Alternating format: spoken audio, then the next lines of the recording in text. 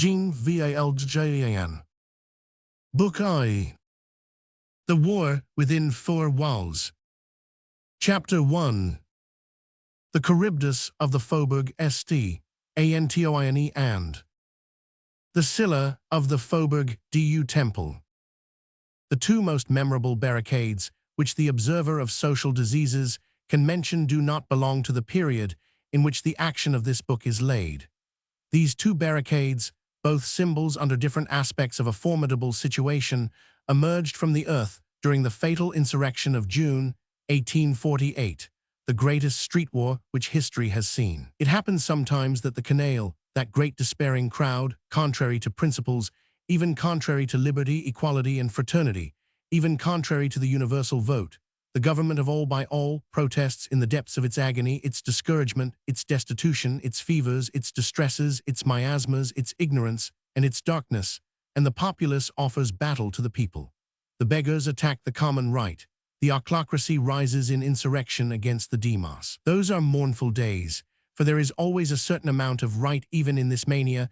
There is suicide in this duel, and these words, intended to be insults, such as beggars, canaille, autocracy, and populace, prove, alas, rather the fault of those who reign than the fault of those who suffer, rather the fault of the privileged than the fault of the disinherited. For our part, we never pronounce these words without grief and respect, for when philosophy probes the facts with which they correspond, it often finds much grandeur by the side of misery. Athens was an autocracy, the beggars produced Holland, the populace more than once saved Rome, and the canaille followed the savior. There is no thinker who has not at times contemplated the magnificence below. Saint Jerome doubtless thought of this canaille, of all these poor people, all these vagabonds, and all the wretches whence the apostles and martyrs issued, when he uttered the mysterious words, Fex urbis, lux orbis. The exasperations of this mob, which suffers and which bleeds, its unwilling violence against the principles which are its life, its assaults upon the right, are popular coups d'état and must be repressed. The just man devotes himself, and through love for this very mob, combats it. But how excusable he finds it while resisting it, how he venerates it, even while opposing it. It is one of those rare moments in which a man, while doing his duty, feels something that disconcerts him and almost dissuades him from going further.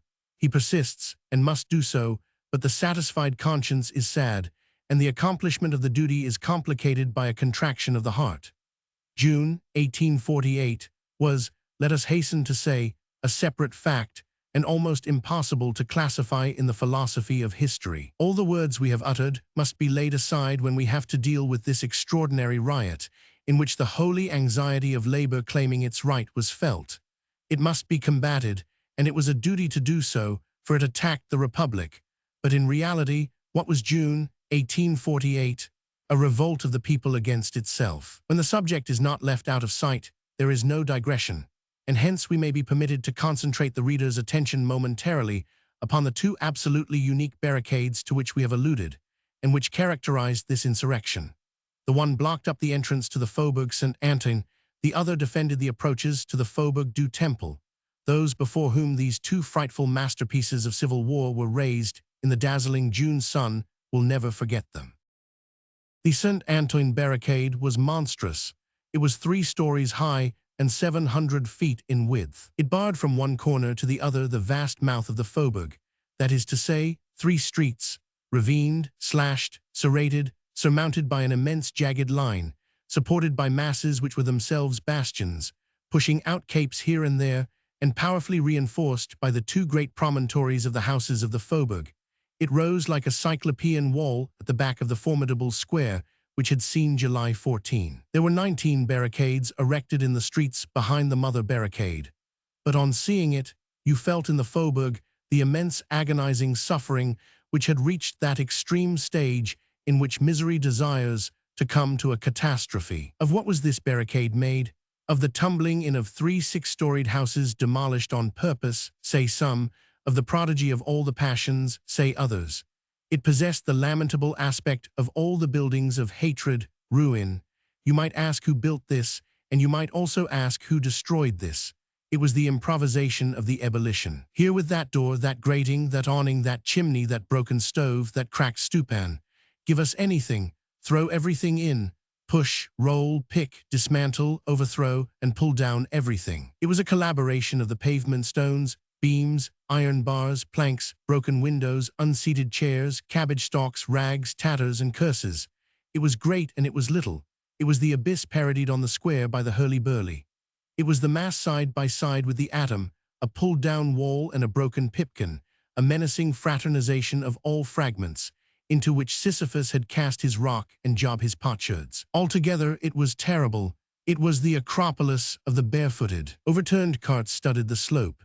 An immense wagon spread out across it, with its wheels to the sky, and looked like a scar on this tumultuous facade. An omnibus gaily hoisted by strength of arm to the very top of the pile, as if the architects of this savage edifice had wished to add mockery too. The horror offered its bare pole to the horses of the air. This gigantic mound, the alluvium of the riot, represented to the mind an Acer upon Pelion of all revolutions, 93 upon 89, the 9th Thermidor upon the 10th August, the 18th Brumaire upon January 21st, Vendémiaire upon Prairial, 1848 upon 1830. The place was worth the trouble, and this barricade was worthy of appearing upon the very spot whence the Bastille had disappeared. If the ocean made dikes, it would build them in this way, and the fury of the tide was stamped on this shapeless encumbrance. What tide? The multitude.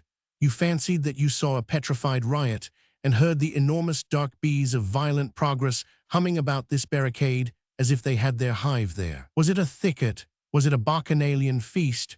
Was it a fortress? Vertigo seemed to have built it with the flapping of its wings.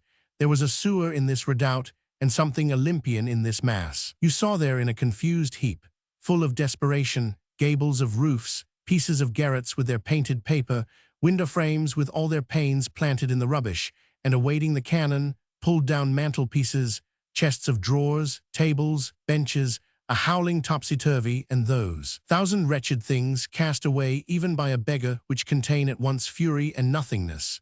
It may be said that it was the rags of a people, rags of wood, of iron, of bronze, of stone, that the Faubourg Saint-Antoine had swept them to their door with a gigantic broom and made a barricade of their misery. Logs resembling executioners' blocks, disjointed chains, anvil frames of the shape of gallows, horizontal wheels emerging from the heap, produced on this edifice of anarchy the representation of the old punishment suffered by the people. The Saint-Antoine barricade made a weapon of everything. All that civil war can throw at the head of society came from it. It was not a fight, but a paroxysm. The muskets which defended this redoubt, among which were several blunderbusses, discharged stones, bones, coat buttons, and even the casters of night commodes, very dangerous owing to the copper. This barricade was furious. It hurled an indescribable clamor into the clouds. At certain moments, when challenging the army, it was covered with a crowd and a tempest. It had a prickly crest of guns, sabers, sticks, axes, pikes, and bayonets. A mighty red flag fluttered upon it in the breeze, and the cries of command, the songs of attack, the rolling of the drum, the sobs of women, and the sardonic laughter of men dying of starvation could be heard there. It was immeasurable and living, and a flash of lightning issued from it as from the back of an electric animal. The spirit of revolution covered with its cloud this summit, where that voice of the people, which resembles the voice of God, was growling, and a strange majesty was disengaged from this titanic mass of stones. It was a dung heap, and it was Sinai. As we said above, it attacked in the name of the revolution. What? The revolution. This barricade, an accident, a disorder, a misunderstanding, an unknown thing, had facing it the Constituent Assembly, the sovereignty of the people, universal suffrage, the nation, the republic, and it was the Carmagnole defying the Marseillaise. A mad defiance, but heroic, for this old Faubourg is a hero. The Faubourg and its redoubt supported each other. The Faubourg rested on the redoubt, and the redoubt backed against the Faubourg. The vast barricade was like a cliff against which the strategy of the African generals was broken. Its caverns, its excrescences, its warts, its humps, made grimaces, if we may employ the expression, and grinned behind the smoke. The grapeshot vanished in the shapeless heap. Shells buried themselves in it and were swallowed up. Cannonballs only succeeded in forming holes, for of what use is it bombarding chaos? And the regiments, accustomed to the sternest visions of war, gazed with anxious eye at this species of wild beast redoubt, which was a boar through its bristling and a mountain through its enormity. A quarter of a league farther on, at the corner of the Rue du Temple, which debouches on the boulevard near the Château d'Eau, if you boldly advanced your head beyond the point formed by the projection of the magazine d'Allemagne, you could see in the distance, across the canal and at the highest point of the ascent to Belleville, a strange wall rising to the second floor and forming a sort of connecting link between the houses on the right and those on the left, as if the street had folded back its highest wall in order to close itself up. This was built of paving stones. It was tall, straight, correct, cold, perpendicular, and leveled with the plumb line and the square. Of course there was no cement, but as in some Roman walls, this in no way disturbed its rigid architecture. From its height, its thickness could be guessed, for the entablature was mathematically parallel to the basement at regular distances. Almost invisible loopholes, resembling black threads, could be distinguished in the grey wall, separated from each other by equal intervals. This street was deserted throughout its length, and all the windows and doors were closed. In the background rose this bar, which converted the street into a blind alley. It was a motionless and tranquil wall. No one was seen, nothing was heard, not a cry, nor a sound, nor a breath. It was a sepulchre. The dazzling June sun inundated this terrible thing with light. It was the barricade of the Faubourg du Temple. So soon as you reached the ground and perceived it, it was impossible even for the boldest not to become pensive in the presence of this mysterious apparition.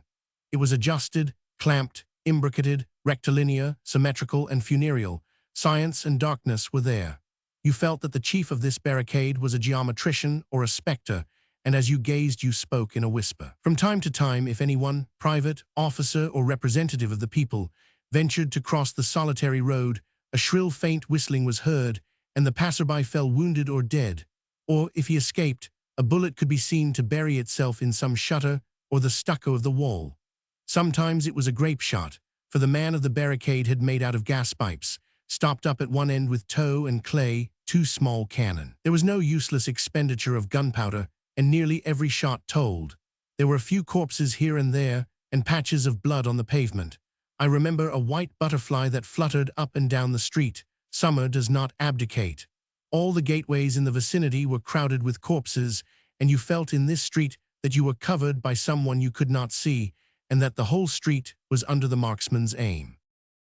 The soldiers of the attacking column, massed behind the species of ridge which the canal bridge forms at the entrance of the Faubourg du Temple, watched gravely and thoughtfully this mournful redoubt, this immobility, this impassiveness from which death issued. Some crawled on their stomachs to the top of the pitch of the bridge, while careful not to let their shakos pass beyond it.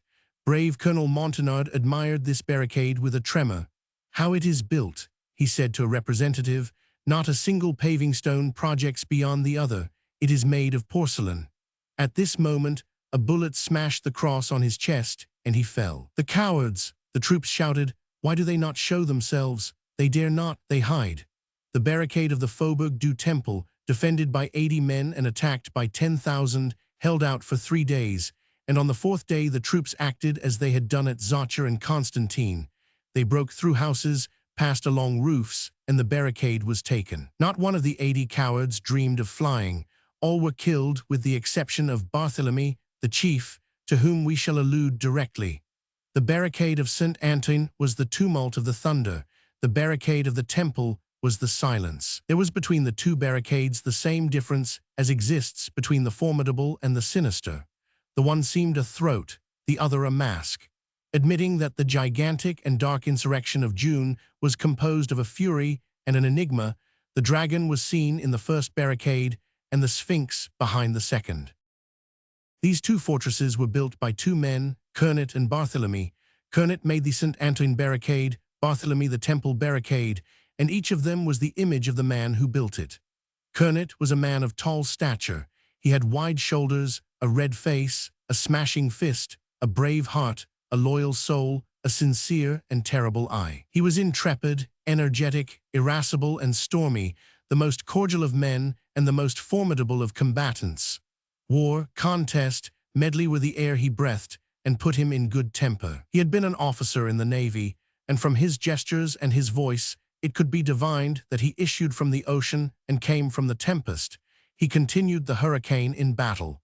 Omitting the genius, there was in Kernet something of Danton, as, omitting the divinity, there was in Danton something of Hercules. Barthélemy, thin, weak, pale, and taciturn, was a species of tragical gamin, who, having been struck by a policeman, watched for him, waited for him, and killed him, and at the age of 17 was sent to the galleys. He came out and built this barricade. At a later date, when both were exiles in London, Barthélemy killed Kernet. It was a melancholy duel. Some time after that, Barthélemy, caught in the cogwheels of one of those mysterious adventures in which passion is mingled, catastrophes in which French justice sees extenuating circumstances and English justice only sees death, was hanged. The gloomy social edifice is so built that, owing to maternal denudation and moral darkness, this wretched being, who had had an intellect certainly firm and possibly great, began with the galleys in France and ended with the gibbet in England. Barthélemy only hoisted one flag. It was the black one. Chapter 2. Nothing to do in the abyss but talk. 16 years count in the subterranean education of revolt, and June 1848 knew a great deal more than June 1832. Hence the barricade in the Rue de la Chanvrerie was only a sketch and an embryo when compared with the two colossal barricades which we have just described, but for the period it was formidable. The insurgents, under the eye of Enjolras, for Marius no longer looked at anything, had turned the night to good account. The barricade had not only been repaired but increased. It had been raised 2 feet, and iron bars planted in the paving stones resembled lances in rest.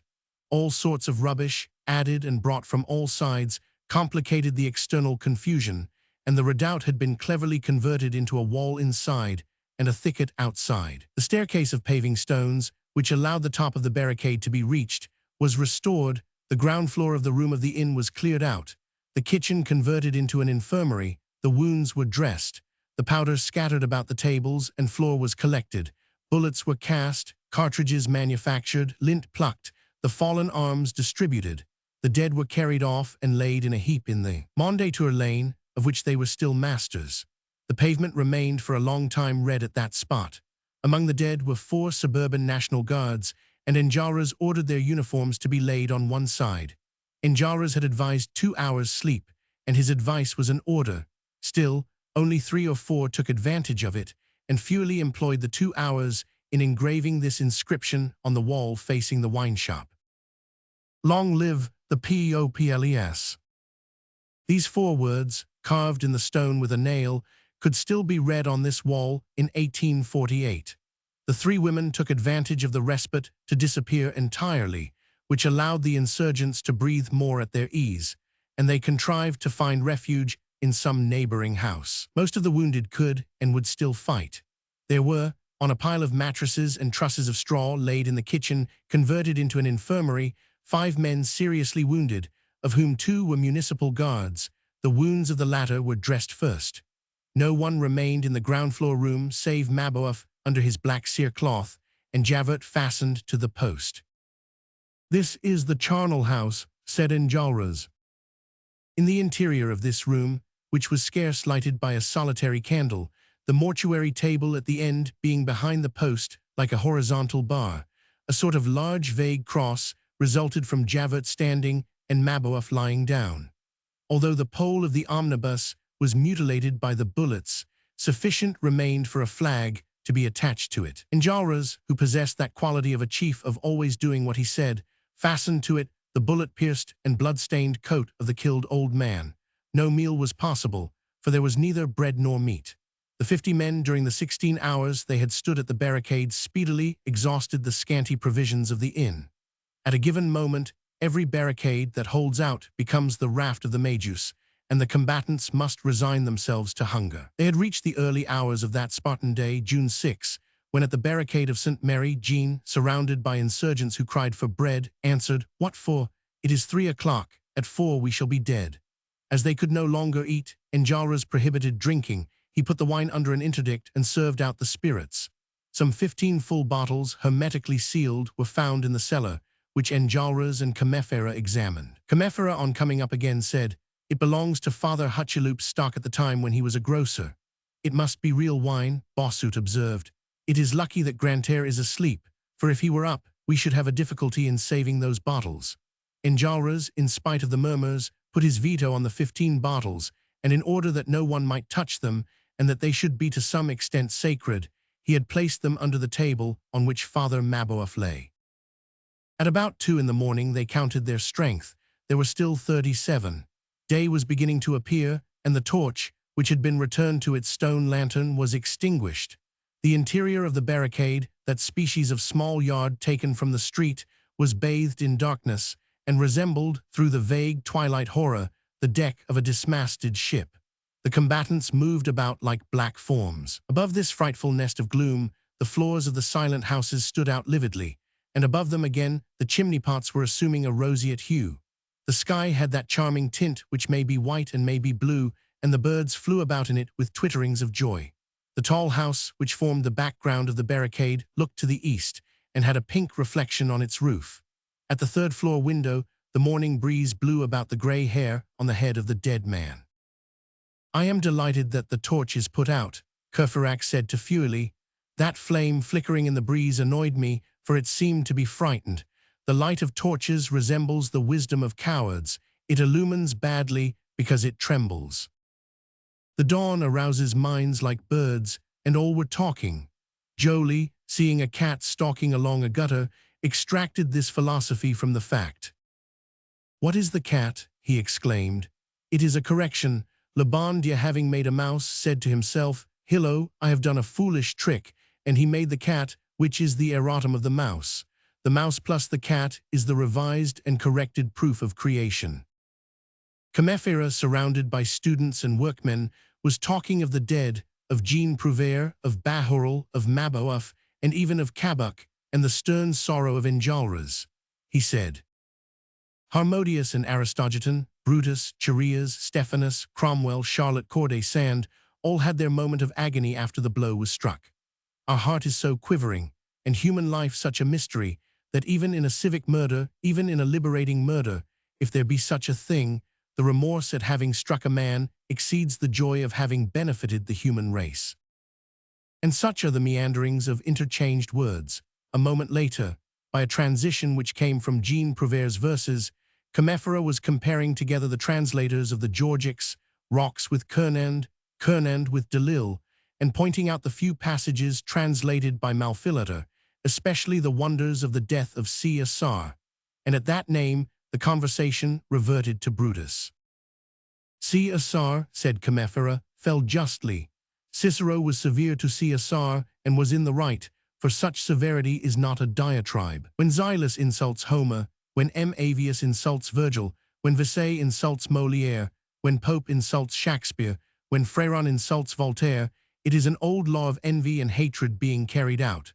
For genius attracts insult, and great men are all barked at more or less. But Xylus and Cicero are different. Cicero is a justiciary with thought in the same way as Brutus is a justiciary with the sword. For my part, I blame that last justice, the glaive. Antiquity allowed it. Caesar, the violator of the Rubicon, conferring, as if coming from him, dignities that came from the people, and not rising on the entrance of the Senate, behaved, as Eutropius said, like a king, and almost like a tyrant, regia ac pene tyrannica. He was a great man, all the worse or all the better, the lesson is the more elevated. His 23 wounds affect me less than the spitting on the brow of Christ. Caesar is stabbed by the senators, Christ is buffeted by soldiers, God is felt in the greater outrage. Bossuet, standing on a pile of stones, and commanding the speaker, exclaimed, gun in hand, O Cytathan Aum, O Myrhinus, O Probalinthus, O graces of Anthus, O who will inspire me to pronounce the verses of Homer like a Greek of Laurium or Oediptean. Chapter 3. Chapter 150, Earring and Clouding. Enjolras had gone out to reconnoiter, and had left by the Mondétour lane, keeping in the shadow of the houses. The insurgents, we must state, were full of hope. The way in which they had repulsed the night attack almost made them disdain beforehand the attack at daybreak. They waited for it and smiled at it, and no more doubted of their success than of their cause. Moreover, help was evidently going to reach them, and they reckoned on it. With that facility of triumphant prophecy, which is a part of the strength of the French fighter, they divided into 3 certain phases the opening day. At 6 in the morning, a regiment, which had been worked upon, would turn. At midday, insurrection all over Paris. At sunset, the revolution. The tocsin of St. Mary, which had not ceased once since the previous evening, could be heard, and this was a proof that the other barricade, the great one Jean's, still held out. All these hopes were interchanged by the groups, with a species of gay and formidable buzzing, which resembled the war hum of a swarm of bees. Enjolras reappeared, returning from his gloomy walk in the external darkness. He listened for a moment to all this joy with his arms folded, and then said, fresh and rosy in the growing light of dawn, "The whole army of Paris is out, and 1/3 of that army is preparing to attack the barricade behind which you now are. There is, too, the National Guard. I distinguish the shakos of the 5th Line Regiment and the colors of the 6th Legion. You will be attacked in an hour. As for the people, they were in a state of ferment yesterday, but this morning do not stir. There is nothing to wait for, nothing to hope. No more a faubourg than a regiment you are abandoned." These words fell on the buzzing groups, and produced the same effect as the first drops of a storm do on a swarm. All remained dumb, and there was a moment of inexpressible silence, in which death might have been heard flying past. This moment was short, and a voice shouted to Enjolras from the thickest of the crowd, "Be it so, let us raise the barricade to a height of 20 feet, and all fall upon it. Citizens, let us offer the protest of corpses, and show that if the people abandon the Republicans do not abandon the people." These words disengaged the thoughts of all from the painful cloud of individual anxieties, and an enthusiastic shout greeted them. The name of the man who spoke thus was never known. He was Rome unknown Blausuera, an unknown man, a forgotten man, a passing hero, that great anonymous always mixed up in human crises and social genesis, who at the given moment utters the decisive word in a supreme fashion, and who fades away into darkness after having represented for a minute, in the light of a flash, the people and God. This inexorable resolution was so strongly in the air of June 6, 1832, that almost at the same hour the insurgents of the St. Mary barricade uttered this cry, which became historical: "Whether they come to our help, or whether they do not, what matter? Let us all fall here to the last man." As we see, the 2 barricades, though materially isolated, communicated. Chapter 4. 5 less and 1 more. After the man, whoever he aright be, who decreed the protest of corpses, had spokes, sad given the formula of the common soul, a strangely satisfied and terrible cry issued from every mouth, funereal in its meaning and triumphal in its accent. "Long live death, let us all remain here." "Why all?" Enjolras asked. "Vol old." Enjolras continued. "The position is good and the barricade fine. 30 men are sufficient, then why sacrifice 40? They replied, "Because not one of us will go away." "Citizens," Enjolras cried, and there was in his voice an almost irritated vibration, "the Republic is not rich enough in men to make an unnecessary outlay. If it be the duty of some to go away, that duty must be performed like any other." Enjolras, the man principal, had over his coreligionists that kind of omnipotence which is evolved from the absolute. Still, however great that omnipotence might be, they murmured. A chief to the tips of his fingers, Enjolras, on seeing that they murmured, insisted. He continued haughtily, "Let those who are afraid to be only 30 say so." The murmurs were redoubled. Besides, a voice in the throng remarked, "It is easy to say, 'Go away,' but the barricade is surrounded." "Not on the side of the markets," said Enjolras. "The Rue Mondétour is free, and the Marché des Innocents can be reached by the Rue des Prétures." And then another voice in the group remarked, "We should be caught by falling in with some grand rounds of the line or the National Guard. They will see a man passing in blouse and cap. 'Where do you come from? Don't you belong to the barricade?' And they will look at your hands. You smell of powder and will be shot."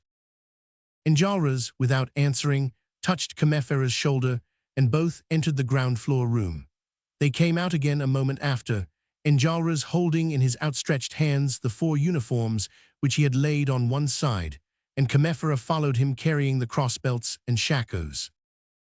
"In this uniform," Enjolras said, "it is easy to enter the ranks and escape. Here are 4 at any rate." And he threw the 4 uniforms on the unpaved ground. But as no one moved in the stoical audience, Comefera resolved to make an appeal.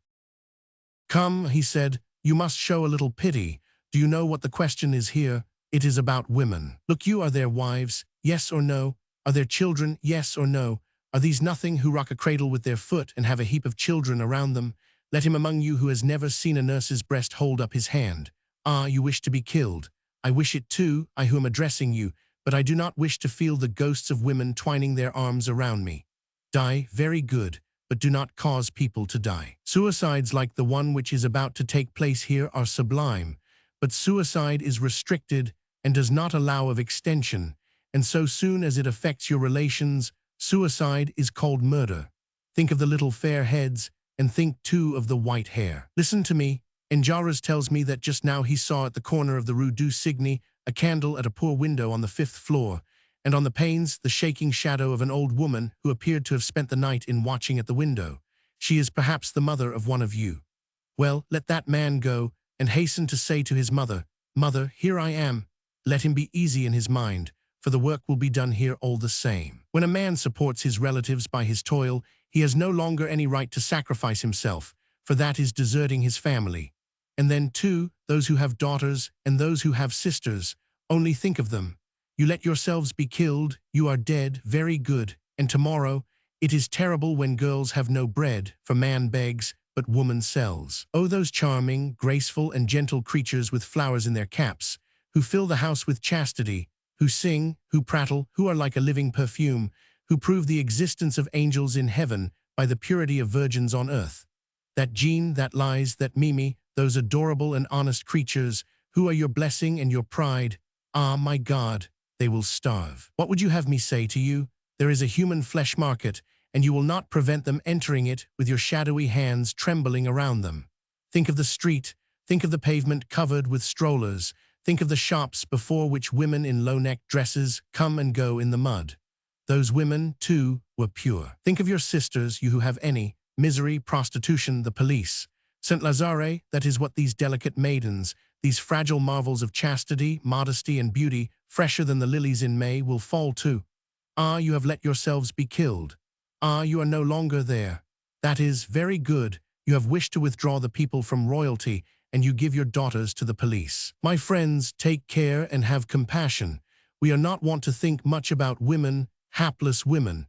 We trust to the fact that women have not received the education of men. They are prevented reading, thinking, or occupying themselves with politics. But will you prevent them going tonight to the morgue and recognizing your corpses? Come, those who have families must be good fellows and shake our hand and go away, leaving us to do the job here all alone. I am well aware that courage is needed to go away and that it is difficult, but the more difficult, the more meritorious it is. Tun say, I have a gun and am at the barricade. All the worse, I remain. All the worse is easily said. My friends, there is a morrow, and that morrow you will not see, but your families will see it. And what sufferings? Stay, do you know what becomes of a healthy child with cheeks like an apple, who chatters, prattles, laughs, and smiles as fresh as a kiss when he is abandoned? I saw one quite little, about so high. His father was dead, and poor people had taken him in through charity, but they had not bread for themselves. The child was always hungry. It was winter time, but though he was always hungry, he did not cry. He was seen to go close to the stove, whose pipe was covered with yellow earth. The boy detached with his fingers a piece of this earth and ate it. His breathing was hoarse, his face livid, his legs soft, and his stomach swollen. He said nothing, and when spoken to made no answer. He is dead and was brought to die at the Necker Hospital, where I saw him, for I was a student there. Now if there be any fathers among you, fathers who delight in taking a walk on Sunday, holding in their powerful hand a child's small fingers, let each of these fathers fancy this lad his own.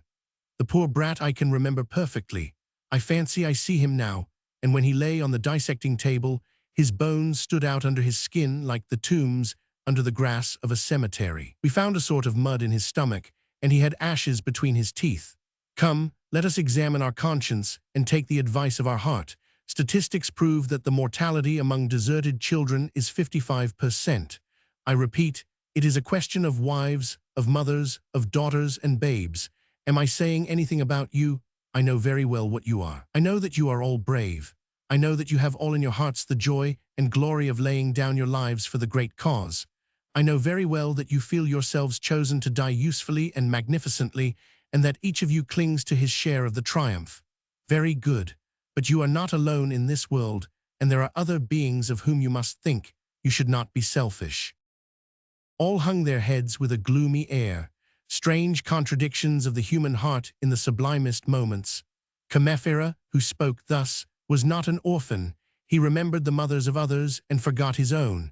He was going to let himself be killed and was selfish. Marius, fasting and feverish, who had successively given up all hope, cast ashore on grief, the most mournful of shipwrecks, saturated with violent emotions, and feeling the end coming, had buried himself deeper and deeper in that visionary stupor which ever precedes the fatal and voluntarily accepted hour. A physiologist might have studied in him the growing symptoms of that febrile absorption which is known and classified by science, and which is to suffering what voluptuousness is to pleasure, for despair also has its ecstasy. Marius had attained that stage. As we have said, things which occurred before him appeared to him remote.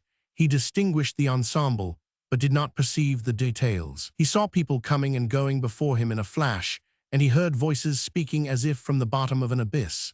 Still this affected him, for there was in this scene a point which pierced to him and aroused him. He had but one idea, to die, and he did not wish to avert his attention from it, but he thought in his gloomy somnambulism that in destroying himself he was not prohibited from saving somebody. He raked his voice. Enjolras and Comefera are right, he said. Let us have no useless sacrifice. I join them, and we must make haste. Comefera has told you decisive things. There are men among you who have families, mothers, sisters, wives, and children. Such must leave the ranks. Not a soul stirred. Married men and supporters of families will leave the ranks, Marius repeated. His authority was great, for though Enjolras was really the chief of the barricade, Marius was its savior. I order it, Enjolras cried. I implore it, Marius said.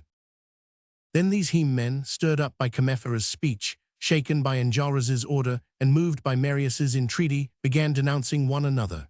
It is true, a young man said to a grown-up man, you are a father of a family, begone. No, you ought to do so rather, the man replied, for you have 2 sisters to support. And an extraordinary contest broke out, in which each struggled not to be thrust out of the tomb.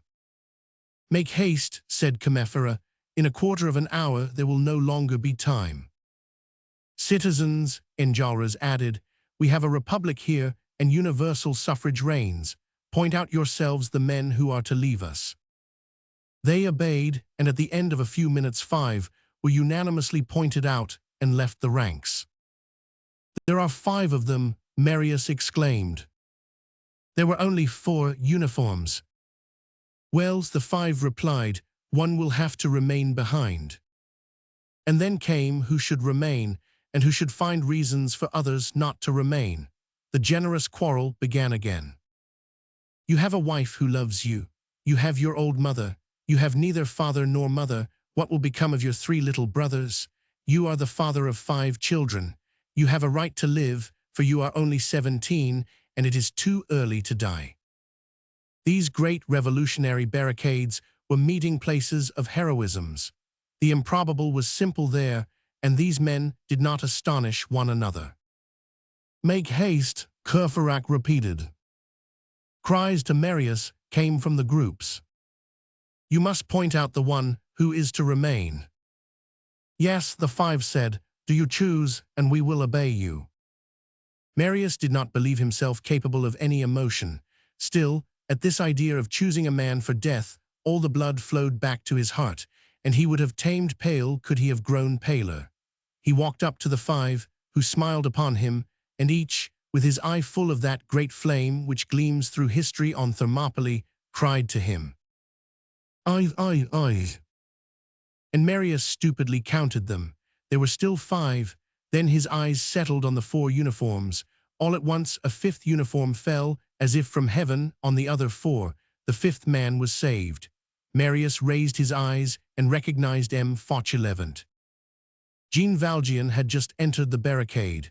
Either through information he had obtained, through instinct, or through accident, he arrived by the Mondétour lane, and thanks to his National Guard uniform, passed without difficulty. The vedette stationed by the insurgents in the Rue Mondétour had no cause to give the alarm signal for a single National Guard, and had let him enter the street, saying to himself, "He is probably a reinforcement, or at the worst, a prisoner." The moment was too serious for a sentry to turn away from his duty or his post of observation.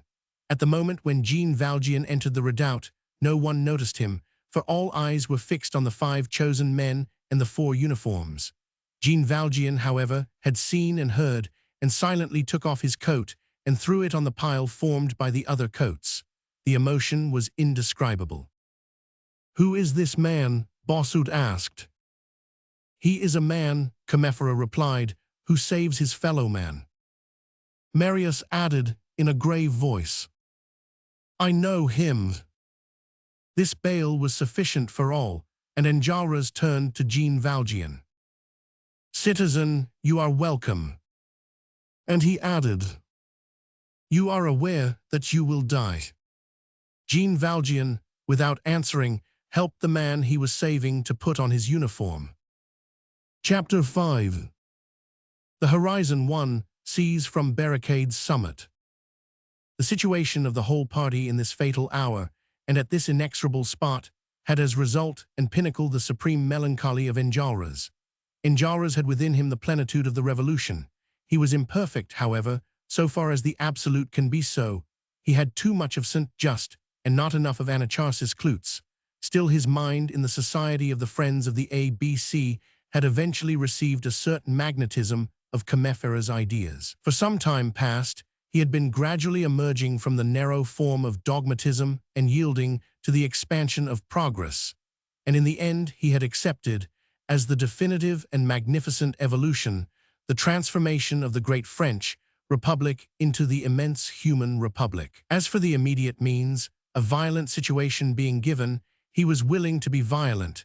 In that he did not vary, and he still belonged to that epic and formidable school which is resumed in the words 93. Enjolras was standing on the paving stone steps, with one of his elbows on the muzzle of his gun. He was thinking. He trembled, as men do when a blast passes, for spots where death lurks produce this tripod effect. A sort of stifled fire issued from beneath his eyelashes, which were full of the internal glance. All at once he raised his head. His light hair fell back like that of the angel on the dark quadriga composed of stars, and he cried, "Citizens, do you represent the future to yourselves?" The streets of towns inundated with light, green branches on the thresholds, nation sisters, men just, old men blessing children, the past loving the present, men thinking at perfect liberty, believers enjoying perfect equality, for religion the heaven, God, the direct priest, the human conscience. Converted into an altar, no more hatred, the fraternity of the workshop and the school, notoriety the sole punishment and reward, work for all, right for all, peace for all, no more bloodshed, no more wars, and happy mothers. To subdue the matter is the first step, to realize the ideal is the second. Reflect on what progress has already done. Formerly, the first human races saw with terror the hydra that breathed upon the waters, the dragon that vomited fire, the griffin which was the monster of the air, and which flew with the wings of an eagle and the claws of a tiger, passed before their eyes, frightful beasts which were below man. Man, however, set his snares, the sacred snares of intellect, and ended by catching the monsters in them. We have subdued the hydra, and it is called the steamer. We have tamed the dragon, and it is called the locomotive. We are on the point of taming the griffin. We hold it already, and it is called the balloon. The day on which that Promethean task is terminated, and man has definitively attached to his will the triple antique chimera, the dragon, the hydra, and the griffin, he will be master of water, fire, and air, and he will be to the rest of animated creation what the ancient gods were formerly to him. Courage and forward. Citizens, whither are we going? To science-made government, to the strength of things converted into the sole public strength, to the natural law having its sanction and penalty in itself and promulgating itself by evidence, and to a dawn of truth corresponding with the dawn of day. We are proceeding to a union of the peoples. We are proceeding to a unity of man. No more fictions, no more parasites. The real governed by the true is our object. Civilization will hold its assize on the summit of Europe, and eventually in the center of the continent, in a great parliament of intellect. Something like this has been seen already.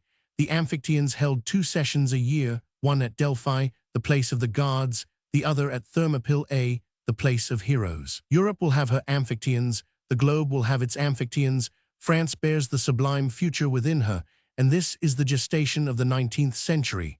What Greece sketched out is worthy of being finished by France. Hearken to me, Feuilly, valiant workman, man of the people, man of the people. I venerate thee.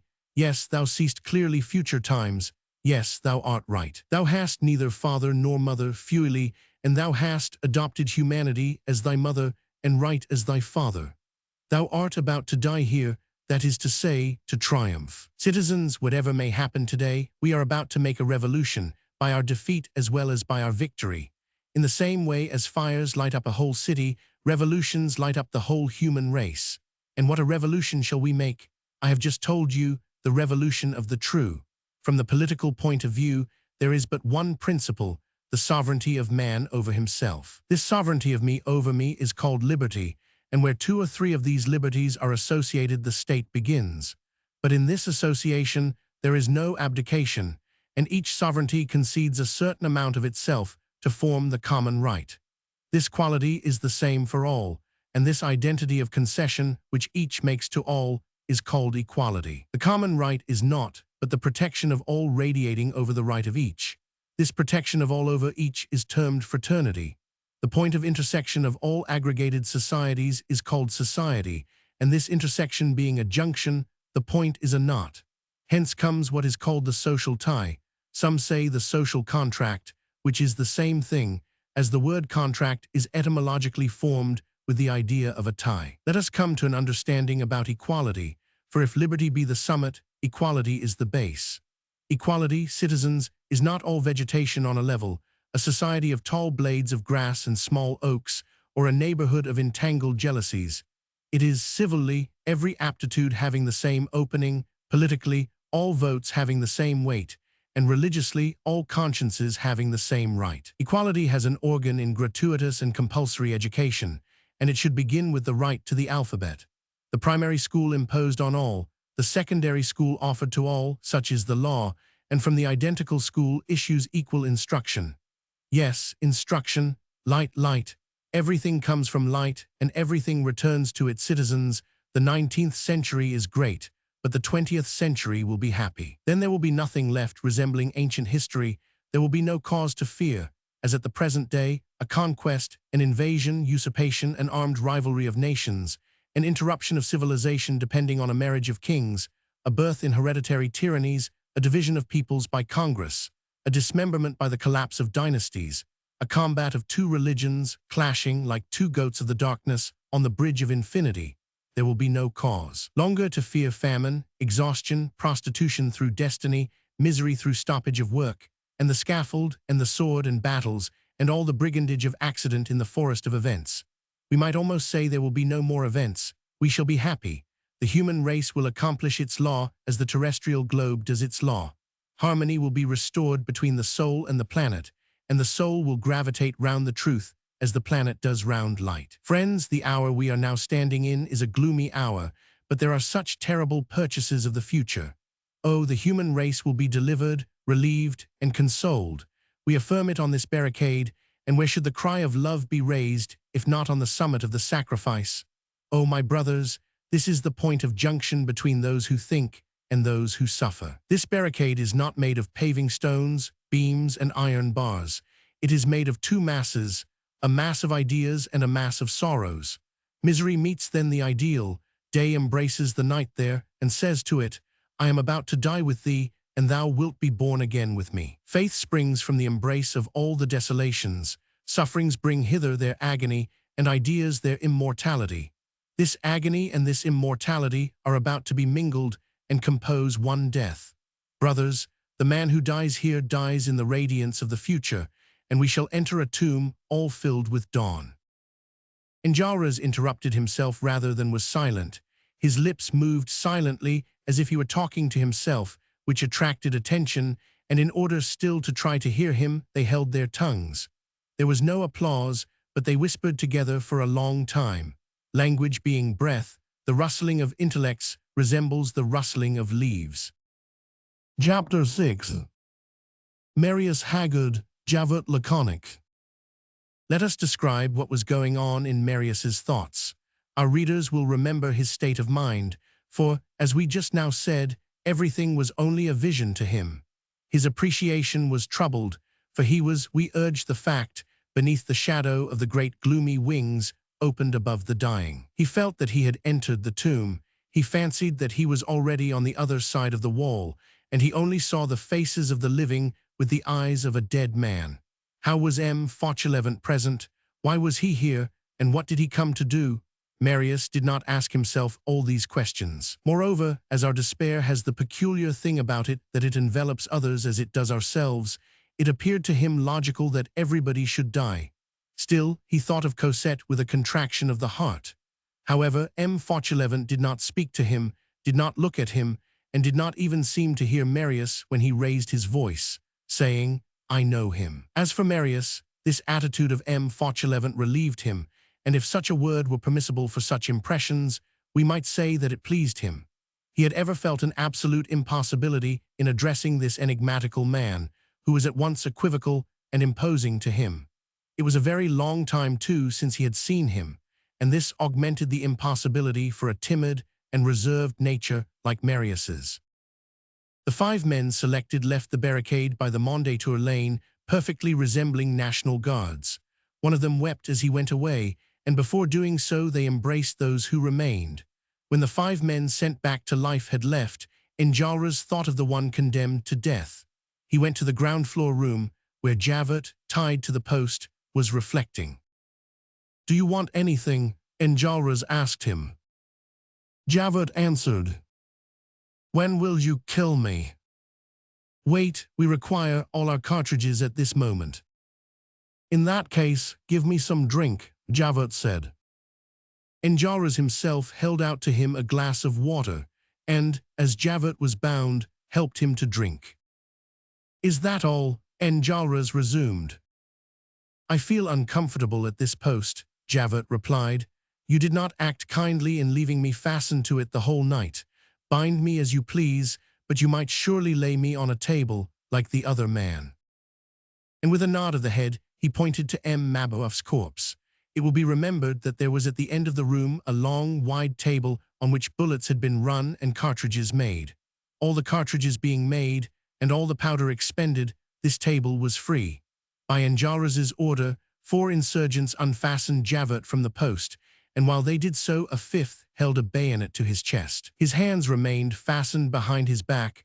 A thin, strong cord was attached to his feet, which enabled him to step 15 inches, like those who are going to ascend the scaffold, and he was forced to walk to the table at the end of the room, on which they laid him, securely fastened round the waist. For greater security, a system of knotting was employed by means of a cord fastened to the neck, which rendered any escape impossible. It was the sort of fastening called in prisons a martingale, which starts from the nape of the neck, is crossed on the stomach, and is turned round the hands after passing between the legs. While Javert was being bound, a man standing in the doorway regarded him with singular attention, and the shadow this man cast caused Javert to turn his head. He raised his eyes and recognized Jean Valjean, but he did not even start. He merely looked down haughtily and restricted himself to saying, "It is all plain." Chapter 7. The situation, BCOMES, aggravated. Day grew rapidly, but not a window opened, not a door was ajar. It was the dawn, not an awaking. The end of the Rue de la Chanvrerie opposed to the barricade had been evacuated by the troops, as we stated. It appeared to be free and open for passers-by with sinister tranquility. The Rue Saint-Denis was dumb as the Avenue of the Sphinxes at Thebes. There was not a living being on the square, which a sunbeam whitened. Nothing is so melancholy as this brightness of deserted streets. Nothing could be seen, but something could be heard, and there was a mysterious movement at a certain distance off. It was evident that the critical moment was arriving, and as on the previous evening, the vedettes fell back, but this time all of them did so. The barricade was stronger than at the prior attack, for since the departure of the five it had been heightened. By the advice of the vedette, who had been watching the region of the hollows, Enjolras, through fear of a surprise in the rear, formed a serious resolution. He barricaded the small passage of the Mondétour lane, which had hitherto remained free, and for this purpose a further portion of the street was unpaved. In this way the barricade, walled in on three sides, in front by the Rue de la Chanvrerie, on the left by the Rue du Cygne, and on the right by the Rue Mondétour, was truly almost impregnable, but it is true that they were fatally enclosed within it. It had three fronts, but no issue. It was a fortress, but a mousetrap, as Courfeyrac said with a smile. Enjolras had some 30 paving stones piled up by the door of the inn. They dug up more than enough, said Bossuet.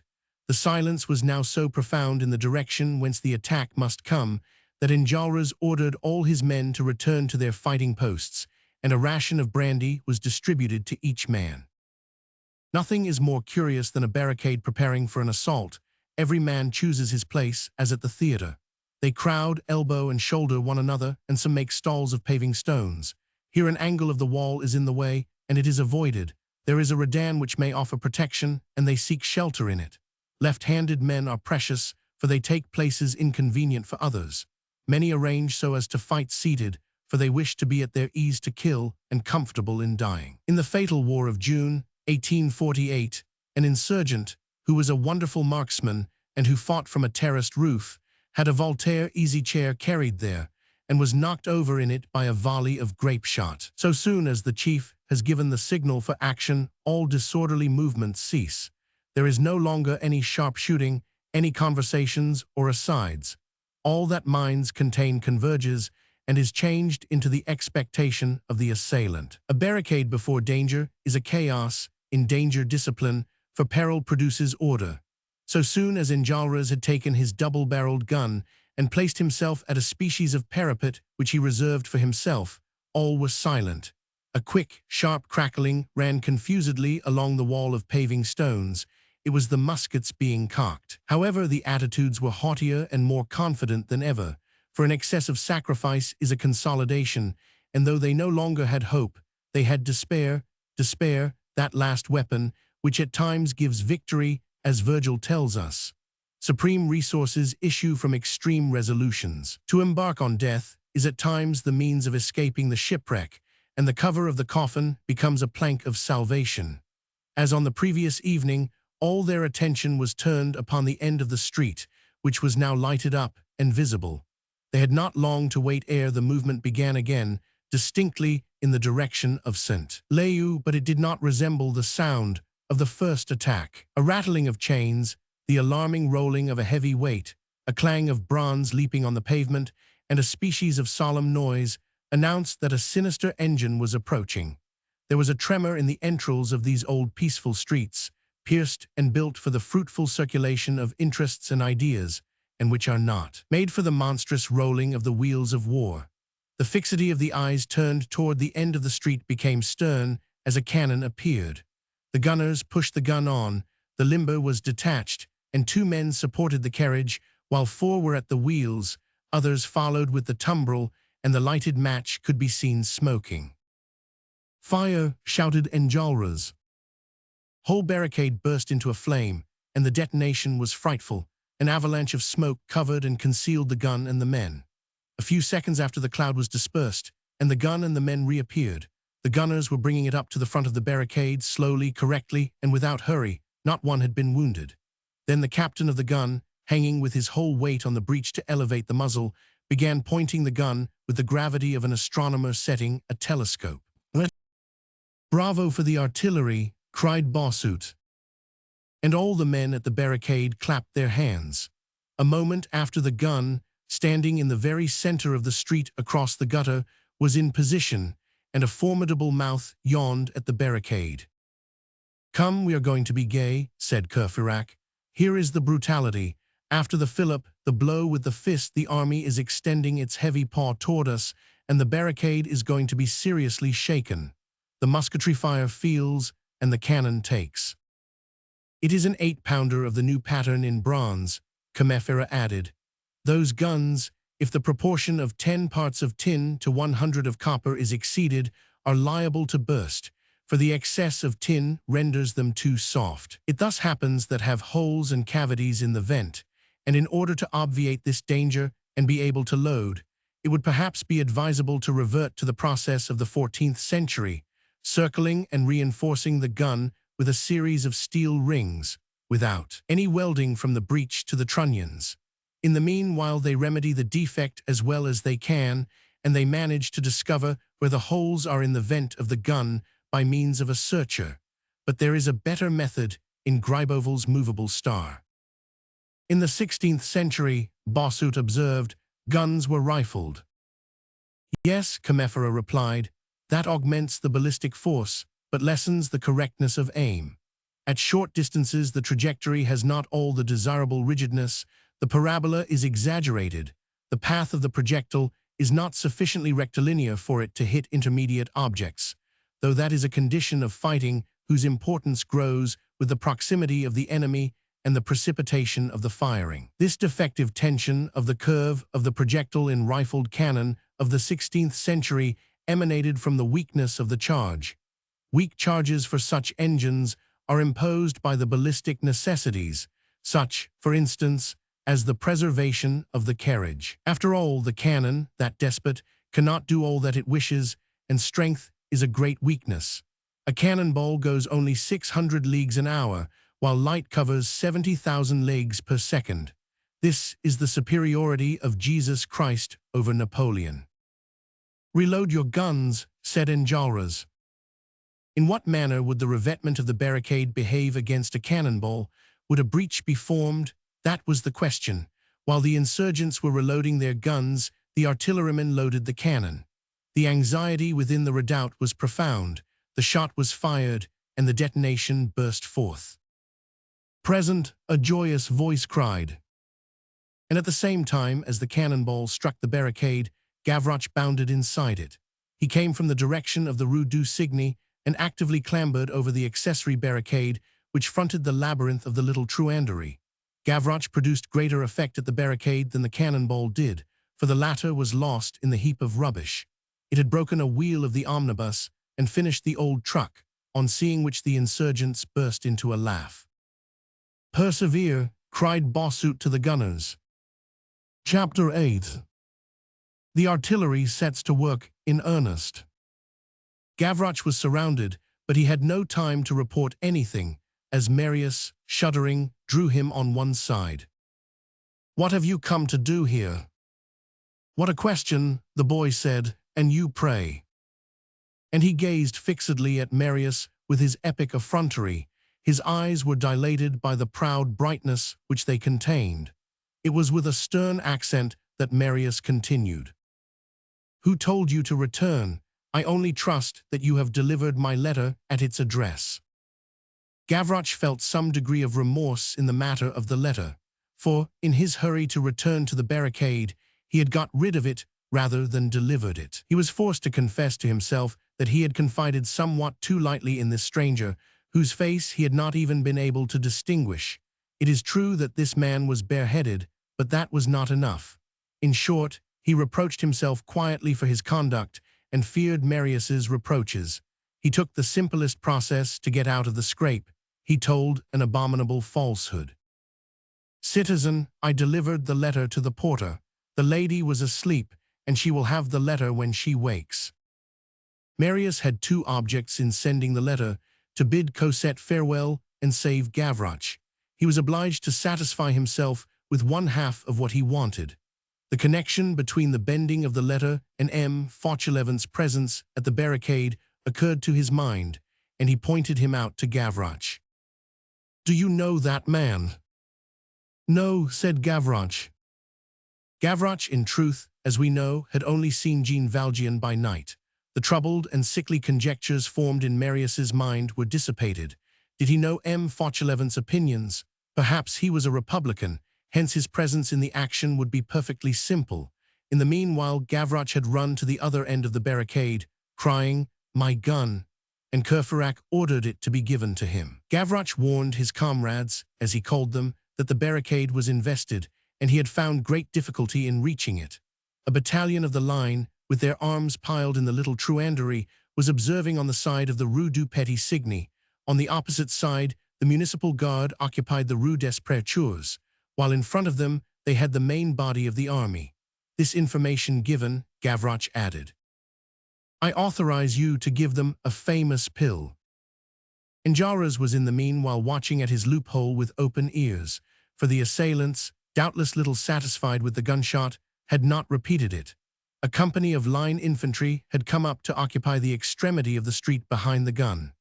The soldiers unpaved the street and erected with the stones a small low wall, a species of epaulement, only 18 inches high and facing the barricade. At the left-hand angle of this work could be seen the head of a suburban column, massed in the Rue Saint-Denis. Enjolras, from his post, fancied he could hear the peculiar sound produced by canister when taken out of its box, and he saw the captain of the gun change his aim and turn the gun's muzzle slightly to the left. Then the gunners began loading, and the captain of the gun himself took the portfire and walked up to the vent.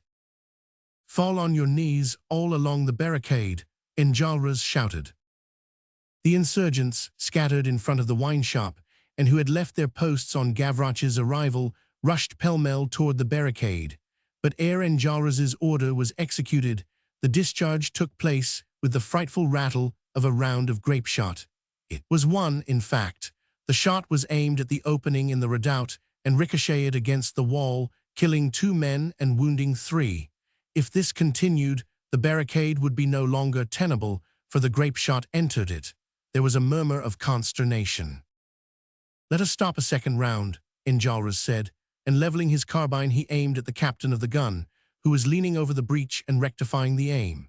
He was a handsome young sergeant of artillery, fair, gentle-faced, and having the intelligent look peculiar to that predestined and formidable arm which, owing to its constant improvement, must end by killing war. Comefera, who was standing by Enjolras's side, gazed at this young man. "What a pity," said Comefera. "What a hideous thing such butchery is. Well, when there are no kings left, there will be no war. Enjolras, you aim at that sergeant, but do not notice him. Just reflect that he is a handsome young man, he is intrepid. You can see that he is a thinker, and these young artillerymen are well educated. He has a father, mother, and family. He is probably in love. He is but 25 years of age at the most, and might be your brother." "He is so," said Enjolras. "Yes," Comefera added, "and mine too. Do not kill him." "Let me alone, it must be." And a tear slowly coursed down Enjolras's marble cheek. At the same time, he pulled the trigger, and the fire flashed forth. The artilleryman turned twice on his heel, with his arms stretched out before him, and his head raised as if to breathe the air, and then fell across the cannon motionless. His back could be seen, from the middle of which a jet of blood gushed forth. The bullet had gone right through his chest, and he was dead. It was necessary to bear him away and fill up his place, and thus a few minutes were gained. Chapter 9. Employment of the poacher's old skill and his unerring shot, which had an influence on the condemnation in 1796. Opinions varied in the barricade, for the firing of the piece was going to begin again, and the barricade could not hold out for a quarter of an hour under the grape shot. It was absolutely necessary to abate the firing. Enjolras gave the command. "We must have a mattress here." "We have none," said Comefera. "The wounded are lying on them." Jean Valjean, seated apart on a bench near the corner of the wine shop, with his gun between his legs, had not up to the present taken any part in what was going on. He did not seem to hear the combatants saying around him, "There is a gun that does nothing." On hearing the order given by Enjolras, he rose. It will be remembered that on the arrival of the insurgents in the Rue de la Chanvrerie, an old woman, in her terror of the bullets, placed her mattress in front of her window.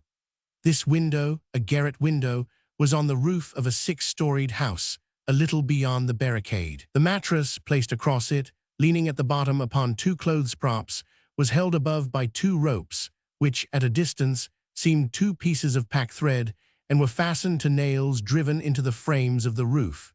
These cords could be distinctly seen on the sky like hairs. "Can anyone lend me a double-barreled gun?" Jean Valjean asked. Enjolras, who had just reloaded his, handed it to him. Jean Valjean aimed at the garret window and fired. One of the two cords of the mattress was cut asunder, and it hung by only one thread. Jean Valjean fired the second shot, and the second cord lashed the garret window.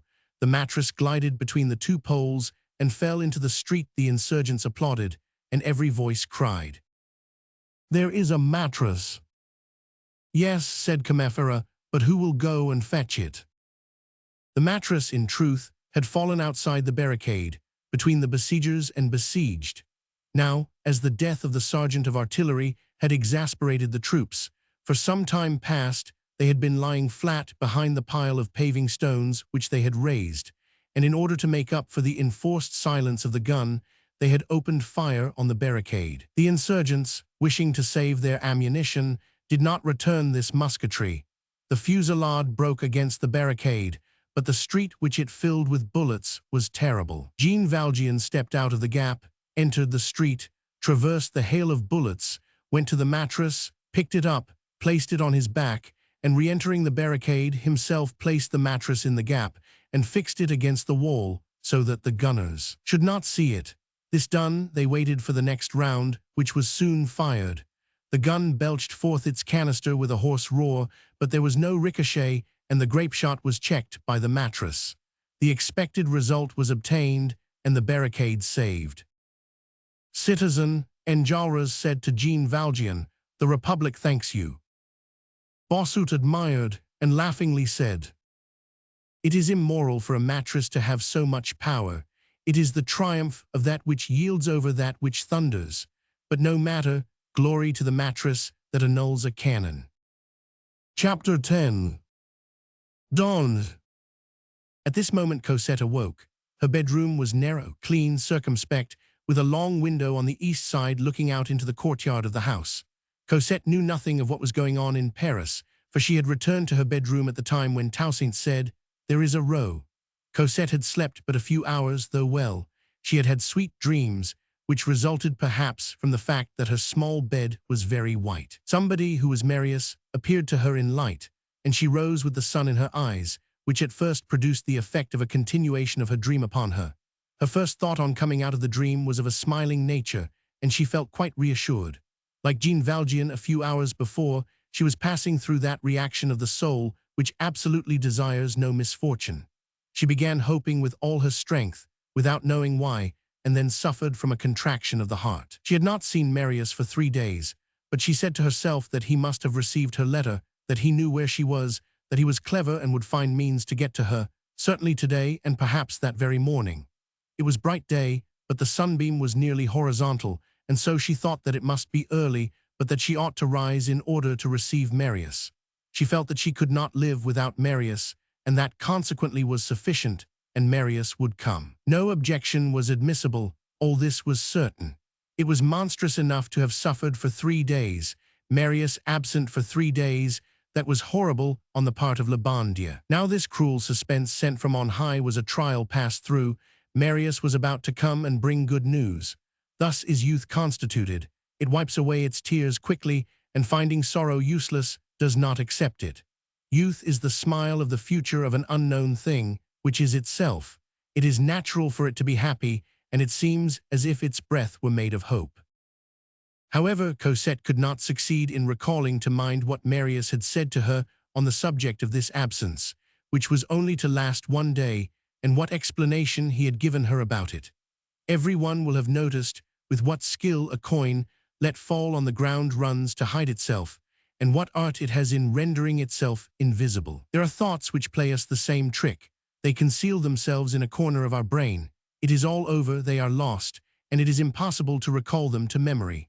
Cosette felt somewhat vexed at the little useless effort her memory made, and said to herself that it was very wrong and culpable of her to forget words pronounced by Marius. She left her bed, and performed the 2 ablutions of the soul and the body, her prayers and her toilette. We may, if absolutely required, introduce a reader into a nuptial chamber, but not into a virgin's room. Verse could hardly venture it, prose ought not. It is the interior of a still closed flower, a whiteness in the gloaming, the inner cell of a closed lily, which must not be gazed at by man till it has been gazed at by the sun. Woman in the bud is sacred.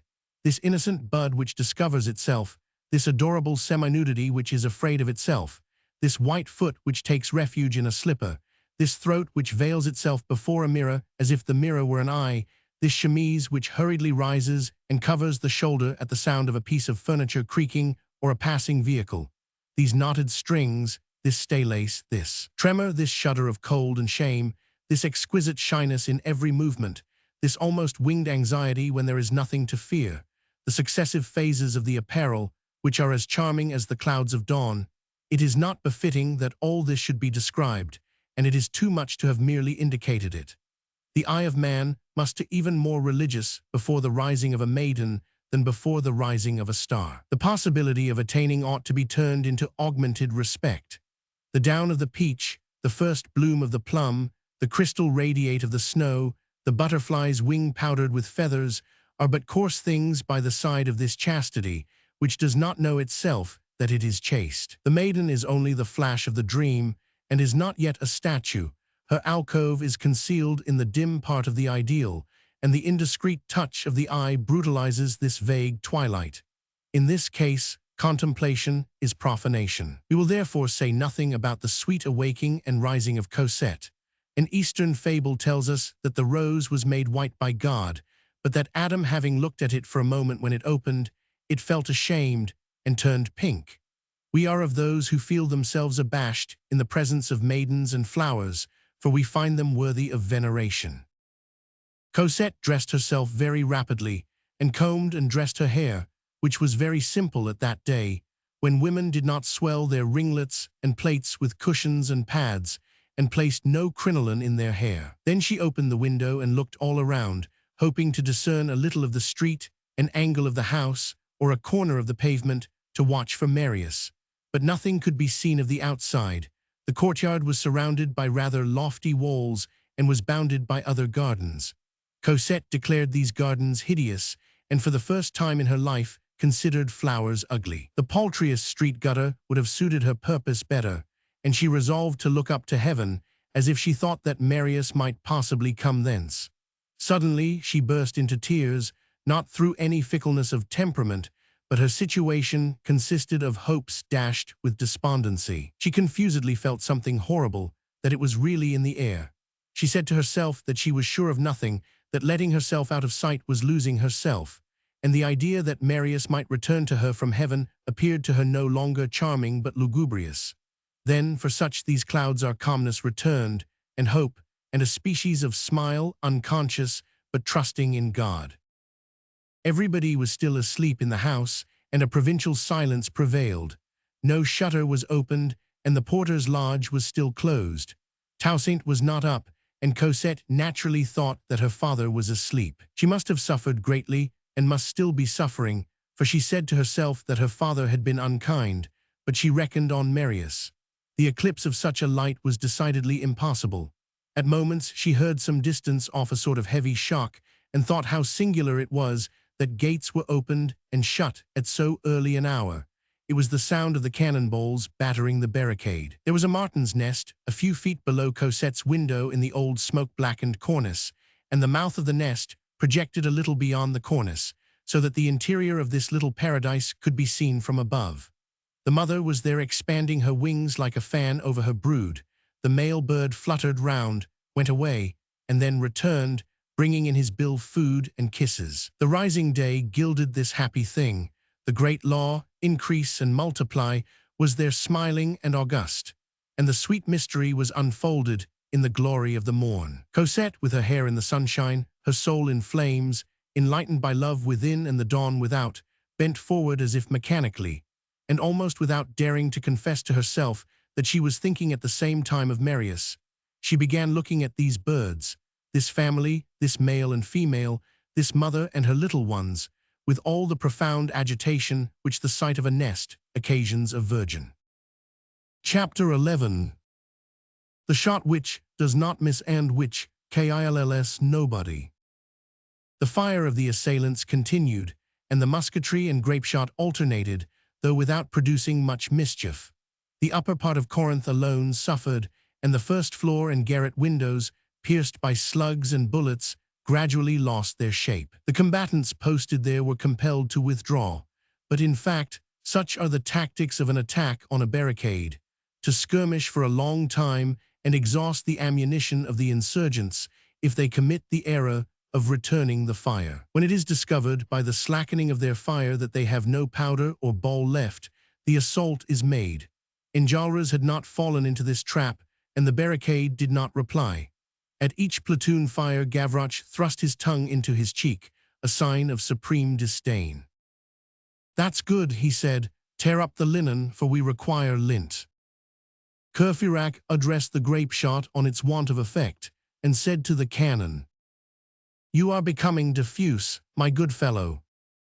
In battle, intrigues take place as at a ball, and it is probable that the silence of the redoubt was beginning to render the assailants anxious, and make them fear lest some unexpected incident had occurred. They felt a need of seeing clearly through this pile of paving stones and what was going on behind this impassive wall, which received shots without answering them.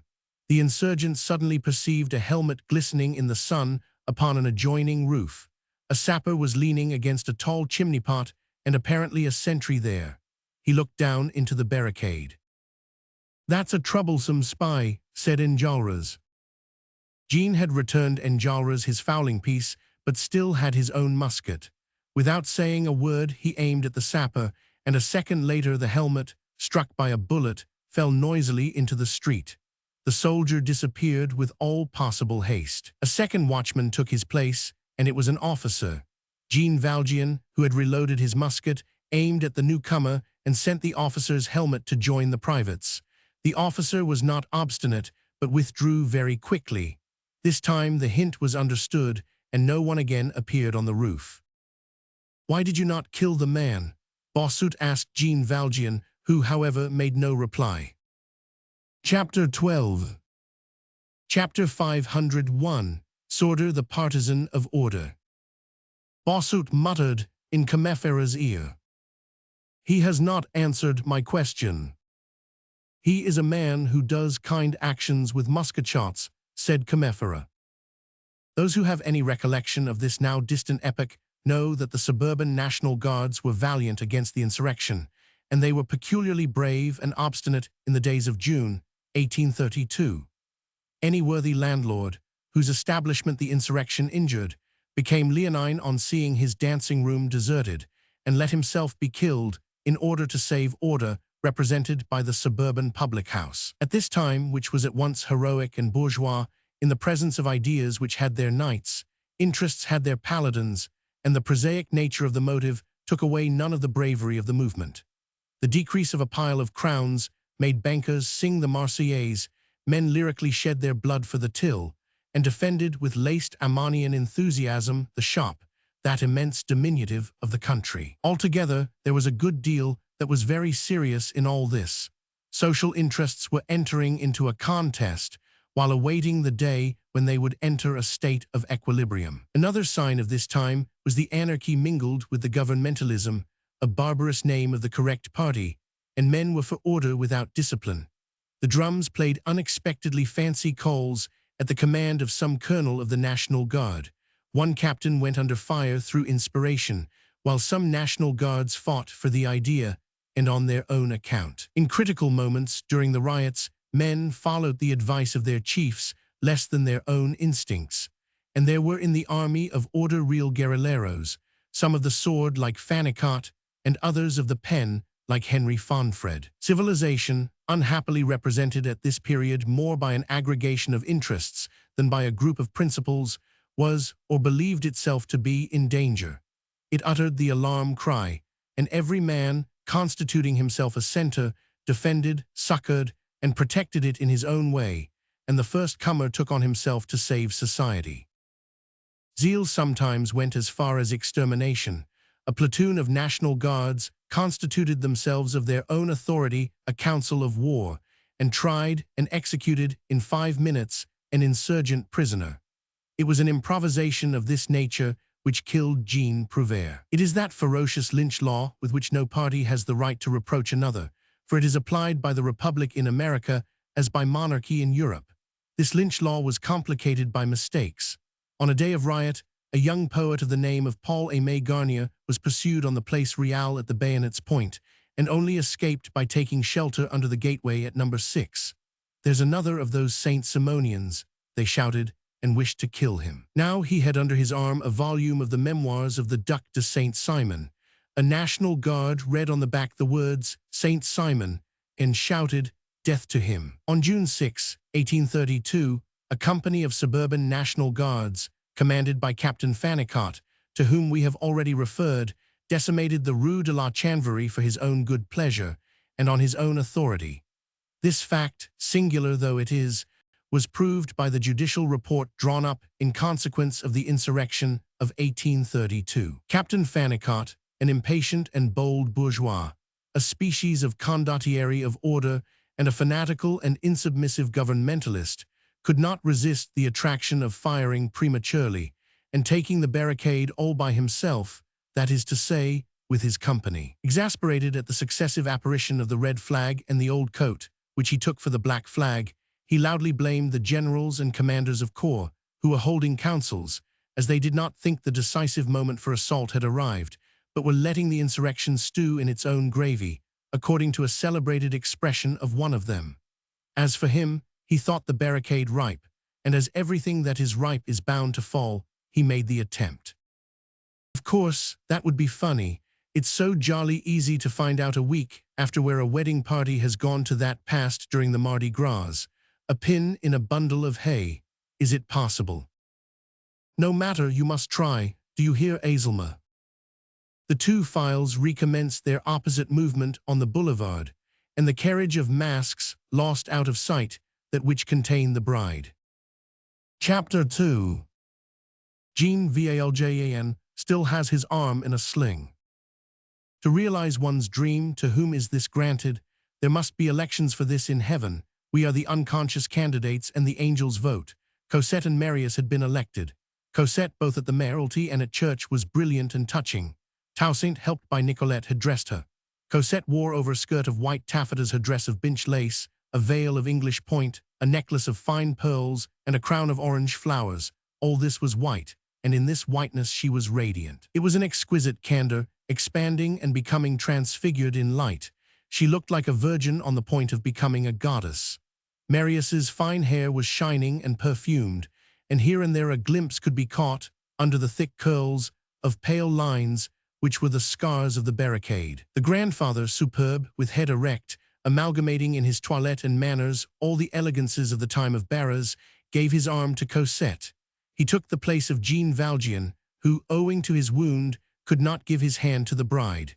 Jean Valjean, dressed all in black, followed and smiled.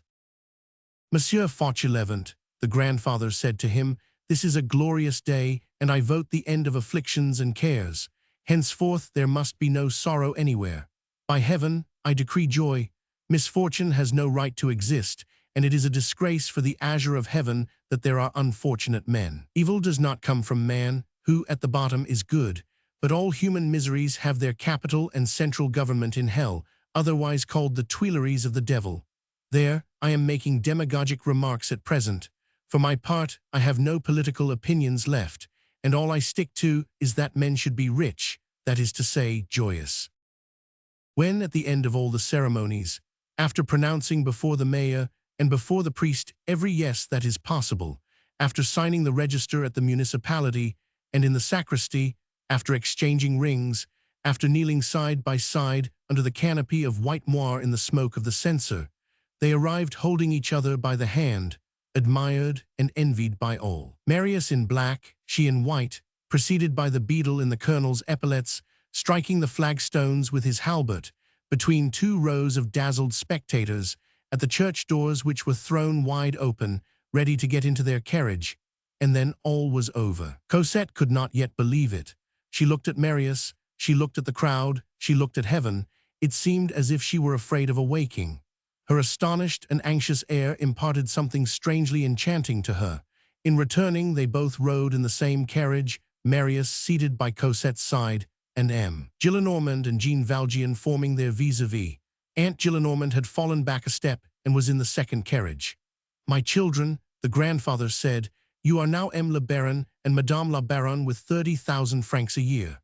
And Cosette, nuzzling against Marius, caressed his ear with the angelic whisper, "It is true, then, my name is Marius, and I am Madame Thou." These two beings were resplendent. They had reached the irrevocable and irrecoverable moment, the dazzling point of intersection of all youth and all joy. They realized Jean Prouvair's line, "Together they did not number 40 years." It was marriage sublimated, and these two children were two lilies. They did not see each other, but contemplated each other. Cosette perceived Marius in a glory, and Marius perceived Cosette upon an altar. And upon this altar, and in this glory, the two apotheoses blending behind a cloud for Cosette and a flashing for Marius, there was the ideal thing, the real thing, the meeting place of kisses and of sleep, the nuptial pillow. All the torments they had gone through returned to them in intoxication.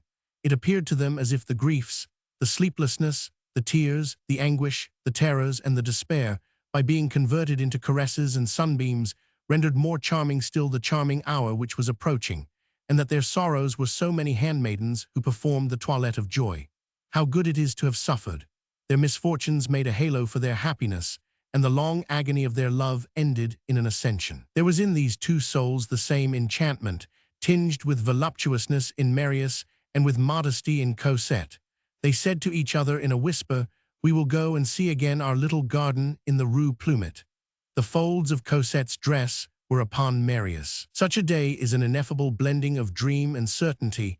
You possess and you suppose, and you still have time before you to divine. It is an indescribable emotion on that day to be at midday and think of midnight. The delight of these two hearts overflowed upon the crowd and imparted merriment to the passers-by. People stopped in the Rue Saint-Antoine in front of St. Paul's to look through the carriage window, the orange flowers trembling on Cosette's head. Then they returned to the Rue des Filles du Calvaire, home. Marius, side by side with Cosette, ascended triumphantly and radiantly that staircase up which he had been dragged in a dying state. The beggars, collected before the gate and dividing the contents of their purses, blessed them. There were flowers everywhere, and the house was no less fragrant than the church. After the incense, the rose. They fancied they could hear voices singing in infinitude. They had God in their hearts. Destiny appeared to them like a ceiling of stars. They saw above their heads the flashing of the rising sun. Marius gazed at Cosette's charming bare arm and the pink things which could be vaguely seen through the lace of the stomacher, and Cosette, catching Marius's glance, blushed to the white of her eyes. A good many old friends of the Gillenormand family had been invited, and they thronged round Cosette, outvying one another in calling her Madame la Baronne. The officer, Théodule Gillenormand, now captain, had come from Chartres, where he was stationed, to be present at his cousin's marriage. Cosette did not recognize him. He, on his side, accustomed to be thought a pretty fellow by the women, remembered Cosette no more than any other. "How right I was in not believing that story of the Lancer," Father Gillenormand said to himself aside. Cosette had never been more affectionate to Jean Valjean, and she was in unison with Father Gillenormand. While he built up joy in aphorisms and maxims, she exhaled love and beauty like a perfume. Happiness wishes everybody to be happy. She found again in speaking to Jean Valjean inflections of her voice of the time when she was a little girl, and caressed him with a smile. A banquet had been prepared in the dining room. An illumination at Giorno is the necessary seasoning of a great joy, and mist and darkness are not accepted by the happy. They do not consent to be black. Night, yes. Darkness, no. And if there be no sun, one must be made. The dining room was a furnace of gay things.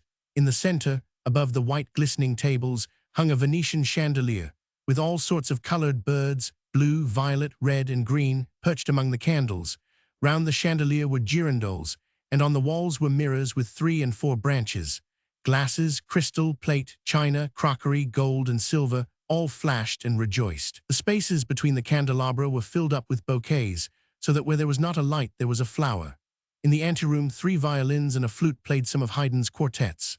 Jean Valjean had seated himself on a chair in the drawing-room, behind the door, which, being thrown back, almost concealed him. A few minutes before they sat down to table, Cosette, gave him a deep courtesy, while spreading out her wedding dress with both hands, and with a tenderly mocking look asked him, "Father, are you satisfied?" "Yes," said Jean Valjean, "I am satisfied." "Well then, laugh." Jean Valjean began laughing. A few minutes later Basque came in to announce that dinner was on the table. The guests, preceded by M. Gillenormand, who gave his arm to Cosette, entered the dining room and collected round the table in the prescribed order. There was a large easy chair on either side of the bride, one for M. Gillenormand, the other for Jean Valjean. M. Gillenormand seated himself, but the other chair remained empty. All looked round for Monsieur Fauchelevent, but he was no longer there, and M. Gillenormand hailed Basque. "Do you know where M. Fauchelevent is?" "Yes, sir, I do," Basque replied. "Monsieur Fauchelevent requested me to tell you, sir, that his hand pained him, and that he could not dine with M. le Baron and Madame la Baronne. He therefore begged to be excused, but would call tomorrow. He has just left." This empty chair momentarily chilled the effusion of the wedding feast, but though M. Fauchelevent was absent, M. Gillenormand was there, and the grandfather shone for two. He declared that M. Fauchelevent acted rightly in going to bed early if he were in pain, but that it was only a small hurt. This declaration was sufficient. Besides, what is a dark corner in such a submersion of joy? Cosette and Marius were in one of those egotistic and blessed moments when people possess no other faculty than that of perceiving joy. And then M. Gillenormand had an idea, by Jupiter. "This chair is empty. Come hither, Marius. Your aunt, though she has a right to it, will permit you. This chair is for you. It is legal, and it is pretty. Fortunatus by the side of Fortunata." The whole of the guests applauded. Marius took Jean Valjean's place by Cosette's side, and things were so arranged that Cosette, who had at first been saddened by the absence of Jean Valjean, ended by being pleased at it. From the moment when Marius was the substitute, Cosette would not have regretted God. She placed her little white satin-slippered foot upon Marius's foot. When the easy chair was occupied, M. Fauchelevent was effaced, and nothing was wanting.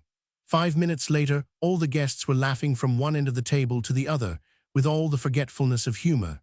At dessert, M. Gillenormand rose, with a glass of champagne in his hand, only half full, so that the trembling of 92 years might not upset it, and proposed the health of the new married couple. "You will not escape from 2 sermons," he exclaimed. "This morning you had the curé's, and this evening you will have grandpapa's. Listen to me, for I am going to give you some advice. Adore each other. I do not beat round the bush, but go straight to the point. Be happy. There are no other sages in creation but the turtle-doves. Philosophers say, moderate your joys, but I say, throw the bridle on the neck of your joys. Love like fiends, be furious. The philosophers babble, and I should like to thrust their philosophy down their throats for them. Can we have too many perfumes, too many open rosebuds, too many singing nightingales, too many green leaves, and too much dawn in life? Can we love too much? Can we please one another too much? Take care, Estelle, you are too pretty. Take care, Nemorin, you are too handsome. What jolly nonsense. Can people enchant each other, tease each other, and charm each other too much? Can they be too loving? Can they be too happy? Moderate your joys. Oh, stuff. Down with the philosophers, for wisdom is jubilation. Do you jubilate? Let us jubilate. Are we happy because we are good, or are we good because we are happy? Is the Sancy diamond called the Sancy because it belonged to Harley de Sancy, or because it weighs 106 carats? I do not know, and life is full of such problems. The important thing is to have the Sancy and happiness. Let us be happy without quibbling. Let us blindly obey the sun. What is the sun? It is love, and when I say love, I mean woman. Woman is an omnipotence. Ask that demagogue, Marius, if he is not the slave of that little she-tyrant, Cosette, and willingly so, the coward. Woman, there is not a Robespierre who can stand, but woman reigns. I am now only a royalist of that royalty. What is Adam? The royalty of Eve. There is no 89 for Eve. There was the royal scepter surmounted by the fleur-de-lis. There was the imperial scepter surmounted by a globe. There was Charlemagne's scepter of iron, and the scepter of Louis the Great, which was of gold. The Revolution twisted them between its thumb and forefinger like straws. It is finished, it is broken, it lies on the ground, there is no scepter left, but just make a revolution against that little embroidered handkerchief which smells of patchouli. I should like to see you at it. Try it. Why is it solid? Because it is a rag. Ah, you are the 19th century. Well, what then? We were the 18th, and were as foolish as you. Do not suppose that you have made any tremendous change in the world because your gallant trusser is called cholera morbus and your beret the cachucha. After all, woman must always be loved, and I defy you to get out of that. These she-devils are our angels. Yes, love, woman, and a kiss form a circle from which I defy you to issue, and for my own part, I should be very glad to enter it again. Who among you has seen the star Venus, the great coquette of the abyss, the Celimene of ocean, rise in infinite space, appeasing everything below her and looking at the waves like a woman? The ocean is a rude Alcestis, and yet however much he may growl, when Venus appears he is forced to smile. That brute beast submits, and we are all thus. Anger, tempest, thunderbolts foam up to the ceiling. A woman comes upon the stage, a star rises, and you crawl in the dust. Marius was fighting 6 months ago and is marrying today, and that is well done. Yes, Marius, yes, Cosette, you are right. Exist bravely one for the other, make us burst with rage because we cannot do the same, and idolize each other. Take in both your beaks the little straws of felicity which lie on the ground, and make of them a nest for life. By Jove, to love, to be loved, what a great miracle when a man is young. Do not suppose that you invented it. I too have dreamed and thought and sighed. I too have had a moonlit soul. Love is a child 6,000 years of age, and has a right to a long white beard.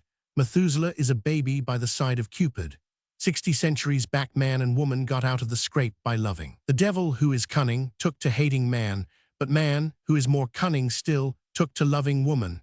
In this way he did himself more good than the devil did him harm.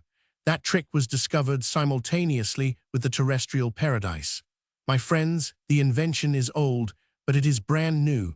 Take advantage of it. Be Daphnis and Chloe while waiting till you are Baucis and Philemon. Manage so that when you are together you may want for nothing, and that Cosette may be the sun for Marius, and Marius the universe for Cosette.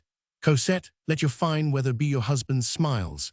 Marius, let your wife's tears be the rain, and mind that it never does rain in your household. You have drawn the good number in the lottery, love in the sacrament. You have the prize number, so keep it carefully under lock and key. Do not squander it. Adore each other, and a fig for the rest. Believe what I tell you then, for it is good sense, and good sense cannot deceive. Be to one another a religion, for each man has his own way of adoring God.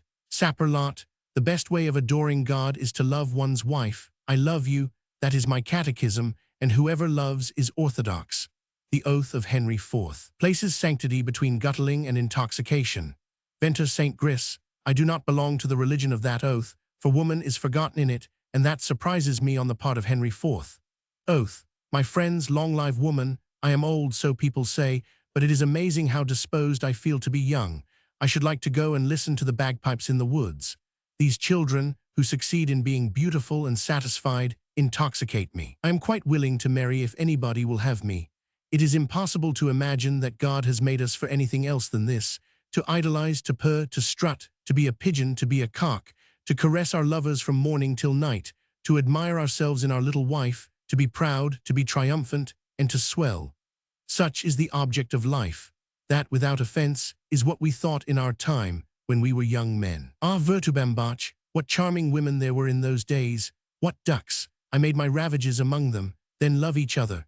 If men and women did not love, I really do not see what use there would be in having a spring. And for my part, I would pray the good God to lock up all the fine things he shows us and take them back from us, and to return to his box the flowers, the birds, and the pretty girls. My children, receive an old man's blessing. The evening was lively, gay, and pleasant.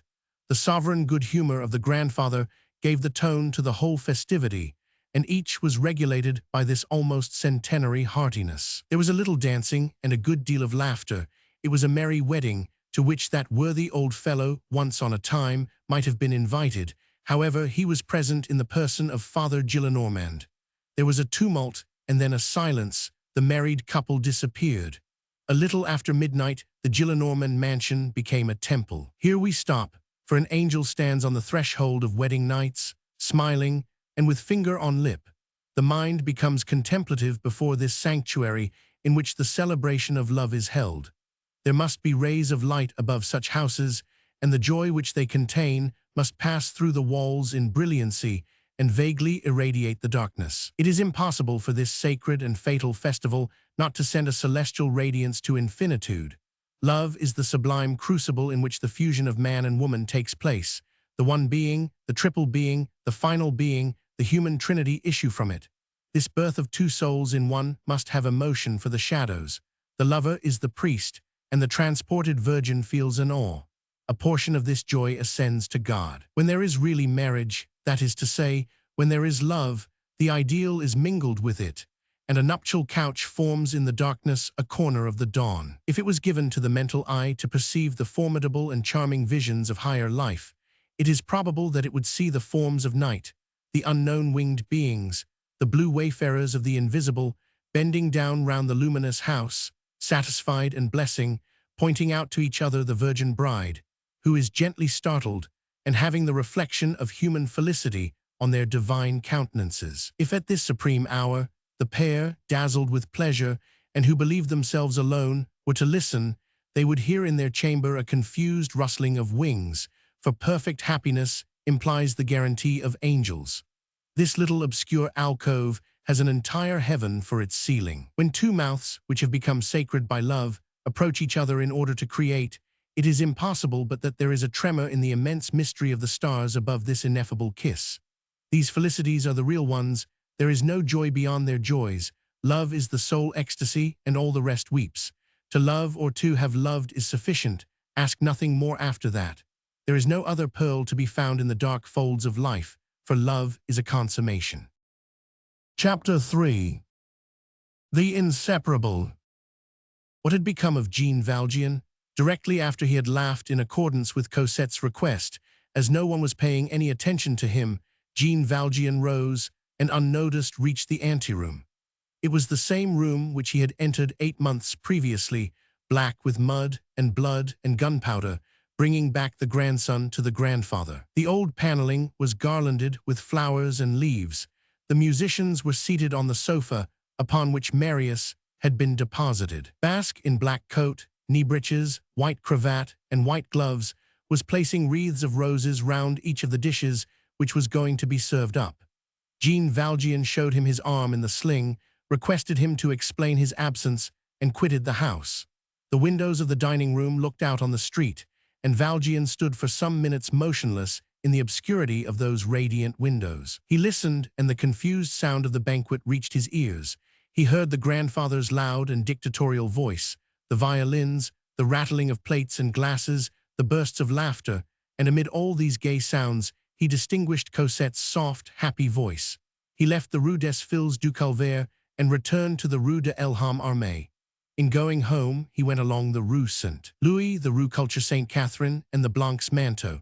It was a little longer, but it was the road by which he had been accustomed to come with Cosette during the last 3 months, in order to avoid the crowd and mud of the Rue Ville du Temple. This road, which Cosette had passed along, excluded the idea of any other itinerary for him. Jean Valjean returned home, lit his candle, and went upstairs. The apartments were empty. Not even Toussaint was in there now. Jean Valjean's footsteps made more noise in the rooms than usual. All the wardrobes were open. He entered Cosette's room, and there were no sheets on the bed. The pillow, without a case or lace, was laid on the blankets folded at the foot of the bed, in which no one was going to sleep again. All the small feminine articles to which Cosette clung had been removed. Only the heavy furniture and the 4 walls remained. Toussaint's bed was also unmade, and the only one made which seemed to be expecting somebody was Jean Valjean's. Jean Valjean looked at the walls, closed some of the wardrobe drawers, and walked in and out of the rooms. Then he returned to his own room and placed his candle on the table. He had taken his arm out of the sling and used it as if he were suffering no pain in it. He went up to his bed, and his eyes fell, was it by accident or was it purposely, on the inseparable of which Cosette had been jealous, the little valise which never left him. On June 4, when he arrived at the Rue de l'Homme-Armé, he laid it on a table. He now walked up to this table with some eagerness, took the key out of his pocket, and opened the portmanteau. He slowly drew out the clothes in which 10 years previously Cosette had left Montfermeil. First, the little black dress, then the black handkerchief, then the stout shoes which Cosette could almost have worn still, so small was her foot.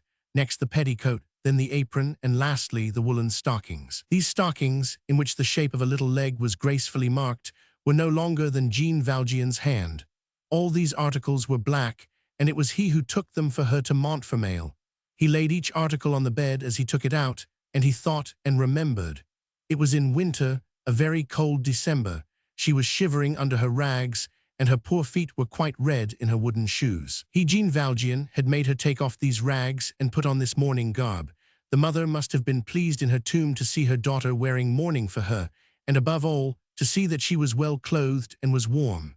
He thought of that forest of Montfermeil. He thought what the weather was, of the trees without leaves, of the wood without birds, and the sky without sun. But no matter, it was charming. He arranged the little clothes on the bed, the handkerchief near the petticoat, the stockings along with the shoes, the apron by the side of the dress, and he looked at them one after the other.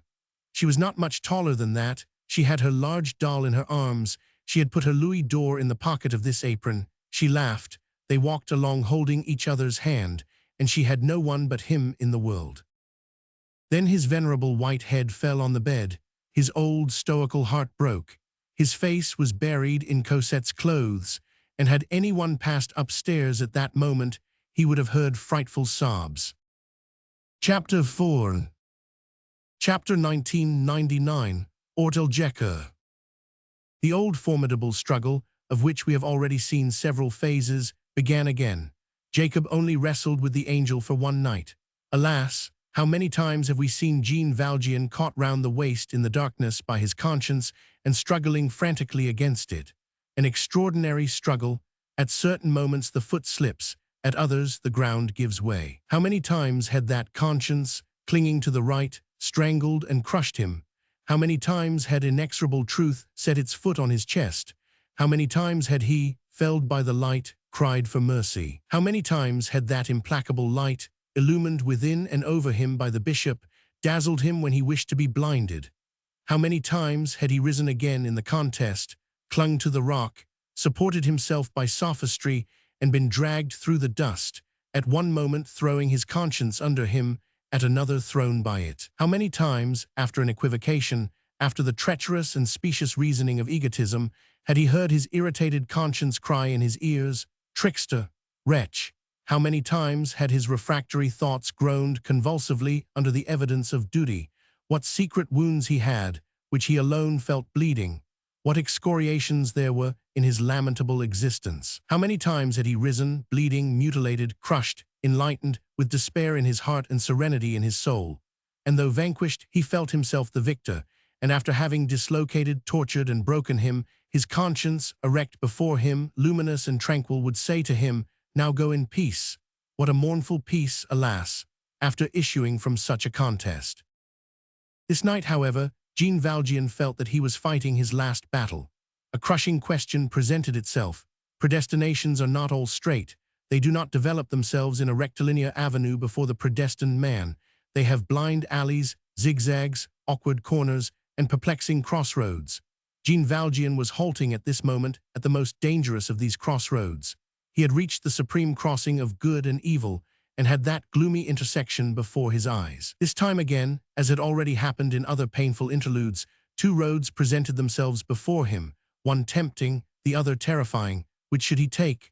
The one which frightened him was counseled by the mysterious pointing hand, which we all perceive every time that we fix our eyes upon the darkness. Jean Valjean had once again a choice between the terrible haven and the smiling snare. Is it true, then?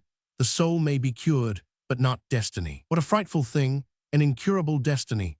The question which presented itself was this: in what way was Jean Valjean going to behave to the happiness of Cosette and Marius?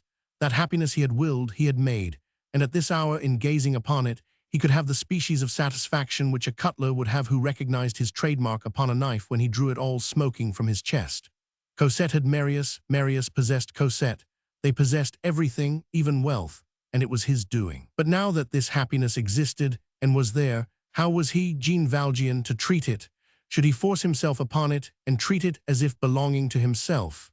Doubtless Cosette was another man's, but should he, Jean Valjean, retain of Cosette all that he could retain? Should he remain the sort of father scarce seen but respected, which he had hitherto been? Should he introduce himself quietly into Cosette's house? Should he carry his past to this future without saying a word? Should he present himself there as one having a right, And should he sit down, veiled, at this luminous hearth? Should he smilingly take the hands of these two innocent creatures in his tragic hands? Should he place on the andirons of the Gillenormand drawing-room his feet, which dragged after them the degrading shadow of the law? Should he render the obscurity on his brow and the cloud on theirs denser? Should he join his catastrophe to their two felicities? Should he continue to be silent? In a word, should he be the sinister dumb man of destiny by the side of these two happy beings? We must be accustomed to fatality and to meeting it, to raise our eyes when certain questions appear to us in their terrible nudity. Good and evil are behind this stern note of interrogation. What are you going to do? The Sphinx asks. This habit of trial Jean Valjean had, and he looked at the Sphinx fixedly and examined the pitiless problem from all sides. Cosette, that charming existence, was the raft of this shipwrecked man. What should he do? Cling to it or let it go? If he clung to it, he issued from disaster. He remounted to the sunshine. He let the bitter water drip off his clothes and hair. He was saved and lived. Suppose he let it go? Then there was an abyss. He thus dolorously held counsel with his thoughts, or to speak more correctly, he combated. He rushed furiously within himself, at one moment against his will, at another against his convictions. It was fortunate for Jean Valjean that he had been able to weep, for that enlightened him, perhaps. Still, the beginning was stern. A tempest, more furious than that which had formerly forced him to Eros, was let loose within him. The past returned to him in the face of the present. He compared and sobbed. Once the sluice of tears was opened, the despairing man writhed. He felt himself arrested, alas, in the deadly fight between one egotism and one duty. When we thus recoil inch by inch before our ideal, wildly, obstinately, exasperated at yielding, disputing the ground, hoping for a possible flight, and seeking an issue, what a sudden and sinister resistance behind us is the foot of the wall. To feel the holy shadow standing in the way, the inexorable, invisible, what a pressure. Hence we have never finished with our conscience. Make up your mind, Brutus, make up your mind, Cato. It is bottomless, for it is God. You cast into this pit the labor of your whole life, your fortune, your wealth, your success, your liberty, or your country, your comfort, your repose, your joy. More, empty the vase, tread over the urn, you must end by throwing in your heart. There is a barrel like this somewhere in the Hades of old. Is it not pardonable to refuse at last? Can that which is inexhaustible have any claim? Are not endless chains beyond human strength? Who then would blame Sisyphus and Jean Valjean for saying it is enough? The obedience of matter is limited by friction. Is there not a limit to the obedience of the soul? If perpetual motion be impossible, why is perpetual devotion demanded? The first step is nothing. It is the last that is difficult. What was the Champmathieu affair by the side of Cosette's marriage? What did it bring with it? What is returning to the hulks by the side of entering nothingness? O first step to descend, how gloomy thou art. O second step, how black thou art. How could he help turning his head away this time? Martyrdom is a sublimation, a corrosive sublimation. It is a torture which consecrates. A man may consent to it for the first hour. He sits on the throne of red-hot iron. The crown of red-hot iron is placed on his head. He accepts the red-hot globe. He takes the red-hot scepter. But he still has to don the mantle of flame. And is there not a moment when the miserable flesh revolts, and he flies from the punishment? At length Jean Valjean entered the calmness of prostration. He wished, thought over, and considered the alternations, the mysterious balance of light and shadow. Should he force his galleys on these two dazzling children, or consummate his own irremediable destruction? On one side was the sacrifice of Cosette, on the other his own. On which solution did he decide? What determination did he form? What was in his inner self the definitive reply to the incorruptible interrogatory of fatality? What door did he resolve on opening? Which side of his life did he make up his mind to close and condemn? Amid all those unfathomable precipices that surrounded him, which was his choice? What extremity did he accept? To which of these gulfs did he nod his head? His confusing reverie lasted all night. He remained till daybreak in the same position, leaning over the bed, prostrate beneath the enormity of fate, perhaps crushed, alas, with hands convulsed, and arms extended at a right angle like an unnailed, crucified man thrown with his face on the ground. He remained thus for 12 hours, the 12 hours of a long winter's night, frozen, without raising his head or uttering a syllable. He was motionless as a corpse, while his thoughts rolled on the ground or fled away, sometimes like a hydra, sometimes like the eagle. To see him thus you would have thought him a dead man, but all at once he started convulsively, and his mouth pressed to Cosette's clothes, kissed them. Then one saw that he was alive. What one, since Jean Valjean was alone, and nobody was there. The one who is in the darkness. Book VII. The last drop in the bitter cup. Chapter 1. The seventh circle and the eighth heaven. The day after a wedding is solitary, for people respect the retirement of the happy and to some extent their lengthened slumbers. The confusion of visits and congratulations does not begin again till a later date. On the morning of Feb. 17, it was a little past midday when Basque, with napkin and featherbrush under his arm, dusting the anteroom, heard a low tap at the door. There had not been a ring, which is discreet on such a day.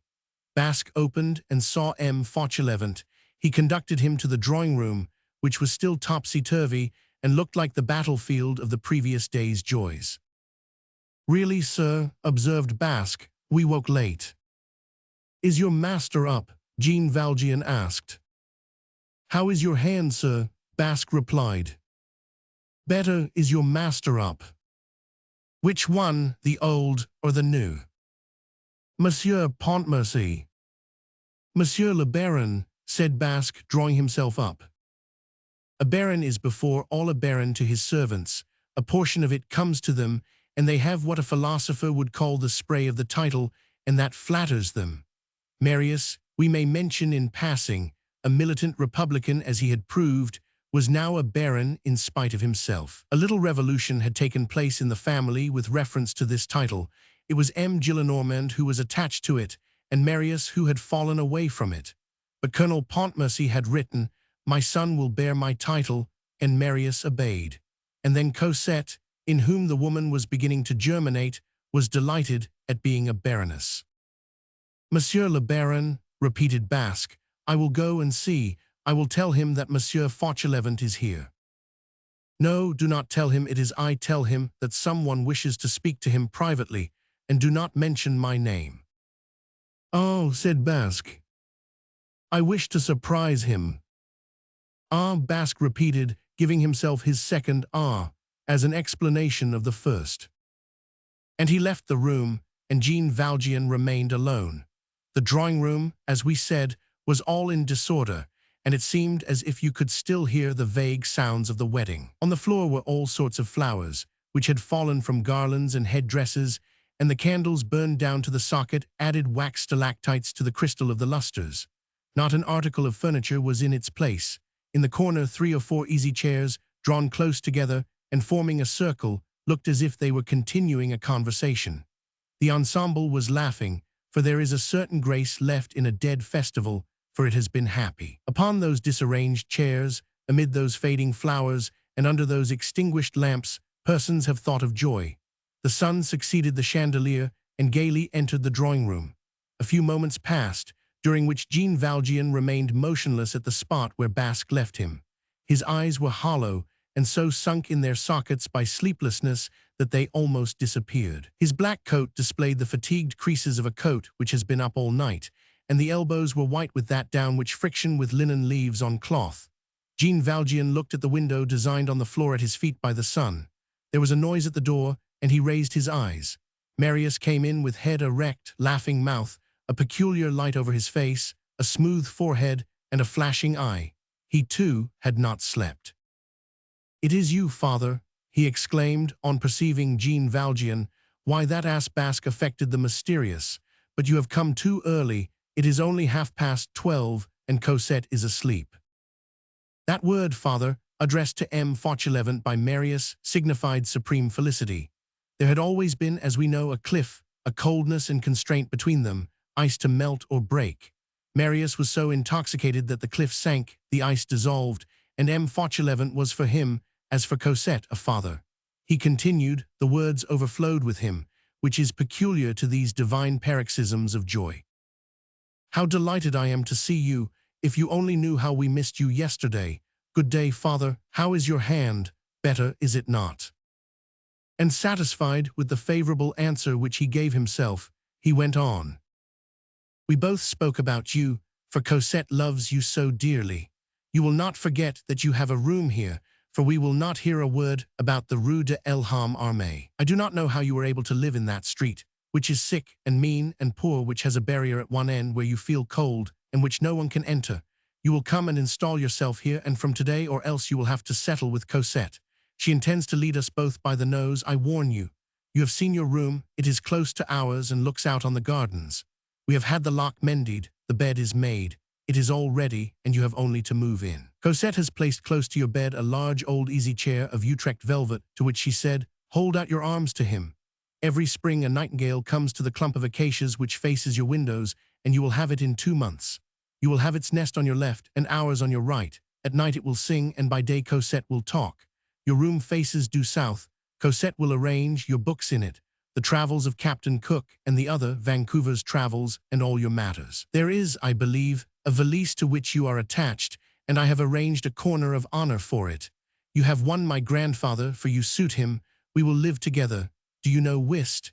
You will overwhelm my grandfather if you are acquainted with whist. You will take Cosette for a walk on the day when I go to the courts. You will give her your arm, as you used to do, you remember, formerly at the Luxembourg. We are absolutely determined to be very happy, and you will share in our happiness. Do you hear, father? By the by, you will breakfast with us this morning. Sir, said Jean Valjean, I have one thing to say to you. I am an ex-convict. The limit of the perceptible acute sounds may be as well exceeded for the mind as for the ear. These words, I am an ex-convict, coming from M. Fauchelevent's mouth and entering Marius's ear, went beyond possibility.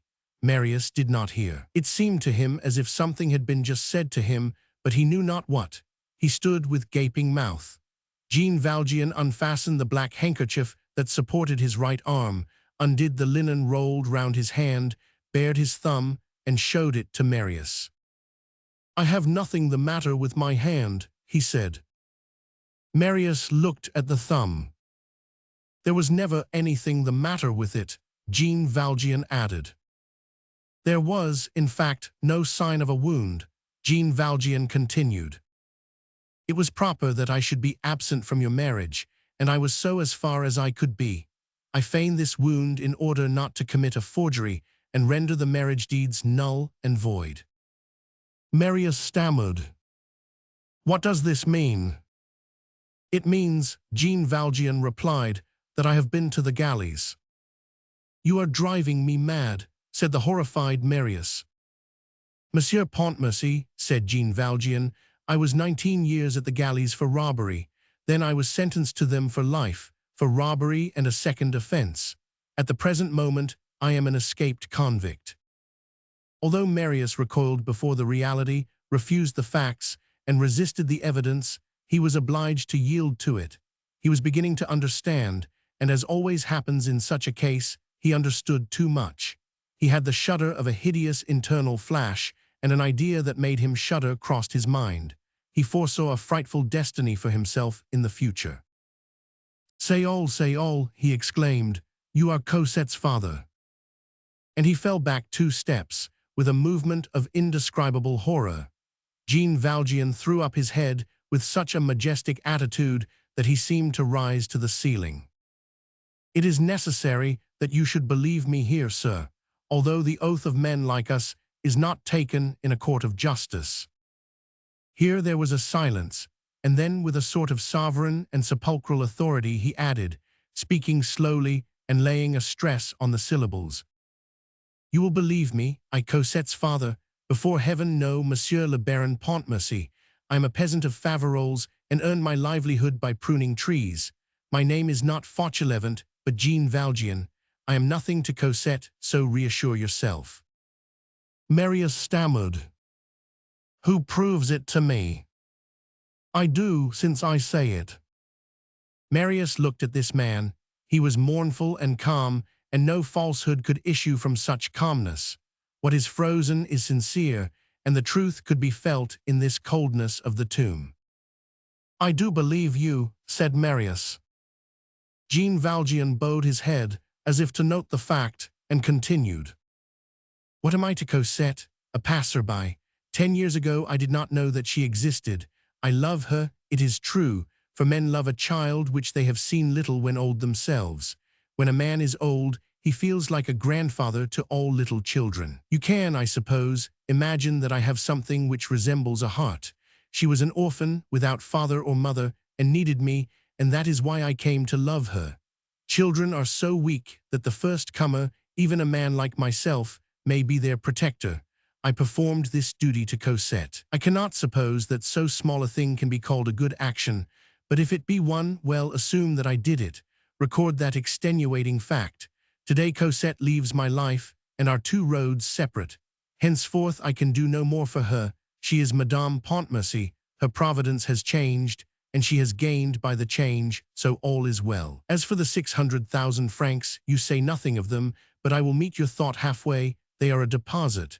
How was it placed in my hands? No matter. I give up the deposit, and there is nothing more to ask of me. I complete the restitution by stating my real name, and this too concerns myself, for I am anxious that you should know who I am. And Jean Valjean looked Marius in the face. All that Marius experienced was tumultuous and incoherent, for certain blasts of the wind of destiny produce such waves in our soul. We have all had such moments of trouble in which everything is dispersed within us. We say the first things that occur to us, which are not always precisely those which we ought to say. There are sudden revelations which we cannot bear, and which intoxicate like a potent wine. Marius was stupefied by the new situation which appeared to him, and spoke to this man almost as if he were angry at the avowal. "But why," he exclaimed, "do you tell me all this? Who forces you to do so? You might have kept your secret to yourself.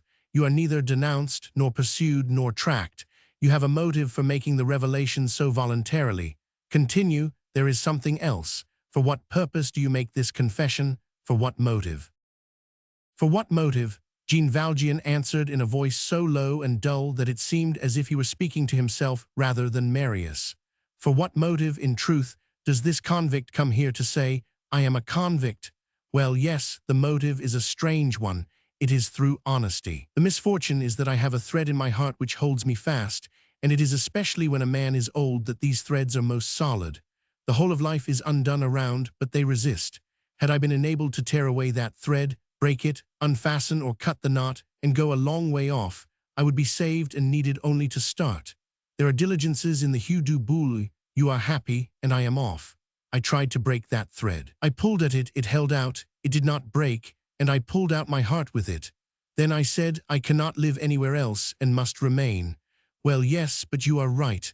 I am a fool. Why not remain simply? You offer me a bedroom in the house. Madame Pontmercy loves me dearly, she said to that fauteuil. Hold out your arms to him.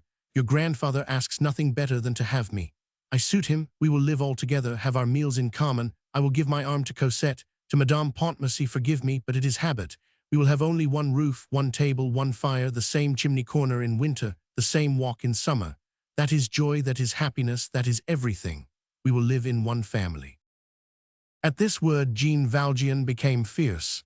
He folded his arms, looked at the board at his feet, as if he wished to dig a pit in it, and his voice suddenly became loud. "In one family? No, I belong to no family. I do not belong to yours. I do not even belong to the human family. In houses where people are together, I am in the way. There are families, but none for me. I am the unhappy man. I am outside. Had I a father and mother? I almost doubt it. On the day when I gave you that child in marriage, it was all ended. I saw her happy, and that she was with the man she loved, that there is a kind old gentleman here, a household of 2 angels, and every joy in this house, and I said to myself, do not enter. I could lie, it is true, deceive you all, and remain Monsieur Fauchelevent. So long as it was for her, I was able to lie, but now that it would be for myself, I ought not to do so. I only required to be silent, it is true, and all would have gone on. You ask me what compels me to speak? A strange sort of thing, my conscience. It would have been very easy, however, to hold my tongue. I spent the night in trying to persuade myself into it. You are shriving me, and what I have just told you is so extraordinary that you have the right to do so. Well, yes, I spent the night in giving myself reasons. I gave myself excellent reasons. I did what I could. But there are 2 things in which I could not succeed. I could neither break the string which holds me by the heart, fixed, sealed, and riveted here, nor silence someone who speaks to me in a low voice when I am alone. That is why I have come to confess all to you this morning, all or nearly all, for it is useless to tell what only concerns myself and that I keep to myself. You know the essential thing.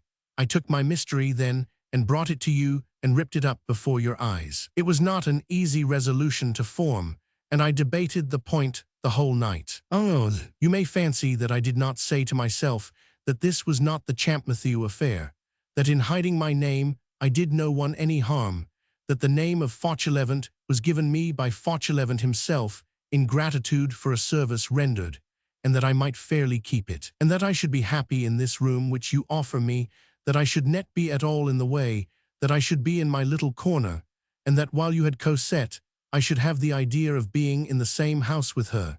Each would have his proportioned happiness. Continuing to be Monsieur Fauchelevent arranged everything. Yes, except my soul, there would be joy all over me, but the bottom of my soul would remain black. Thus, I should have remained Monsieur Fauchelevent. I should have hidden my real face in the presence of your happiness. I should have had an enigma, and in the midst of your broad sunshine I should have had darkness. Thus, without crying, look out. I should have introduced the hulks to your hearth.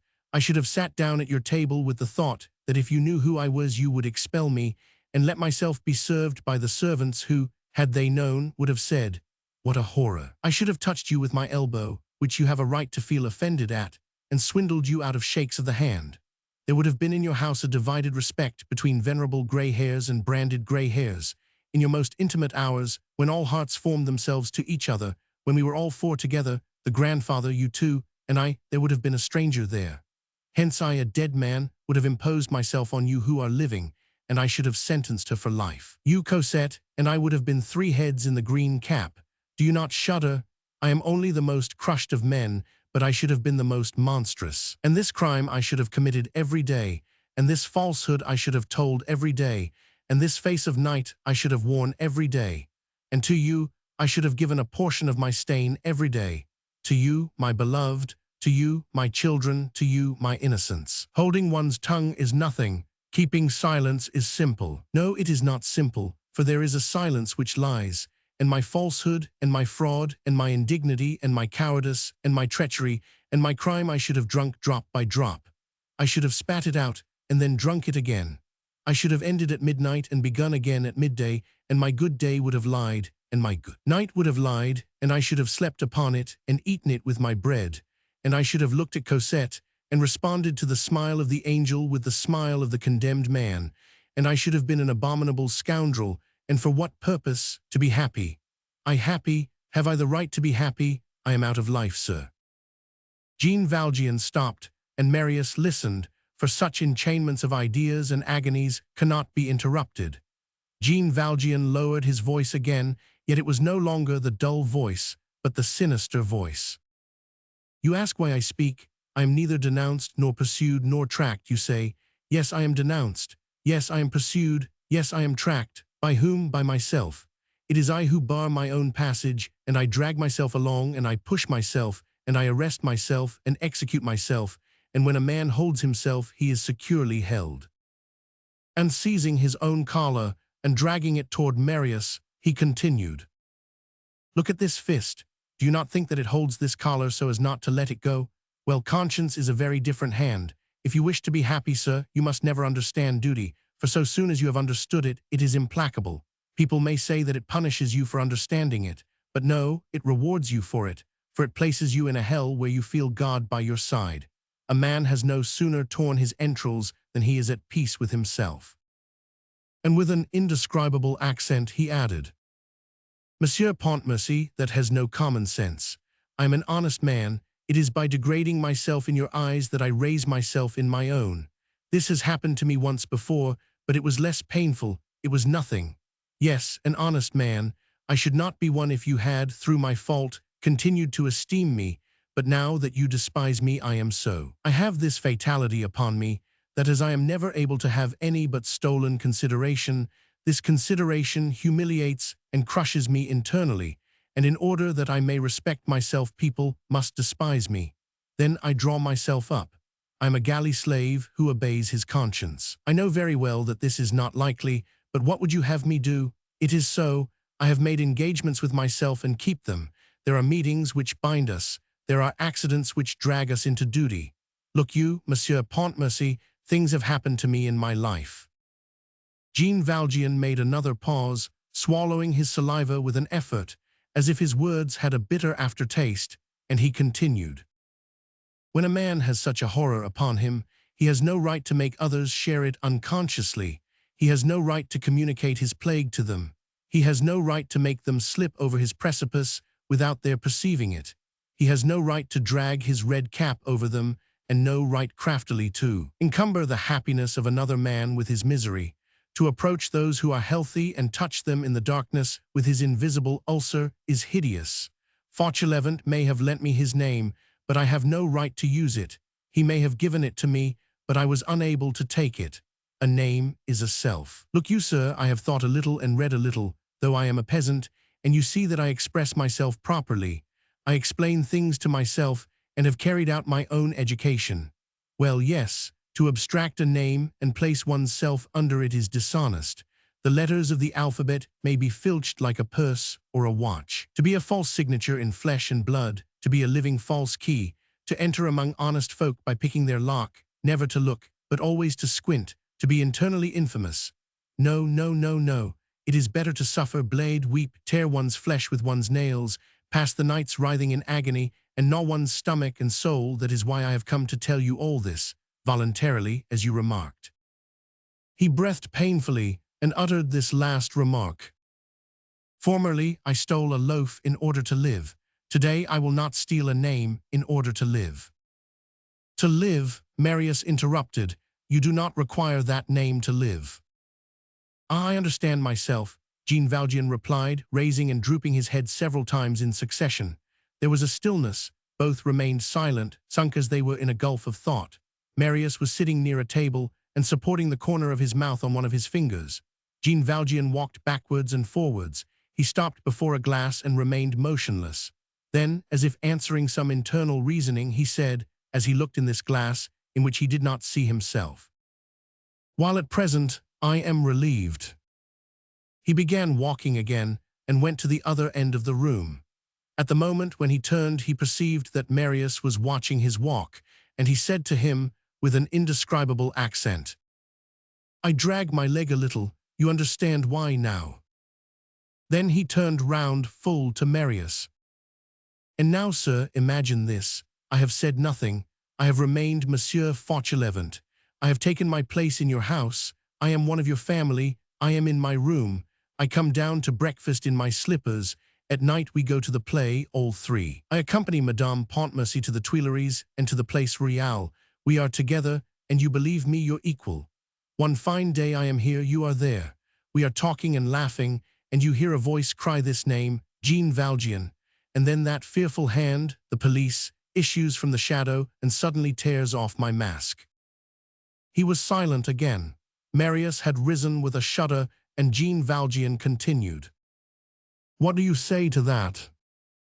Marius's silence replied, and Jean Valjean continued. "You see very well that I did right in not holding my tongue.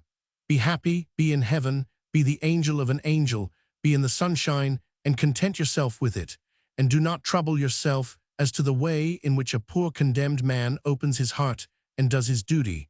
You have a wretched man before you, sir." Marius slowly crossed the room, and when he was by Jean Valjean's side, offered him his hand. But Marius was compelled to take this hand, which did not offer itself. Jean Valjean let him do so, and it seemed to Marius that he was pressing a hand of marble. "My grandfather has friends," said Marius. "I will obtain your pardon." "It is useless," Jean Valjean replied. "I am supposed to be dead, and that is sufficient. The dead are not subjected to surveillance and are supposed to rot quietly. Death is the same thing as pardon." And liberating the hand which Marius held, he added, with a sort of inexorable dignity, "Moreover, duty, my duty, is the friend to whom I have recourse, and I only need one pardon, that of my conscience." At this moment the door opened gently at the other end of the drawing-room, and Cosette's head appeared in the crevice. Only her sweet face was visible. Her hair was in admirable confusion, and her eyelids were still swollen with sleep.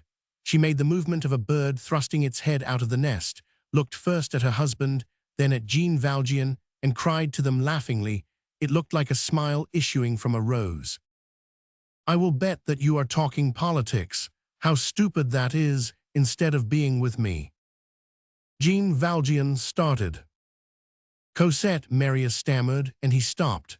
They looked like two culprits. Cosette, radiant, continued to look at them both, and there were in her eyes gleams of paradise. "I have caught you in the act," Cosette said. "I just heard through this, Father Fauchelevent saying, conscience, doing one's duty, that is politics, and I will have none of it. People must not talk politics on the very next day. It is not right." "You are mistaken, Cosette," Marius replied. "We are talking of business. We are talking about the best way of investing your 600,000 francs. "I am coming," Cosette interrupted. "Do you want me here?" And resolutely passing through the door, she entered the drawing room. She was dressed in a large combing gown with 1,000 folds and large sleeves, which descended from her neck to her feet. There are in the golden skies of old Gothic paintings these charming bags to place an angel in. She contemplated herself from head to foot in a large mirror, and then exclaimed with an ineffable outburst of ecstasy, "There was once upon a time a king and queen. Oh, how delighted I am!" This said, she courtesied to Marius and Jean Valjean. Then she said, "I am going to install myself near you in an easy chair. We shall breakfast in half an hour. You will say all you like, for I know very well that gentlemen must talk, and I will be very good." Marius took her by the arm and said to her lovingly, "We are talking about business." "By the way," Cosette answered, "I have opened my window, and a number of sparrows have just entered the garden. Birds, not masks. Today is Ash Wednesday, but not for the birds. I tell you that we are talking of business, so go, my little Cosette, leave us for a moment. We are talking figures, and they would only annoy you. You have put on a charming cravat this morning, Marius. You are very coquettish, monseigneur. No, they will not annoy me. I assure you that they will. No, since it is you, I shall not understand you, but I shall hear you. When a woman hears voices she loves, she does not require to understand the words they say. To be together is all I want, and I shall stay with you there. You are my beloved Cosette. Impossible. Impossible. Yes. Very good, Cosette remarked. I should have told you some news. I should have told you that grandpapa is still asleep, that your aunt is at mass, that the chimney of my papa Fauchelevent's room smokes, that Nicolette has sent for the chimney sweep, that Nicolette and Toussaint have already quarreled, and that Nicolette ridicules Toussaint's stammering. Well, you shall know nothing. Ah, it is impossible. You shall see, sir, that in my turn I shall say, it is impossible. Who will be caught then? I implore you, my little Marius, to let me stay with you too. I assure you that we must be alone. Well, am I anybody? Jean Valjean did not utter a word, and Cosette turned to him. In the first place, father, I insist on your coming and kissing me. What do you mean by saying nothing instead of taking my part? Did one ever see a father like that? That will show you how unhappy my marriage is, for my husband beats me. Come and kiss me at once. Jean Valjean approached her, and Cosette turned to Marius. I make a face at you. Then she offered her forehead to Jean Valjean, who moved a step towards her. All at once Cosette recoiled. Father, you are pale. Does your arm pain you? It is cured, said Jean Valjean. Have you slept badly? No. Are you sad? No. Kiss me, if you are well, if you sleep soundly, if you are happy, I will not scold you. And she again offered him her forehead, and Jean Valjean set a kiss on this forehead, upon which there was a heavenly reflection. Smile. Jean Valjean obeyed, but it was the smile of a ghost. Now defend me against my husband. Cosette, said Marius. Be angry, father, and tell him I am to remain. You can talk before me. You must think me very foolish. What you are saying is very astonishing then, business, placing money in a bank, that is a great thing. Men make mysteries of nothing. I mean to say I am very pretty this morning. Marius, look at me." And with an adorable shrug of the shoulders and an exquisite pout, she looked at Marius.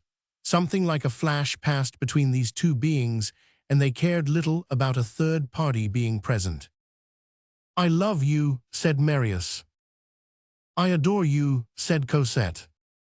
And they irresistibly fell into each other's arms. "And now," Cosette continued, as she smoothed a crease in her dressing gown with a little triumphant pout, "I remain." "No," Marius replied imploringly, "we have something to finish." Again, no. Marius assumed a serious tone. "I assure you, Cosette, that it is impossible." "Ah, you're putting on your man's voice, sir. Very good, I will go. You did not support me, father, and so you, my hard husband, and you, my dear papa, are tyrants. I shall go and tell grandpapa. If you believe that I intend to return and talk platitudes to you, you are mistaken. I am proud, and I intend to wait for you at present. You will see how wearisome it will be without me. I am going. Very good." And she left the room, but 2 seconds after the door opened again, her fresh, rosy face passed once again between the 2 folding doors, and she cried to them, "I am very angry." The door closed again, and darkness returned. It was like a straggling sunbeam, which, without suspecting it, had suddenly traversed the night. Marius assured himself that the door was really closed. "Poor Cosette," he muttered, "when she learns." At these words, Jean Valjean trembled all over, and he fixed his haggard eyes on Marius. "Cosette, oh yes, it is true. You will tell Cosette about it. It is fair. Stay, I did not think of that. A man has strength for one thing, but not for another. I implore you, sir, I conjure you, sir, give me your most sacred word. Do not tell her. Is it not sufficient for you to know it? I was able to tell it of my own accord without being compelled.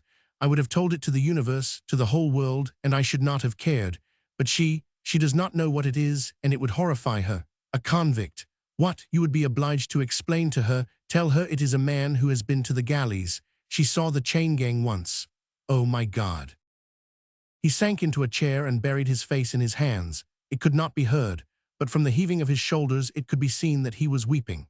They were silent tears, terrible tears.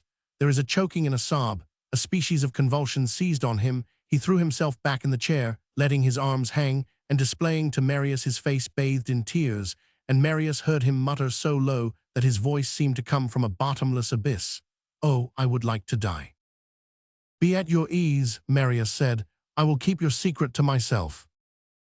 And less affected than perhaps he ought to have been, but compelled for more than an hour to listen to unexpected horrors, gradually seeing a convict taking M. Fauchelevent's place, gradually overcome by this mournful reality, and led by the natural state of the situation to notice the gap which bad formed between himself and this man, Marius added, "It is impossible for me not to say a word about the trust money which you have so faithfully and honestly given up.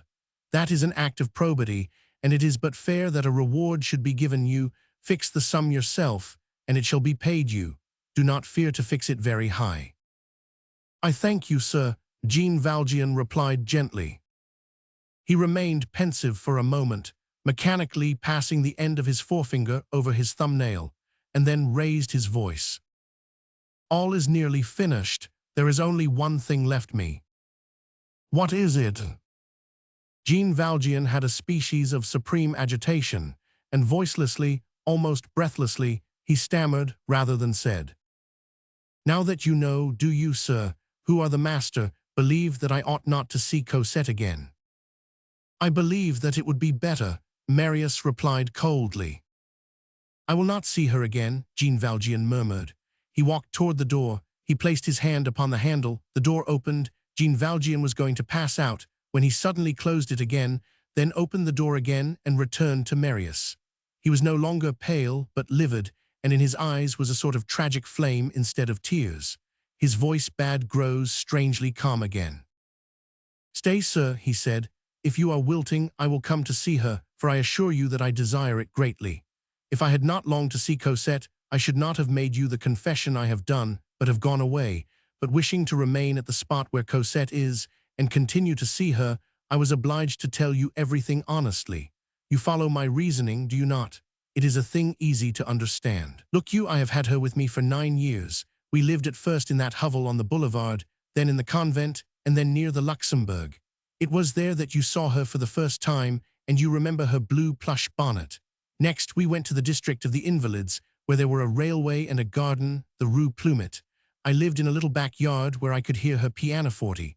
Such was my life, and we never separated. That lasted 9 years and 7 months. I was like her father, and she was my child. I do not know whether you understand me, M. Pontmercy, but it would be difficult to go away now, see her no more, speak to her no more, and have nothing left. If you have no objection, I will come and see Cosette every now and then, but not too often, and I will not remain long. You can tell them to show me into the little room on the ground floor. I would certainly come in by the back door, which is used by the servants, but that might cause surprise, so it is better, I think, for me to come by the front door. Really, sir, I should like to see Cosette a little, but as rarely as you please. Put yourself in my place. I have only that left. And then, again, we must be careful, and if I did not come at all, it would have a bad effect and appear singular. For instance, what I can do is to come in the evening when it is beginning to grow dark. You can come every evening, said Marius, and Cosette will expect you. You are kind, sir, said Jean Valjean. Marius bowed to Jean Valjean. Happiness accompanied despair to the door, and these two men parted. Chapter 2. The obscurity which a revelation may contain. Marius was overwhelmed. The sort of estrangement which he had ever felt for the man with whom he saw Cosette was henceforth explained. There was in this person something enigmatic, against which his instinct warned him. This enigma was the most hideous of shames, the galleys. This M. Fauchelevent was Jean Valjean the convict.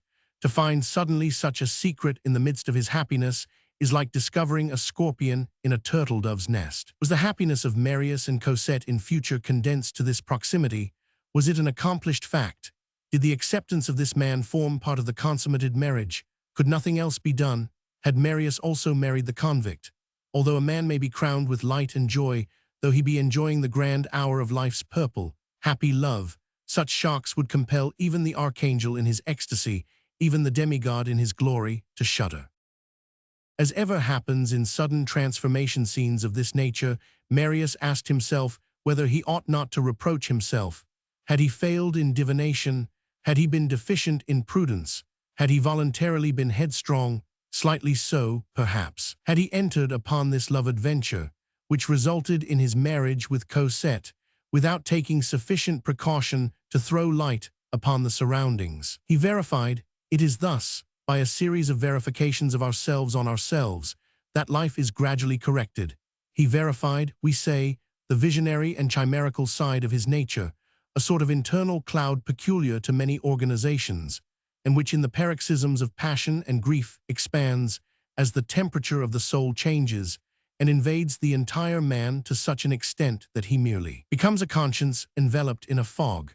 We have more than once indicated this characteristic element in Marius's individuality. He remembered that during the intoxication of his love in the Rue Plumet, during those 6 or 7 ecstatic weeks, he had not even spoken to Cosette about the drama in the Gorbeau hovel, during which the victim was so strangely silent, both in the struggle and eventual escape. How was it that he had not spoken to Cosette about it, and yet it was so close and so frightful? How was it that he had not even mentioned the Thénardiers, and especially on the day when he met Eponine? He found almost a difficulty in explaining to himself now his silence at that period, but he was able to account for it. He remembered his confusion, his intoxication for Cosette, his love absorbing everything, the carrying off of one by the other into the ideal world, and perhaps, too, as the imperceptible amount of reason mingled with that violent and charming state of the mind, a vague and dull instinct to hide and efface from his memory that formidable adventure with which he feared contact, in which he wished to play no part, from which he stood aloof, and of which he could not be narrator or witness without being an accuser. Moreover, these few weeks had been a lightning flash.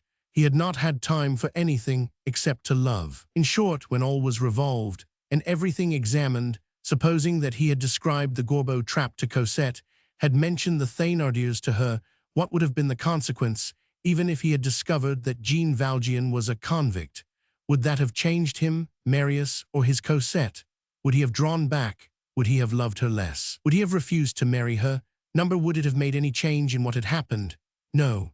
There was nothing, therefore, to regret, nothing to reproach, and all was well. There is a God for those drunkards who are called lovers, and Marius had blindly followed the road which he had selected with his eyes open. Love had bandaged his eyes to lead him whither? To paradise. But this paradise was henceforth complicated by an infernal proximity, and the old estrangement of Marius for this man, for this Fauchelevent who had become Jean Valjean, was at present mingled with horror. But in this horror, let us say it, there was some pity and even a certain degree of surprise. This robber, this relapsed robber, had given up a deposit, and what deposit? 600,000 francs. He alone held the secret of that deposit. He could have kept it all, but he gave it all up. Moreover, he had revealed his situation of his own accord. Nothing compelled him to do so, and if he, Marius, knew who he was, it was through himself. There was in this confession more than the acceptance of humiliation. There was the acceptance of peril. For a condemned man, a mask is not a mask but a shelter, and he had renounced that shelter. A false name is a security, and he had thrown away that false name. He, the galley slave, could conceal himself forever in an honest family, and he had resisted that temptation, and for what motive? Through scruples of conscience. He had explained himself with the irresistible accent of truth. In short, whoever this Jean Valjean might be, his was incontestably an awakened conscience. Some mysterious rehabilitation had been begun, and according to all appearances, scruples had been master of this man for a long time past. Such attacks of justice and honesty are not peculiar to vulgar natures, and an awakening of the conscience is greatness of soul. Jean Valjean was sincere, and this sincerity, visible, palpable, irrefragable, and evident in the grief which it caused him, rendered his statements valuable, and gave authority to all that this man said. Here, for Marius, was a strange inversion of situations. What issued from M. Fauchelevent? Distrust. What was disengaged from Jean Valjean? Confidence. In the mysterious balance sheet of this Jean Valjean which Marius mentally drew up, he verified the credit, he verified the debit, and tried to arrive at a balance. But all this was as in a storm, Marius striving to form a distinct idea of this man, and pursuing Jean Valjean, so to speak, to the bottom of his thoughts, lost him, and found him again in a fatal mist. The honest restoration of the trust money and the probity of the confession were good, and formed, as it were, a break in the cloud. But then the cloud became black again. However confused Marius's reminiscences might be, some shadows still returned to him. What, after all, was that adventure in the Jondrette garret? Why, on the arrival of the police, did that man, instead of complaining, escape?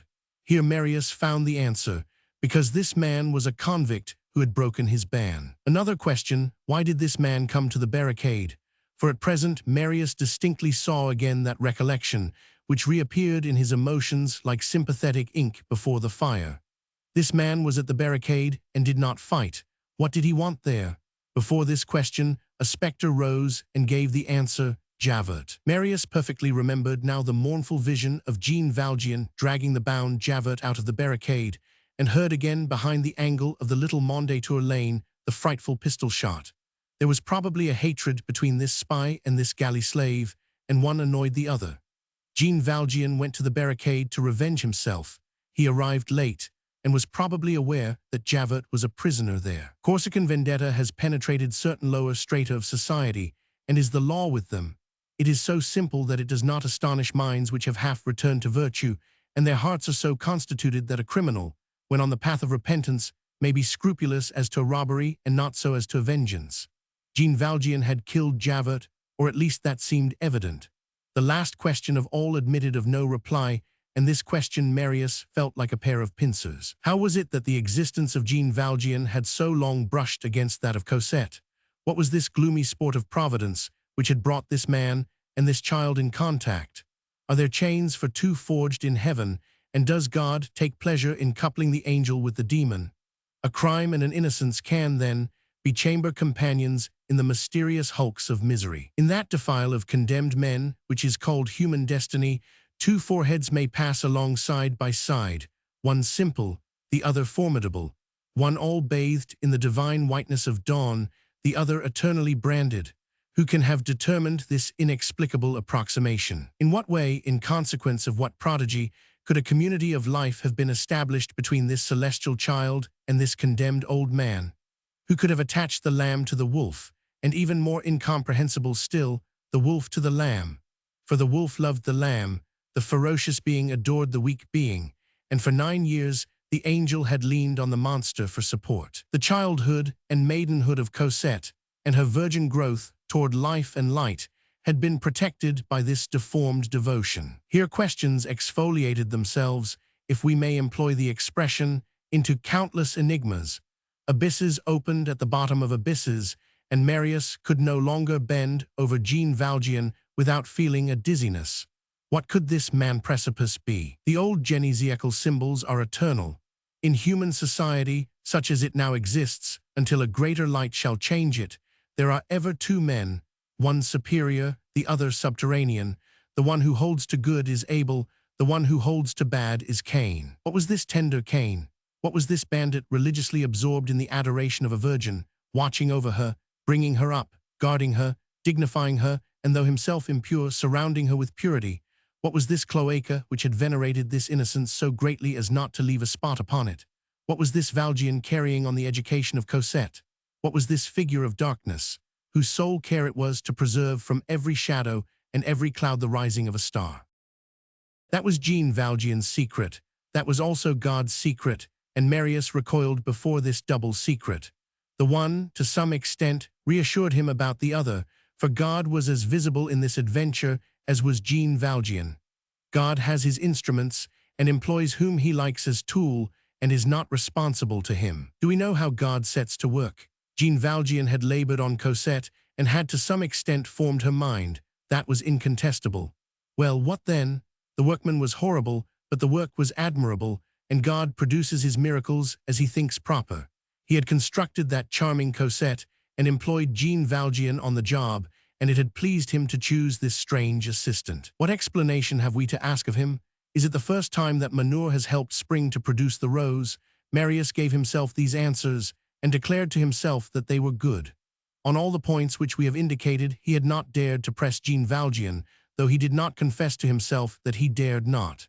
He adored Cosette, he possessed Cosette. Cosette was splendidly pure, and that was sufficient for him. What enlightenment did he require when Cosette was a light? Does light need illumination? He had everything. What more could he desire?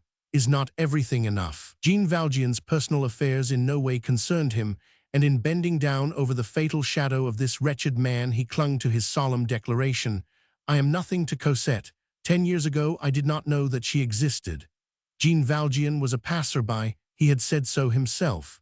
Well then, he passed, and whoever he might be, his part was played out. Henceforth Marius would have to perform the functions of Providence toward Cosette.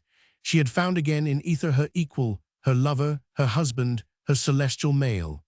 In flying away, Cosette, winged and transfigured, left behind her on earth her empty and hideous chrysalis, Jean Valjean. In whatever circle of ideas Marius might turn, he always came back to a certain horror of Jean Valjean.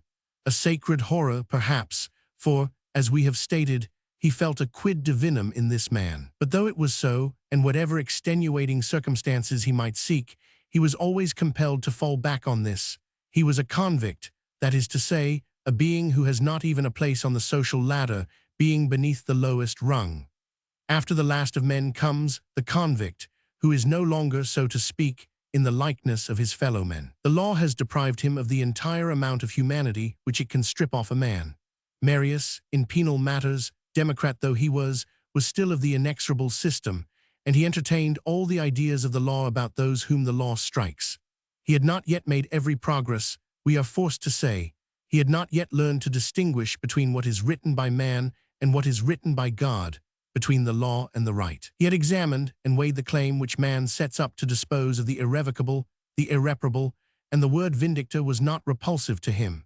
He considered it simple that certain breaches of the written law should be followed by eternal penalties, and he accepted social condemnation as a civilizing process. He was still at this point, though infallibly certain to advance at a later date, for his nature was good and entirely composed of latent progress. In this medium of ideas, Jean Valjean appeared to him deformed and repelling, for he was the punished man, the convict. This word was to him like the sound of the trumpet of the Last Judgment, and after regarding Jean Valjean for a long time, his last gesture was to turn away his head, vade retro.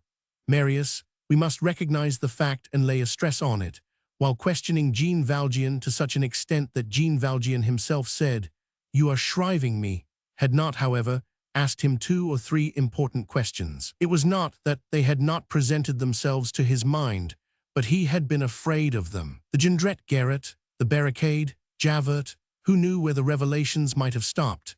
Jean Valjean did not seem the man to recoil, and who knows whether Marius, after urging him on, might not have wished to check him. In certain supreme conjunctures, has it not happened to all of us that after asking a question, we have stopped our ears in order not to hear the answer?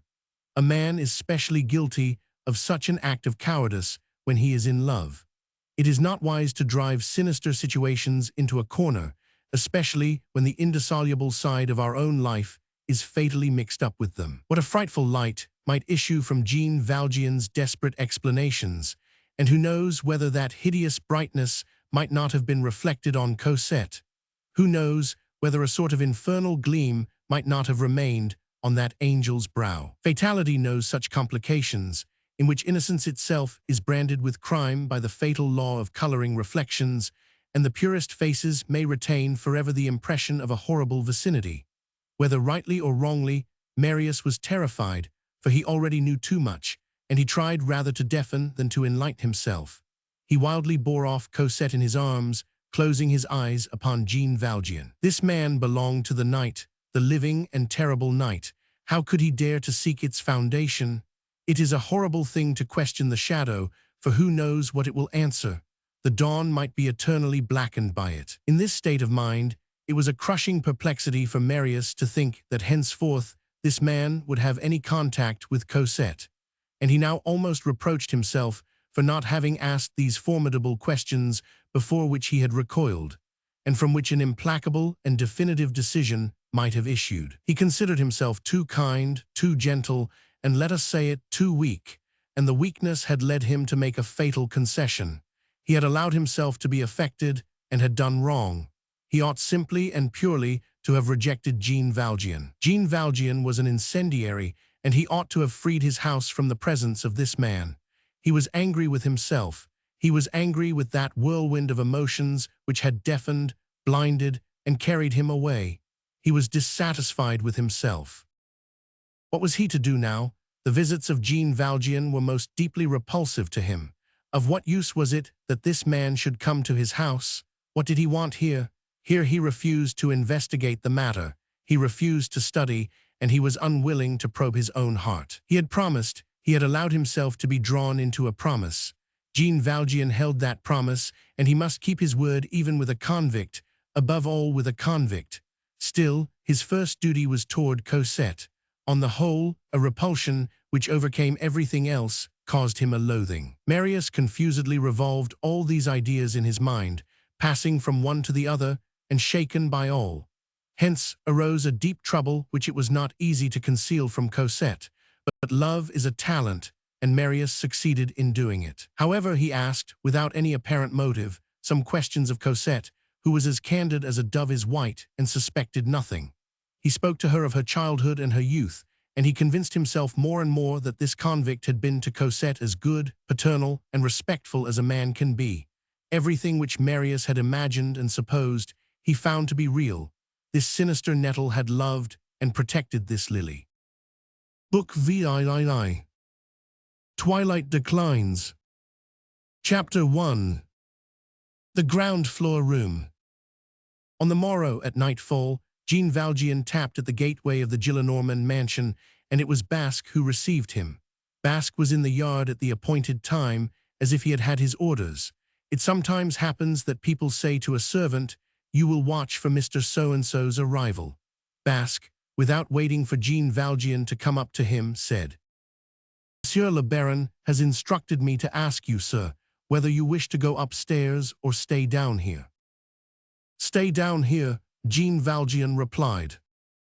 Basque, who, however, was perfectly respectful in his manner, opened the door of the ground-floor room and said, "I will go and inform her ladyship."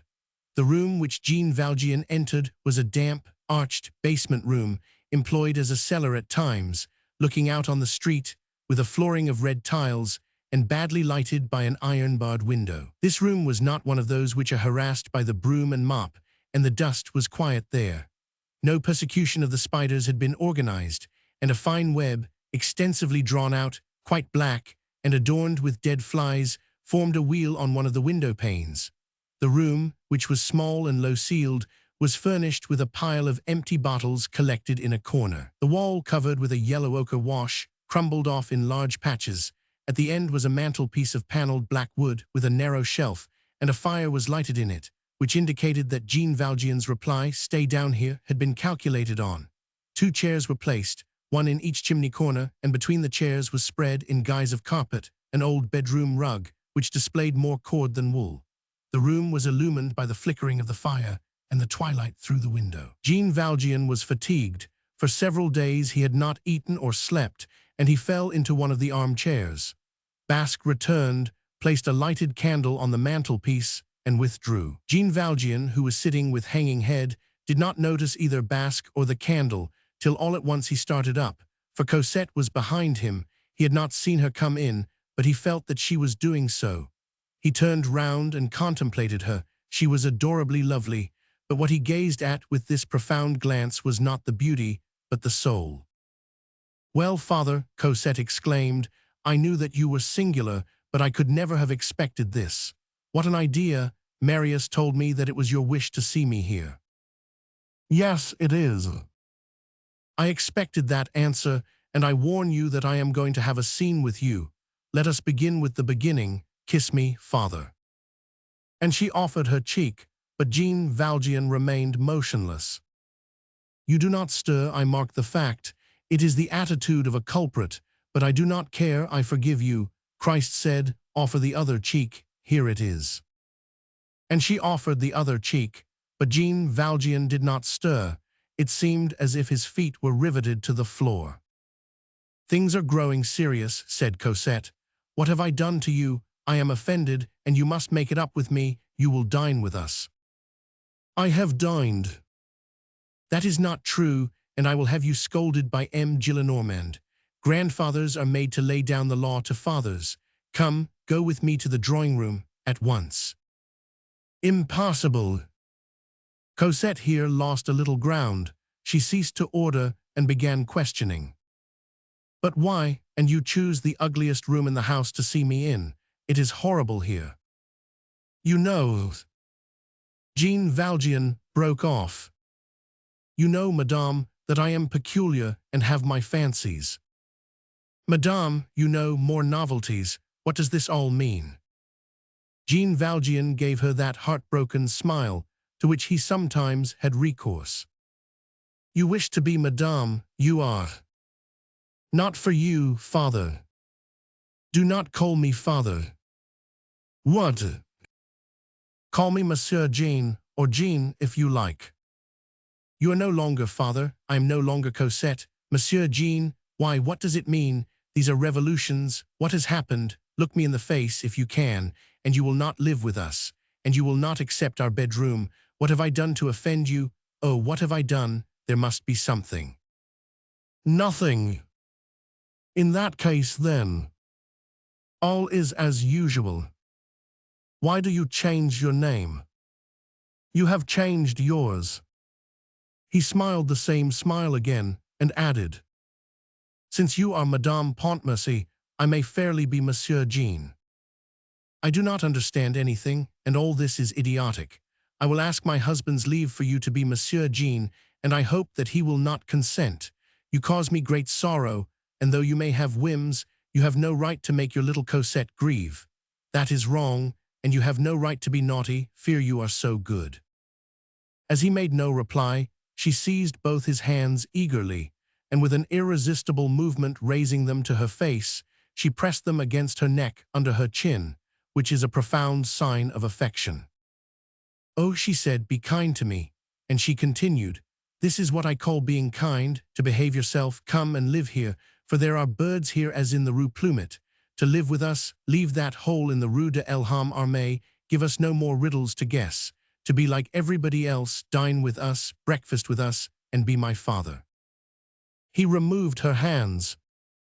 "You no longer want a father, as you have a husband." Cosette broke out. "I no longer want a father. Things like that have no common sense, and I really do not know what to say." "If Toussaint were here," Jean Valjean continued, like a man seeking authorities and who clings to every branch, "she would be the first to allow that I have always had strange ways of my own. There is nothing new in it, for I always loved my dark corner. But it is cold here, and we cannot see distinctly, and it is abominable to wish to be Monsieur Jean, and I shall not allow you to call me Madame." "As I was coming along just now," Jean Valjean replied, "I saw a very pretty piece of furniture at a cabinet maker's in the Rue Saint Louis. If I were a pretty woman, I should treat myself to it. It is a very nice toilette table in the present fashion, made of rosewood, I think you call it, and inlaid. There is a rather large glass with drawers, and it is very nice." "Who, the ugly bear?" Cosette replied, and clenching her teeth and parting her lips in the most graceful way possible, she blew at Jean Valjean. It was a grace imitating a cat. "I am furious," she went on, "and since yesterday you have all put me in a passion. I do not understand it at all. You do not defend me against Marius. Marius does not take my part against you, and I am all alone.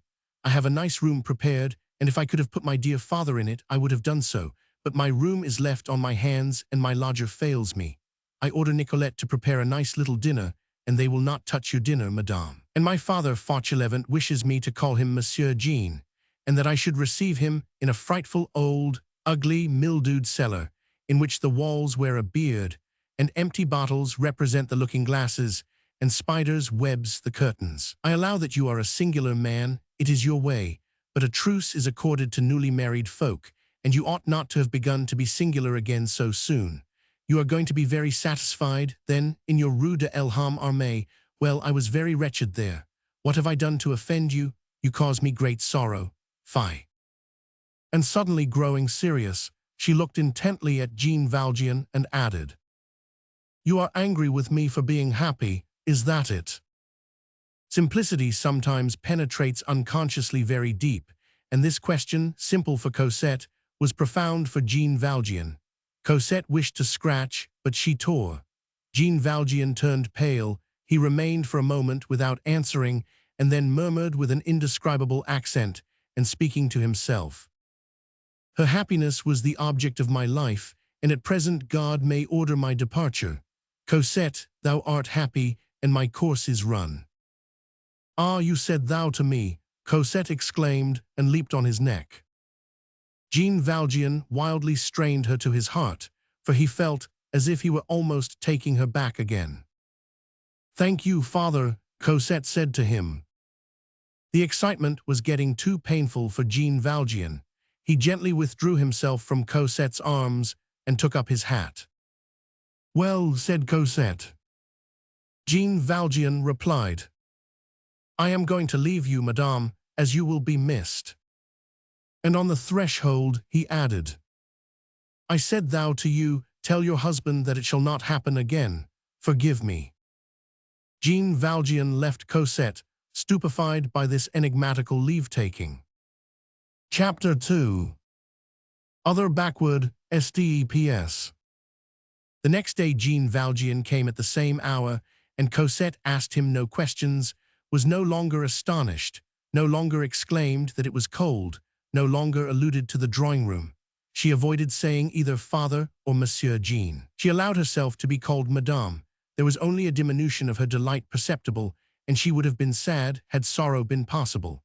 It is probable that she had held with Marius one of those conversations in which the beloved man says what he wishes, explains nothing, and satisfies the beloved woman, for the curiosity of lovers does not extend far beyond their love. The basement room had been furbished up a little. Basque had suppressed the bottles, and Nicolette the spiders. Every following day brought Jean Valjean back at the same hour, he came daily, as he had not the strength to take Marius's permission otherwise than literally. Marius arranged so as to be absent at the hour when Jean Valjean came, and the house grew accustomed to M. Fauchelevent's new mode of behaving. Toussaint helped in it. My master was always so, she repeated. The grandfather issued this decree. He is an original, and everything was said. Moreover, at the age of 90 no connection is possible.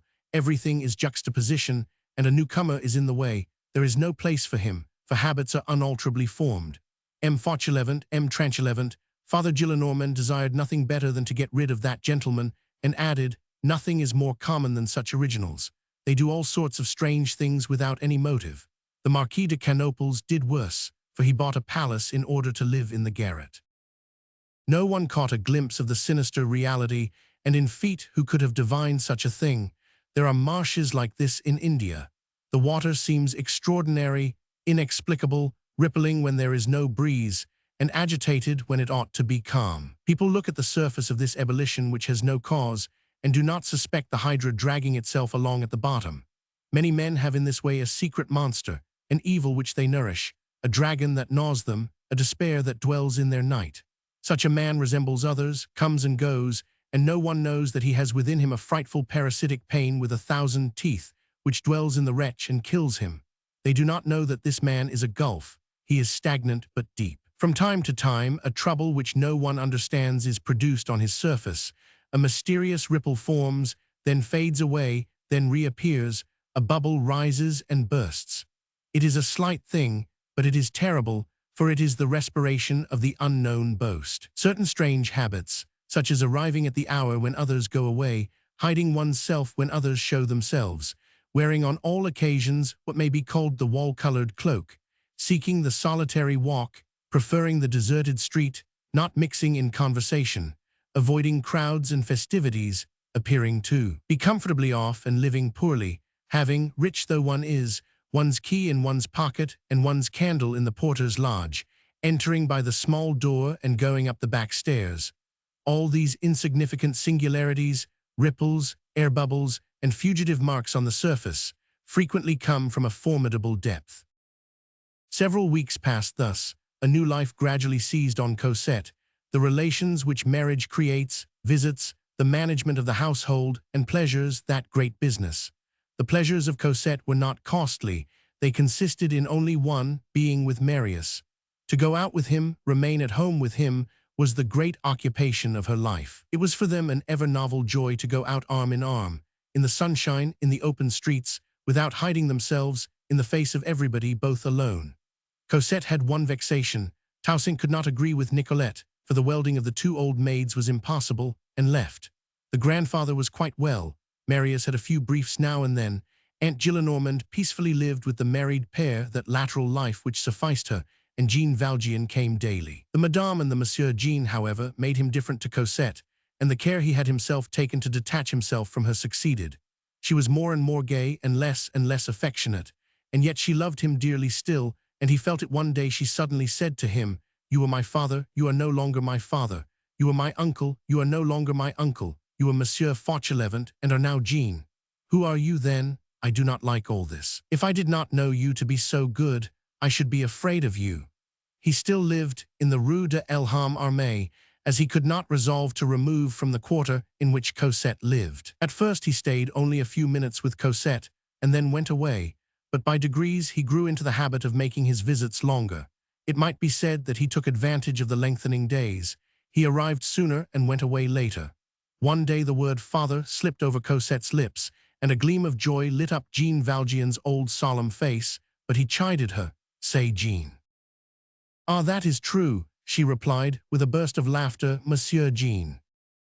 "That is right," he said, and he turned away that she might not see the tears in his eyes. Chapter 3. They remember the garden in the Rue Plumet. This was the last occasion, and after this last flare total extinction took place. There was no more familiarity, no more good day with a kiss, and never again that so deeply tender word, father. He had been, at his own request, and with his own complicity, expelled from all those joys in succession, and he underwent this misery, that, after losing Cosette entirely on one day, He was then obliged to lose her. Again, bit by bit, the eye eventually grows accustomed to cellar light, and he found it enough to have an apparition of Cosette daily. His whole life was concentrated in that hour. He sat down by her side, looked at her in silence, or else talked to her about former years, her childhood, the convent, and her little friends of those days. One afternoon, it was an early day in April, already warm but still fresh, the moment of the sun's great gaiety. The gardens that surrounded Marius's and Cosette's windows were rousing from their slumber. The hawthorn was about to burgeon. A jewelry of wallflowers was displayed on the old wall. There was on the grass a fairy carpet of daisies and buttercups. The white butterflies were springing forth, and the wind, that minstrel of the eternal wedding, was trying in the trees the first notes of that great auroral symphony which the old poets called the renewal. Marius said to Cosette, "We said that we would go and see our garden in the Rue Plumet again. Come, we must not be ungrateful."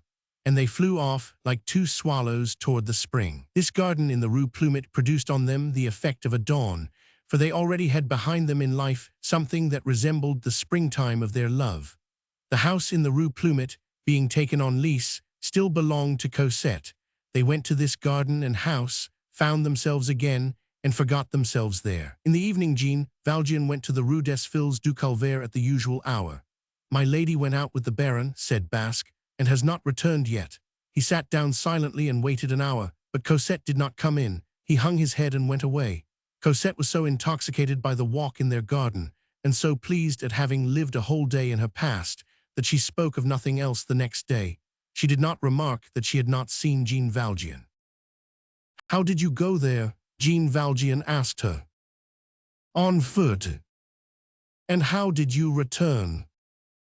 "On foot too." For some time, Jean Valjean had noticed the close life which the young couple led, and was annoyed at it. Marius's economy was severe, and that word had its full meaning for Jean Valjean.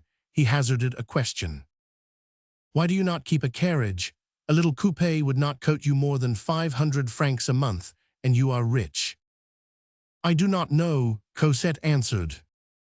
"It is the same with Toussaint," Jean Valjean continued. "She has left, and you have engaged no one in her place. Why not? Nicolette is sufficient. But you must want a lady's maid. Have I not Marius? You ought to have a house of your own, servants of your own, a carriage, and a box at the opera. Nothing is too good for you. Then why not take advantage of the fact of your being rich? Wealth adds to happiness." Cosette made no reply. Jean Valjean's visits did not grow shorter, but the contrary, for when it is the heart that is slipping, a man does not stop on the incline. When Jean Valjean wished to prolong his visit and make the hour be forgotten, he sung the praises of Marius. He found him handsome, noble, brave, witty, eloquent, and good. Cosette added to the praise, and Jean Valjean began again. It was an inexhaustible subject, and there were volumes in the 6 letters composing Marius's name. In this way, Jean Valjean managed to stop for a long time, for it was so sweet to see Cosette and forget by her side. It was a dressing for his wound. It frequently happened that Basque would come and say twice, "M. Gillenormand has sent me to remind Madame la Baronne that dinner is waiting." On those days, Jean Valjean would return home very thoughtful. Was there any truth in that comparison of the chrysalis which had occurred to Marius's mind? Was Jean Valjean really an obstinate chrysalis, constantly paying visits to his butterfly? One day he remained longer than usual, and the next noticed there was no fire in the grate. "Stay, Hitho, no fire," and he gave himself this explanation.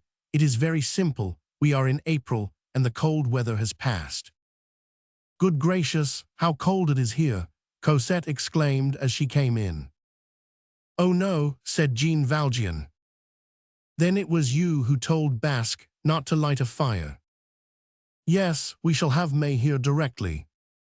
"But fires keep on till June. In this cellar there ought to be one all the year round." "I thought it was unnecessary." "That is just like one of your ideas," Cosette remarked. The next day there was a fire, but the 2 chairs were placed at the other end of the room, near the door. "What is the meaning of that?" Jean Valjean thought. He fetched the chairs and placed them in their usual place near the chimney. This rekindled fire, however, encouraged him, and he made the conversation last even longer than usual. As he rose to leave, Cosette remarked to him, "My husband said a funny thing to me yesterday." "What was it?" "He said to me, 'Cosette, we have 30,000 francs a year, 27 of yours and 3 that my grandfather allows me.' I replied, 'That makes 30, and he continued, 'Would you have the courage to live on the 3,000? I answered, 'Yes, on nothing, provided that it be with you.' And then I asked him, 'Why did you say that to me?' He replied, 'I merely wished to know.'" Jean Valjean had not a word to say. Cosette probably expected some explanation from him, but he listened to her in a sullen silence. He went back to the Rue de l'Armée and was so profoundly abstracted that, instead of entering his own house, he went into the next one. It was not till he had gone up nearly 2 flights of stairs that he noticed his mistake and came down again. His mind was crammed with conjectures. It was evident that Marius entertained doubts as to the origin of the 600,000 francs, that he feared some impure source. He might even, who knew, have discovered that this money came from him, Jean Valjean, that he hesitated to touch this suspicious fortune and was repugnant to use it as his own, preferring that Cosette and he should remain poor rather than be rich with dubious wealth. Moreover, Jean Valjean was beginning to feel himself shown to the door. On the following day he had a species of shock on entering the basement room. The fauteuils had disappeared, and there was not even a seat of any sort. "Dear me, no chairs," Cosette exclaimed on entering. "Where are they?" "They are no longer here," Jean Valjean replied. "That is rather too much." Jean Valjean stammered.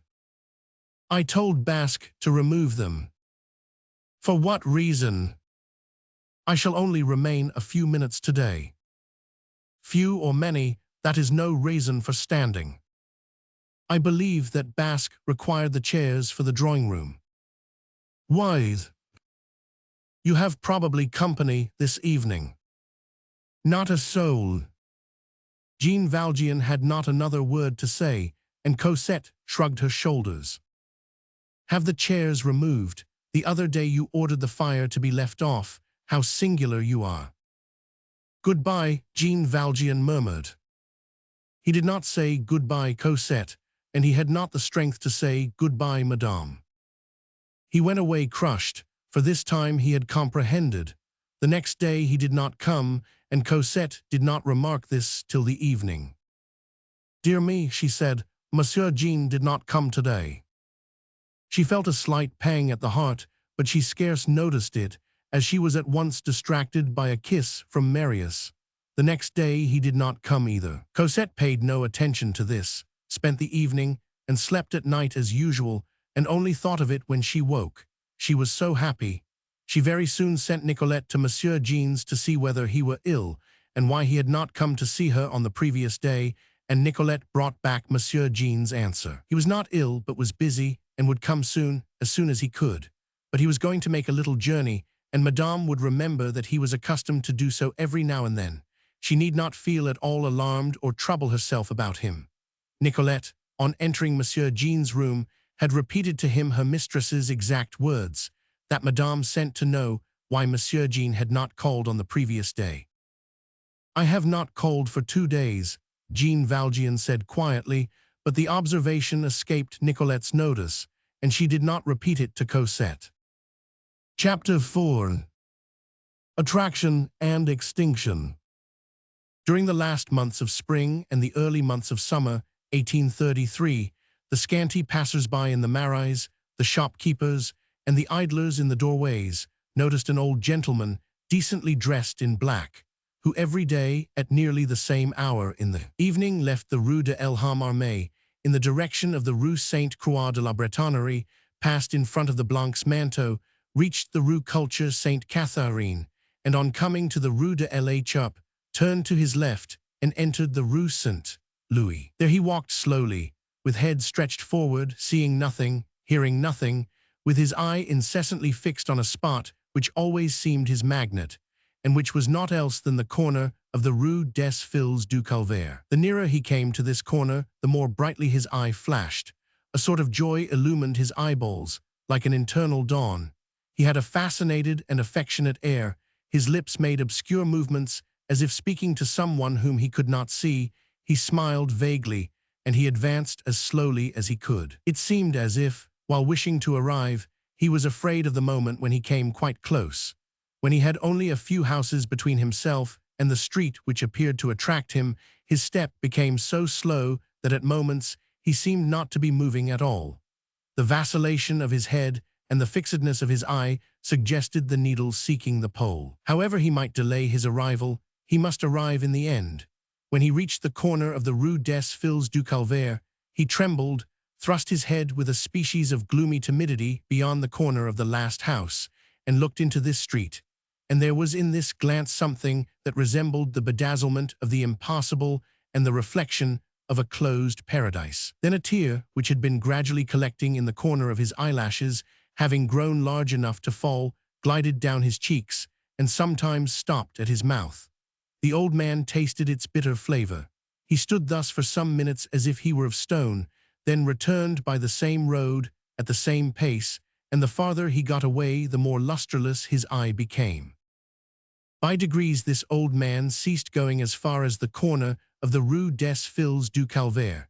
He stopped halfway in the Rue Saint-Louis, at times a little farther off, at times a little nearer. One day he stopped at the corner of the Rue Culture Sainte-Catherine and gazed at the Rue des Filles du Calvaire from a distance. Then he silently shook his head from right to left, as if refusing himself something, and turned back. Ere long he did not reach even the Rue Saint-Louis. He arrived at the Rue Pavie, shook his head, and turned back. Then he did not go beyond the Rue des Trois Pavilions, and then he did not pass the Blanc's Manteau. He seemed like a clock which was not wound up, and whose oscillations grow shorter and shorter till they stop. Every day he left his house at the same hour, undertook the same walk, but did not finish it, and incessantly shortened it, though probably unconscious of the fact. His whole countenance expressed this sole idea of what good is it. His eyes were lustreless, and there was no radiance in them. The tears were also dried up. They no longer collected in the corner of his eyelashes, and this pensive eye was dry. The old man's head was still thrust forward, the chin moved at times, and the creases in his thin neck were painful to look on. At times, when the weather was bad, he had an umbrella under his arm, which he never opened. The good women of the district said, "He is an innocent," and the children followed him with shouts of laughter. Book IX. Supreme Darkness, Supreme Dawn. Chapter 1. Pity the unhappy, but be indulgent to the happy. It is a terrible thing to be happy, how satisfied people are, how sufficient they find it, how, when possessed of the false object of life, happiness, they forget the true one, duty. We are bound to say, however, that it would be unjust to accuse Marius. Marius, as we have explained, before his marriage asked no questions of M. Fauchelevent, and since had been afraid to ask any of Jean Valjean. He had regretted the promise which he had allowed to be drawn from him, and had repeatedly said to himself that he had done wrong in making this concession to despair. He had restricted himself to gradually turning Jean Valjean out of his house, and effacing him as far as possible in Cosette's mind. He had to some extent constantly stationed himself between Cosette and Jean Valjean, feeling certain that in this way she would not perceive it or think of it. It was more than an effacement, it was an eclipse. Marius did what he considered necessary and just. He believed that he had serious reasons, some of which we have seen, and some we have yet to see, for getting rid of Jean Valjean without harshness, but without weakness. Chance having made him acquainted, in a trial in which he was retained, with an ex-clerk of Lafitte's bank, he had obtained, without seeking it, mysterious information, which, in truth, he had not been able to examine, through respect for the secret he had promised to keep, and through regard for Jean Valjean's perilous situation. He believed, at this very moment, that he had a serious duty to perform, the restitution of the 600,000 francs to someone whom he was seeking as discreetly as he could. In the mean, while he abstained from touching that money. As for Cosette, she was not acquainted with any of these secrets, but it would be harsh to condemn her either. Between Marius and her was an omnipotent magnetism, which made her do instinctively and almost mechanically whatever Marius wished. She felt a wish of Marius in the matter of Monsieur Jean, and she conformed to it. Her husband had said nothing to her, but she suffered the vague but clear pressure of his tacit intentions and blindly obeyed. Her obedience in this case consisted in not remembering what Marius forgot, and she had no effort to make in doing so. Without knowing why herself, and without there being anything to blame her for, her mind had so thoroughly become that of her husband, that whatever covered itself with a shadow in Marius's thoughts was obscured in hers. Let us not go too far, however. As regards Jean Valjean, this effacement and this forgetfulness were only superficial, and she was thoughtless rather than forgetful. In her heart she truly loved the man whom she had so long called father, but she loved her husband more, and this had slightly falsified the balance of this heart, which weighed down on one side only.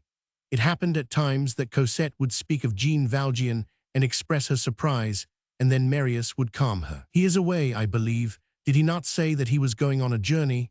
"That is true," Cosette thought. "He used to disappear like that, but not for so long a time." Twice or thrice she sent Nicolette to inquire in the Rue de l'Homme Armé whether Monsieur Jean had returned from his tour, and Jean Valjean sent answer in the negative. Cosette asked no more, as she had on earth but one want, Marius. Let us also say that Marius and Cosette had been absent too. They went to Vernon, and Marius took Cosette to his father's tomb. Marius had gradually abstracted Cosette from Jean Valjean, and Cosette had allowed it.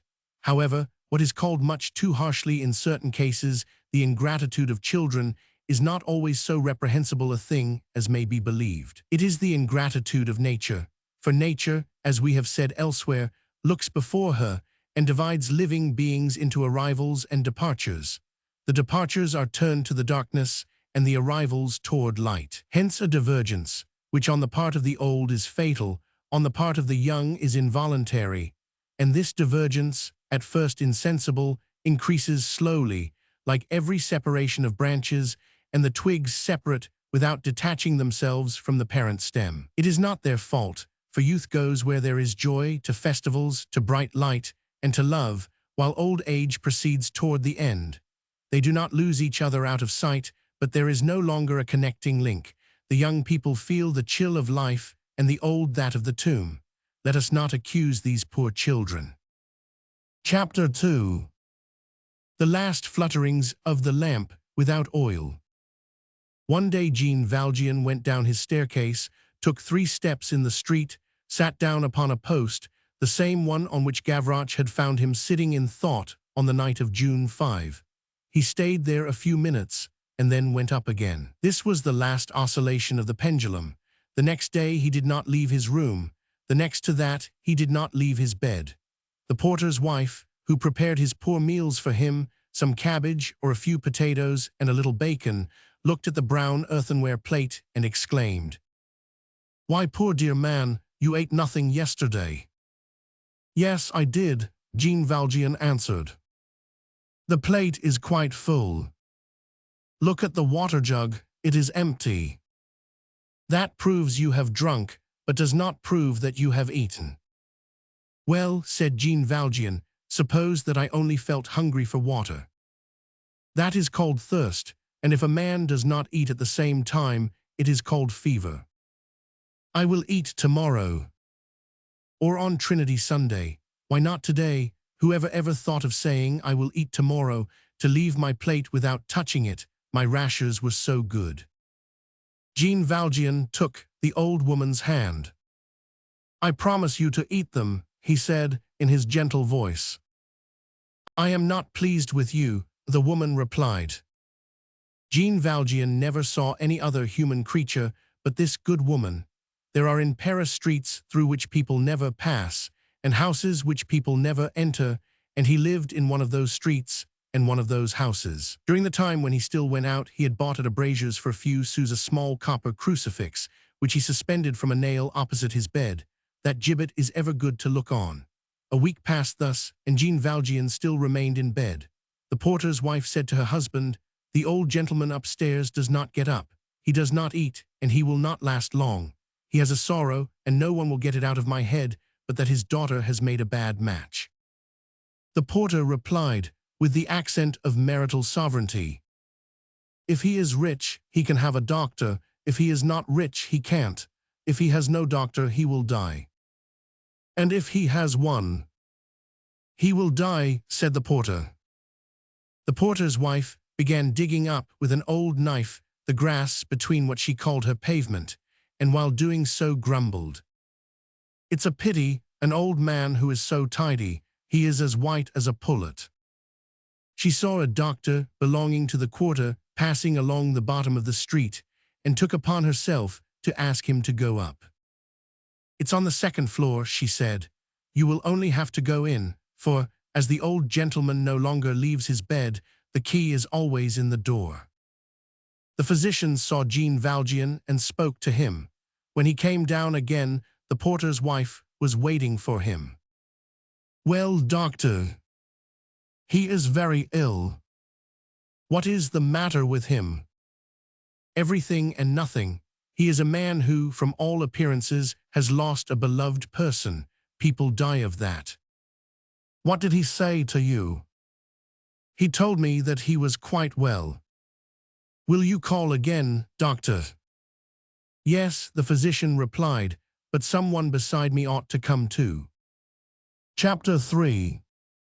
A pen is too heavy for the man who lifted Fauchlev's cart. One evening Jean Valjean had a difficulty in rising on his elbow. He took hold of his wrist and could not find his pulse. His breathing was short and stopped every now and then, and he perceived that he was weaker than he had ever yet been. Then, doubtless, under the pressure of some supreme preoccupation, he made an effort, sat up, and dressed himself. He put on his old workman's clothes, for as he no longer went out, he had returned to them and preferred them. He was compelled to pause several times while dressing himself, and the perspiration poured off his forehead, merely through the effort of putting on his jacket. Ever since he had been alone, he had placed his bed in the anteroom, so as to occupy as little as possible of the deserted apartments. He opened the valise and took out Cosette's clothing, which he spread on his bed. The bishop's candlesticks were at their place on the mantelpiece. He took 2 wax candles out of a drawer and put them up, and then, though it was broad summer daylight, he lit them. We sometimes see candles lighted thus in open day in rooms where dead men are lying. Each step he took in going from one article of furniture to another exhausted him, and he was obliged to sit down. It was not ordinary fatigue, which expends the strength in order to renew it. It was the remnant of possible motion. It was exhausted life, falling drop by drop in crushing efforts which will not be made again. One of the chairs on which he sank was placed near the mirror, so fatal for him, so providential for Marius, in which he had read Cosette's reversed writing on the blotting book. He saw himself in this mirror and could not recognize himself. He was 80 years of age. Before Marius's marriage he had looked scarce 50, but the last year had reckoned as 30. What he had on his forehead was no longer the wrinkle of age, but the mysterious mark of death, and the laceration of the pitiless nail could be traced on it. His cheeks were flaccid. The skin of his face had that color which makes one think that the earth is already over it. The 2 corners of his mouth drooped as in that mask which the ancients sculptured on the tomb. He looked at space reproachfully, and he resembled one of those tragic beings who have cause to complain of someone. He had reached that stage, the last phase of dejection, in which grief no longer flows. It is, so to speak, coagulated, and there is on the soul something like a clot of despair. Night had set in, and he with difficulty dragged a table and the old easy-chair to the chimney, and laid on the table pen, ink, and paper. This done, he fainted away, and when he regained his senses he was thirsty. As he could not lift the water jar, he bent down with an effort and drank a mouthful. Then he turned to the bed, and still seated, for he was unable to stand, he gazed at the little black dress and all those dear objects.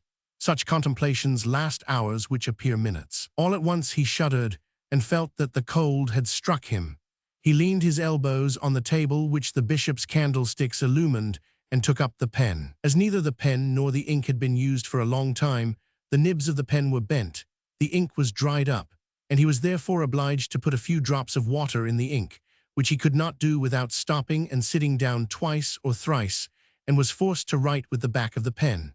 He wiped his forehead from time to time, and his hand trembled as he wrote the few following lines.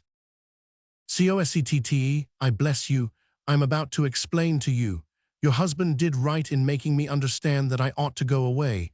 Still, he was slightly in error as to what he believed, but he acted rightly. He is a worthy man, and love him dearly when I am gone from you. Monsieur Pontmercy, always love my beloved child. Cosette, this paper will be found. This is what I wish to say to you. You shall see the figures if I have the strength to remember them. But listen to me, the money is really yours. This is the whole affair. White jet comes from Norway, black jet comes from England, and black beads come from Germany. Jet is lighter, more valuable and dearer, but imitations can be made in France as well as in Germany. You must have a small anvil 2 inches square and a spirit lamp to soften the wax. The wax used to be made with resin and smoke black and costs 4 francs the pound, but I hit on the idea of making it of gumlac and turpentine. It only costs 30 sous and is much better. The rings are made of violet glass, fastened by means of the wax on a small black iron wire. The glass must be violet for iron ornaments and black for gilt ornaments. Spain buys large quantities. It is the country of jet. Here he stopped. The pen slipped from his fingers. He burst into one of those despairing sobs which rose at times from the depths of his being. The poor man took his head between his hands and thought. "Oh," he exclaimed internally, lamentable cries heard by God alone. "It is all over. I shall never see her again. It is a smile which flashed across me, and I am going to enter night without even seeing her. Oh, for one moment, for one instant to hear her voice, to touch her, to look at her, the angel, and then die. Death is nothing, but the frightful thing is to die without seeing her. She would smile on me, say a word to me, and would that do any one harm? No, it is all over forever. I am now all alone. My God, I shall see her no more." At this moment, there was a knock at his door. Chapter 4. A bottle of ink which, only WHITNS. That same day, or to speak more correctly, that same evening, as Marius was leaving the dinner table to withdraw to his study, as he had a brief to get up, Basque handed him a letter, saying, "The person who wrote the letter is in the anteroom." Cosette had seized her grandfather's arm and was taking a turn round the garden. A letter may have an ugly appearance, like a man, and the mere sight of coarse paper and clumsy folding is displeasing. The letter which Basque brought was of that description. Marius took it, and it smelt of tobacco. Nothing arouses a recollection so much as a smell, and Marius recognized the tobacco. He looked at the address, to Monsieur le Baron Pontmercy at his house. The recognized tobacco made him recognize the handwriting. It might be said that astonishment has its flashes of lightning, and Marius was, as it were, illumined by one of these flashes. The odor, that mysterious aid to memory, had recalled to him a world. It was really the paper, the mode of folding, the pale ink.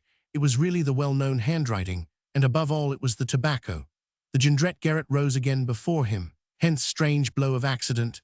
One of the 2 trails which he had so long sought, the one for which he had latterly made so many efforts and believed lost forever, came to offer itself voluntarily to him. He eagerly opened the letter and read. "Monsieurle Baron, if the Supreme Being had endowed me with talents, I might have been Baron Thénard, member of the Institute, Academy of Sciences, but I am not so. I merely bear the same name with him, and shall be happy if this reminiscence recommends me to the excellence of your kindness. The benefits with which you may honor me will be reciprocal, for I am in possession of a secret concerning an individual. This individual concerns you. I hold the secret at your disposal, as I desire to have the honor of being useful to you. I will give you the simple means for expelling from your honorable family this individual who has no right in it, Madame la Baronne being of high birth. The sanctuary of virtue could no longer cohabit with crime without abdicating. I await in the anteroom the order of Monsieur le Baron. Respectfully." The letter was signed Thénard. This signature was not false, but only slightly abridged. However, the bombast and the orthography completed the revelation. The certificate of origin was perfect, and no doubt was possible. Marius's emotion was profound, and after the movement of surprise, he had a movement of happiness. Let him now find the other man he sought, the man who had saved him, Marius, and he would have nothing more to desire. He opened a drawer in his bureau, took out several banknotes, which he put in his pocket, closed the drawer again, and rang. Basque opened the door partly. "Show the man in," said Marius. Basque announced, "M. Thénard." A man came in, and it was a fresh surprise for Marius. as the man he now saw was a perfect stranger to him.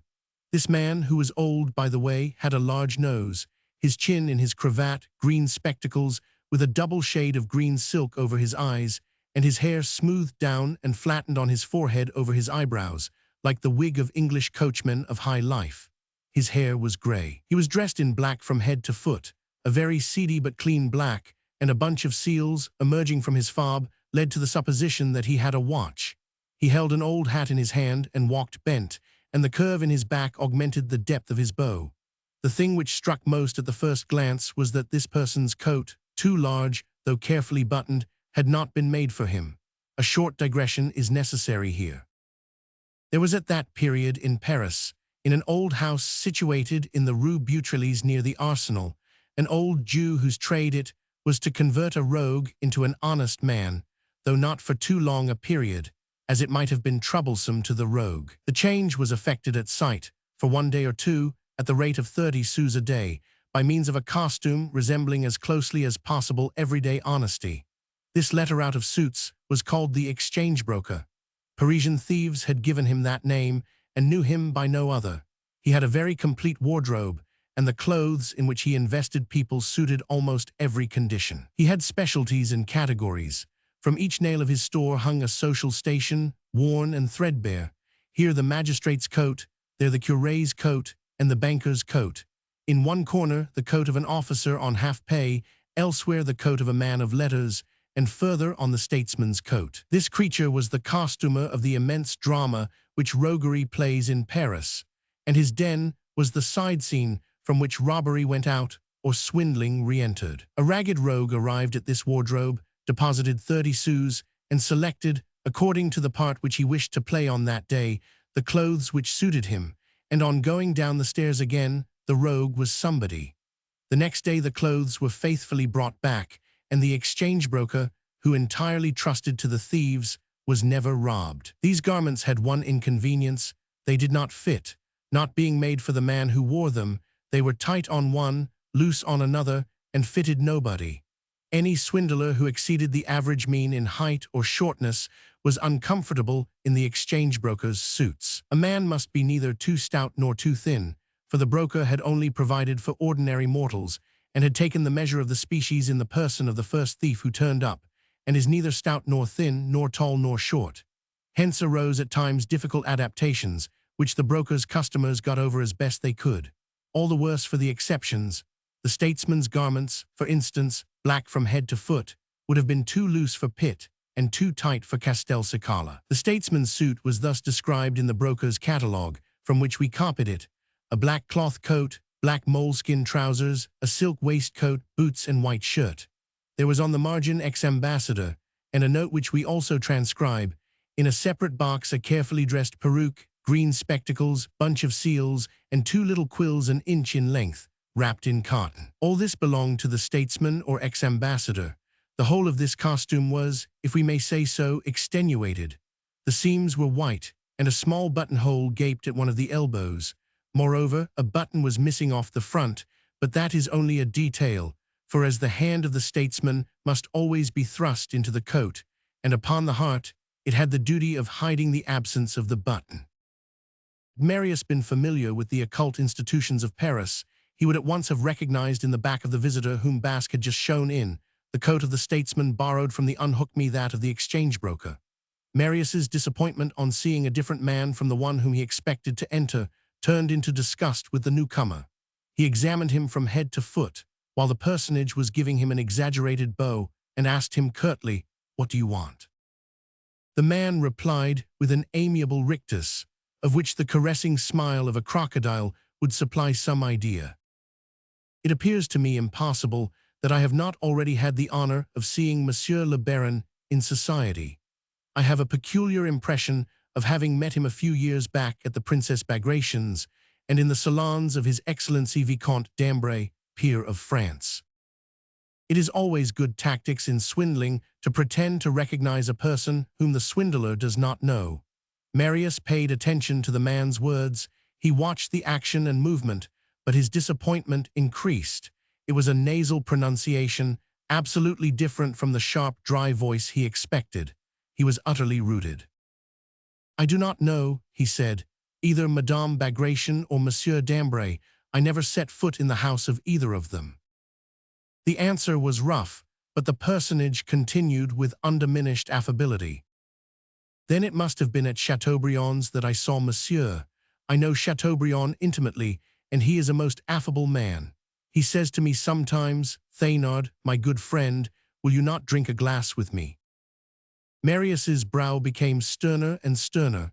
I never had the honor of being received at M. de Chateaubriand's house. Come to the point, what do you want with me? The man bowed lower still before this harsh voice. Monsieur le Baron, deign to listen to me.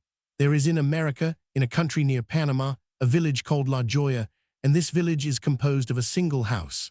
A large square house 3 stories high, built of bricks dried in the sun, each side of the square being 500 feet long, and each story retiring from the one under it for a distance of 12 feet, so as to leave in front of it a terrace which runs all round the house. In the center is an inner court, in which provisions and ammunition are stored. There are no windows, only loopholes, no door, only ladders, ladders to mount from the ground to the first terrace, and from the first to the second, and from the second to the third. Ladders to descend into the inner court. No doors to the rooms, only traps. No staircases to the apartments, only ladders. At night the trapdoors are closed, the ladders are drawn up, and blunderbusses and carbines are placed in the loopholes. There is no way of entering.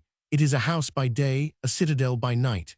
800 inhabitants, such is this village. Why such precautions? Because the country is dangerous and full of man-eaters. Then why do people go there? Because it is a marvelous country and gold is found there. What are you driving at? Marius, who had passed from disappointment to impatience, interrupted. To this, M. le Baron, I am a worn-out ex-diplomatist. I am sick of our old civilization and wish to try the savages. What next? Monsieur le Baron, egotism is the law of the world. The proletarian peasant wench who works by the day turns round when the diligence passes, but the peasant woman who is laboring on her own field does not turn. The poor man's dog barks after the rich man's dog barks after the poor, each for himself, and self-interest is the object of mankind. Gold is the magnet. What next? Conclude. I should like to go and settle at La Joya. There are 3 of us. I have my wife and my daughter, a very lovely girl. The voyage is long and expensive, and I am short of funds. How does that concern me? Marius asked. The stranger thrust his neck out of his cravat, with a gesture peculiar to the vulture, and said, with a more affable smile than before, Monsieur le Baron cannot have read my letter. That was almost true, and the fact is that the contents of the epistle had escaped Marius. He had seen the writing rather than read the letter, and he scarce remembered it. A new hint had just been given him, and he noticed the detail, my wife and daughter. He fixed a penetrating glance on the stranger. A magistrate could not have done it better, but he confined himself to saying, Be more precise. The stranger thrust his hands in his trousers pockets, raised his head without straightening his backbone, but on his side scrutinizing Marius through his green spectacles. Very good, M. le Baron, I will be precise. I have a secret to sell you. Does it concern me? Slightly. What is it? Marius more and more examined the man while listening. I will begin gratis, the stranger said. You will soon see that it is interesting.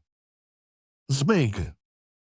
Monsieur le Baron, you have in your house a robber and an assassin. Marius gave a start. In my house, no, he said. The stranger imperturbably brushed his hat with his arm and went on. An assassin and a robber. Remark, M. le Baron, that I am not speaking here of old forgotten facts, which might be effaced by prescription before the law, by repentance before God.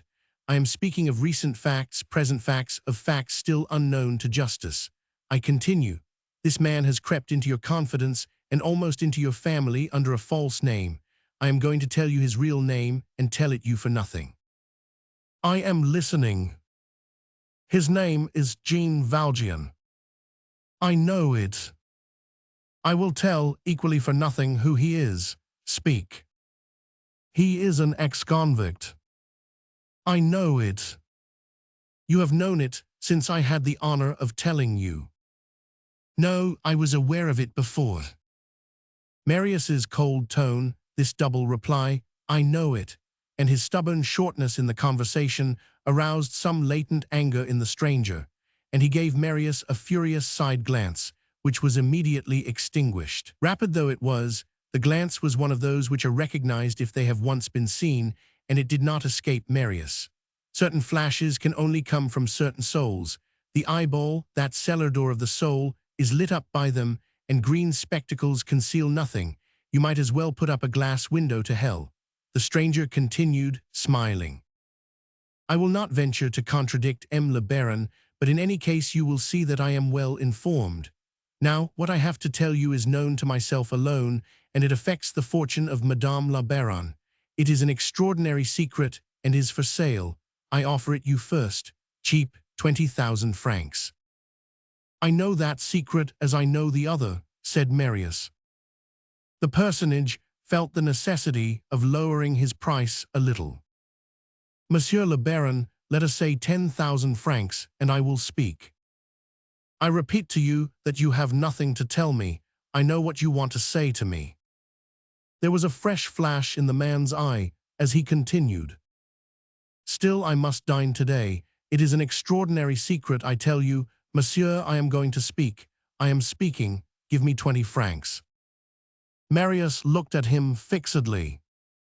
I know your extraordinary secret, just as I knew Jean Valjean's name, and as I know yours.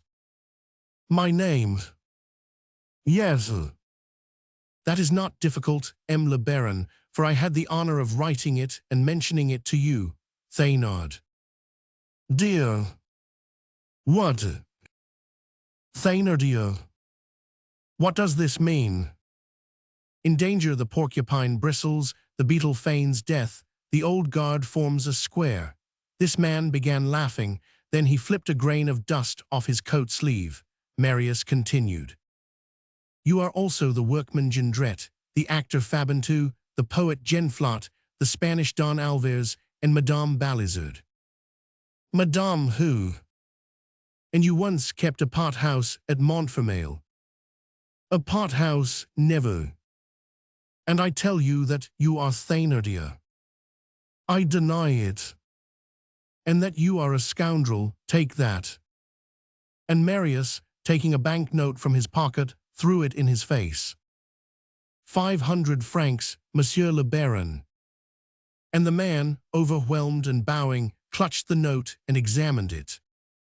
500 francs, he continued, quite dazzled, and he stammered half aloud, no counterfeit, then suddenly exclaimed, well, be it so, let us be at our ease. And with monkey-like dexterity, throwing back his hair, tearing off his spectacles, and removing the two quills to which we alluded just now, and which we have seen before in another part of this book, he took off his face as you or I take off our hat.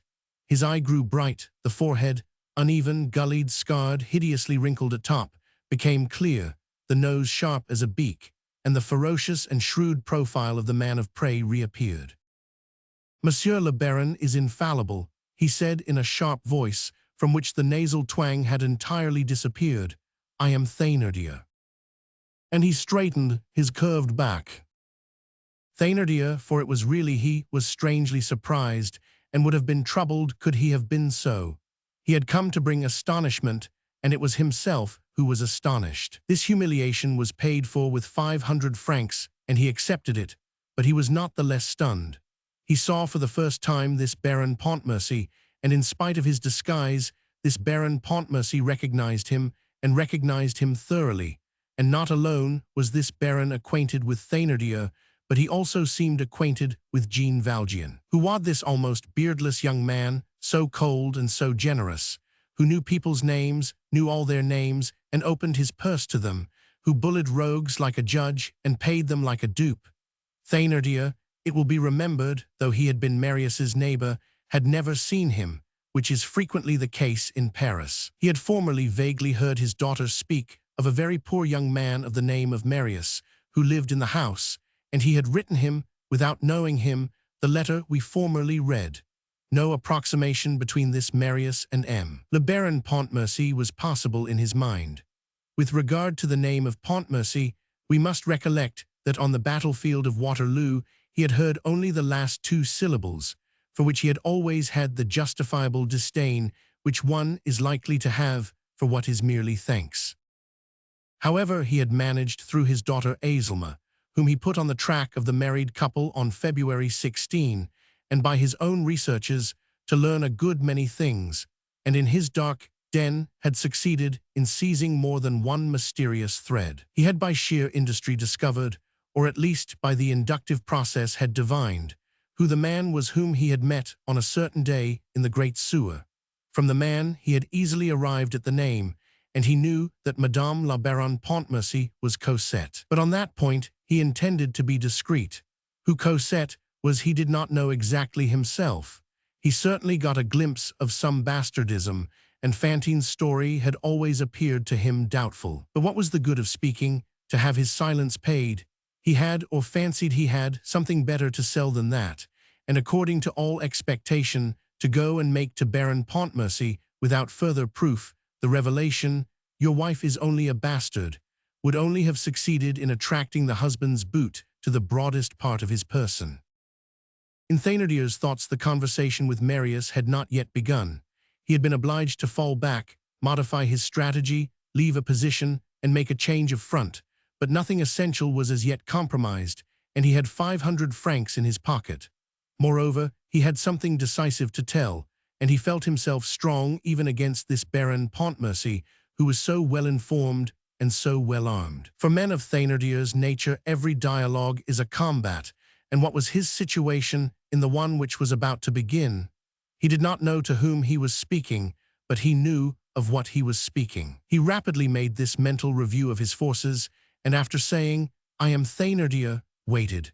Marius was in deep thought. He at length held Thénardier, and the man whom he had so eagerly desired to find again was before him. He would be able at last to honor Colonel Pontmercy's recommendation. It humiliated him that this hero owed anything to this bandit, and that the bill of exchange drawn by his father from the tomb upon him, Marius, had remained up to this day protested. It seemed to him, too, in the complex state of his mind, as regarded Thénardier, that he was bound to avenge the colonel for the misfortune of having been saved by such a villain. But however this might be, he was satisfied. He was at length going to free the colonel's shadow from this unworthy creditor, and felt as if he were releasing his father's memory from a debtor's prison. By the side of this duty, he had another, clearing up, if possible, the source of Cosette's fortune. The opportunity appeared to present itself, for Thénardier probably knew something, and it might be useful to see to the bottom of this man, so he began with that. Thénardier put away the no counterfeit carefully in his pocket and looked at Marius with almost tender gentleness. Marius was the first to break the silence. "Thénardier, I have told you your name, and now do you wish me to tell you the secret which you have come to impart to me? I have my information also, and you shall see that I know more than you do. Jean Valjean, as you said, is an assassin and a robber. A robber because he plundered a rich manufacturer, M. Madeleine, whose ruin he caused. An assassin because he murdered Inspector Javert." "I do not understand you, M. le Baron," said Thénardier. "I will make you understand. Listen. There was in the Pas-de-Calais district, about the year 1822, a man who had been in some trouble with the authorities and who had rehabilitated and restored himself under the name of Monsieur Madeleine. This man had become, in the fullest extent of the term, a just man, and he made the fortune of an entire town by a trade, the manufacture of black beads. As for his private fortune, he had made that too, but secondarily, and to some extent as occasion offered. He was the foster father of the poor. He founded hospitals, opened schools, visited the sick, dowered girls, supported widows, adopted orphans, and was, as it were, guardian of the town. He had refused the cross and was appointed mayor. A liberated convict knew the secret of a penalty formerly incurred by this man. He denounced and had him arrested, and took advantage of the arrest to come to Paris and draw out of Lafitte's, I have the facts from the cashier himself, by means of a false signature, a sum of 500,000 and more, which belonged to M. Madeleine. The convict who robbed M. Madeleine was Jean Valjean. As for the other fact, you can tell me no more than I know either. Jean Valjean killed Inspector Javert with a pistol shot, and I, who am speaking to you, was present. Thénardier gave Marius the sovereign glance of a beaten man who sets his hand again on the victory, and has regained in a minute all the ground he had lost. But the smile at once returned, for the inferior, when in presence of his superior, must keep his triumph to himself, and Thénardier confined himself to saying to Marius, "Monsieur le Baron, we are on the wrong track." And he underlined this sentence by giving his bunch of seals an expressive twirl. "What?" Marius replied. "Do you dispute it? They are facts." "They are chimeras. The confidence with which Monsieur le Baron honors me makes it my duty to tell him so. Before all, truth and justice, and I do not like to see people accused wrongfully. Monsieur le Baron, Jean Valjean did not rob M. Madeleine, and Jean Valjean did not kill Javert." "That is rather strong. Why not?" "For 2 reasons." "What are they? Speak." "The first is this. He did not rob M. Madeleine because Jean Valjean himself is M. Madeleine." "What nonsense are you talking?" "And this is the second. He did not assassinate Javert because the man who killed Javert was Javert." "What do you mean?" "That Javert committed suicide." "Prove it, prove it," Marius cried wildly. Thénardier repeated slowly, scanning his sentence after the fashion of an ancient Alexandrian. "Police agent Javert was found drowned under a boat at Pontchartrain." "But prove it then."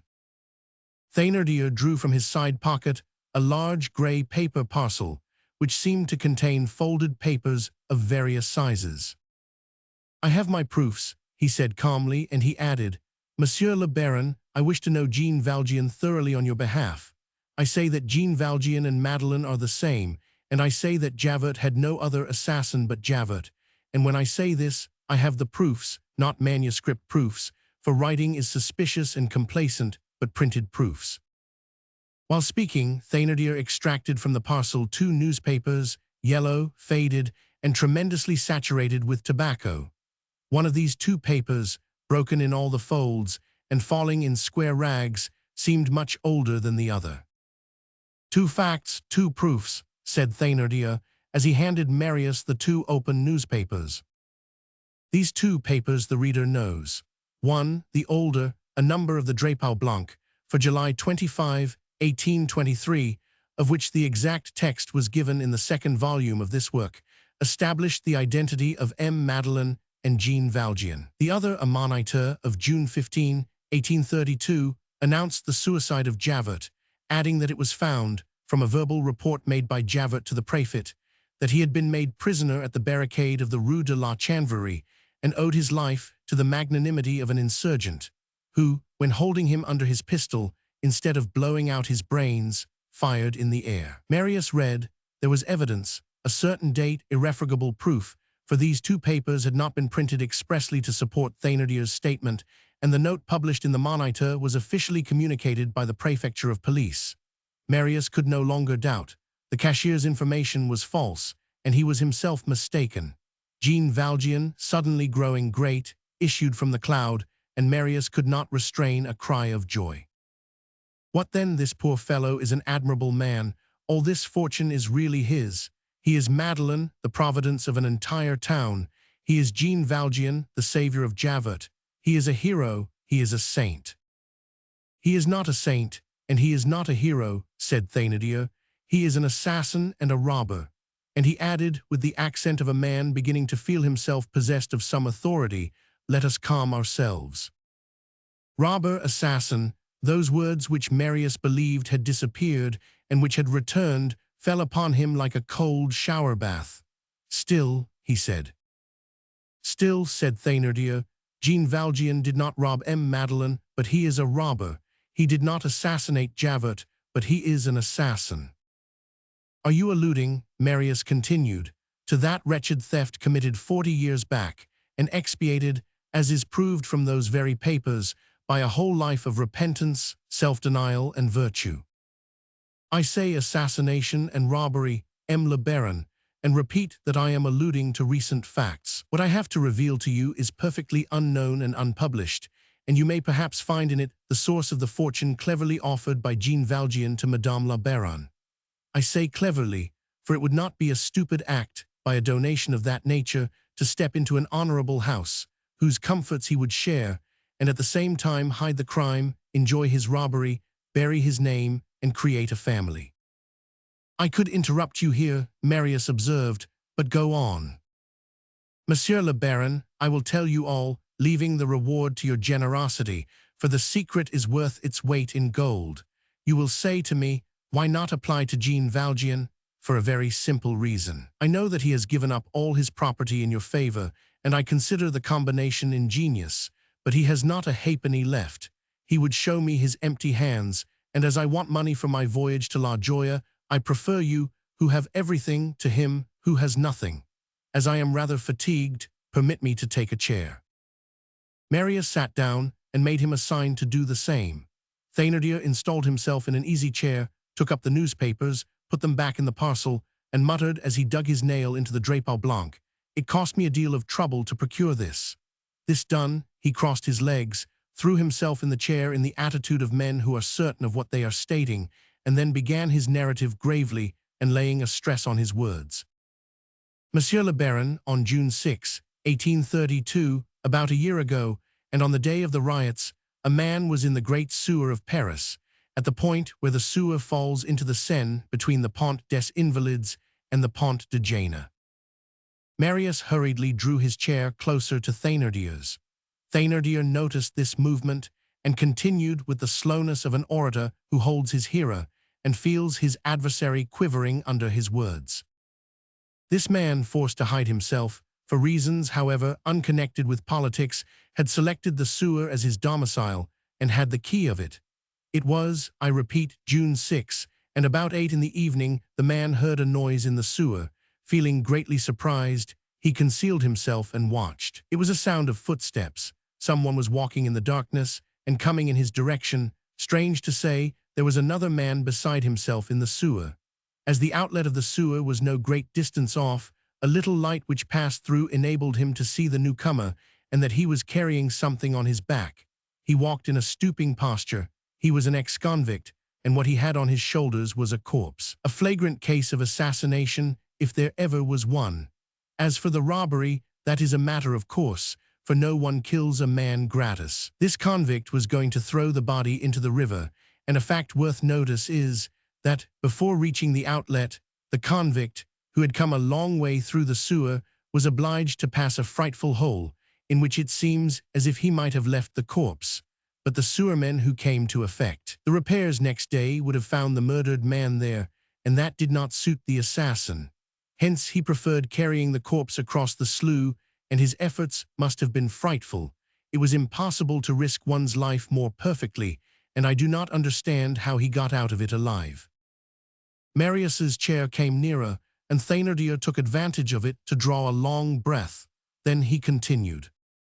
Monsieur le Baron, a sewer is not the Champ de Mars. Everything is wanting there, even space, and when two men are in it together they must meet. This happened, and the domiciled man and the passerby were compelled to bid each other good evening, to their mutual regret. The passerby said to the domiciled man, "You see what I have on my back. I must go out, you have the key, so give it to me." This convict was a man of terrible strength, and there was no chance of refusing him. Still, the man who held the key parleyed solely to gain time.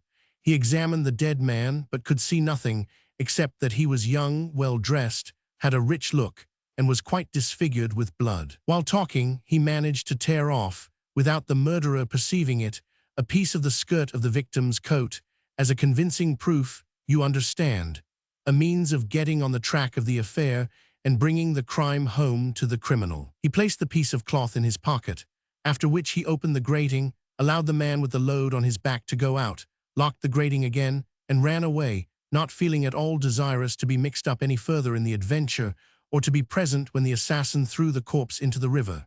You now understand. The man who carried the corpse was Jean Valjean.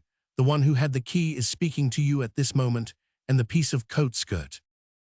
Thénardier completed the sentence by drawing from his pocket and holding level with his eyes a ragged piece of black cloth, all covered with dark spots. Marius had risen, pale, scarce breathing, with his eye fixed on the black patch, and without uttering a syllable or without taking his eyes off the rag, he fell back, and with his right hand extended behind him, felt for the key of a wall cupboard near the mantelpiece.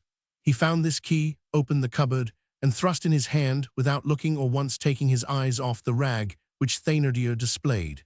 In the meanwhile Thénardier continued. Monsieur le Baron, I have the strongest grounds for believing that the assassinated young man was a wealthy foreigner, drawn by Jean Valjean into a trap and carrying an enormous sum about him. I was the young man, and here is the coat, cried Marius, as he threw on the floor an old black coat all covered with blood. Then taking the patch from Thénardier's hands, he bent over the coat and put it in its place in the skirt. The rent fitted exactly, and the fragment completed the coat. Thénardier was petrified, and thought, I'm sold. Marius drew himself up, shuddering, desperate, and radiant. He felt in his pocket, and walking furiously towards Thénardier, thrusting almost into his face his hand full of 500 and 1,000-franc notes. You are an infamous wretch. You are a liar, a calumniator, and a villain. You came to accuse that man, and you have justified him. You came to ruin him, and have only succeeded in glorifying him. And it is you who are the robber. It is you who are an assassin. I saw you, Thénardier, Jondrette, at that den on the Boulevard de l'Hôpital. I know enough about you to send you to the galleys, and even farther if I liked. There are 1,000 francs, ruffian that you are. And he threw a 1,000-franc note at Thénardier. Ah, Jondrette, Thénardier, vile scoundrel, let this serve you as a lesson, you hawker of secrets, you dealer in mysteries, you searcher in the darkness, you villain, take these 500 francs and be off. Waterloo protects you. Waterloo, Thénardier growled as he pocketed the 500 francs. Yes, assassin, you saved there the life of a colonel. A general, Thénardier said, raising his head. A colonel, Marius repeated furiously. I would not give a farthing for a general, and you come here to commit an infamy. I tell you that you have committed every crime. Begone, disappear, be happy, that is all I desire. Ah, monster, here are 3,000 francs more, take them. You will start tomorrow for America with your daughter, for your wife is dead, you abominable liar. I will watch over your departure, bandit, and at the moment when you set sail, pay you 20,000 francs. Go and get hanged elsewhere. Monsieur le Baron, Thénardier answered, bowing to the ground, accept my eternal gratitude. And Thénardier left the room, understanding nothing of all this, but stupefied and ravished by this sweet crushing under bags of gold, and this lightning flashing over his head in the shape of banknotes. Let us finish at once with this man. 2 days after the events we have just recorded, he started for America under a false name with his daughter Azelma, and provided with an order on a New York banker for 20,000 francs. The moral destitution of Thénardier, the spoiled bourgeois, was irremediable, and he was in America what he had been in Europe. The contact with a wicked man is sometimes sufficient to rot a good action and to make something bad issue from it. With Marius's money Thénardier turned slave dealer. So soon as Thénardier had departed, Marius ran into the garden where Cosette was still walking. Cosette, Cosette, he cried, come, come quickly, let us be off, bask a hackney coach. Cosette, come, oh heavens, it was he who saved my life, let us not lose a minute, put on your shawl. Cosette thought him mad and obeyed. He could not breathe and laid his hand on his heart to check its beating. He walked up and down with long strides and embraced Cosette. Oh, Cosette, he said, I am a wretch. Marius was amazed, for he was beginning to catch a glimpse of some strange, lofty, and somber figure in this Jean Valjean. An extraordinary virtue appeared to him, supreme and gentle and humble in its immensity, and the convict was transfigured into Christ. Marius was dazzled by this prodigy, and though he knew not exactly what he saw, it was grand. In an instant the hackney coach was at the gate. Marius helped Cosette in and followed her. Driver, he cried, number 7, Rue de l'Homme Armé. Oh, how glad I am, said Cosette. Rue de l'Homme Armé, I did not dare speak to you about Monsieur Jean, but we are going to see him. Your father, Cosette, your father more than ever. Cosette, I see it all. You told me that you never received the letter I sent you by Gavroche. It must have fallen into his hands, Cosette, and he came to the barricade to save me. As it is his sole duty to be an angel, in passing he saved others. He saved Javert. He drew me out of that gulf to give me to you. He carried me on his back through that frightful sewer. Ah, I am a monstrous ingrate. Cosette, after having been your providence, he was mine. Just imagine that there was a horrible pit in which a man could be drowned 100 times, drowned in mud, Cosette, and he carried me through it. I had fainted. I saw nothing. I heard nothing. I could not know anything about my own adventures. We are going to bring him back with us, and whether he is willing or not, he shall never leave us again. I only hope he is at home. I only hope we shall find him. I will spend the rest of my life in revering him. Yes, it must have been so, Cosette, and Gavroche must have given him my letter. That explains everything, you understand. Cosette did not understand a word. You are right, she said to him. In the mean, while the hackney coach rolled along. Chapter 5. A night behind which is day. At the knock he heard, at his door Jean Valjean turned round. Come in, he said feebly. The door opened, and Cosette and Marius appeared. Cosette rushed into the room. Marius remained on the threshold, leaning against the doorpost. Cosette, said Jean Valjean, and he sat up in his chair, with his arms outstretched and opened, haggard, livid, and sinister, but with an immense joy in his eyes. Cosette, suffocated with emotion, fell on Jean Valjean's breast. Father, she said. Jean Valjean, utterly overcome, stammered, Cosette, you madame, it is thou, oh my God. And clasped in Cosette's arms, he exclaimed, It is you are here, you forgive me then. Marius, drooping his eyelids to keep his tears from flowing, advanced a step and muttered between his lips, which were convulsively clenched to stop his sobs. Father. And you too, you forgive me, said Jean Valjean. Marius could not find a word to say, and Jean Valjean added, Thank you. Cosette took off her shawl and threw her bonnet on the bed. It is in my way, she said.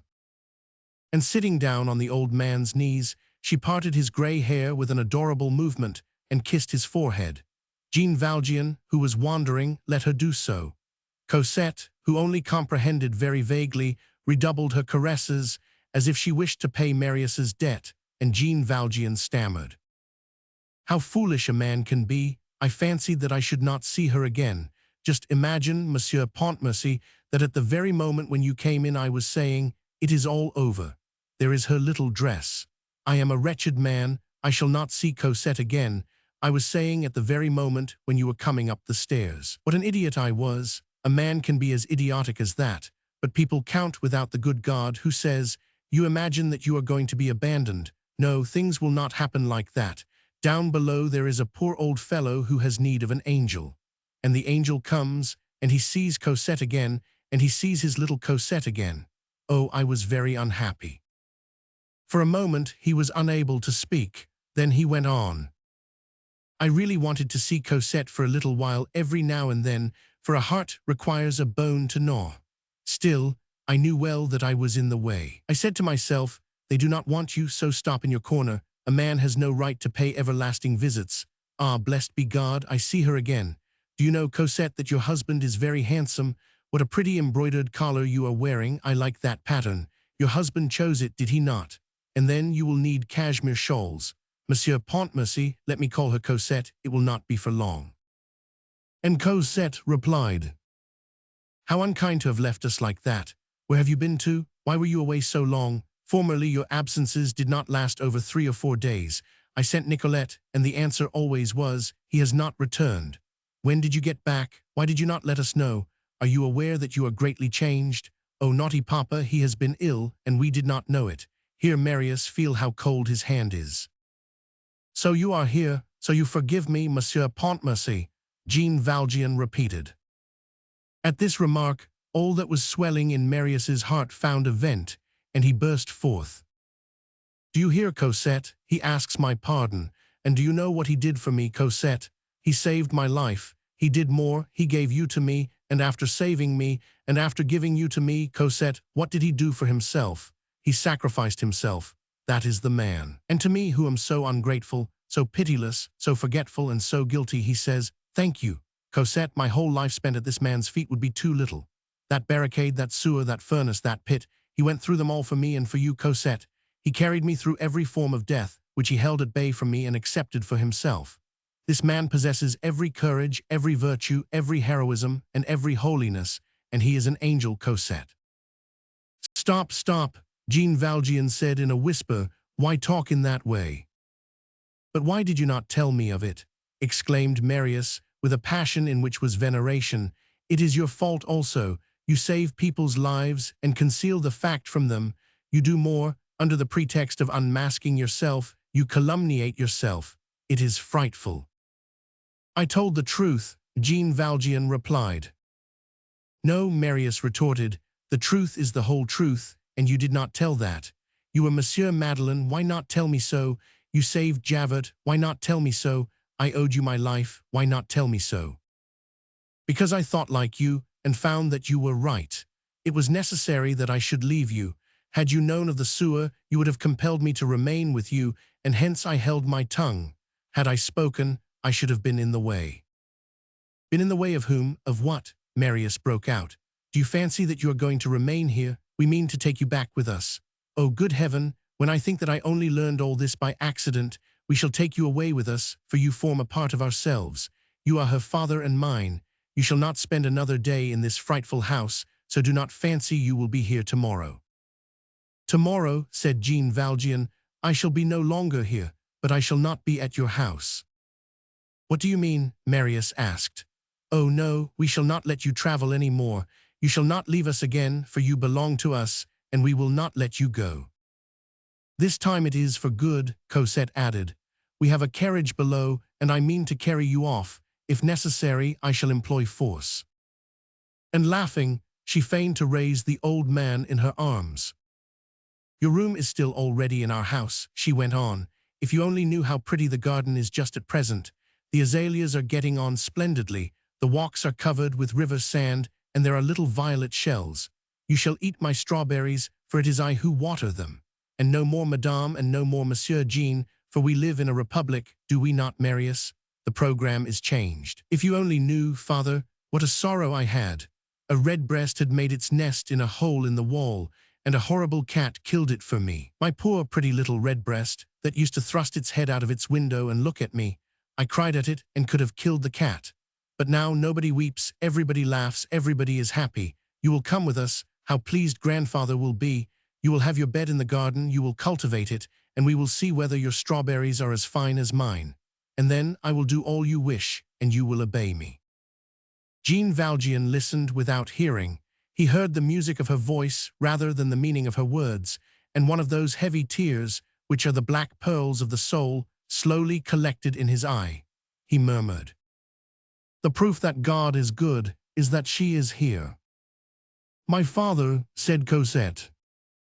Jean Valjean continued, "It is true it would be charming to live together.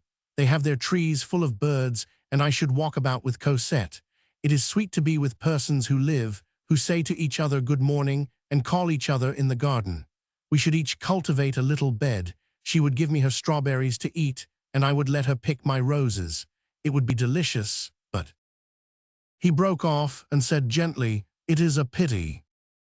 The tear did not fall, it was recalled, and Jean Valjean substituted a smile for it. Cosette took both the old man's hands in hers. "Good heaven," she said, "your hands have grown colder. Can you be ill? Are you suffering?" "I know," Jean Valjean replied. "I am quite well. It is only—" He stopped. "Only what?" "I am going to die directly." Marius and Cosette shuddered. "Die?" Marius exclaimed. "Yes, but that is nothing," said Jean Valjean. He breathed, smiled, and added, "Cosette, you are talking to me. Go on, speak again. Your redbreast is dead, then. Speak, that I may hear your voice." Marius, who was petrified, looked at the old man, and Cosette uttered a piercing shriek. "Father, father, you will live. You are going to live. I insist on your living, do you hear? Jean Valjean raised his head to her with adoration. Oh yes, forbid me dying. Who knows? Perhaps I shall obey. I was on the road to death when you arrived, but that stopped me. I fancied I was coming to life again. You are full of strength and life, Marius exclaimed. Can you suppose that a man dies like that? You have known grief, but you shall know no more. It is I who ask pardon of you, and on my knees. You are going to live and live with us and live a long time. We will take you with us, and shall have henceforth but one thought, your happiness. You hear, said Cosette, who was all in tears. Marius says that you will not die.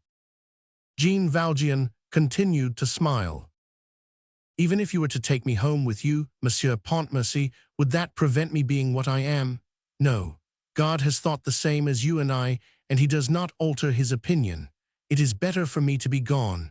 Death is an excellent arrangement, and God knows better than we do what we want. I am certain that it is right, that you should be happy, that Monsieur Pontmercy should have Cosette, that youth should espouse the dawn, that there should be around you, my children, lilacs and nightingales, that your life should be a lawn bathed in sunlight, that all the enchantments of heaven should your souls, and that I who am good for nothing should now die. Come, be reasonable, nothing is possible now, and I fully feel that all is over.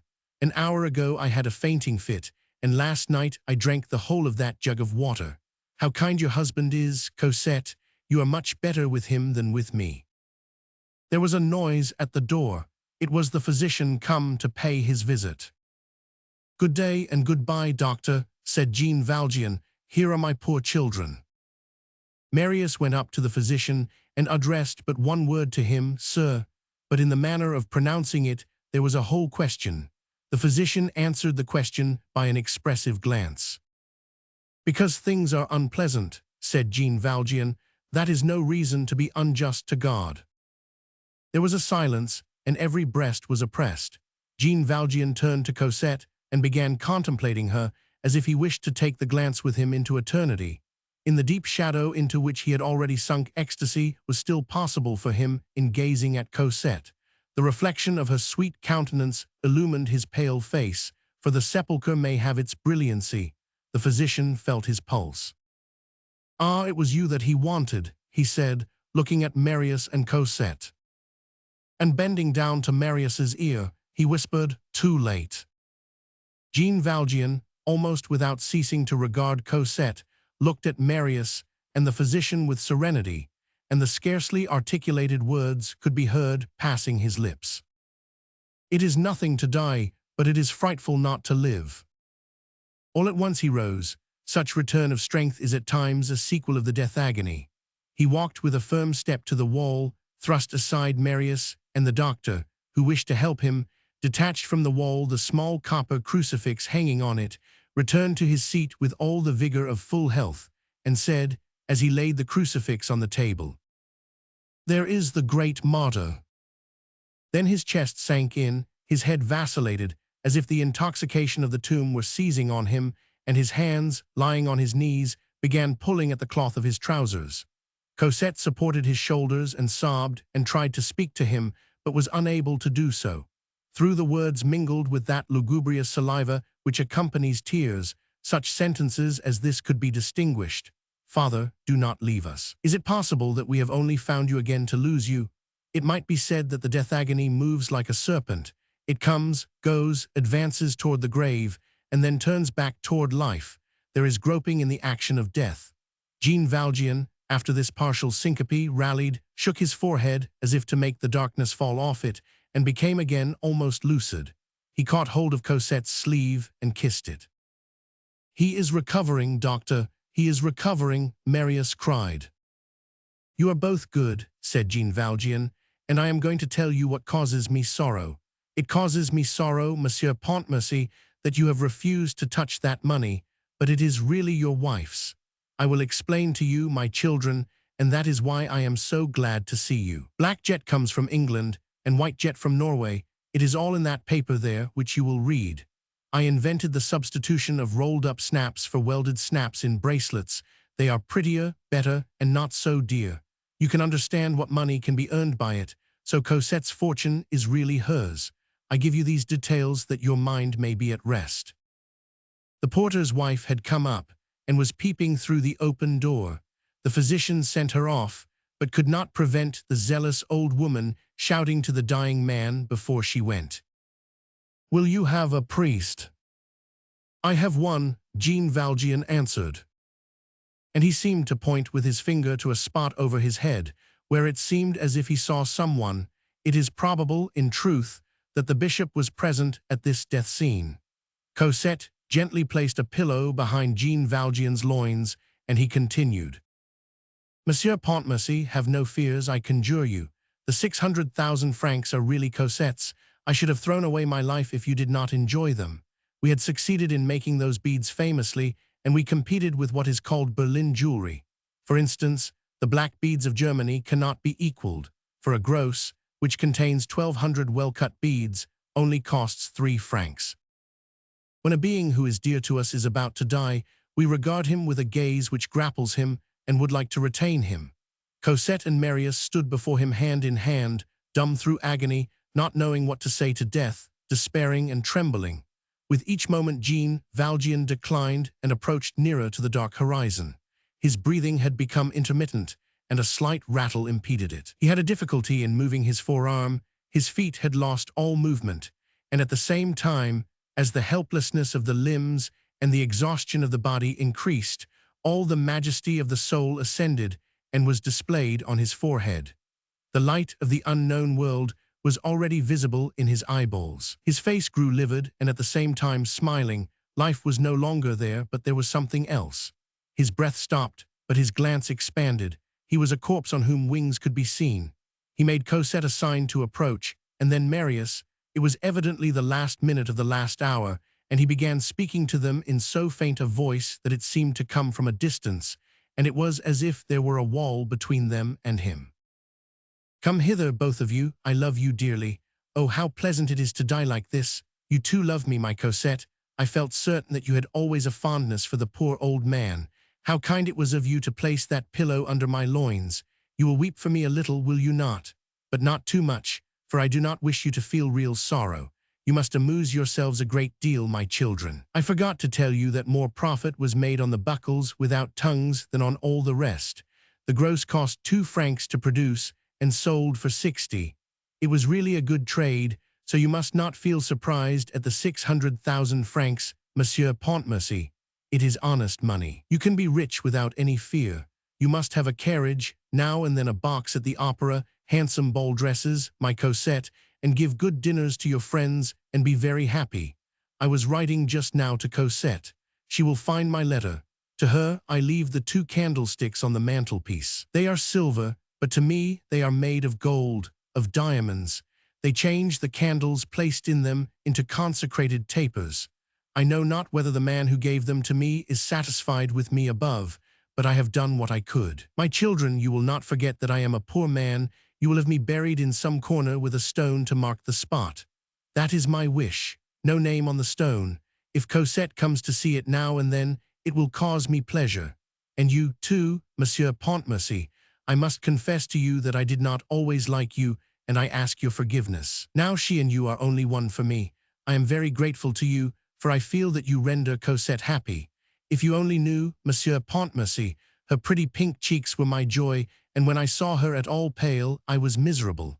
There is in the chest of drawers a 500-franc note. I have not touched it. It is for the poor Cosette. Do you see your little dress there on the bed? Do you recognize it? And yet it was only 10 years ago. How time passes. We have been very happy, and it is all over. Do not weep, my children. I am not going very far, and I shall see you from there. You will only have to look when it is dark, and you will see me smile. Cosette, do you remember Montfermeil? You were in the wood and very frightened. Do you remember when I took the bucket handle? It was the first time I touched your pretty little hand. It was so cold. Ah, you had red hands in those days, miss, but now they are very white. And the large doll, do you remember? You christened it Catherine, and were sorry that you did not take it with you to the convent. How many times you have made me laugh, my sweet angel.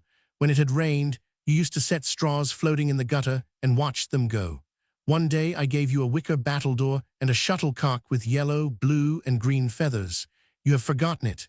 You were so merry when a little girl. you used to play. You would put cherries in your ears. All these are things of the past. The forests through which one has passed with one's child, the trees under which we have walked, the convent in which we hid, the sports, the hearty laughter of childhood, are shadows.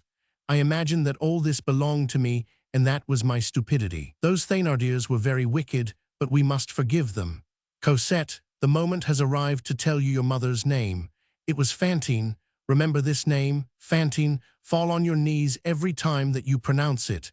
She suffered terribly. She loved you dearly. She knew as much misery as you have known happiness. Such are the distributions of God. He is above. He sees us all, and he knows all that he does amid his great stars. I am going away, my children. Love each other dearly and always. There is no other thing in the world but that. Love one another. You will sometimes think of the poor old man who died here. Ah, my Cosette, it is not my fault that I did not see you every day, for it broke my heart. I went as far as the corner of the street, and must have produced a funny effect on the people who saw me pass, for I was like a madman, and even went out without my hat. My children, I can no longer see very clearly. I had several things to say to you, but no matter. Think of me a little. You are blessed beings. I know not what is the matter with me, but I see light. Come hither, I die happy. Let me lay my hands on your beloved heads. Cosette and Marius fell on their knees, heartbroken and choked with sobs, each under one of Jean Valjean's hands. These august hands did not move again. He had fallen back, and the light from the 2 candles illumined him. His white face looked up to heaven, and he let Cosette and Marius cover his hands with kisses. He was dead. The night was starless and intensely dark. Doubtless some immense angel was standing in the gloom, with outstretched wings, waiting for the soul. Chapter 6. The grass hides, and the rain effaces. There is at the cemetery of Père Lachaise, in the vicinity of the Poor Side, far from the elegant quarter of this city of sepulchres, far from those fantastic tombs which display in the presence of eternity the hideous fashions of death, in a deserted corner near an old wall, under a yew up which bindweed climbs, and amid couchgrass and moss, a tombstone. This stone is no more exempt than the others from the results of time, from mildew, lichen, and the deposits of birds. Water turns it green, and the atmosphere blackens it. It is not in the vicinity of any path, and people do not care to visit that part because the grass is tall and they get their feet wet. When there is a little sunshine, the lizards disport on it. There is all around a rustling of wild oats, and in spring linnets sing on the trees. This tombstone is quite bare. In cutting it, only the necessities of the tomb were taken into consideration. No further care was taken than to make the stone long enough and narrow enough to cover a man. No name can be read on it. Many, many years ago, however, a hand wrote on it in pencil these lines, which became almost illegible through rain and dust, and which are probably effaced at the present day. Il dort, quoique la sorte fut pour lui bien étrange. 49 vivate, il meurt quand il n'eut pas son ange. La chose simplement del même arrive. Comme la nuit si fait lorsque le jour s'en va. The end. He commanded men as resolute as himself. Madmen, a witness called them.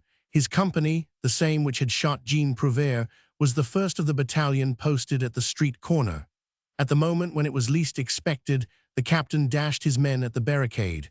But this movement, executed with more goodwill than strategy, cost Fannicot's company dearly. Before it had covered 2/3 of the street, a general discharge from the barricade greeted it.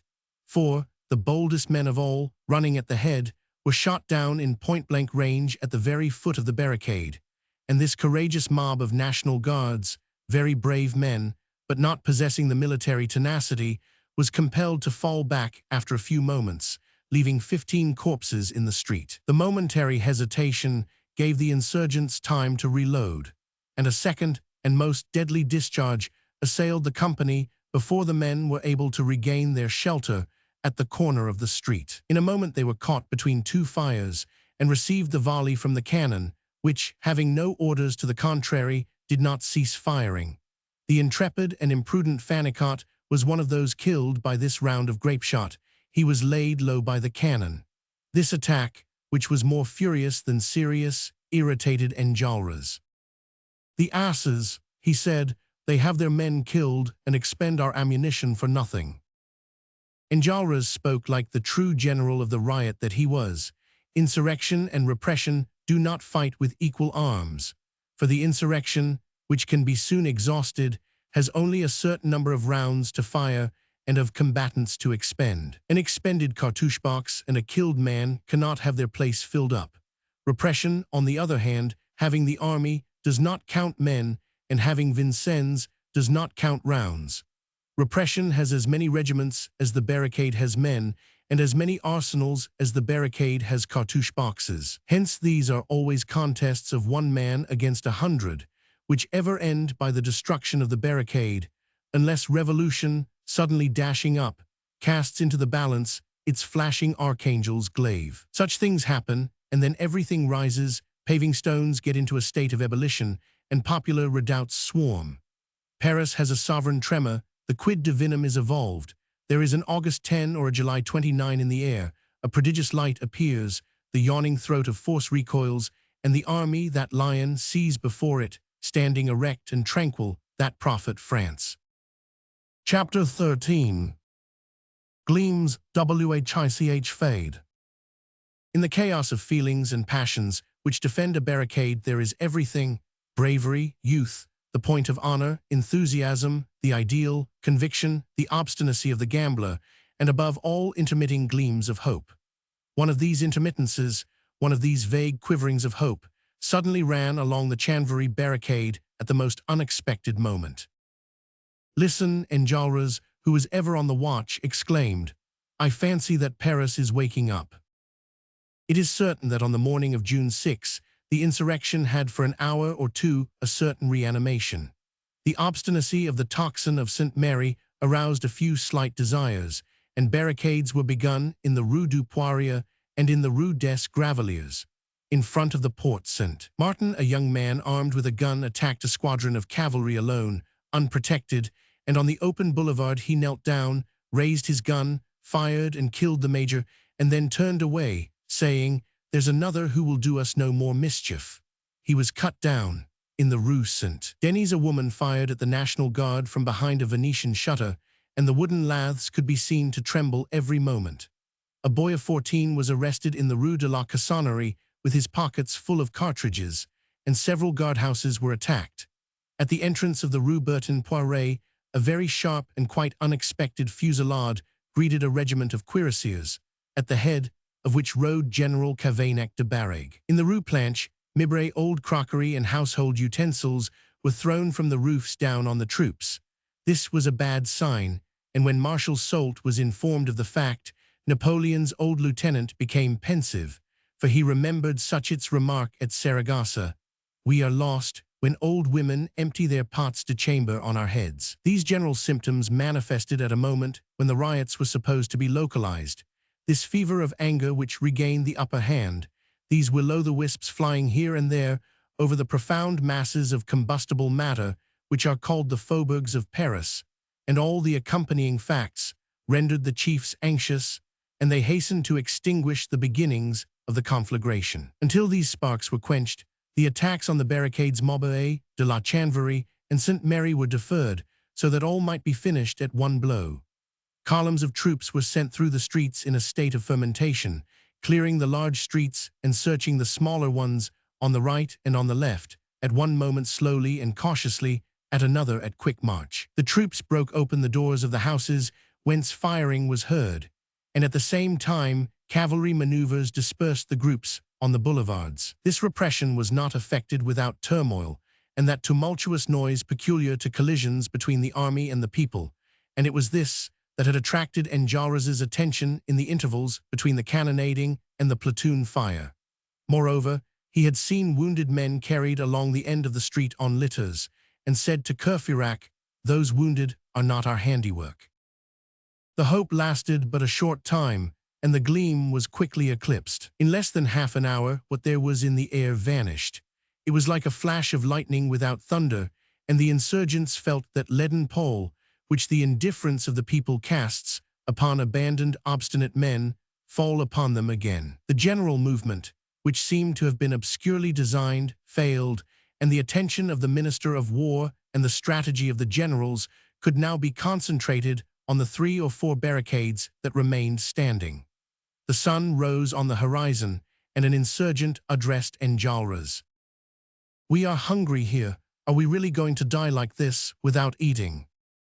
Enjolras, still leaning at his parapet, made a nod of affirmation, without taking his eyes off the end of the street. Chapter 14, in which we read the name of the mistress of Enjolras. Courfeyrac, seated on a stone by the side of Enjolras, continued to insult the cannon, and each time that the gloomy shower of projectiles, which is called a grape-shot, passed with its monstrous noise, he greeted it with an ironical remark. "You are wasting your breath, my poor old brute, and I feel sorry for you as your row is thrown away. That is not thunder but a cough." And those around him laughed. Courfeyrac and Bossuet, whose valiant good humor increased with danger, made up for the want of food, like Madame Scarron, by jests, and as wine was short, poured out gaiety for all. "I admire Enjolras," said Bossuet. "His temerity astonishes me. He lives alone, which perhaps renders him a little sad, and Enjolras is to be pitied for his greatness, which attaches him to widowhood. We fellows have all, more or less, mistresses who make us mad, that is to say brave, and when a man is as full of love as a tiger, the least he can do is to fight like a lion. That is a way of avenging ourselves for the tricks which our grisettes play us. Roland lets himself be killed to vex Angelique, and all our heroism comes from our women. A man without a woman is like a pistol without a hammer, and it is the woman who makes the man go off. Well, Enjolras has no woman, he is not in love, and finds means to be intrepid. It is extraordinary that a man can be cold as ice and daring as fire." Enjolras did not appear to listen, but anyone who had been near him might have heard him murmur in a low voice, "Patria." Bossuet laughed again when Courfeyrac shouted, "Here's something fresh." And assuming the voice of a groom of the chambers who announces a visitor, he added, "Mr. 8-pounder." In fact, a new character had come on the stage. It was a second piece of artillery. The gunners rapidly got it into position by the side of the first one, and this was the beginning of the end. A few minutes later, both guns, being actively served, were at work against the barricade, and the platoon fire of the line and the suburban National Guards supported the artillery. Another cannonade was audible some distance off. At the same time that the 2 guns were furiously assaulting the redoubt in the Rue de la Chanvrerie, 2 other pieces placed in position, one in the Rue Saint-Denis, the other in the Rue Aubry-le-Boucher, were pounding the Saint-Mary barricade.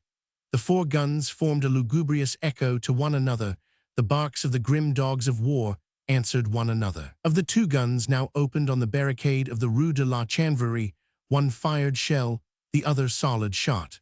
The gun which fired the latter was pointed at a slight elevation, and the firing was so calculated that the ball struck the extreme edge of the crest of the barricades and hurled the broken paying stones on the heads of the insurgents. This mode of fire was intended to drive the combatants from the top of the redoubt and compel them to close up in the interior. That is to say, it announced the assault. Once the combatants were driven from the top of the barricade by the cannon, and from the windows of the public house by the canister, the columns of attack could venture into the street without being aimed at, perhaps without even being seen, suddenly escalade the barricade, as on the previous evening, and take it by surprise. "The annoyance of these guns must be reduced," said Enjolras, and he shouted, "Fire at the artillerymen." All were ready. The barricade, which had so long been silent, was belted with flame. 7 or 8 rounds succeeded one another with a sort of rage and joy. The street was filled with a blinding smoke, and at the expiration of a few minutes, there might be confusedly seen through the mist, all striped with flame, 2/3 of the artillerymen lying under the gun wheels. Those who remained standing continued to serve the guns with a stern tranquility, but the fire was reduced. "Things are going well," said Bossuet to Enjolras. "That is a success." Enjolras shook his head and replied, "Another quarter of an hour of that success, and there will not be 10 cartridges left in the barricade." It appears that Gavroche heard the remark.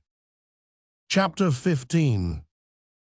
Javert outside. Courfeyrac all at once perceived somebody in the street, at the foot of the barricade, amid the shower of bullets. Gavroche had fetched a hamper from the pot-house, passed through the gap, and was quickly engaged in emptying into it the full cartouche boxes of the National Guards killed on the slope of the barricade. "What are you doing there?" Courfeyrac said. Gavroche looked up. "Citizen, I am filling my hamper. Do you not see the grape shot?" Gavroche replied. "Well, it is raining, what then?" Courfeyrac cried, "Come in." "Directly," said Gavroche. And with one bound he reached the street. It will be borne in mind that Fannicot's company, in retiring, left behind it a number of corpses. Some 20 dead lay here and there all along the pavement of the street. That made 20 cartouche boxes for Gavroche and a stock of cartridges for the barricade. The smoke lay in the street like a fog. Anyone who has seen a cloud in a mountain gorge between two precipitous escarpments can form an idea of this smoke, contracted, and as it were rendered denser by the two dark lines of tall houses. It rose slowly and was incessantly renewed, whence came a gradual obscurity which dulled even the bright daylight. The combatants could scarce see one another from either end of the street, which was, however, very short. This darkness, probably desired and calculated on by the chiefs who were about to direct the assault on the barricade, was useful for Gavroche. Under the cloak of this smoke, and thanks to his shortness, he was enabled to advance a considerable distance along the street unnoticed, and he plundered the first 7 or 8 cartouche boxes without any great danger. He crawled on his stomach, galloped on all fours, took his hamper in his teeth, writhed, glided, undulated, wound from one corpse to another, and emptied the cartouche box as a monkey opens a nut. They did not cry to him from the barricade, to which he was still rather close, to return for fear of attracting attention to him. On one corpse, which was a corporal's, he found a powder flask.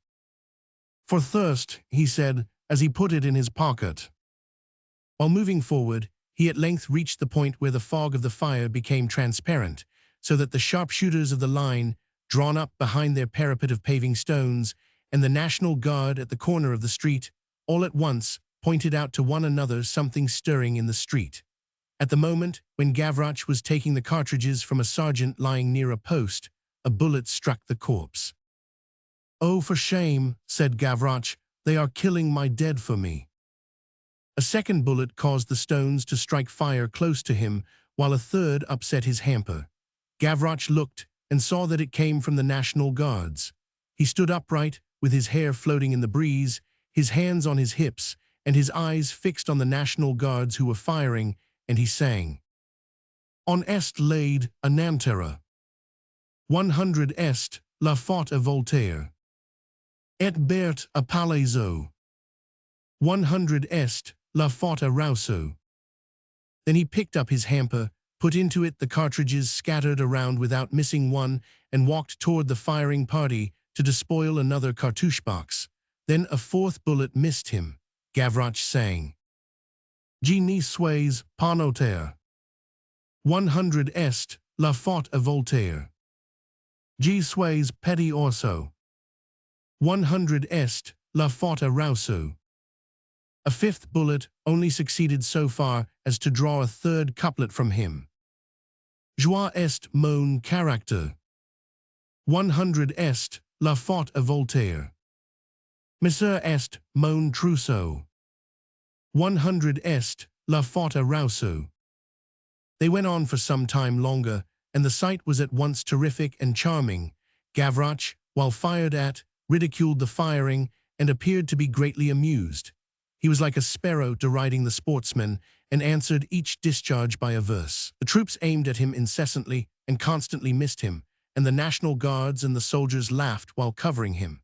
He lay down, then rose again, hid himself in a doorway, then bounded, disappeared, reappeared, ran off, came back, replied to the grape shot by putting his fingers to his nose, and all the while plundered cartridges, emptied boxes, and filled his hamper. The insurgents watched him as they panted with anxiety, but while the barricade trembled, he sang. He was not a child, he was not a man, he was a strange goblin gamin, and he resembled the invulnerable dwarf of the combat. The bullets ran after him, but he was more active than they. he played a frightful game of hide-and-seek with death, and each time that the snub-nosed face of the spectre approached the gamin, gave it a fillip. One bullet, however, better aimed or more treacherous than the rest, at length struck the will-o'-the-wisp lad. Gavroche was seen to totter and then sink. The whole barricade uttered a cry, but there was an ant-ose in this pygmy. For a gamin to touch the pavement is like the giant touching the earth, and Gavroche had only fallen to rise again. He remained in a sitting posture. A long jet of blood ran down his face. He raised both arms in the air, looked in the direction whence the shot had come, and began singing. Je suis tombé par terre. 100 est la faute à Voltaire. La neige dans le ruisseau. 100 est la faute à. He did not finish, for a second shot from the same marksman stopped him short. This time he lay with his face on the pavement and did not stir again. This little great soul had flown away. Death of Gavroche. Chapter 16. How a Brother Becomes a Father. They were at this very moment in the Luxembourg garden, for the eye of the drama must be everywhere present, two lads holding each other's hand. One might be 7, the other 5 years of age. As they were wet through with the rain, they walked along sunshiny paths. The elder led the younger. Both were in rags and pale, and they looked like wild birds. The younger said, "I am very hungry." The elder, who had already a protecting air, led his brother with the left hand and had a switch in his right. They were alone in the garden, which was deserted, as the gates were closed by police order on account of the insurrection. The troops who had bivouacked there had issued forth for the exigencies of the combat. How were these children here? Perhaps they had escaped from some guardroom where the door was left ajar. Perhaps in the vicinity, at the Barrière d'Enfer, on the esplanade of the observatory, or in the neighboring square overshadowed by the cornice, on which may be read, "Invenerunt parvulum panis involutum." There was some mountebank's booth from which they had fled. Perhaps they had on the previous evening kept out of sight of the garden inspectors at the hour of closing, and had spent the night in one of those summer houses in which people read the papers. The fact is that they were wandering about and seemed to be free. To be a wanderer and to appear free is to be lost, and these poor little creatures were really lost. The two lads were the same about whom Gavroche had been in trouble, and whom the reader will remember, sons of Thénardier, let out to Magnon, attributed to M. Gillenormand, and now leaves fallen from all these rootless branches and rolled along the ground by the wind. Their clothes, clean in the time of Magnon, and which served her as a prospectus to M. Gillenormand, had become rags, and these beings henceforth belonged to the statistics of deserted children, whom the police pick up, lose, and find again on the pavement of Paris. It needed the confusion of such a day as this for these two poor little wretches to be in this garden. If the inspectors had noticed these rags, they would have expelled them, for poor little lads do not enter public gardens, and yet it ought to be remembered that as children they have a right to flowers. They were here, thanks to the locked gates, and were committing an offense. They had stepped into the garden and remained there. Though locked gates do not give a holiday to the keepers, and their surveillance is supposed to continue, it grows weaker and rests. And the inspectors, also affected by the public affairs, and more busied about the outside than the inside, did not look at the garden, and had not seen the two delinquents. It had rained on the previous evening, and even slightly on this morning, but in June, showers are of no great consequence. People hardly perceive, an hour after a storm, that this fair beauteous day has wept, for the earth dries up as rapidly as a child's cheek. At this moment of the solstice, the midday light is, so to speak, poignant, and it seizes everything. It clings to and spreads itself over the earth with a sort of suction, and we might say that the sun is thirsty. A shower is a glass of water, and rain is at once drunk up. In the morning everything glistens, in the afternoon everything is dusty. Nothing is so admirable as verdure cleansed by the rain and dried by the sun. It is warm freshness. Gardens and fields, having water in their roots and sunshine in their flowers, become censers of incense and smoke with all their perfumes at once. Everything laughs, sings, and offers itself, and we feel softly intoxicated. Summer is a temporary paradise, and the sun helps man to be patient. There are beings who ask no more, living creatures who, having the azure of heaven, say it is enough, dreamers absorbed in the prodigy, drawing from the idolatry of nature indifference to good and evil. contemplators of the cosmos, radiantly distracted from man, who do not understand how people can trouble themselves about the hunger of one person, the thirst of another, the nudity of the poor man in winter, the lymphatic curvature of a small backbone, the truck bed, the garret, the cell, and the rags of young shivering girls. When they can dream under the trees, they are peaceful and terrible minds, pitilessly satisfied, and strange to say, infinitude suffices them. They ignore that great want of man, the finite which admits of an embrace, and do not dream of the finite which admits of progress, that sublime toil. The indefinite, which springs from the divine and human combination of the infinite and the finite, escapes them, and provided that they can be face to face with immensity, they smile. They never feel joy, but always ecstasy, and their life is one of abstraction. The history of humanity is to them but a grand detail. The all is not in it, the all remains outside of it. Of what use is it to trouble oneself about that item, man? Man suffers, it is possible, but just look at Aldebaran rising. The mother has no milk left, the newborn babe is dying. I know nothing of all that, but just look at the marvelous rose made by a sprig of hawthorn when looked at through a microscope. Just compare the finest Mechlin lace with that. These thinkers forget to love, and the zodiac has such an attraction over them that it prevents them seeing the weeping child. God eclipses their soul, and they are a family of minds, at once great and little. Homer belonged to it. So did Goethe, and possibly La Fontaine, magnificent egotists of the infinite, calm spectators of sorrow, who do not see Nero if the weather be fine, from whom the sun hides the pyre, who would look at a guillotining to seek a light effect in it, who hear neither cries nor sobs, nor the death rattle nor the tocsin, for whom everything is good, since there is the month of May, who so long as they have clouds of purple and gold above their heads declare themselves satisfied, and who are determined to be happy until the radiance of the stars and the song of birds are exhausted. These are darkly radiant, and they do not suspect that they are to be pitied, but they are certainly so, for the man who does not weep does not see. We must admire and pity them, as we would pity and admire a being at once night and day, who had no eyes under his brows, but a star in the center of his forehead. The indifference of these thinkers is, according to some, a grand philosophy. Be it so, but in this superiority there is infirmity. A man may be immortal and limp, as witness Vulcan, and he may be more than man and less than man. There is immense incompleteness in nature, and who knows whether the sun be not blind? But in that case, whom to trust? Solem quis dicer falsum audit. Hence certain geniuses, certain human deities, starmen might be mistaken. What is above at the summit, at the zenith, which pours so much light on the earth, might see little, see badly, not see at all. Is not that desperate? No, but what is there above the sun? God. On June 6, 1832, at about 11 in the forenoon, the Luxembourg, solitary and depopulated, was delicious. The quincunxes and flower-beds sent balm and dazzlement into the light, and the branches, wild in the brilliancy of midday, seemed trying to embrace one another.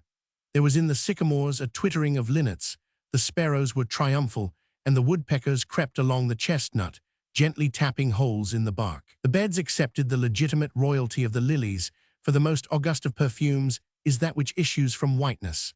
The sharp odor of the carnations was inhaled, and the old rooks of Marie de Medicis made love on the lofty trees. The sun gilded, purpled, and illumined the tulips, which are nothing but all the varieties of flame made into flowers. All around the tulip beds hummed the bees, the flashes of these fire flowers. All was grace and gaiety, even the coming shower, for that relapse by which the lilies of the valley and honeysuckles would profit had nothing alarming about it, and the swallows made the delicious menace of flying low. What was their inhaled happiness? Life smelt pleasantly, and all this nature exhaled candor, help, assistance, paternity, caresses, and dawn. The thoughts that fell from heaven were as soft as a babe's little hand that we kiss. The statues under the trees, nude and white, were robed in dresses of shadow shot with light. These goddesses were all ragged with sunshine, and beams hung from them on all sides. Around the great basin, the earth was already so dry as to be parched, and there was a breeze sufficiently strong to create here and there small riots of dust. A few yellow leaves remaining from the last autumn joyously pursued one another and seemed to be sporting. The abundance of light had something strangely reassuring about it.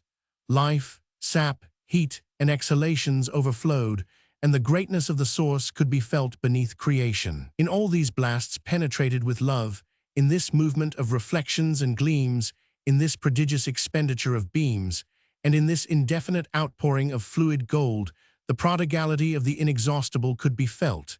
And behind this splendor, as behind a curtain of flames, glimpses of God, that millionaire of the stars, could be caught.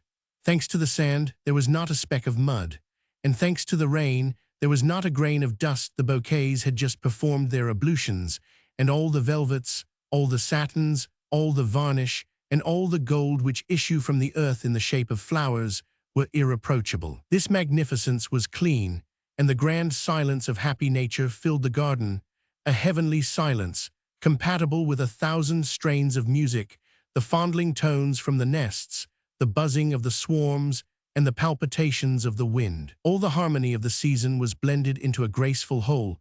The entrances and exits of spring took place in the desired order. The lilacs were finishing, and the jessamine beginning. A few flowers were behindhand, a few insects before their time, and the vanguard of the red butterflies of June fraternized with the rearguard of the white butterflies of May. The plane trees were putting on a fresh skin, and the breeze formed undulations in the magnificent enormity of the chestnut trees. It was splendid. A veteran from the adjoining barracks who was looking through the railings said, "Spring presents arms in full dress." All nature was breakfasting, the creation was at table, it was the hour. The great blue cloth was laid in heaven, and the great green one on earth, while the sun gave an aggiorno illumination. God was serving his universal meal, and each being had its pasture or its pasty. The wood pigeon found hempseed, the chaffinch found millet, the goldfinch found chickweed, the redbreast found worms, the bee found flowers, the fly found infusoria, and the greenfinch found flies. They certainly devoured one another to some extent, which is the mystery of evil mingled with good, but not a single animal had an empty stomach. The two poor abandoned boys had got near the great basin, and somewhat confused by all this light, tried to hide themselves, which is the instinct of the poor and the weak, in the presence of magnificence, even when it is impersonal, and they kept behind the swan's house. Now and then, at intervals when the wind blew confused shouts, a rumbling, a sort of tumultuous death rattle which was musketry, and dull blows which were cannon shots, could be heard. There was smoke above the roofs in the direction of the markets, and a bell which seemed to be summoning sounded in the distance. The children did not seem to notice the noises, and the younger lad repeated every now and then in a low voice, "I am hungry."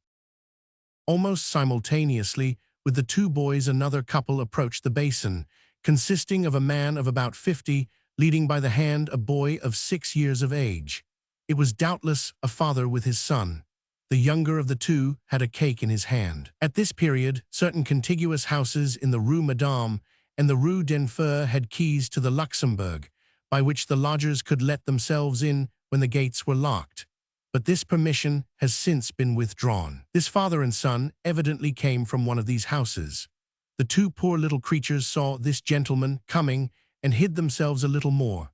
He was a citizen, and perhaps the same whom Marius, during his love fever, had one day heard near the same great basin counseling his son to avoid excesses. He had an affable and haughty look, and a mouth which, as it did not close, always smiled. This mechanical smile, produced by too much jaw and too little skin, shows the teeth rather than the soul. The boy with the bitten cake which he had not finished seemed glutted. The boy was dressed in a National Guard's uniform on account of the riots, and the father remained in civilian garb for the sake of prudence. Father and son had halted near the great basin, in which the two swans were disporting. This bourgeois appeared to have a special admiration for the swans, and resembled them in the sense that he walked like them. At this moment the swans were swimming, which is their principal talent, and were superb.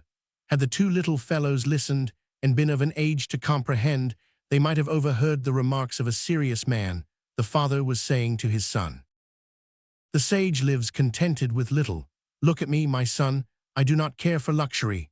You never see me in a coat glistening with gold and precious stones. I leave that false luster to badly organized minds." Here the deep shouts, which came from the direction of the hollers, broke out, with a redoublement of hells and noise.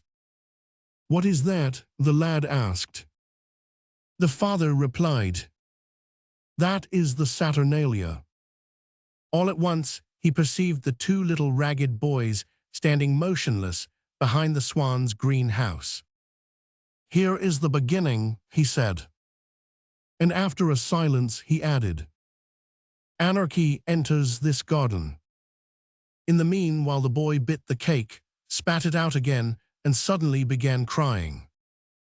"Why are you crying?" the father asked.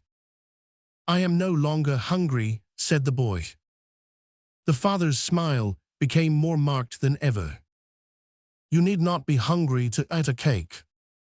I am tired of cake, it is so filling. Don't you want any more?" "No." The father showed him the swans. "Throw it to those palmites."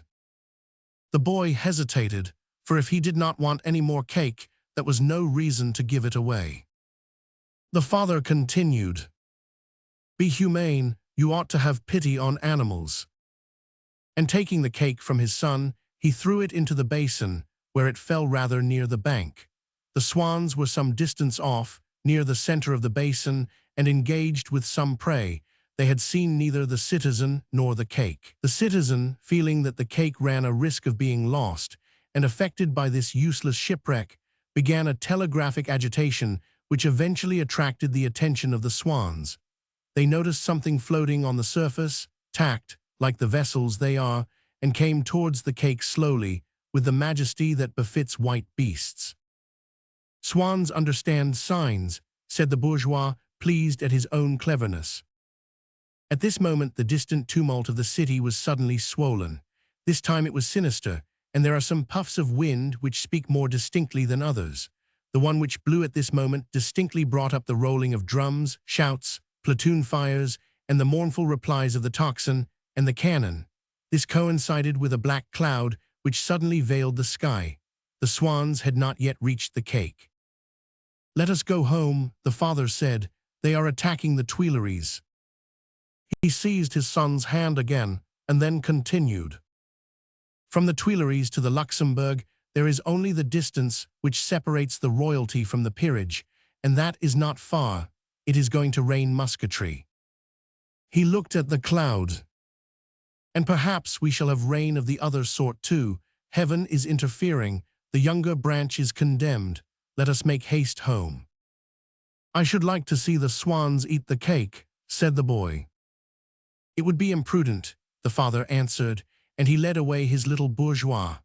The son, regretting the swans, turned his head toward the basin, until a bend in the quincunxes concealed it from him. The two little vagabonds had in the meanwhile approached the cake simultaneously with the swans. It was floating on the water. The smaller boy looked at the cake. The other looked at the citizen, who was going off. Father and son entered the labyrinth of trees that runs to the grand staircase of the clump of trees in the direction of the Rue Madame. When they were no longer in sight, the elder hurriedly lay down full length on the rounded bank of the basin, and holding by his left hand, while bending over the water, till he all but fell in, he stretched out his switch toward the cake with the other. The swans, seeing the enemy, hastened up, and in hastening their breasts produced an effect useful to the little fisher. The water flowed back in front of the swans, and one of the gentle, concentric undulations slightly impelled the cake toward the boy's switch. When the swans came up, the stick was touching the cake. The lad gave a quick blow, startled the swans, seized the cake, and arose. The cake was soaking, but they were hungry and thirsty.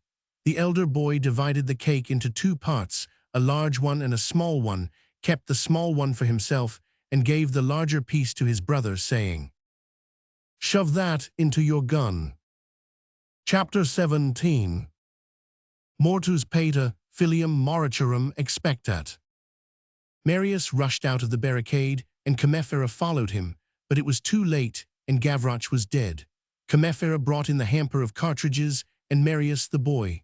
Alas, he thought he was requiting the son for what the father had done for his father, but Thénardier had brought in his father alive, while he brought in the lad dead. When Marius re-entered the barricade with Gavroche in his arms, his face was deluged with blood, like the boy's.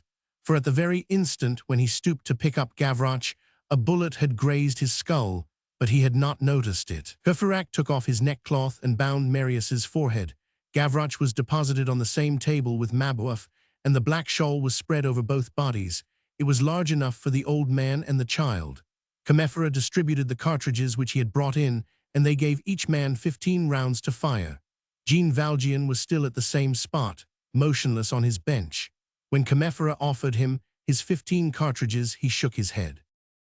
"That is a strange eccentric," Combeferre said in a whisper to Enjolras.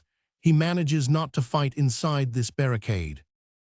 "Which does not prevent him from defending it," Enjolras answered. "Heroism has its original characters," Combeferre resumed. And Courfeyrac, who overheard him, said, "He is a different sort from Father Mabeuf." It is a thing worth mentioning that the fire which struck the barricade scarce disturbed the interior. Those who have never passed the tornado of a warfare of this nature cannot form any idea of the singular moments of calmness mingled with these convulsions. Men come and go, they talk, they jest, they idle. A friend of ours heard a combatant say to him, in the midst of the grape shot, "It is like being at a bachelor's breakfast here." The redoubt in the Rue de la Chanvrerie, we repeat, appeared internally most calm, and all the incidents and phases were, or would shortly be, exhausted. The position had become from critical menacing, and from menacing was probably about to become desperate. In proportion as the situation grew darker, an heroic gleam more and more purpled the barricade. Enjolras commanded it in the attitude of a young Spartan, devoting his bare sword to the gloomy genius, Epidotas. Combeferre, with an apron tied round him, was dressing the wounded. Bossuet and Feuilly were making cartridges with the powder flask found by Gavroche on the dead corporal, and Bossuet was saying to Feuilly, "We are soon going to take the diligence for another planet." Courfeyrac, seated on the few paving stones which he had set aside near Enjolras, was preparing and arranging an entire arsenal, his sword cane, his gun, 2 hostler pistols, and a club, with the ease of a girl setting a small what not in order. Jean Valjean was silently looking at the wall facing him, and a workman was fastening on his head, with a piece of string, a broad-brimmed straw bonnet of Mother Hucheloup's, for fear of sunstrokes, as he said. The young men of the Aix cowgird were gaily chatting together, as if desirous to talk patois for the last time. Joly, who had taken down Widow Hucheloup's mirror, was examining his tongue in it, while a few combatants, who had discovered some nearly mouldering crusts of bread in a drawer, were eating them greedily. Marius was anxious about what his father would say to him. Chapter 18. The vulture BCOMES prey. We must lay a stress upon a psychological fact peculiar to barricades, for nothing which characterizes this surprising war of streets ought to be omitted. Whatever the internal tranquility to which we have just referred may be, the barricade does not the less remain a vision for those who are inside it. There is an apocalypse in a civil war. All the darkness of the unknown world is mingled with these stern flashes. Revolutions are sphinxes, and anyone who has stood behind a barricade believes that he has gone through a dream. What is felt at these spots, as we have shown in the matter of Marius, and whose consequences we shall see, is more and less than life. On leaving a barricade, a man no longer knows what he has seen. He may have been terrible, but he is ignorant of the fact. He has been surrounded there by combating ideas which possessed human faces and had his head in the light of futurity. There were corpses laid low and phantoms standing upright, and the hours were colossal and seemed hours of eternity. A man has lived in death and shadows have passed. What was it? He has seen hands on which was blood. It was a deafening din, but at the same time a startling silence. There were open mouths that cried, and other open mouths which were silent, and men were in smoke, perhaps in night. A man fancies he has touched the sinister dripping of unknown depths, and he looks at something red which he has in his nails, but he no longer recollects anything. Let us return to the Rue de la Chanvrerie. Suddenly, between 2 discharges, the distant sound of a clock striking was heard.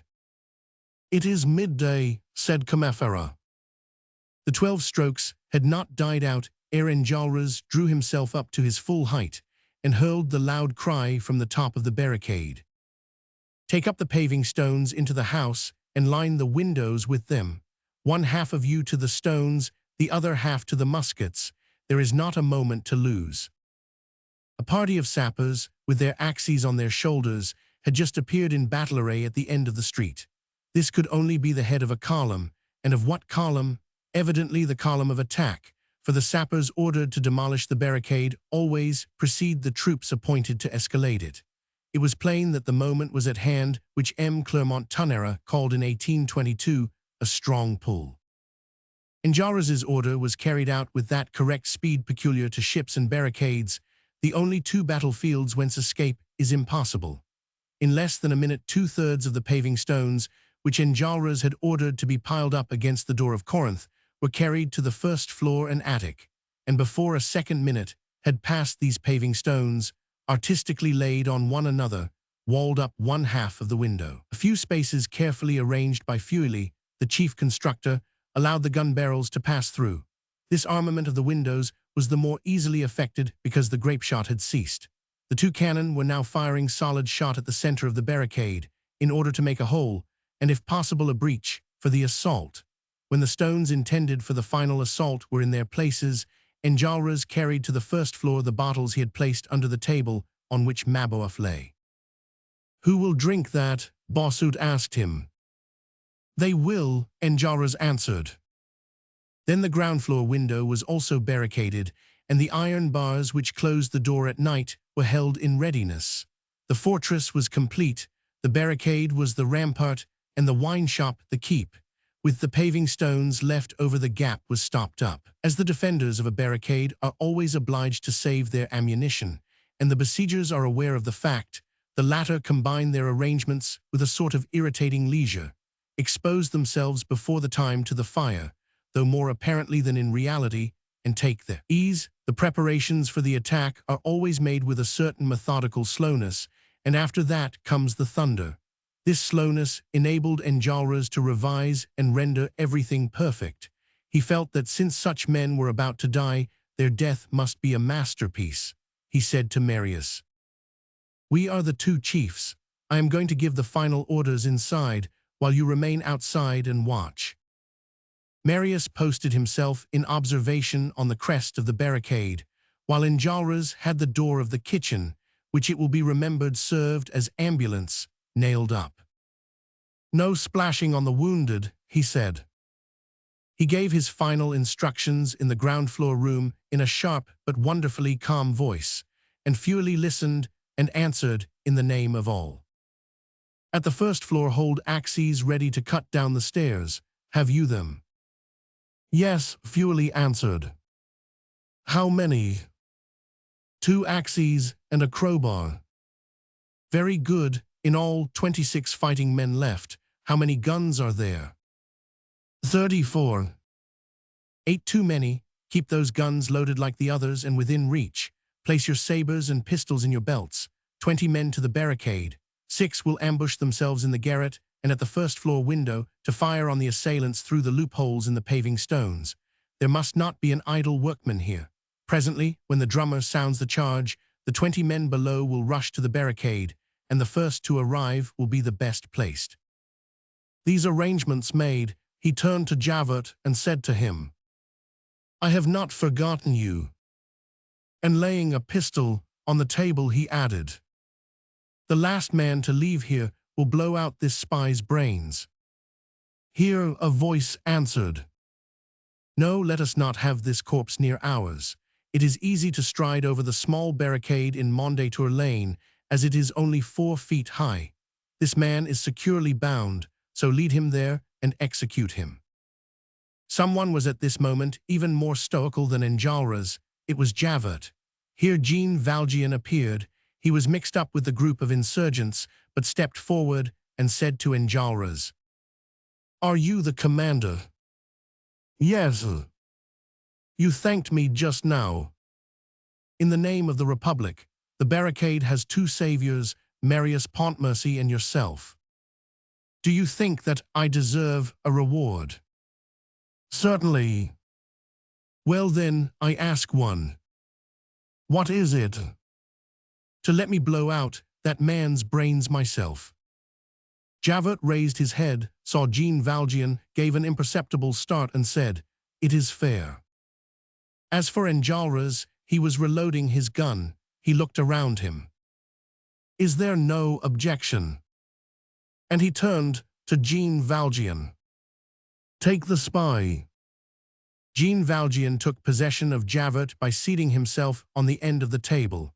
He seized the pistol, and a faint clink showed that he had cocked it. Almost at the same moment, the bugle call was heard. "Mind yourselves," Marius shouted from the top of the barricade. Javert began laughing that noiseless laugh peculiar to him, and looking intently at the insurgents, said to them, "You are no healthier than I am." "All outside," Enjolras cried. The insurgents rushed tumultuously forth, and as they passed, Javert smote them on the back, so to speak, with the expression, "We shall meet again soon." Chapter 19. Jean Valjean revenges himself. So soon as Jean Valjean was alone with Javert, he undid the rope which fastened the prisoner round the waist, the knot of which was under the table. After this, he made him a signal to rise. Javert obeyed with that indefinable smile in which the supremacy of enchained authority is condensed. Jean Valjean seized Javert by the martingale, as he would have taken an ox by its halter, and dragging him after him, quitted the wine-shop slowly, for Javert, having his feet hobbled, could only take very short steps. Jean Valjean held the pistol in his hand, and they thus crossed the inner trapeze of the barricade. The insurgents, prepared for the imminent attack, turned their backs. Marius alone, placed at the left extremity of the barricade, saw them pass. This group of the victim and the executioner was illumined by the sepulchral gleams which he had in his soul. Jean Valjean forced Javert to climb over the barricade with some difficulty, but did not loosen the cord. When they had crossed the bar, they found themselves alone in the lane, and no one could now see them, for the elbow formed by the houses hid them from the insurgents. The corpses removed from the barricade formed a horrible pile a few paces from them. Among the dead could be distinguished a livid face, disheveled hair, a pierced hand, and a half-naked female bosom. It was Eponine. Javert looked askance at this dead girl, and said with profound calmness, "It seems to me I know that girl." Then he turned to Jean Valjean, who placed the pistol under his arm, and fixed on Javert a glance which had no need of words to say, "Javert, it is I." Javert answered, "Take your revenge." Jean Valjean took a knife from his pocket and opened it. "A clasp knife," Javert exclaimed. "You are right, that suits you better." Jean Valjean cut the martingale which Javert had round his neck. Then he cut the ropes on his wrists, and stooping down, those on his feet. Then rising again, he said, "You are free." It was not easy to astonish Javert. Still, master though he was of himself, he could not suppress his emotion. He stood gaping and motionless, while Jean Valjean continued, "I do not believe that I shall leave this place. Still, if by accident I do, I live under the name of Fauchelevent at number 7, Rue de l'Homme Armé." Javert gave a tigerish frown, which opened a corner of his mouth, and muttered between his teeth, "Take care." "Begone," said Jean Valjean. Javert added, "You said Fauchelevent, Rue de l'Homme Armé." "Number 7. Javert repeated in a low voice, "Number 7. He rebuttoned his frock coat, restored his military stiffness between his shoulders, made a half-turn, crossed his arms while supporting his chin with one of his hands, and walked off in the direction of the markets. Jean Valjean looked after him. After going a few yards, Javert turned and said, "You annoy me. I would sooner be killed by you." Javert did not even notice that he no longer addressed Jean Valjean with familiarity. "Begone," said Jean Valjean. Javert retired slowly, and a moment after turned the corner of the Rue des Prétures. When Javert had disappeared, Jean Valjean discharged the pistol in the air, and then returned to the barricade, saying, "It is all over." This is what had taken place in the meanwhile. Marius, more occupied with the outside than the inside, had not hitherto attentively regarded the spy fastened up at the darkened end of the ground floor room. When he saw him in the open daylight bestriding the barricade, he recognized him, and a sudden hope entered his mind. He remembered the inspector of the Rue de Pontoise and the 2 pistols he had given him, which he, Marius, had employed at this very barricade, and he not only remembered his face but his name. This recollection, however, was foggy and disturbed, like all his ideas. It was not an affirmation he made so much as a question which he asked himself. "Is that not the police inspector who told me that his name was Javert?" Marius shouted to Enjolras, who had just stationed himself at the other end of the barricade. "Enjolras! Well, what is that man's name?" "Which man?" "The police agent. Do you know his name?" "Of course I do, for he told it to us." "What is it?" "Javert." Marius started, but at this moment a pistol shot was heard, and Jean Valjean reappeared, saying, "It is all over." A dark chill crossed Marius's heart. Chapter 20. The dead are right, and the living are not wrong. The death struggles of the barricade were about to begin, and everything added to the tragical majesty of this supreme moment. 1,000 mysterious sounds in the air, the breathing of armed masses set in motion in streets which could not be seen, the intermittent gallop of cavalry, the heavy rumor of artillery, the platoon firing, and the cannonade crossing each other in the labyrinth of Paris, the smoke of the battle rising all golden above the roofs, distant and vaguely terrible cries, flashes of menace everywhere, the tocsin of St. Mary, which now had the sound of a sob, the mildness of the season, the splendor of the sky full of sunshine and clouds, the beauty of the day, and the fearful silence of the houses. For since the previous evening, the 2 rows of houses in the Rue de la Chanvrerie had become 2 walls, ferocious walls with closed doors, closed windows, and closed shutters. At that day, so different from the present time, when the hour arrived in which the people wished to be done with a situation which had lasted too long, with a conceded charter or a restricted suffrage, when the universal wrath was diffused in the atmosphere, when the city consented to an upheaving of paving stones, when the insurrection made the bourgeoisie smile by whispering its watchword in their ear, then the inhabitant, impregnated with riot, so to speak, was the auxiliary of the combatant, and the house fraternized with the improvised fortress which it supported. When the situation was not ripe, when the insurrection was not decidedly accepted, when the masses disavowed the movement, it was all over with the combatants. The town was changed into a desert round the revolt, mines were chilled, the asylums were walled up, and the street became converted into a defile to help the army in taking the barricade. People cannot be forced to move faster than it wishes by a surprise, and woe to the man who tries to compel it. A people will not put up with it, and then it abandons the insurrection to itself. The insurgents become lepers, a house is an escarpment, a door is a refusal, and a facade is a wall. This wall sees, hears, and will not.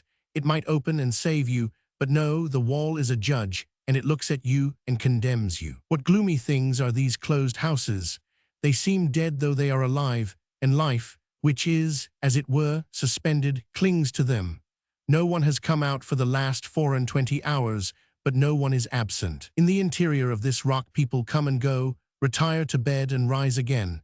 They are in the bosom of their family, they eat and drink, and are afraid, terrible to say.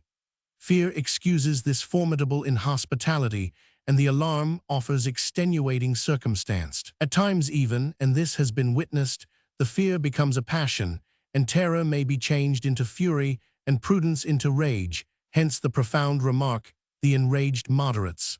There are flashes of supreme terror, from which passion issues like a mournful smoke. What do these people want? They are never satisfied, they compromise peaceable men, as if we had not had revolutions of that nature. What have they come to do here? Let them get out of it as they can. All the worse for them, it is their fault, and they have only what they deserve. That does not concern us. Look at our poor street torn to pieces by cannon. They are a heap of scamps. Above all, do not open the door. And the house assumes the aspect of a tomb. The insurgent dies a lingering death before their door. He sees the grape-shot and naked sabers arrive. If he cries out, he knows there are people who hear him but will not help him. There are walls which might protect him, and men who might save him, and these walls have ears of flesh, and these men have entrails of stone. Whom should we accuse? Nobody and everybody, the imperfect times in which we live.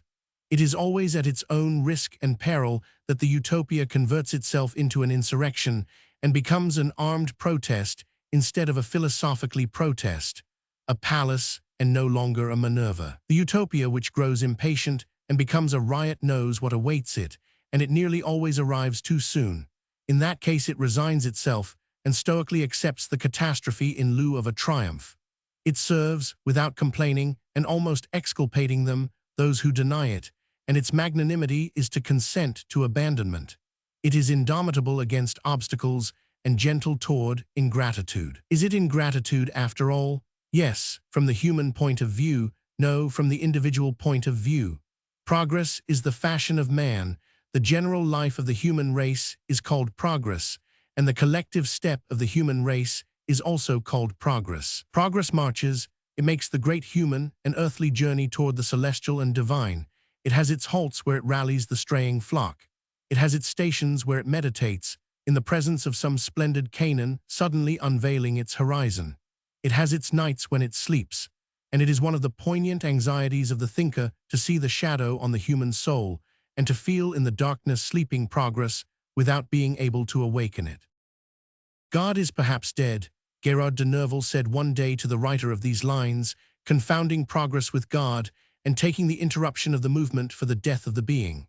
The man who despairs is wrong, progress infallibly reawakens, and we might say that it moves even when sleeping, for it has grown. When we see it upright again, we find that it is taller. To be ever peaceful depends no more on progress than on the river. Do not raise a bar or throw in a rock, for the obstacle makes the water foam and humanity boil. Hence come troubles, but after these troubles we notice that way has been made. Until order, which is naught else than universal peace, is established, until harmony and unity reign, progress will have revolutions for its halting places. What then is progress? We have just said, the permanent life of the peoples. Now, it happens at times that the momentary life of individuals offers a resistance to the eternal life of the human race. Let us avow without bitterness that the individual has his distinct interest and can without felony stipulate for that interest and defend it. The present has its excusable amount of egotism, momentary right has its claims, and cannot be expected to sacrifice itself incessantly to the future. The generation which at the present moment is passing over the earth is not forced to abridge it for the generations, its equals, after all, whose turn will come at a later date. I exist, murmurs that someone who is everybody. I am young and in love, I am old and wish to rest, I am father of a family, I work, I prosper, I do a good business, I have houses to let, I have money in the funds, I am happy, I have wife and children, I like all that, I wish to live, and so leave us at peace. Hence at certain hours, a profound coldness falls on the magnanimous vanguard of the human race. Utopia, moreover, we confess it, emerges from its radiant sphere in waging war. It, the truth of tomorrow, borrows its process battle from the falsehood of yesterday. It, the future, acts like the past. It, the pure idea, becomes an assault. It complicates its heroism with a violence for which it is but fair that it should answer, a violence of opportunity and expediency, contrary to principles, and for which it is fatally punished. The utopia, when in a state of insurrection, combats with the old military code in its hand. It shoots spies, executes traitors, suppresses living beings and hurls them into unknown darkness. It makes use of death, a serious thing. It seems that the utopia no longer pats faith in the radiance, which is its irresistible and incorruptible strength. It strikes with the sword, but no sword is simple. Every sword has two edges, and the man who wounds with one wounds himself with the other. This reservation made, and made with all severity, it is impossible for us not to admire, whether they succeed or no, the glorious combatants of the future, the confessors of the utopia. Even when they fail, they are venerable, and it is perhaps in ill success that they possess most majesty. Victory, when in accordance with progress, deserves the applause of the peoples, but an heroic defeat merits their tenderness. The one is magnificent, the other sublime. With us who prefer martyrdom to success, John Brown is greater than Washington, and Pisacane greater than Garibaldi. There should be somebody to take the part of the conquered, and people are unjust to these great assirs of the future when they foil. Revolutionists are accused of sowing terror, and every barricade appears an attack. Their theory is incriminated, their object is suspected, their afterthought is apprehended, and their conscience is denounced. They are reproached with elevating and erecting against the reigning social fact a pile of miseries, griefs, iniquities, and despair, and with pulling down in order to barricade themselves behind the ruins and combat. People shout to them, "You are unpaving hell," and they might answer, "That is the reason why our barricade is made of good intentions. The best thing is certainly the pacific solution. After all, let us allow when people see the pavement, they think of the bear, and it is a good will by which society is alarmed. But it depends on society to save itself, and we appeal to its own good will. No violent remedy is necessary. Study the evil amicably and then cure it. That is all we desire." However this may be, those men, even when they have fallen, and especially then, are august, who at all points of the universe, with their eyes fixed on France, are struggling for the great work with the inflexible logic of the ideal. They give their life as a pure gift for progress. They accomplish the will of Providence and perform a religious act. At the appointed hour, with as much disinterestedness as an actor who takes up his cue, they enter the tomb in obedience to the divine scenario, and they accept this hopeless combat and this stoical disappearance in order to lead to its splendid and superior universal consequences. The magnificent human movement irresistibly began on July 14.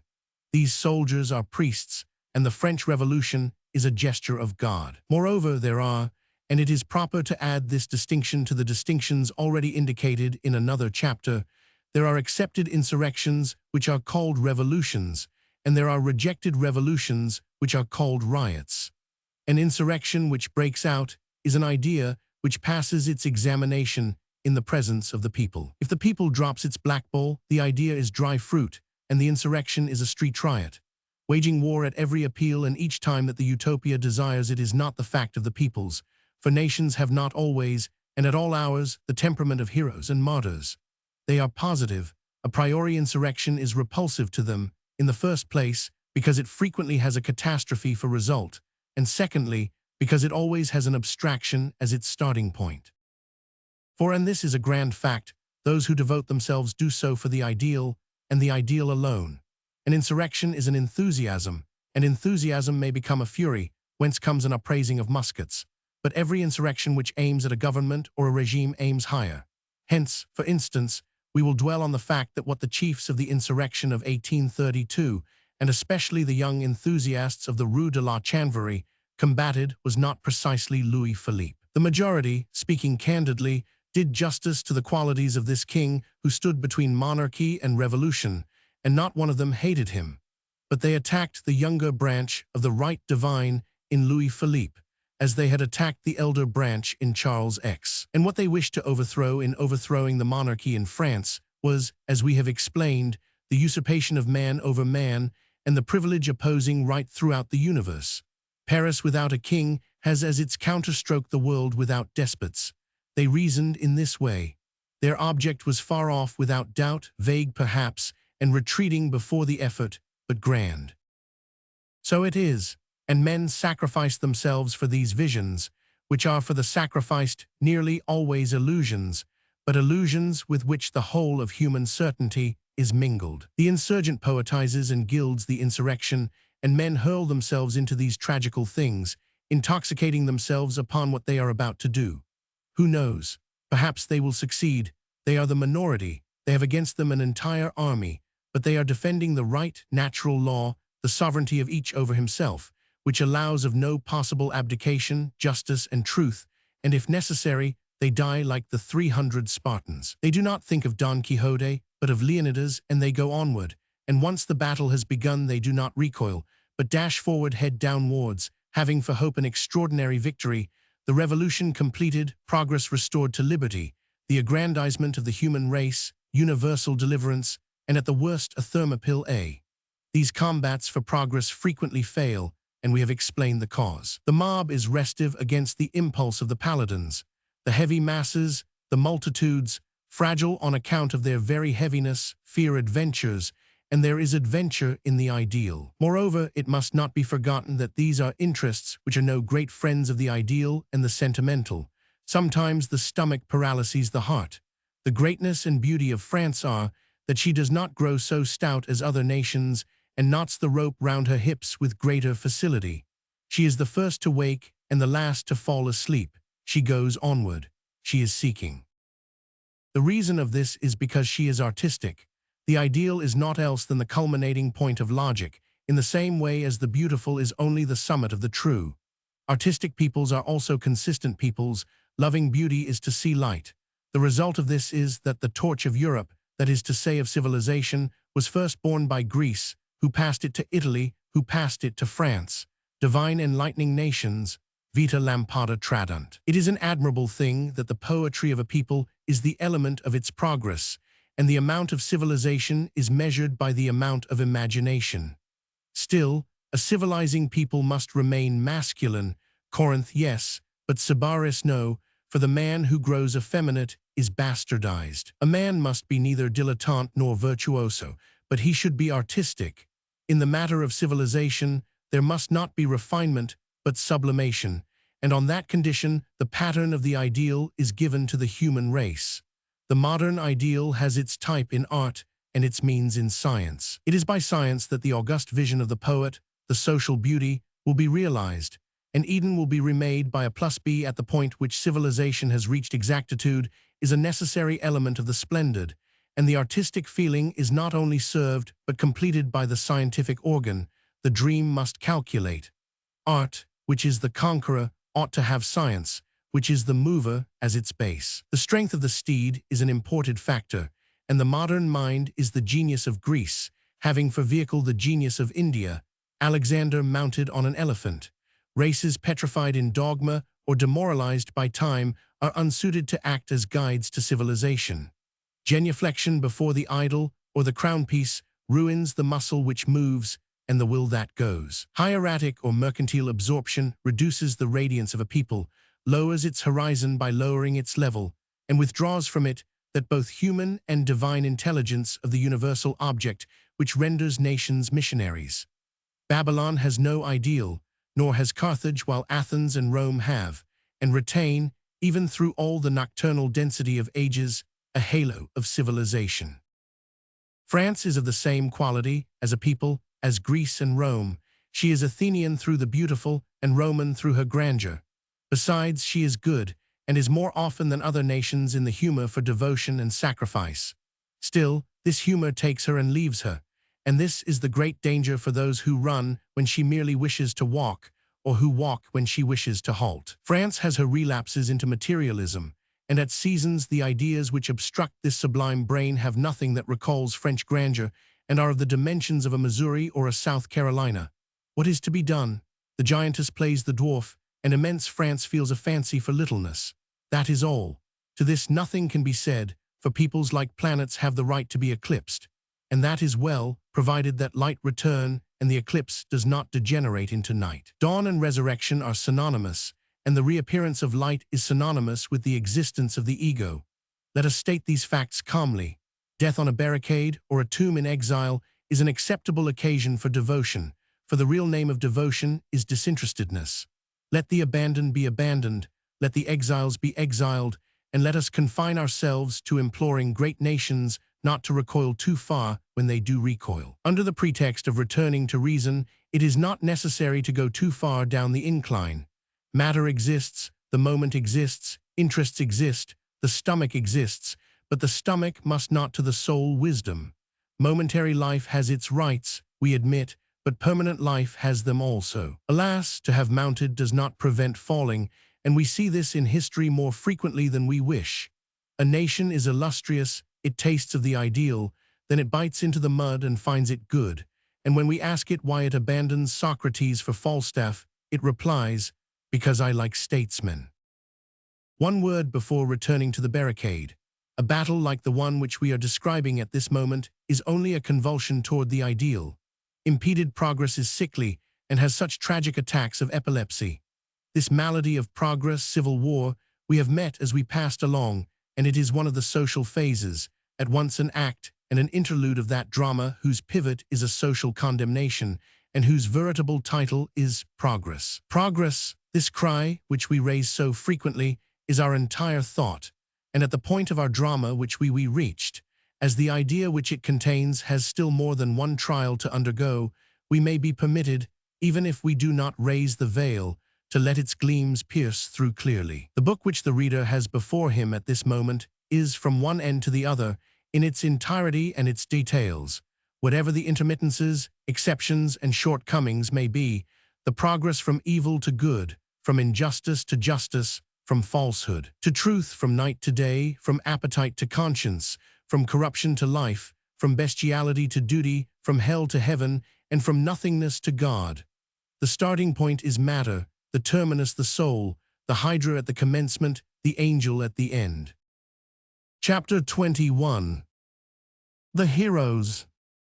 Suddenly the drum beat the charge, and the attack was a hurricane.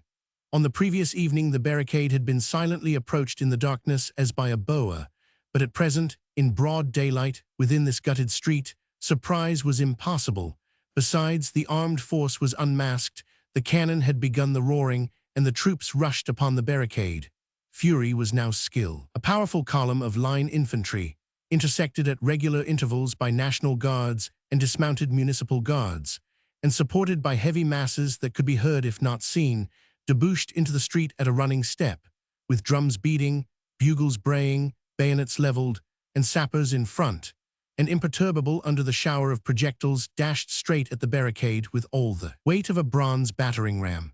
But the wall held out firmly, and the insurgents fired impetuously. The escaladed barricade displayed a flashing mane. The attack was so violent that it was in a moment inundated by assailants, but it shook off the soldiers as the lion does the dogs, and it was only covered with besiegers as the cliff is with foam, to reappear a minute later scarped, black, and formidable. The columns, compelled to fall back, remained massed in the street, exposed but terrible, and answered the redoubt by a tremendous musketry fire. Anyone who has seen fireworks will remember the piece composed of a crossfire of lightnings, which is called a bouquet. Imagine this bouquet, no longer vertical but horizontal, and bearing at the end of each yet a bullet, slugs, or iron balls and scattering death. The barricade was beneath it. On either side was equal resolution. The bravery was almost barbarous, and was complicated by a species of heroic ferocity which began with self-sacrifice. It was the epoch when a National Guard fought like a zouave. The troops desired an end, and the insurrection wished to wrestle. The acceptance of death in the height of youth and health converts intrepidity into a frenzy, and each man in this action had the grandeur of the last hour. The street was covered with corpses. The barricade had Marius at one of its ends, and Enjolras at the other. Enjolras, who carried the whole barricade in his head, reserved and concealed himself. 3 soldiers fell under his loophole without even seeing him, while Marius displayed himself openly and made himself a mark. More than once half his body rose above the barricade. There is no more violent prodigal than a miser who takes the bit between his teeth, and no man more startling in action than a dreamer. Marius was formidable and pensive, and in the battle was like a dream. He looked like a ghost firing. The cartridges of the besieged were exhausted, but not their sarcasms, and they laughed in the tornado of the tomb in which they stood. Courfeyrac was bareheaded. "What have you done with your hat?" Bossuet asked him, and Courfeyrac answered, "They carried it away at last with cannonballs." Or else they made haughty remarks. "Can you understand?" Feuilly exclaimed bitterly, "those men," and he mentioned names, well-known and even celebrated names that belonged to the old army, who promised to join us and pledged their honor to aid us, and who are generals and abandon us. And Combeferre restricted himself to replying with a grave smile. "They are people who observe the rules of honor as they do the stars, a long distance off." The interior of the barricade was so sown with torn cartridges that it seemed as if there had been a snowstorm. The assailants had the numbers and the insurgents the position. They were behind a wall, and crushed at point-blank ranged the soldiers who were stumbling over the dead and wounded. This barricade, built as it was and admirably strengthened, was really one of those situations in which a handful of men holds a legion in check. Still, constantly recruited and growing beneath the shower of bullets, foe column of attack inexorably approached, and little by little, step by step, but with certainty, the army squeezed the barricade as the screw does the press. The assaults succeeded each other, and the horror became constantly greater. Then there broke out on this pile of paving stones, in this Rue de la Chanvrerie, a struggle worthy of the wall of Troy. These sallow, ragged, and exhausted men, who had not eaten for 24 hours, who had not slept, who had only a few rounds more to fire, who felt their empty pockets for cartridges. These men, nearly all wounded, with head or arm bound round with a blood-stained blackish rag, having holes in their coat from which the blood flowed, scarce, armed with bad guns and old rusty sabers, became Titans. The barricade was 10 times approached, assaulted, escalated, and never captured. To form an idea of the contest, it would be necessary to imagine a heap of terrible courages set on fire, and that you are watching the flames. It was not a combat, but the interior of a furnace. Mouths breathed flames there, and the faces were extraordinary. The human form seemed impossible there.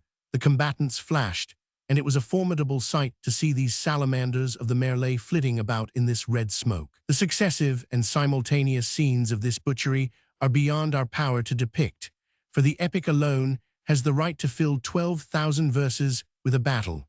It might have been called that inferno of Brahmanism, the most formidable of the 17 abysses, which the Veda calls the forest of swords. They fought foot to foot, body to body, with pistol shots, saber cuts, and fists, close by, at a distance, above, below, on all sides, from the roof of the house, from the wine shop, and even from the traps of the cellars into which some had slipped.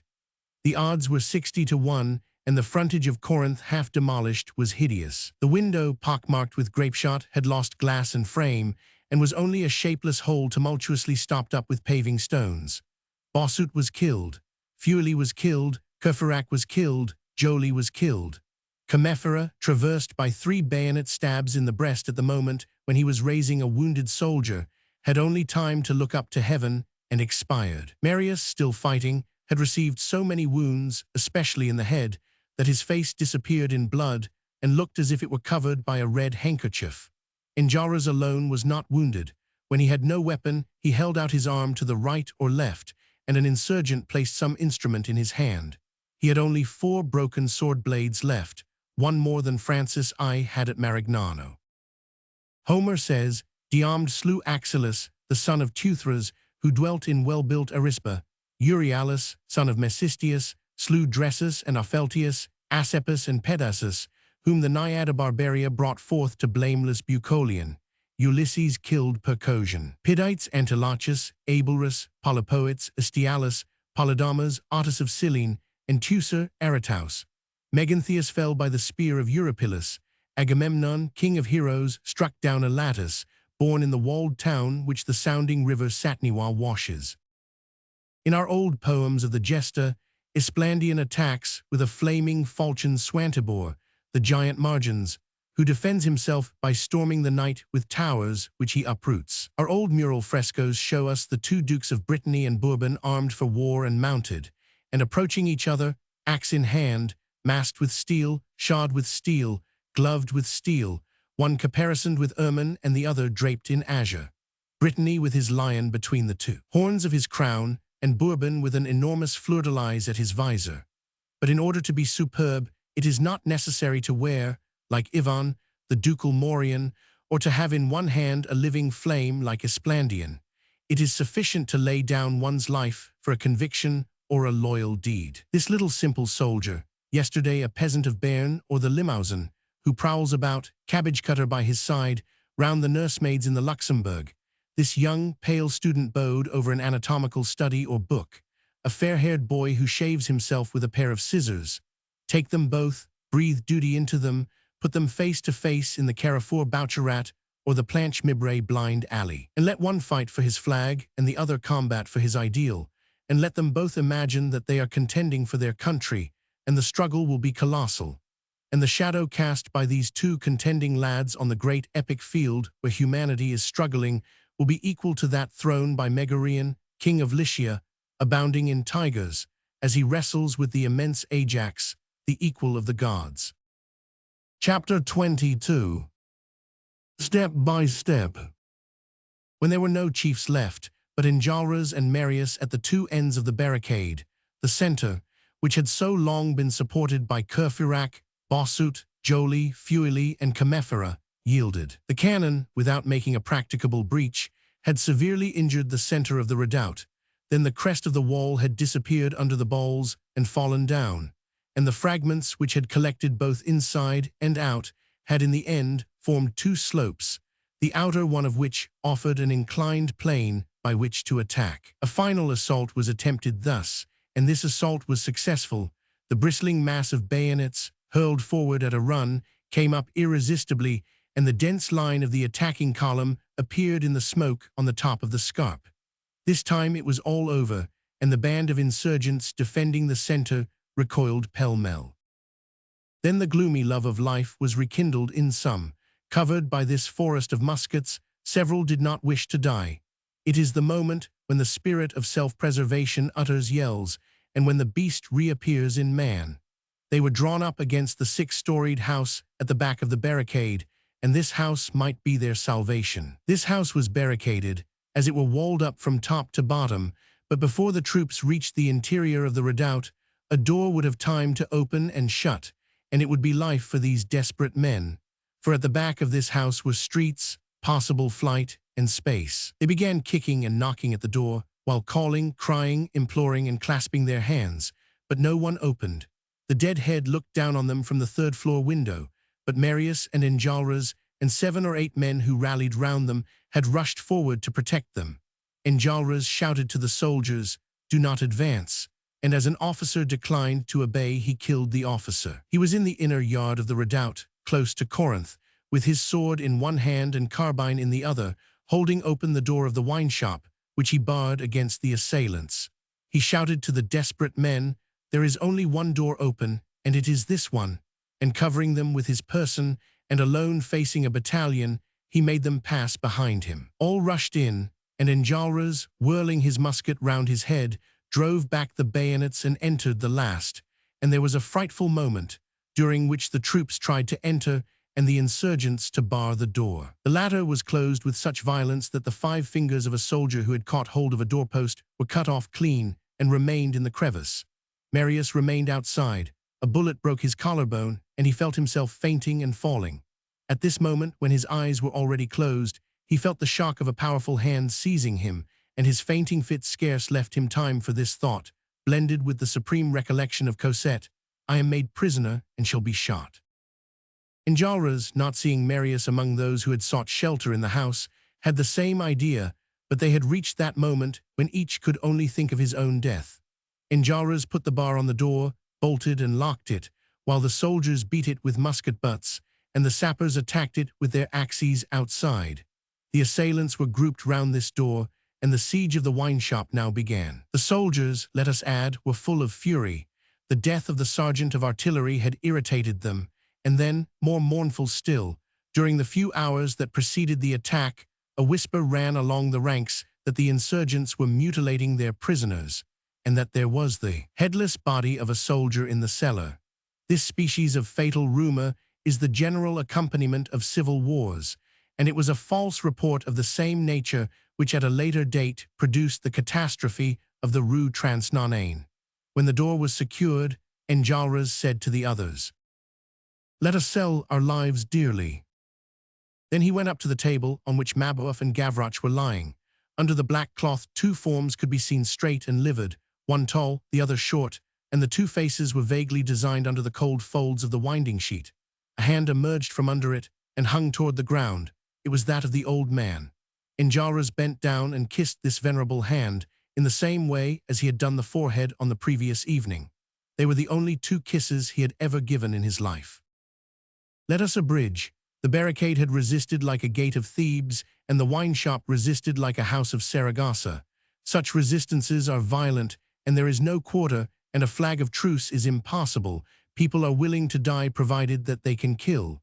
When Suchet says, "Capitulate," Palafox answers, "After the war with cannon, the war with the knife." Nothing was wanting in the attack on the Hucheloup wine shop. neither paving stones showering from the window and roof on the assailants, and exasperating the troops by the frightful damage they committed, nor shots from the attics and cellar, nor the fury of the attack, nor the rage of the defense, nor, finally, when the door gave way, the frenzied mania of extermination. When the assailants rushed into the wine shop, their feet entangled in the panels of the broken door which lay on the ground, they did not find a single combatant. The winding staircase, cut away with axes, lay in the middle of the ground floor room. A few wounded men were on the point of dying.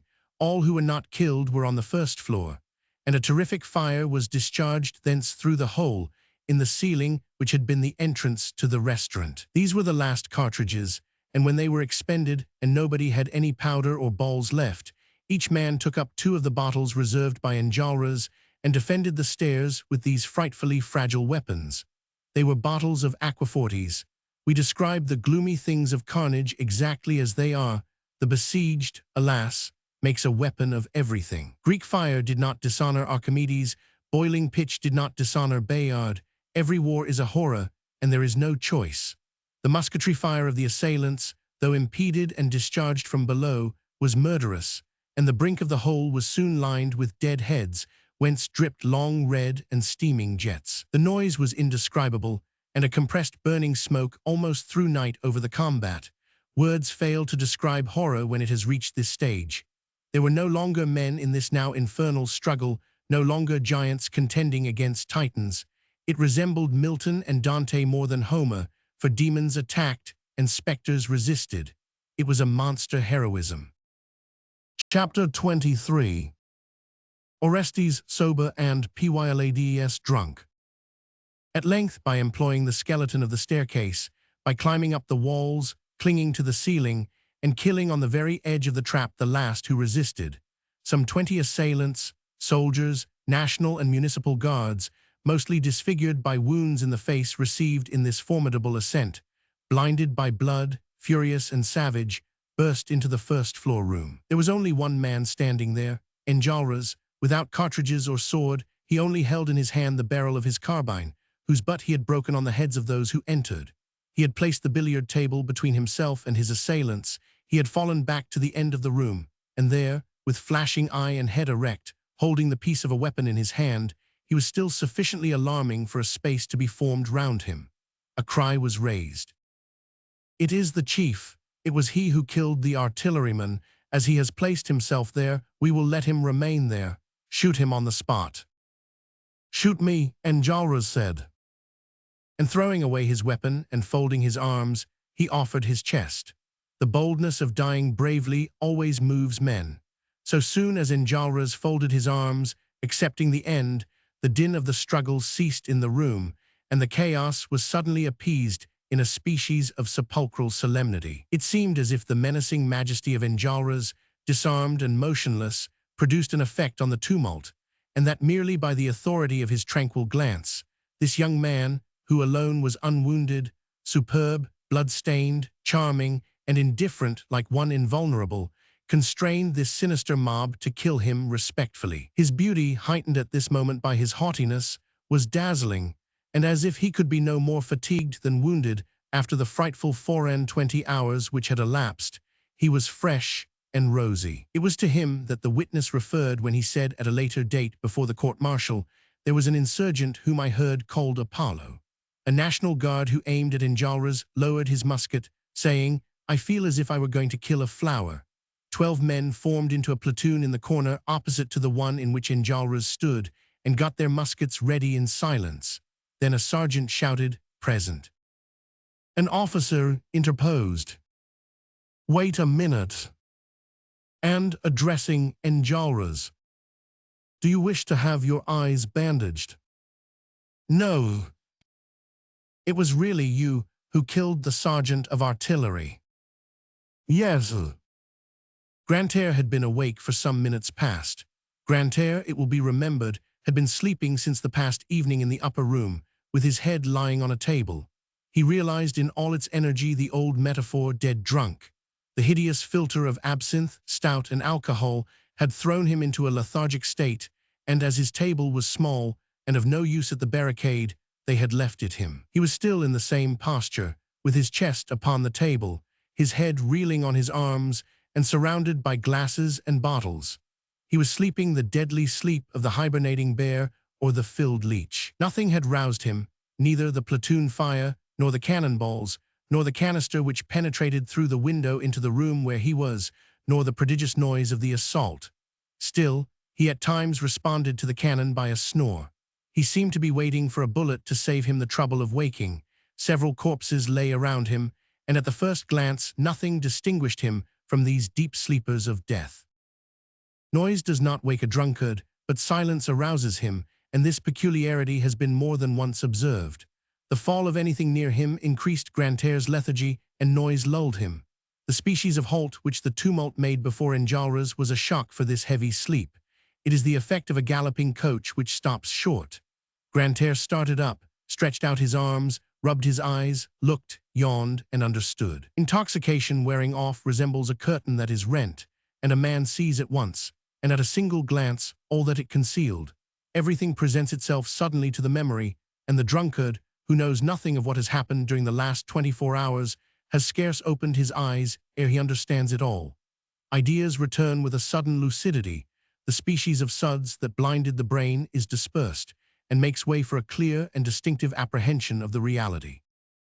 Concealed as he was in a corner, and sheltered, so to speak, by the billiard table, the soldiers, who had their eyes fixed on Enjolras, had not even perceived Grantaire, and the sergeant was preparing to repeat the order to fire, when all at once they heard a powerful voice crying at their side, "Long live the Republic, I belong to it." Grantaire had risen, and the immense gleam of all the combat which he had missed appeared in the flashing glance of the transfigured drunkard. He repeated, "Long live the Republic," crossed the room with a firm step, and placed himself before the muskets by Enjolras's side. "Kill us both at once," he said. And turning gently to Enjolras, he asked him, "Do you permit it?" Enjolras pressed his hand with a smile, and this smile had not passed away ere the detonation took place. Enjolras, pierced by 8 bullets, remained leaning against the wall as if nailed to it. He merely hung his head. Grantaire was lying stark dead at his feet. A few minutes later, the soldiers dislodged the last insurgents who had taken refuge at the top of the house and were firing through a partition in the garret. They fought desperately and threw bodies out of windows, some still alive. 2 voltigeurs, who were trying to raise the smashed omnibus, were killed by 2 shots from the attics. A man in a blouse rushed out of them, with a bayonet thrust in his stomach, and lay on the ground expiring. A private and insurgent slipped together down the tiles of the roof, and as they would not loosen their hold fell into the street, holding each other in a ferocious embrace. There was a similar struggle in the cellar, cries, shots, and a fierce clashing, then a silence. The barricade was captured, and the soldiers began searching the adjacent houses and pursuing the fugitives. Chapter 24. Prisoner. Marius was really a prisoner to Jean Valjean. The hand which had clutched him behind at the moment when he was falling, and of which he felt the pressure as he lost his senses, was that of Jean Valjean. Jean Valjean had taken no other part in the struggle than that of exposing himself. Had it not been for him, in the supreme moment of agony, no one would have thought of the wounded. Thanks to him, who was everywhere present in the carnage like a providence, those who fell were picked up, carried to the ground-floor room, and had their wounds dressed, and in the intervals he repaired the barricade. But nothing that could resemble a blow, an attack, or even personal defense could be seen with him, and he kept quiet and succored. However, he had only a few scratches, and the bullets had no billet for him. If suicide formed part of what he dreamed of when he came to this sepulchre, he had not been successful, but we doubt whether he thought of suicide, which is an irreligious act. Jean Valjean did not appear to see Marius in the thick of the combat, but in truth he did not take his eyes off him.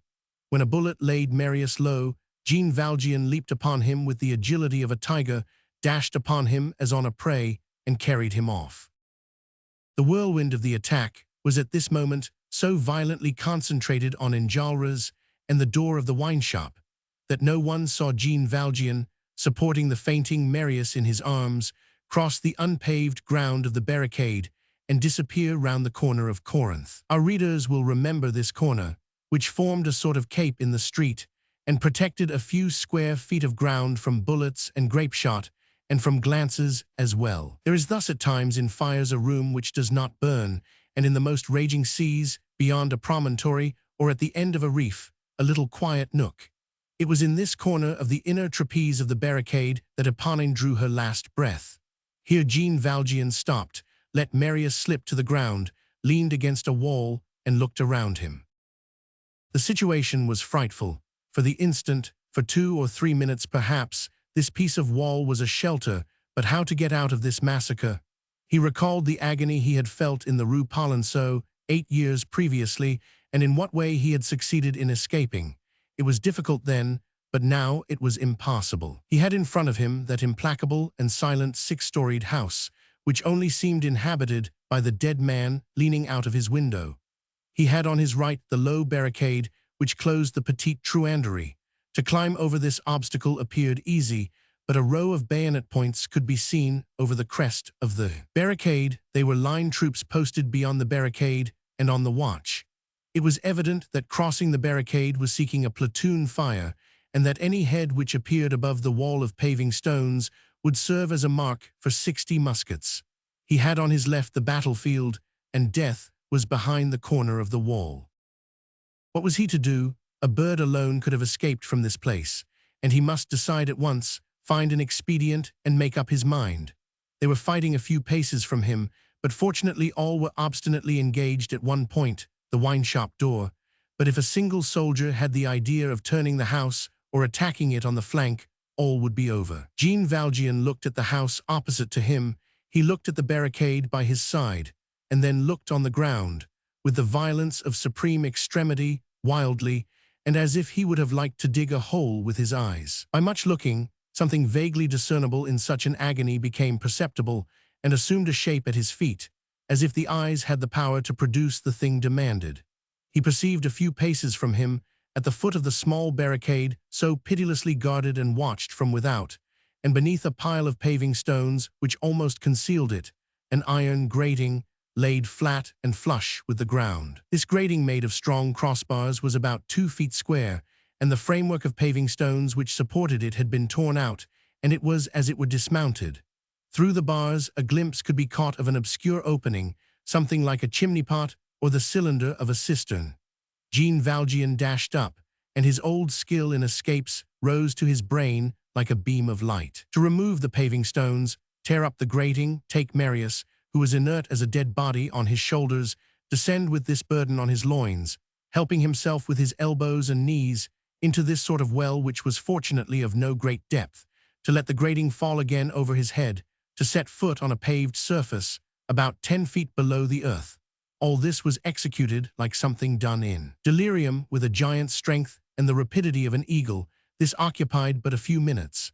Jean Valjean found himself with the still fainting Marius in a sort of long subterranean corridor, where there was profound peace, absolute silence, and night. The impression which he had formerly felt in falling out of the street into the convent recurred to him. Still, what he now carried was not Cosette, but Marius.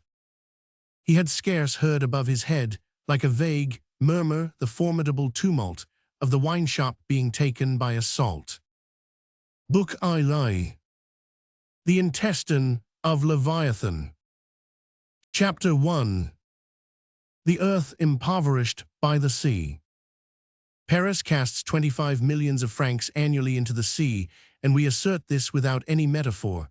How so, and in what way? By day and night. For what object? For no object. With what thought? Without thinking. What to do? Nothing. By means of what organ? Its intestines. What are its intestines? Its sewers. 25 millions are the most moderate of the approximative amounts given by the estimates of modern science. Science, after groping for a long time, knows now that the most fertilizing and effective of manures is human manure. The Chinese, let us say it to our shame, knew this before we did. Not a Chinese peasant. It is Eckeberg who states the fact, who goes to the city, but brings at either end of his bamboo a bucket full of what we call filth. Thanks to the human manure, the soil in China is still as youthful as in the days of Abraham, and Chinese wheat yields just 120-fold the sowing. There is no guano comparable in fertility to the detritus of a capital, and a large city is the strongest of stercoraries. To employ the town in manuring the plain would be certain success, for if gold be dung, on the other hand our dung is gold. What is done with this golden dung? It is swept into the Gulf. We send at a great expense fleets of ships to collect at the southern pole the guano of petrels and penguins and cast into the sea the incalculable element of wealth which we have under our hand. All the human and animal manure which the world loses, if returned to the land instead of being thrown into the sea, would suffice to nourish the world. Do you know what those piles of ordure are, collected at the corners of streets? Those carts of mud carried off at night from the streets, the frightful barrels of the nightman, and the fetid streams of subterranean mud, which the pavement conceals from you. All this is a flowering field, it is green grass, it is mint and thyme and sage, it is game, it is cattle, it is the satisfied lowing of heavy kine at night, it is perfumed hay, it is gilded wheat, it is bread on your table, it is warm blood in your veins, it is health, it is joy, it is life. So desires that mysterious creation, which is transformation on earth and transfiguration in heaven.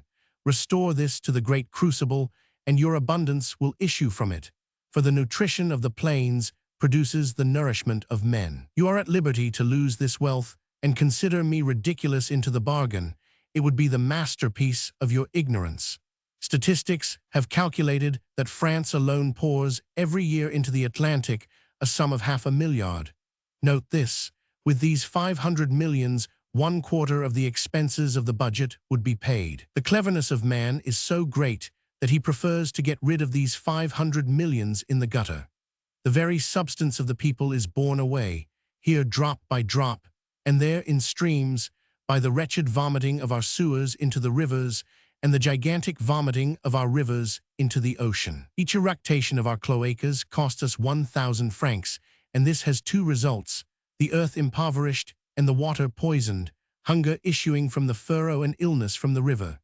It is notorious that at this very hour the Thames poisons London, and as regards Paris, it has been found necessary to remove most of the mouths of the sewers down the river below the last bridge. A double tubular apparatus supplied with valves and floodgates, a system of elementary drainage as simple as the human lungs, and which is already in full work in several English parishes, would suffice to bring into burr towns the pure water of the fields, and send to the fields the rich water of the towns. And this easy ebb and flow, the most simple in the world, would retain among us the 500 millions thrown away.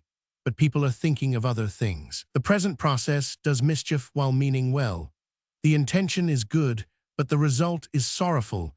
They believe they are draining the city while they are destroying the population. A sewer is a misunderstanding, and when drainage, with its double functions, restoring what it takes, is everywhere substituted for the sewer, that simple and impoverishing washing, and is also combined with the data of a new social economy, the produce of the soil will be increased tenfold, and the problem of misery will be singularly attenuated. Add the suppression of parasitisms, and it will be solved.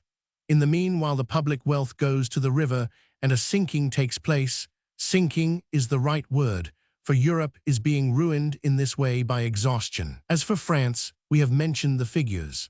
Now, as Paris contains 1/25 of the whole French population, and the Parisian guano is the richest of all, we are beneath the truth when we estimate at 25 millions the share of Paris in the $500,000,000, which France annually refuses. These 25 millions, employed in assistance and enjoyment, would double the splendor of Paris, and the city expends them in sewers. So that we may say, the great prodigality of Paris, its marvelous fete, its folie bourgeon, its orgy, its lavishing of gold, its luxury, splendor, and magnificence, is its sewerage. It is in this way that in the blindness of a bad political economy people allow the comfort of all to be drowned and wasted in the water. There ought to be St. Cloud nets to catch the public fortunes. Economically regarded, the fact may be thus summarized. Paris is a regular spendthrift. Paris, that model city, that pattern of well-conducted capitals, of which every people strives to have a copy, that metropolis of the ideal, that august home of initiative, impulse, and experiment, that center and gathering place of minds, that nation city, that beehive of the future, that marvelous composite of Babylon and Corinth, would make a peasant of Phocion shrug his shoulders from our present point of view. Imitate Paris, and you will ruin yourself. Moreover, Paris imitates itself particularly in this immemorial and insensate squandering. These surprising follies are not new. It is no youthful nonsense. The ancients acted like the moderns. The cloacas of Rome, says Liebig, absorbed the entire welfare of the Roman peasant. When the Campagna of Rome was ruined by the Roman sewer, Rome exhausted Italy, and when it had placed Italy in its cloaca, it poured into it Sicily, and then Sardinia, and then Africa. The sewer of Rome swallowed up the world. This cloaca offered its tunnels to the city and to the world, urbi et orbi, eternal city and unfathomable drain. For these things, as for others, Rome gives the example, and this example Paris follows with all the folly peculiar to witty cities. For the requirements of the operation which we have been explaining, Paris has beneath it another Paris, a Paris of sewers, which has its streets, squares, lanes, arteries, and circulation, which is mud, with the human forces at least. For nothing must be flattered, not even a great people. Where there is everything, there is ignominy by the side of sublimity, and if Paris contain Athens, the city of light, Tyre, the city of power, Sparta, the city of virtue, Nineveh, the city of prodigies, it also contains Lutetia, the city of mud. Moreover, the stamp of its power is there too, and the titanic sewer of Paris realizes among monuments the strange ideal realized in humanity by a few men like Machiavelli, Bacon, and Mirabeau, the grand abject. The subsoil of Paris, if the eye could pierce the surface, would offer the aspect of a gigantic madrepore.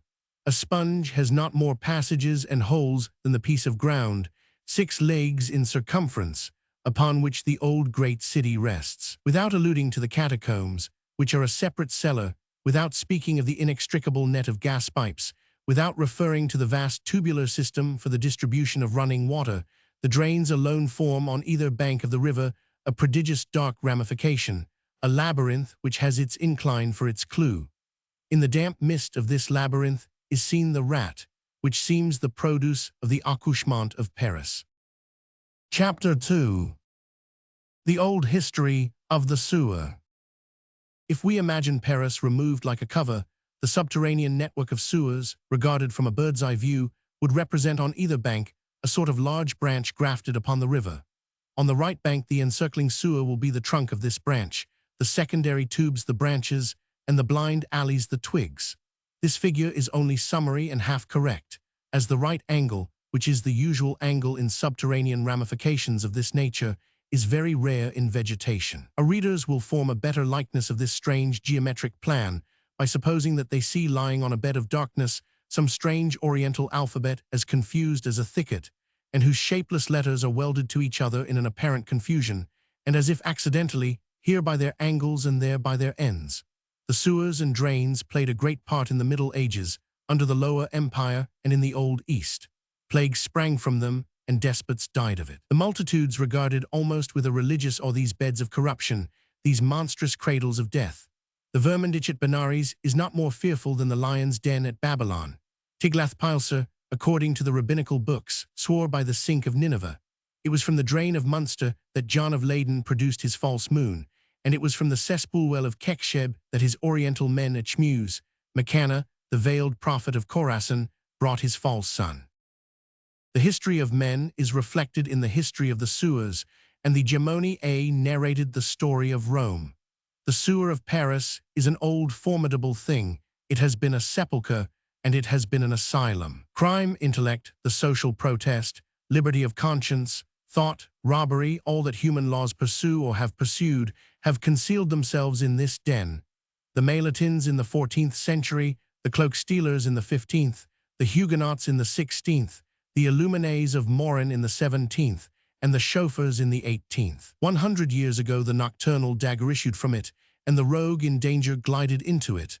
The wood had the cave and Paris had the drain.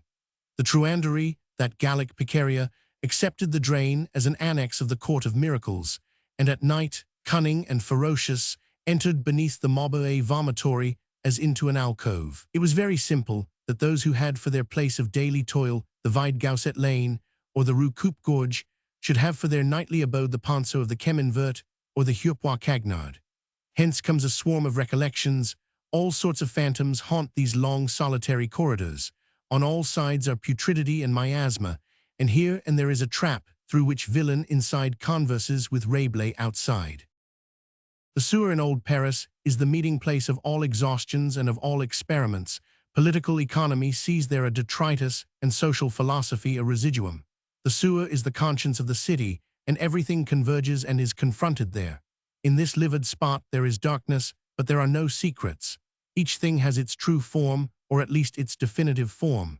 The pile of ordure has this in its favor, that it tells no falsehood, and simplicity has taken refuge there. Basil's mask is found there, but you see the pasteboard, the threads, the inside and out, and it is marked with honest filth.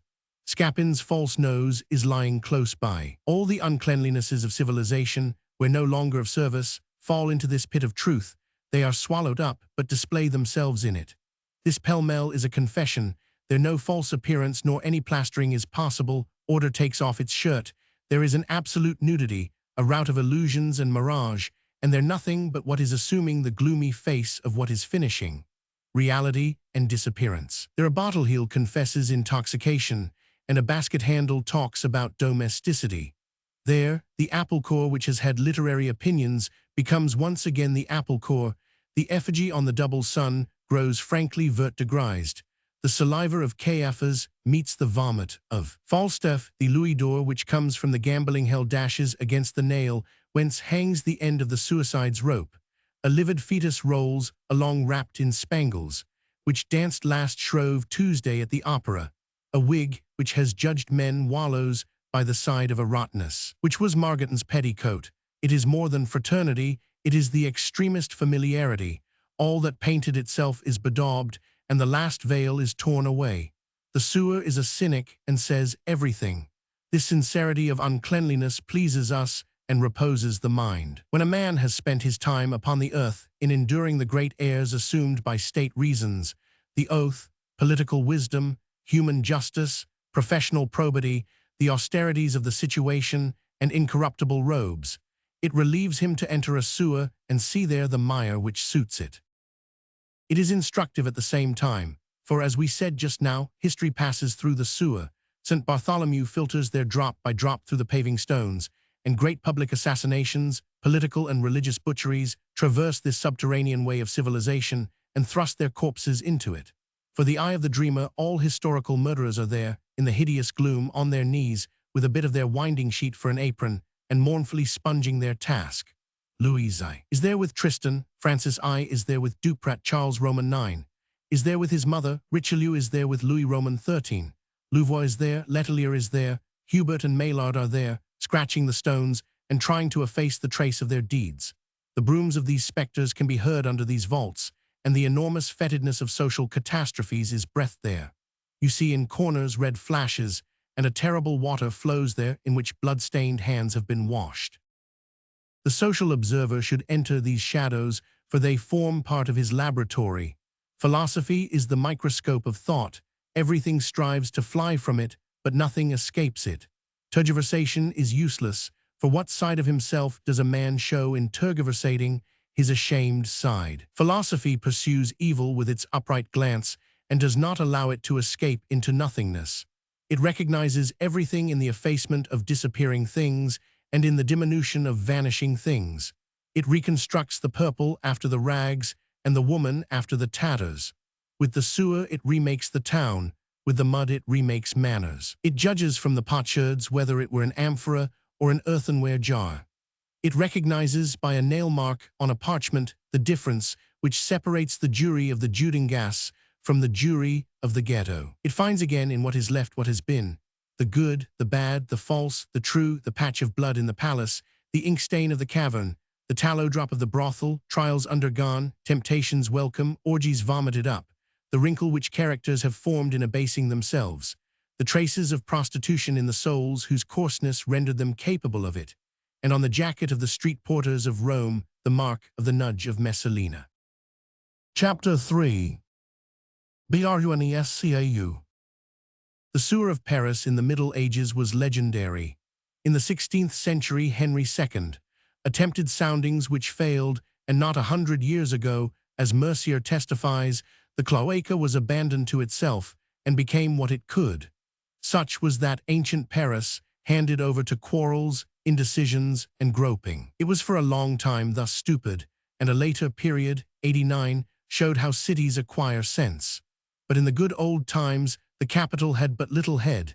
It did not know how to transact its business either morally or materially, and could no more sweep away its ordure than its abuses.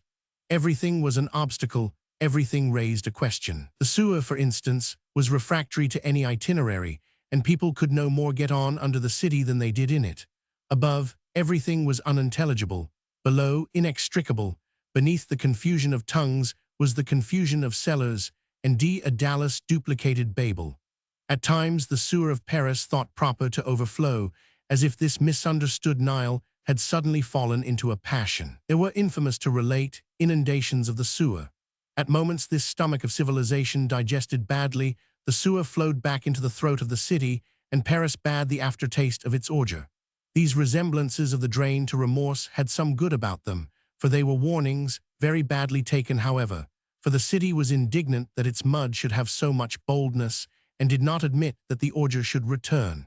Discharge it better. The inundation of 1802 is in the memory of Parisians of 80 years of age. The mud spread across the Place des Victoires, on which is the statue of Louis XIV. It entered Rue Saint-Honoré by the two mouths of the sewer of the Champs-Élysées, Rue Saint-Florentin by the Saint-Florentin sewer, Rue Pierre-Poisson by the sewer of the Sonnerie, Rue Poppincourt by the Cheminvert sewer, and Rue de la Roquette by the Rue de Lappe sewer. It covered the level of the Rue des Champs-Élysées to a height of 14 inches, and in the south, owing to the vomitory of the Seine performing its duties contrariwise, it entered Rue Mazarine, Rue de l'Échouet, and Rue des Marais, where it stopped after running on 120 yards, just a few yards from the house which Racine had inhabited, respecting, in the 17th century, the poet more than the king.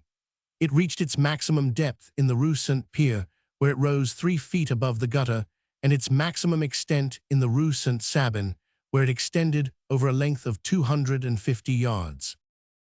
At the beginning of the present century, the sewer of Paris was still a mysterious spot. Mud can never be well famed, but here the ill reputation extended almost to terror.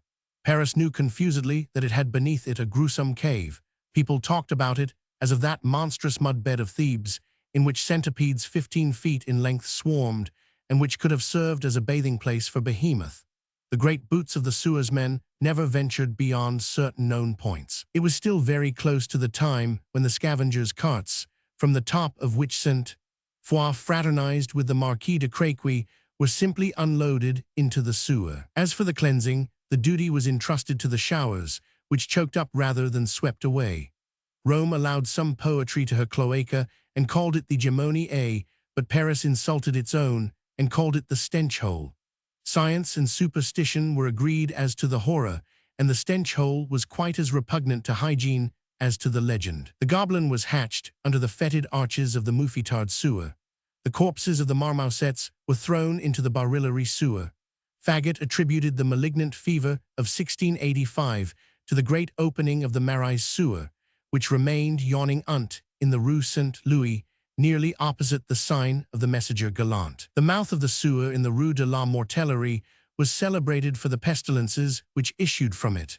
With its iron-pointed grating that resembled a row of teeth, it yawned in this fatal street like the throat of a dragon breathing hell on mankind. The popular imagination seasoned the gloomy Parisian sewer with some hideous mixture of infinitude. The sewer was bottomless, the sewer was a bathroom, and the idea of exploring these leprous regions never even occurred to the police. Who would have dared to cast a sound into this darkness and go on a journey of discovery in this abyss? It was frightful, and yet someone presented himself at last. The cloaca had its Christopher Columbus. One day in 1805, during one of the rare apparitions which the emperor made in Paris, the Minister of the Interior attended at his master's petty lever. In the courtyard could be heard the clanging sabers of all the extraordinary soldiers of the Great Republic and the Great Empire. There was a swarm of heroes at Napoleon's gates, men of the Rhine, the Schelde, the Adige, and the Nile, comrades of Joubert, of Desaix, of Marceau, Hoche, and Kleber, aeronauts of Fleurus, grenadiers of Mayence, pontooners of Genoa, hussars whom the pyramids had gazed at, artillerymen who had bespattered Junot's cannonballs, cuirassiers who had taken by assault the fleet anchored in the Zuyder Zee. Some had followed Bonaparte upon the bridge of Lodi, others had accompanied Murat to the trenches of Mantua, while others had outstripped Lannes in the hollow way of Montebello. The whole army of that day was in the court of the Tuileries, represented by a squadron or a company, and guarding Napoleon, then resting, and it was the splendid period when the great army had Marengo behind it and Austerlitz before it. "Sire," said the Minister of the Interior to Napoleon, "I have seen today the most intrepid man of your empire." "Who is the man?" the Emperor asked sharply, "and what has he done?" "He wishes to do something, sire." "What is it?" "To visit the sewers of Paris." This man existed, and his name was Bruneseau. Chapter 4. Concealed Details.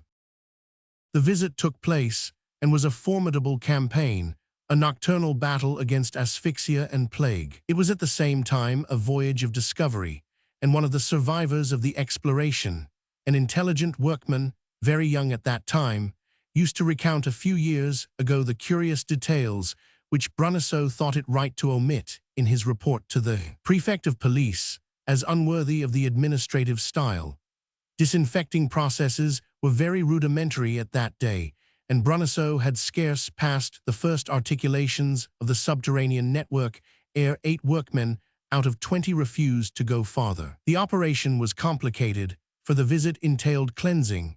It was, therefore, requisite to cleanse and at the same time take measurements, note the water entrances, count the traps and mouths, detail the branches, indicate the currents, recognize the respective dimensions of the different basins, sound the small sewers grafted on the main, measure the height under the keystone of each passage and the width both at the bottom and the top, in order to determine the ordinates for leveling at the right of each entrance of water.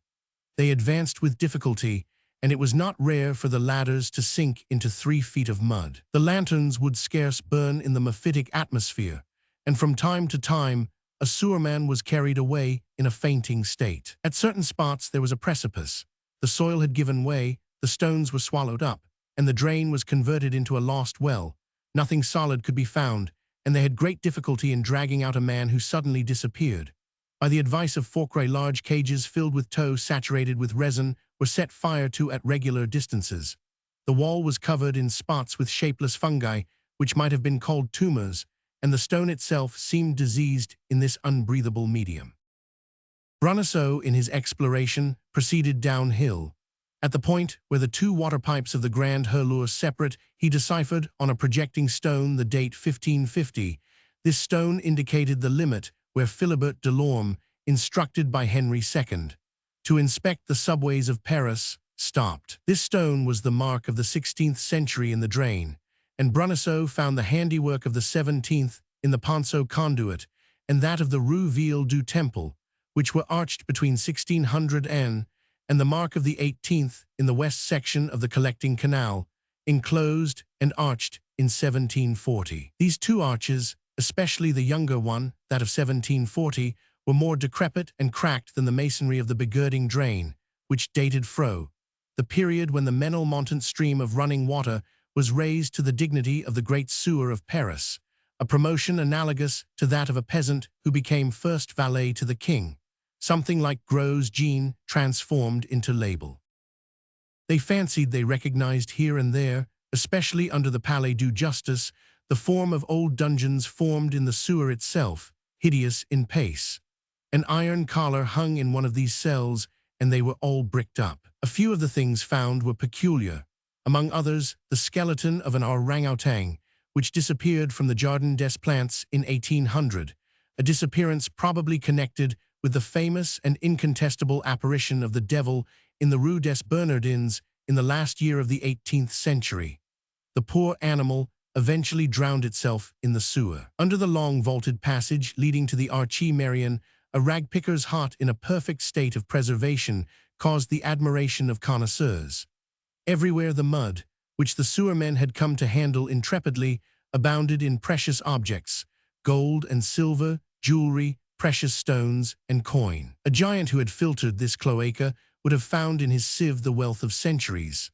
At the point where the two branches of the Rue du Temple and the Rue Saint-Avoy divide, a singular copper Huguenot medal was picked up, bearing on one side a pig wearing a cardinal's hat, and on the other a wolf with the tiara on its head.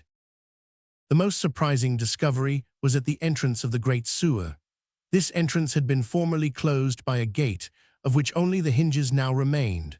From one of these hinges hung a filthy, shapeless rag, which doubtless caught there as it passed, floated in the shadow, and was gradually mouldering away. Bruneseau raised his lantern and examined this fragment.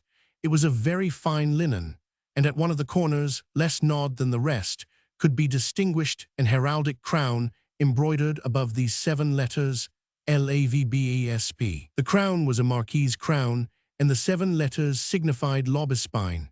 What they had under their eyes was no less than a piece of Marat's winding sheet.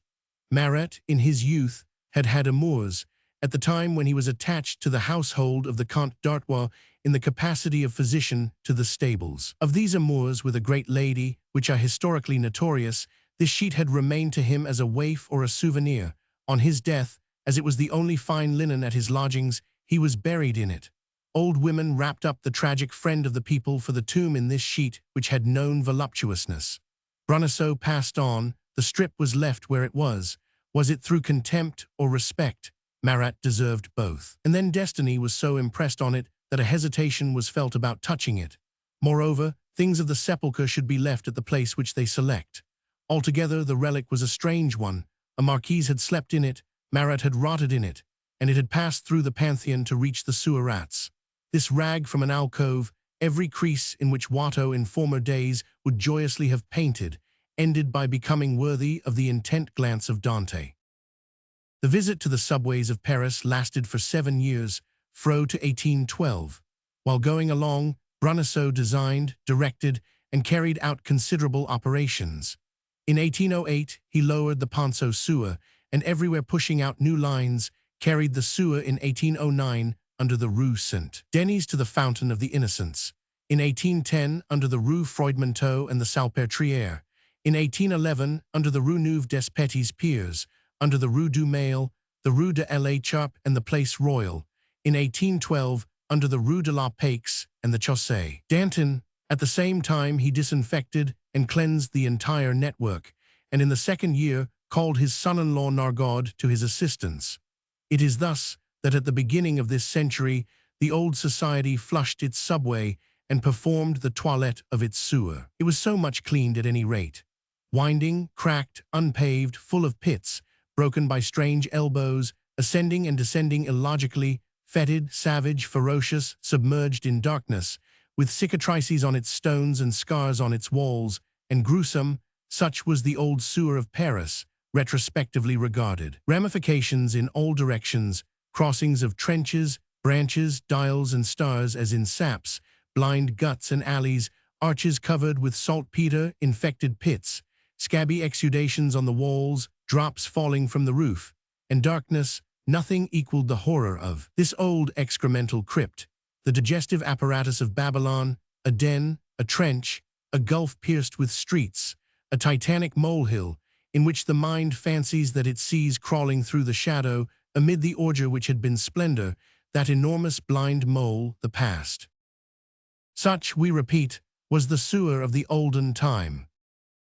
Chapter 5. Present Progress. At the present day, the sewer is clean, cold, straight, and correct, and almost realizes the ideal of what is understood in England by the word respectable. It is neat and grey, built with the plumb line, we might almost say coquettishly. It resembles a contractor who has become a councillor of state. You almost see clearly in it, and the mud behaves itself decently.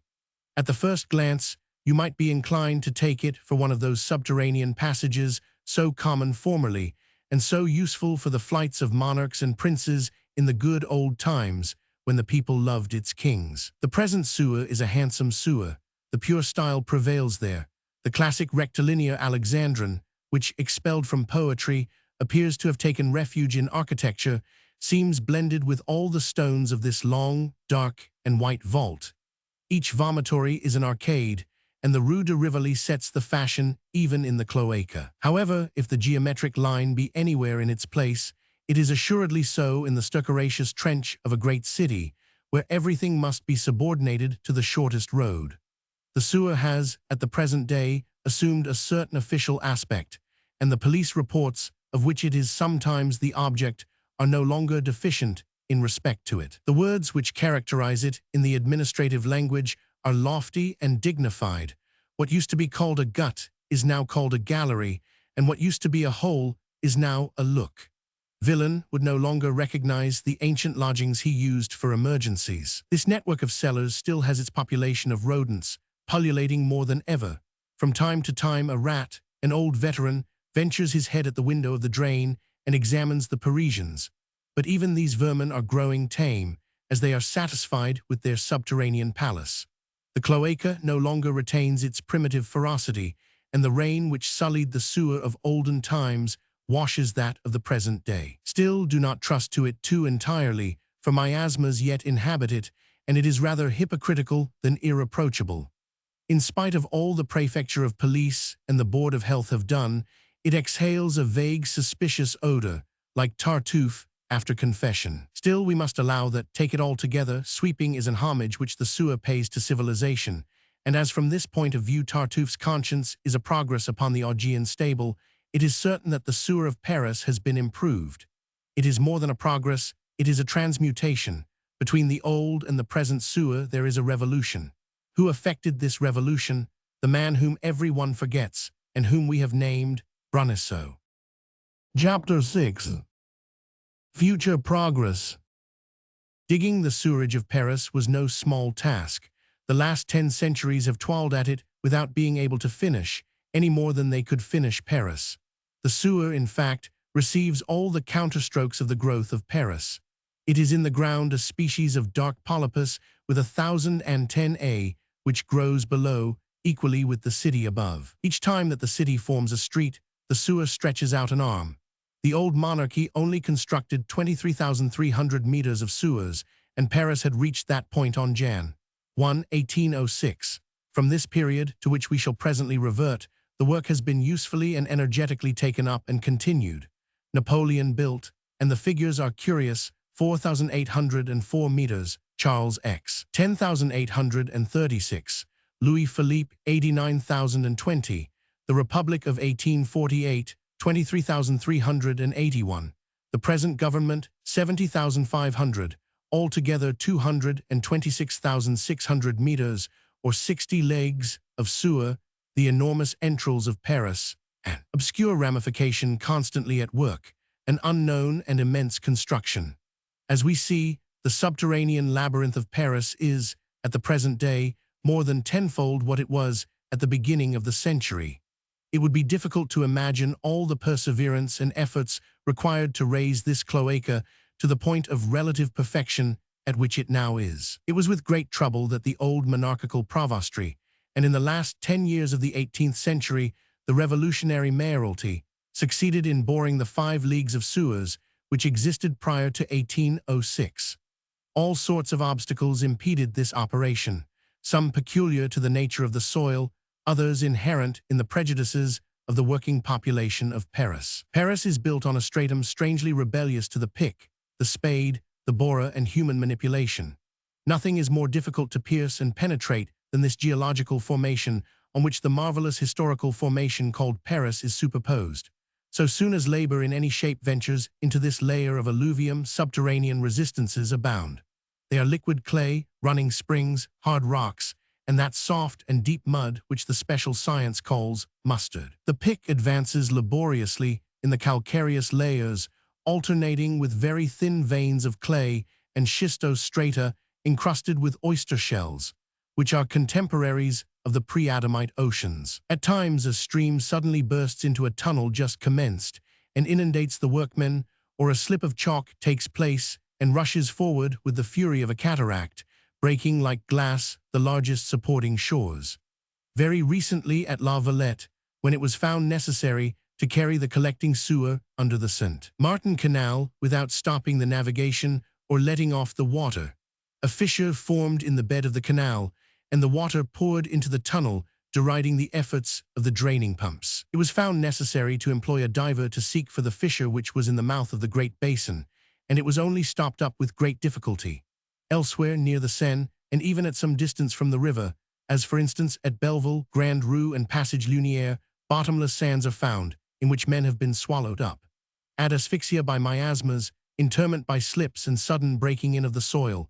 Add typhus, too, with which the workmen are slowly impregnated. In our days, after having hollowed the gallery of Clichy with a banquette to convey the main water conduit of the Arc, a work performed by trenches 10 meters in depth, after having arched the Beaver from the Boulevard de l'Hôpital to the Seine in the midst of earth slips, and by the help of trenching, often through putrid matter, and of shores, after having, in order to deliver Paris from the torrent-like waters of the Montmartre, and given outlet to the fluviatic pond of 23 acres, which stagnated near the Barrière des Martyrs, after having, we say, constructed the line of sewers from the Barrière Blanche to the Aubervilliers Road in 4 months, by working day and night at a depth of 11 meters, after having, a thing unknown before, executed subterraneously a sewer in the Rue Bar du Bec, without trench, at a depth of 6 meters, the surveyor Monod died.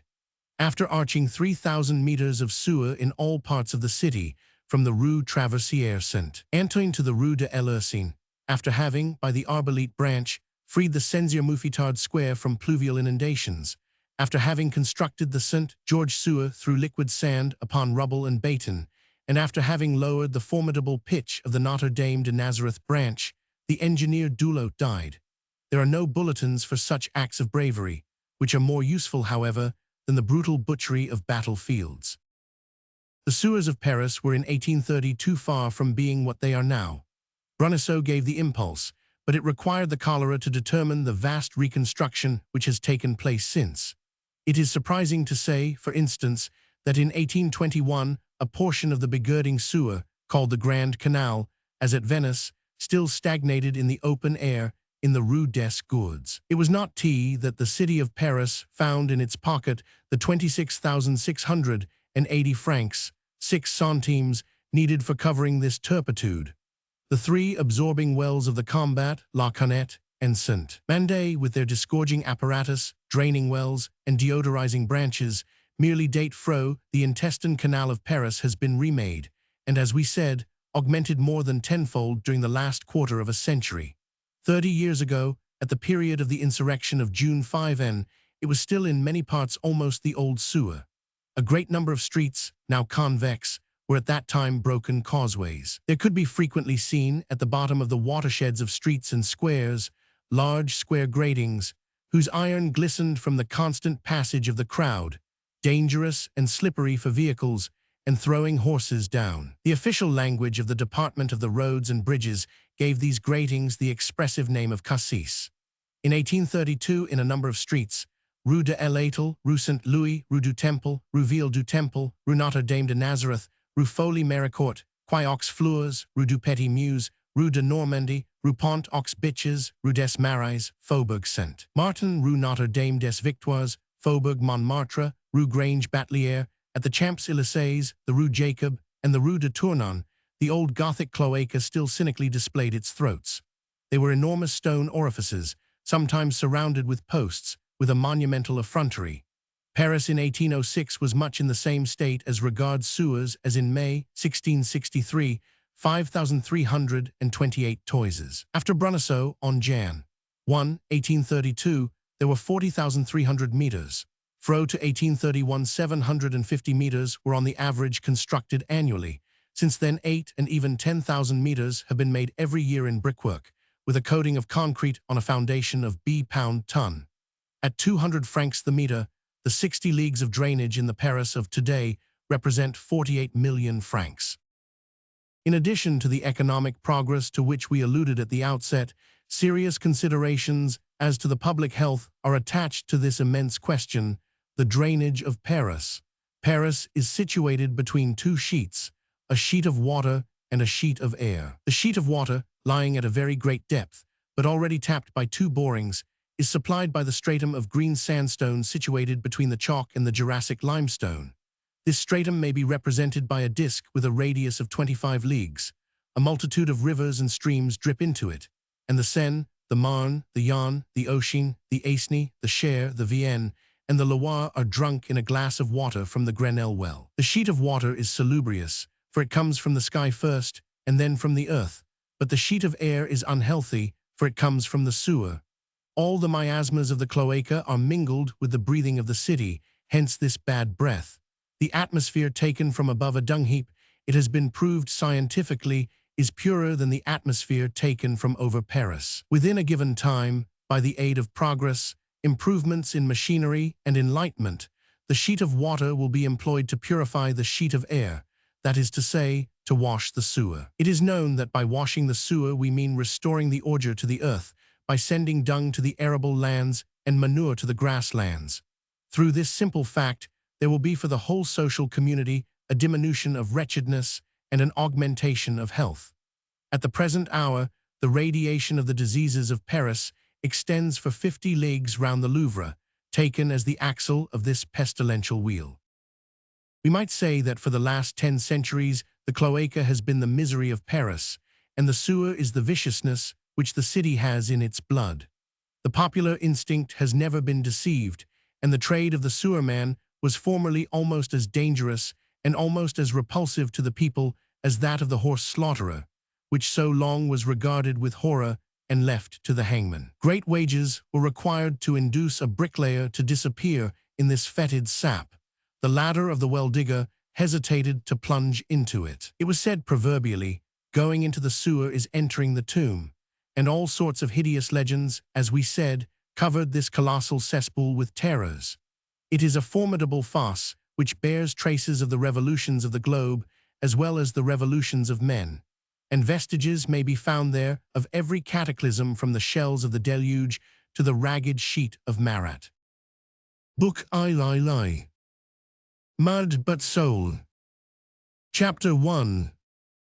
The Cloaca and the Surprises. It was in the sewer of Paris that Jean Valjean found himself. This is a further resemblance of Paris with the sea, as in the ocean the diver can disappear there. It was an extraordinary transition in the very heart of the city. Jean Valjean had left the city, and in a twinkling, the time required to lift a trap and let it fall again, he had passed from broad daylight to complete darkness, from midday to midnight, from noise to silence, from the uproar of thunder to the stagnation of the tomb, and by an incident far more prodigious even than that of the Rue Polonceau, from the extremest peril to the most absolute security. A sudden fall into a cellar, disappearance in the oubliette of Paris, leaving this street where death was all around for this species of sepulchre in which was life. It was a strange moment. He stood for some minutes as if stunned, listening and amazed. The trapdoor of safety had suddenly opened beneath him, and the celestial goodness had to some extent taken him by treachery. Admirable ambuscades of Providence. Still, the wounded man did not stir, and Jean Valjean did not know whether what he was carrying in this pit were alive or dead. His first sensation was blindness, for he all at once could see nothing. He felt too that in a moment he had become deaf, for he could hear nothing more. The frenzied storm of murder maintained a few yards above him only reached him confusedly and indistinctly, and like a noise from a depth. He felt that he had something solid under his feet, but that was all. Still, it was sufficient. He stretched out one arm, then the other. He touched the wall on both sides and understood that the passage was narrow. His foot slipped, and he understood that the pavement was damp. He advanced one foot cautiously, fearing a hole, a cesspool, or some gulf, and satisfied himself that the pavement went onwards. A fetid gust warned him of the spot where he was. At the expiration of a few minutes, he was no longer blind. A little light fell through the trap by which he descended, and his eye grew used to this vault. He began to distinguish something. The passage in which he had run to earth, no other word expresses the situation better, was walled up behind him. It was one of those blind alleys called in the professional language branches. Before him he had another wall, a wall of night. The light of the trap expired 10 or 12 feet from the spot where Jean Valjean was, and scarce produced a livid whiteness on a few yards of the damp wall of the sewer. Beyond that, the opaqueness was massive.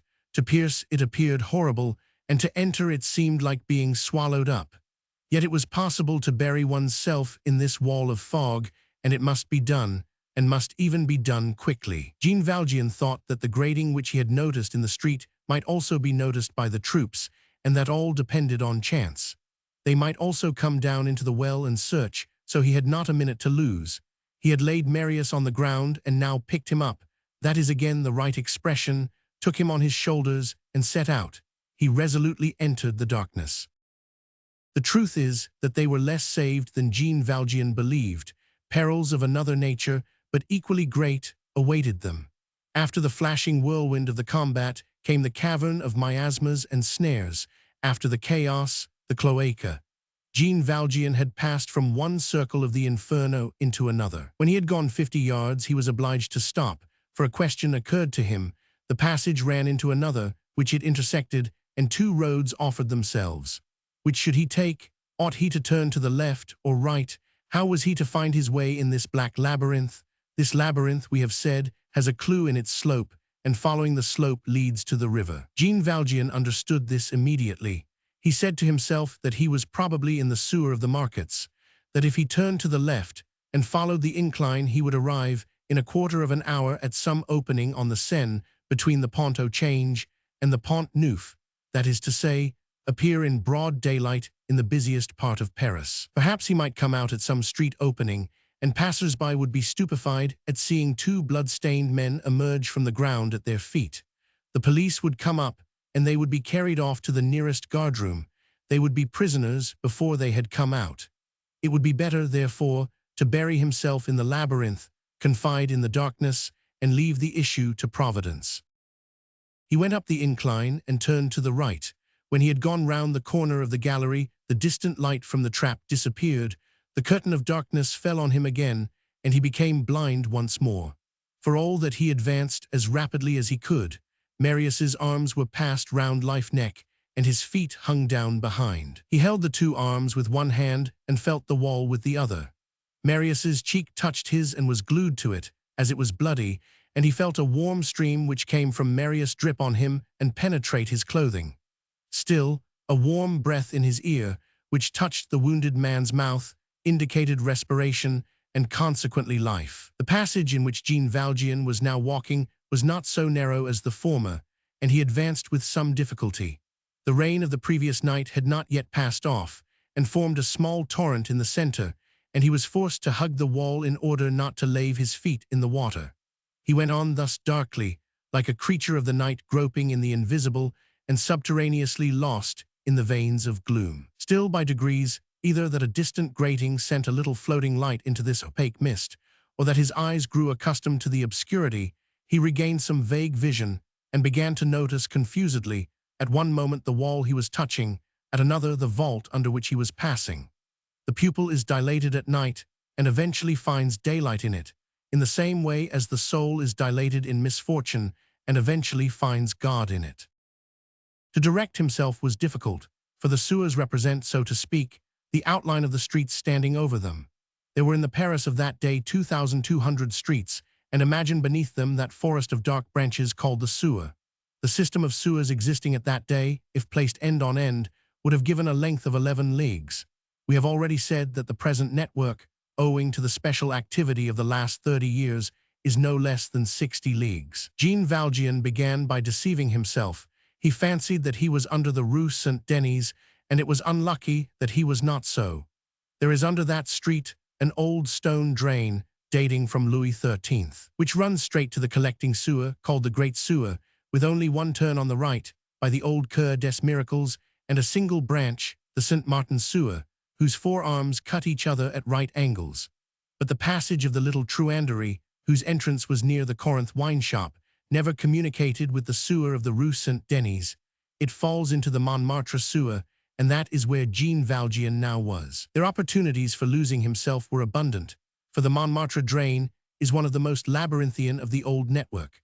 Luckily, Jean Valjean had left behind him the sewer of the markets, whose geometrical plan represents a number of entangled top-gallant masts.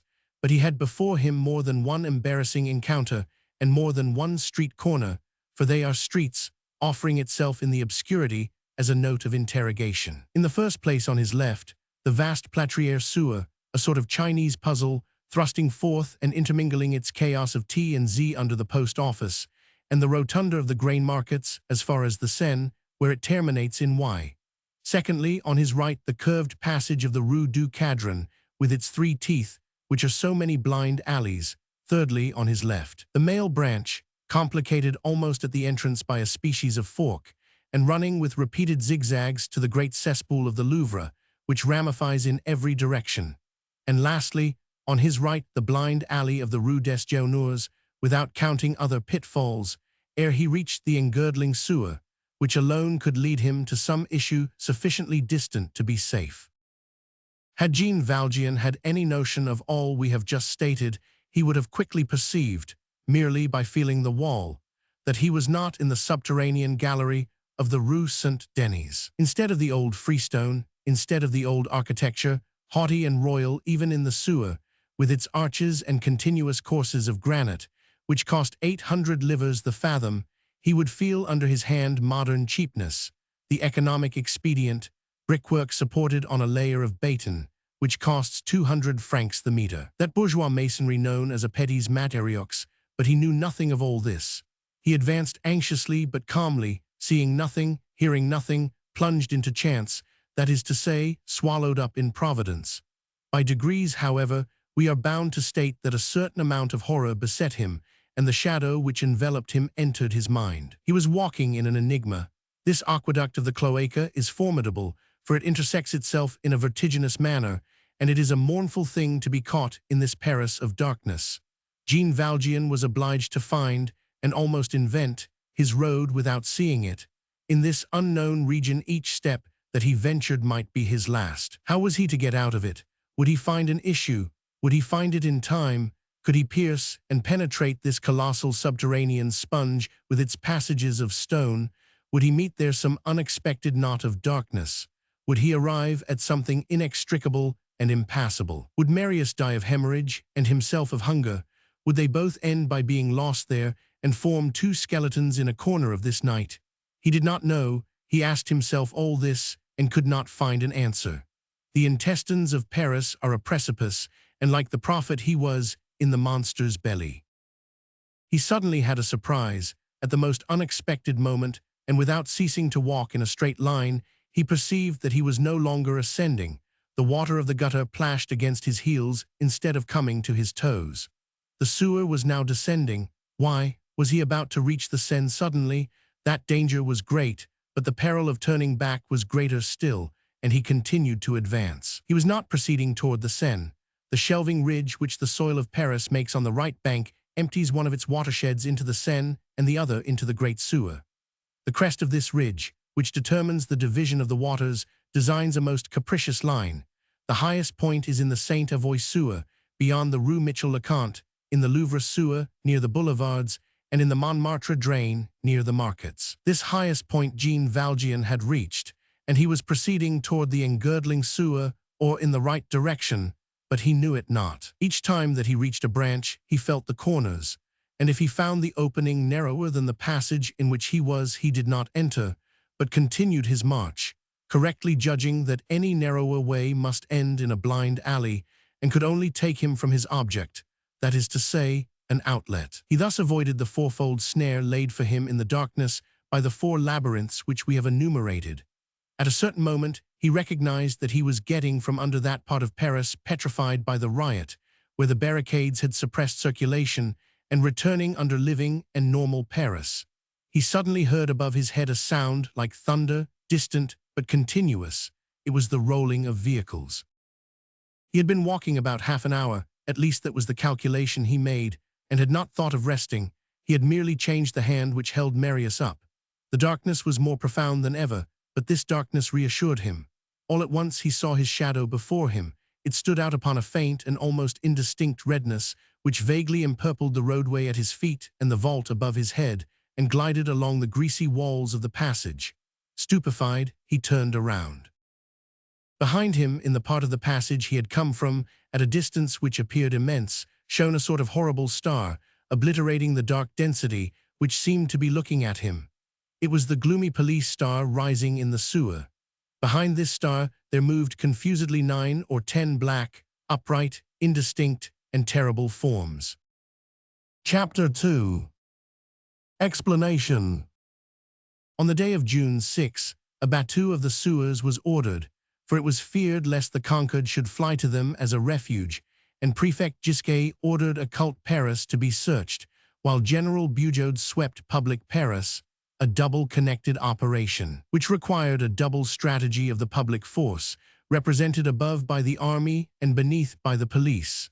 3 squads of agents and sewermen explored the subway of Paris, the first the right bank, the second the left bank, and the third the cité. The agents were armed with carbines, bludgeons, swords, and daggers, and what was at this moment pointed at Jean Valjean was the lantern of the round of the right bank. This round had just inspected the winding gallery and 3 blind alleys which are under the Rue du Cadran. While the lantern was moved about at the bottom of these blind alleys, Jean Valjean in his progress came to the entrance of the gallery, found it narrower than the main gallery, and had not entered it. The police, on coming out of the Cadran gallery, fancied that they could hear the sound of footsteps in the direction of the engirdling sewer, and they were really Jean Valjean's footsteps. The head sergeant of the round raised his lantern, and the squad began peering into the mist in the direction whence the noise had come. It was an indescribable moment for Jean Valjean. Luckily, if he saw the lantern well, the lantern saw him badly, for it was the light and he was the darkness. He was too far off, and blended with the blackness of the spot, so he drew himself up against the wall and stopped. However, he did not explain to himself what was moving behind him, want of sleep and food and emotion having made him pass into a visionary state. He saw a flash, and round this flash, spectres. What was it? He did not understand. When Jean Valjean stopped, the noise ceased. The police listened and heard nothing, they looked and saw nothing, and hence consulted together. There was at that period, at that point in the Montmartre sewer, a sort of square called de service, which has since been done away with, owing to the small internal lake which the torrents of rain formed there, and the squad assembled on this square. Jean Valjean saw them make a sort of circle, and then bulldog heads came together and whispered. The result of this council held by the watchdogs was that they were mistaken, that there had been no noise, that there was nobody there, that it was useless to enter the surrounding sewer, that it would be time wasted, but that they must hasten to the St. Mary drain, for if there were anything to be done and any bousinget to track, it would be there.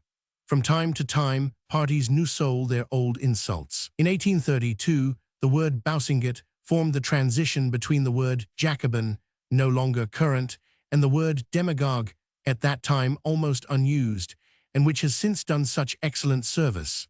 The sergeant gave orders to left wheel toward the watershed of the Seine. Had they thought of dividing into 2 squads and going in both directions, Jean Valjean would have been caught. It is probable that the instructions of the prefecture, fearing the chance of a fight with a large body of insurgents, forbade the round from dividing. The squad set out again, leaving Jean Valjean behind, and in all this movement he perceived nothing except the eclipse of the lantern, which was suddenly turned away. Before starting, the sergeant, to satisfy his police conscience, discharged his carbine in the direction where Jean Valjean was. The detonation rolled echoing along the crypt, like the rumbling of these titanic bowels.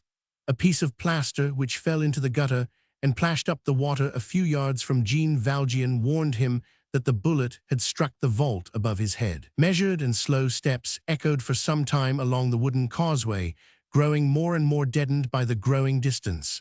The group of black forms disappeared. A light oscillated and floated, forming on the vault a ruddy circle, which decreased and disappeared. The silence again became profound, the obscurity again became complete, and blindness and deafness again took possession of the gloom. Jean Valjean, not daring yet to stir, remained leaning for a long time against the wall, with outstretched ear and dilated eyeballs, watching the vanishing of this patrol of phantoms. Chapter 3. The tracked man. We must do the police of that day the justice of saying that even in the gravest public conjunctures they imperturbably accomplished their duties, of watching the highways and of inspectorship. A riot was not in their eyes a pretext to leave the bridle to malefactors and to neglect society for the reason that the government was in danger. The ordinary duties were performed correctly in addition to the extraordinary duties and were in no way disturbed. In the midst of an incalculable political event, under the pressure of a possible revolution, an agent, not allowing himself to be affected by the insurrection and the barricade, would track a robber. Something very like this occurred on the afternoon of June 6, on the right bank of the Seine, a little beyond the Pont des Invalides. There is no bank there at the present day, and the appearance of the spot has been altered. On this slope, two men, a certain distance apart, were observing each other. The one in front seemed to be trying to get away, while the one behind wanted to catch him up. It was like a game of chess played at a distance and silently. Neither of them seemed to be in a hurry, and both walked slowly, as if they were afraid that increased speed on the part of one would be imitated by the other. It might have been called an appetite following a prey without appearing to do so purposely. The prey was crafty and kept on guard. The proportions required between the tracked marten and the tracking dog were observed. The one trying to escape was thin and mean-looking. The one trying to capture was a tall, determined fellow, of rugged aspect and a rough one to meet. The first, feeling himself the weaker, avoided the second, but did so in a deeply furious way. Anyone who could have observed him would have seen in his eyes the gloomy hostility of flight and all the threat which there is in fear. The slope was deserted. There were no passers-by, not even a boatman or raftsman in the boats moored here and there. They could only be noticed easily from the opposite quay, and anyone who had watched them at that distance would have seen that the man in front appeared a bristling, ragged, and shambling fellow, anxious and shivering under a torn blouse, while the other was a classic and official personage, wearing the frock coat of authority buttoned up to the chin. The reader would probably recognize these two men were he to see them more closely. What was the object of the last one? Probably he wished to clothe the other man more warmly. When a man dressed by the state pursues a man in rags, it is in order to make him also a man dressed by the state. The difference of color is the sole question. To be dressed in blue is glorious. To be dressed in red is disagreeable, for there is a purple of the lower classes. It was probably some disagreeable thing, and some purple of this sort, which the first man desired to avoid. If the other allowed him to go on ahead, and did not yet arrest him, it was, in all appearance, in the hope of seeing him arrive at some significative rendezvous and some group worth capturing. This delicate operation is called tracking. What renders this conjecture highly probable is the fact that the buttoned-up man, perceiving from the slope an empty fiacre passing, made a sign to the driver. The driver understood, evidently perceived with whom he had to deal, turned round, and began following the two men along the quay. This was not perceived by the ragged, shambling fellow in front. The hackney coach rolled along under the trees of the Champs-Élysées, and over the parapet could be seen the bust of the driver, whip in hand.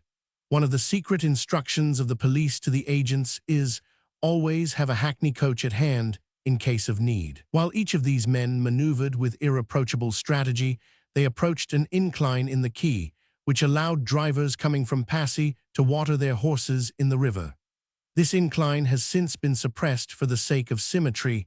Horses die of thirst, but the eye is gratified. It was probable that the man in the blouse would ascend by this incline in order to try to escape in the Champs-Élysées, a place adorned with trees, but in return much frequented by police agents, where the other could easily procure assistance. This point of the quay is a very little distance from the house brought from Mort to Paris in 1824 by Colonel Brack, and called the House of Francis Ayagard, is at hand there. To the great surprise of his watcher, the tracked man did not turn up the road to the watering place, but continued to advance along the bank parallel with the quay. His position was evidently becoming critical, for unless he threw himself into the Seine, what could he do?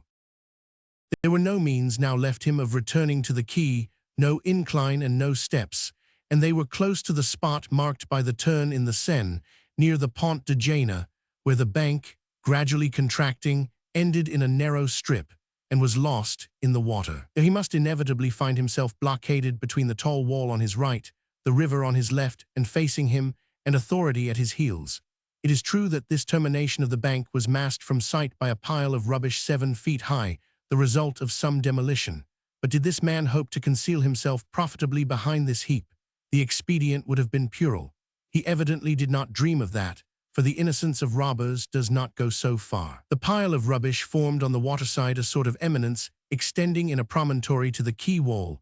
The pursued man reached this small mound and went round it, so that he was no longer seen by the other. The latter, not seeing, was not seen, and he took advantage of this to give up all dissimulation and walk very fast. In a few minutes he reached the heap and turned it, but there stood stupefied. The man he was pursuing was not there. It was a total eclipse of the man in the blouse. The bank did not run more than 30 yards beyond the heap, and then plunged under the water which washed the quay wall. The fugitive could not have thrown himself into the Seine or have climbed up the quay wall without being seen by his pursuer. What had become of him? The man in the buttoned-up coat walked to the end of the bank and stood there for a moment thoughtfully, with clenched fists and scowling eye. All at once he smote his forehead. He had just perceived, at the point where the ground ended and the water began, a wide, low, arched iron grating, provided with a heavy lock and 3 massive hinges.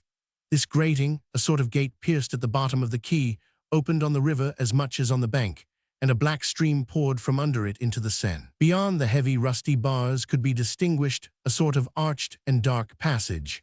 The man folded his arms and looked at the grating reproachfully, and this look not being sufficient, he tried to push it open. He shook it, but it offered a sturdy resistance. It was probable that it had just been opened, although no sound had been heard, a singular thing with so rusty a gate, but it was certain that it had been closed again. This indicated that the man who had opened the gate had not a picklock but a key. This evidence at once burst on the mind of the man who was trying to open the grating and drew from him this indignant apostrophe. "That is strong, a government key." Then, calming himself immediately, he expressed a whole internal world of ideas by this outburst of monosyllables, marked by an almost ironical accent. "Well, well, well, well." This said, hoping we know not what, either to see the man come out or others enter, he posted himself on the watch behind the heap of rubbish, with the patient rage of a yard mastiff. On its side, the hackney coach, which regulated itself by all his movements, stopped above him near the parapet. The driver, foreseeing a long halt, put on his horses the nose-bag full of damp oats so well known to the Parisians, upon whom the government, we may remark parenthetically, sometimes puts it. The few passers over the Pont de Jena, before going on, turned their heads to look for a moment at these motionless objects, the man on the bank and the hackney coach on the quay. Chapter 4. He too bears his cross. Jean Valjean had resumed his march and had not stopped again. This march grew more and more laborious, for the level of these passages varies. The average height is about 5 feet 6 inches and was calculated for a man's stature. Jean Valjean was compelled to stoop so as not to dash Marius against the roof, and was forced at each moment to bend down, then draw himself up and incessantly feel the wall. The dampness of the stones and of the flooring rendered them bad supports, either for the hand or the foot, and he tottered in the hideous dung-heap of the city. The intermittent flashes of the street gratings only appeared at lengthened intervals, and were so faint that the bright sunshine seemed to be moonlight. All the rest was fog, miasma, opaqueness, and blackness. Jean Valjean was hungry and thirsty, the latter most, and it was like the sea.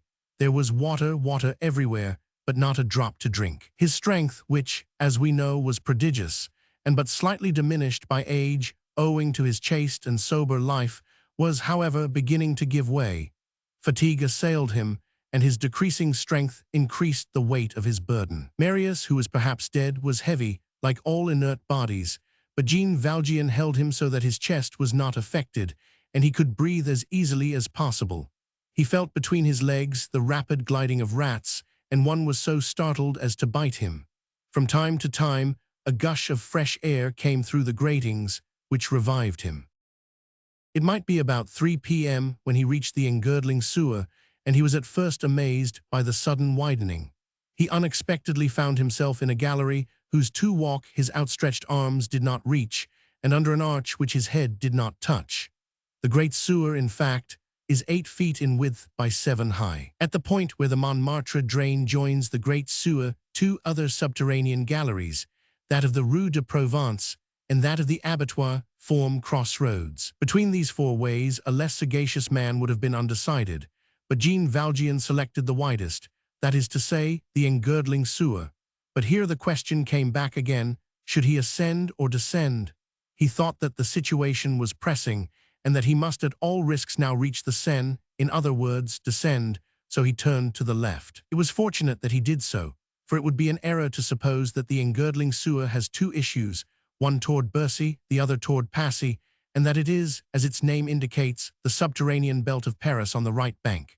The great sewer, which is naught else, it must be borne in mind, than the old Menilmontant stream, leads, if you ascend it, to a blind alley, that is to say, to its old starting point, a spring at the foot of the Menilmontant mound. It has no direct communication with the branch, which collects the waters of Paris after leaving the Poppincourt quarter, and which falls into the Seine by the Emilat sewer above the old Isle of Louviers. This branch, which completes the collecting sewer, is separated from it under the Rue Menilmontant by masonry work, which marks the point of the division of the waters into upstream and downstream.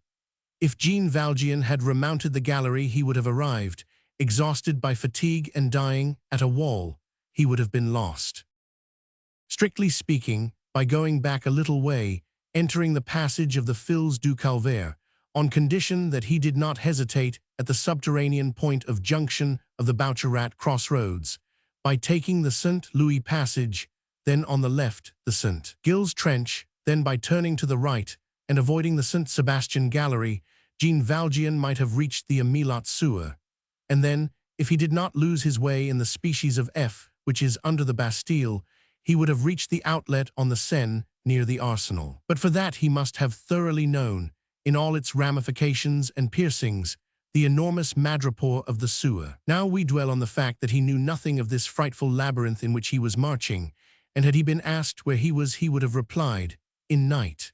His instinct served him well. Going down, in fact, was the only salvation possible. He left on his right the 2 passages which ramify in the shape of a claw under the Rues Laffitte and St. George's, and the long bifurcate corridor of the Chaussée d'Antin. A little beyond an affluent, which was likely the Madeleine branch, he stopped, for he was very weary. A large grating, probably the one in the Rue d'Anjou, produced an almost bright light.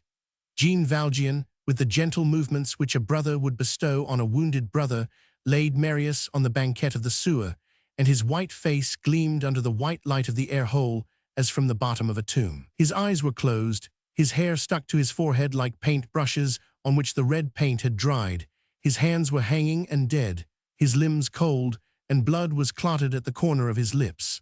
Coagulated blood had collected in his cravat knot, his shirt entered the wounds, and the cloth of his coat rubbed the gaping edges of the quivering flesh. Jean Valjean, removing the clothes with the tips of his fingers, laid his hand on his chest. The heart still beat. Jean Valjean tore up his shirt, bandaged the wounds as well as he could, and stopped the blood that was flowing. Then, stooping down in this half-daylight over Marius, who was still unconscious and almost breathless, he looked at him with indescribable hatred. In moving Marius's clothes, he had found in his pockets 2 things, the loaf, which he had forgotten the previous evening, and his pocketbook. He ate the bread and opened the pocketbook. On the first page, he read the lines written by Marius, as will be remembered.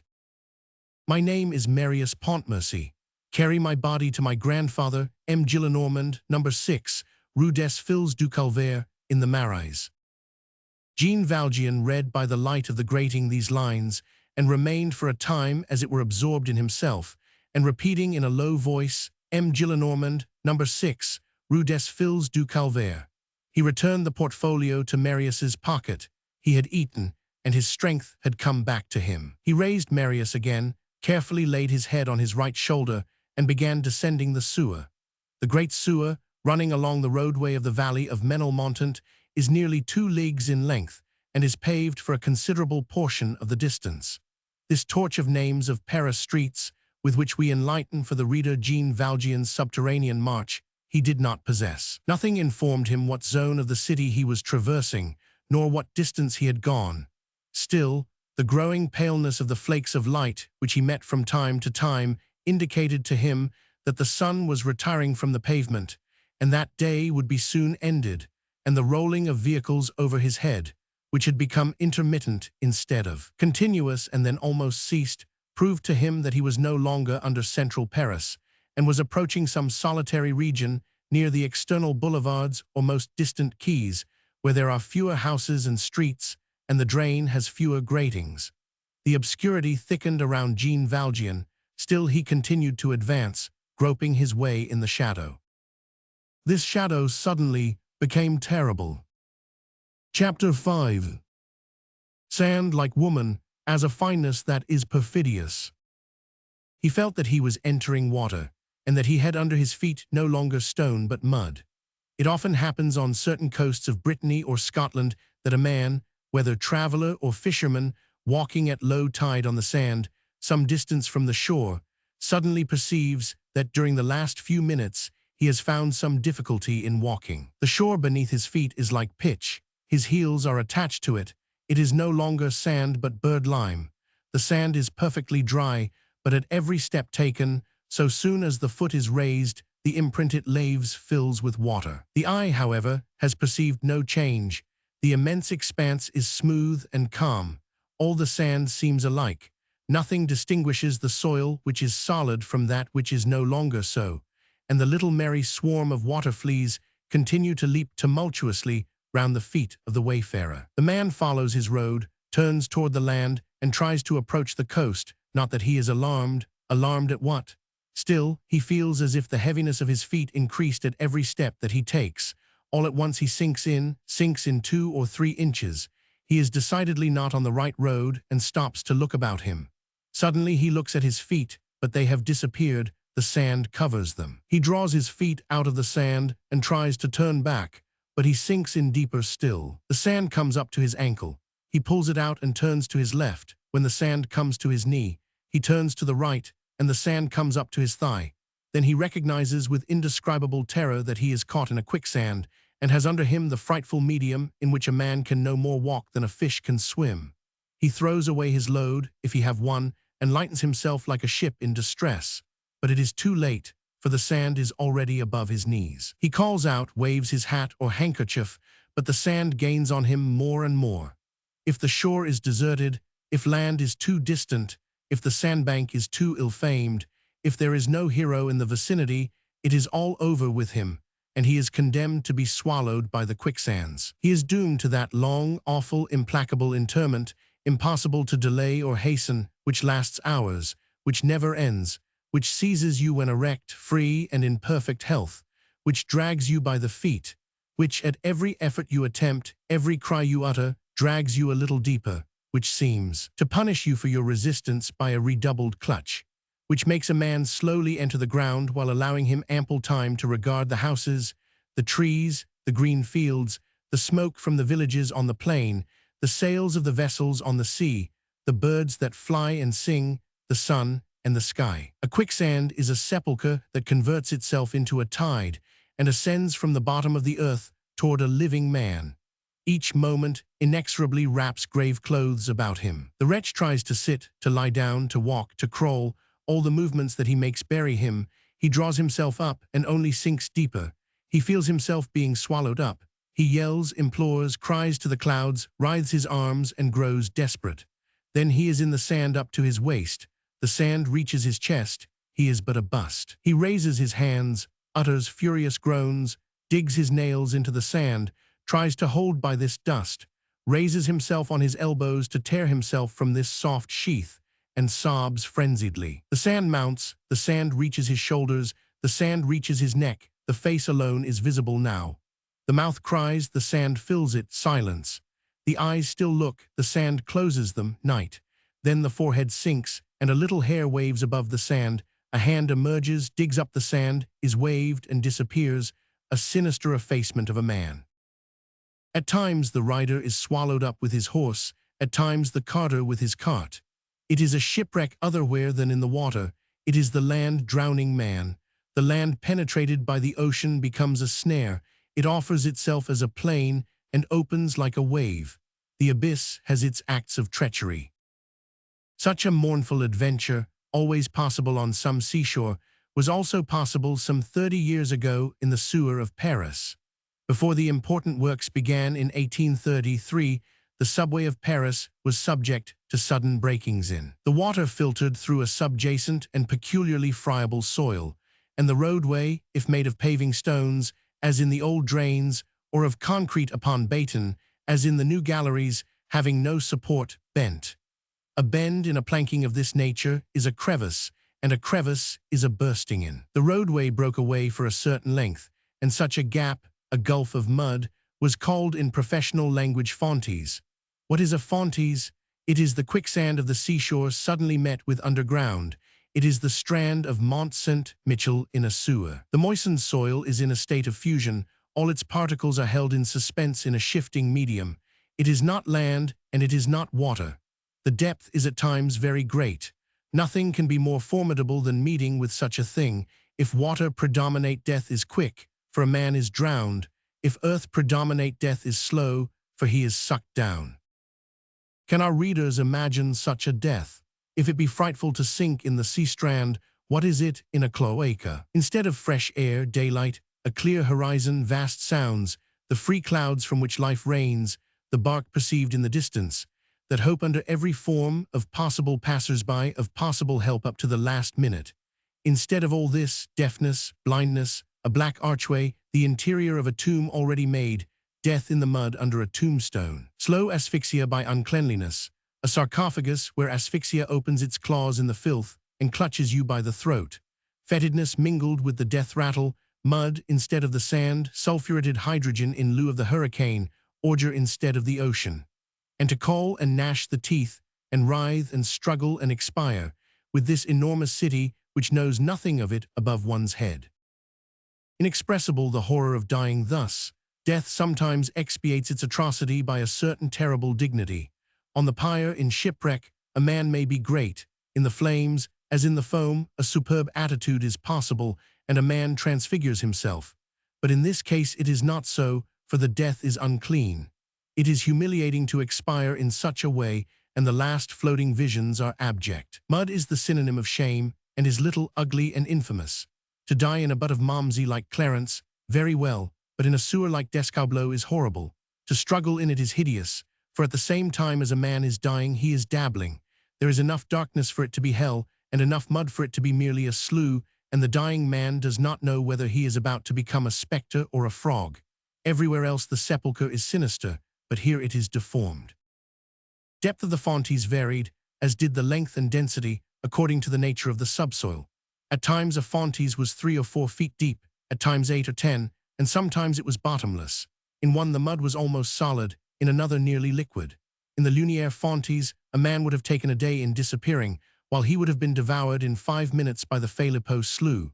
The mud bears more or less well according to its degree of density, and a lad escapes where a man is lost. The first law of safety is to throw away every sort of loading, and every sewerman who felt the ground giving way under him began by getting rid of his basket of tools.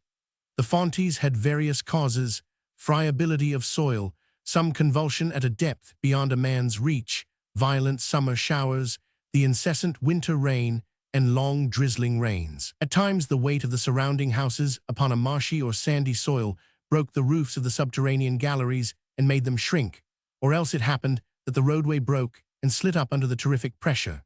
The pile of the Pantheon destroyed in this way about a century ago a portion of the cellars in Mont Saint-Geneviève.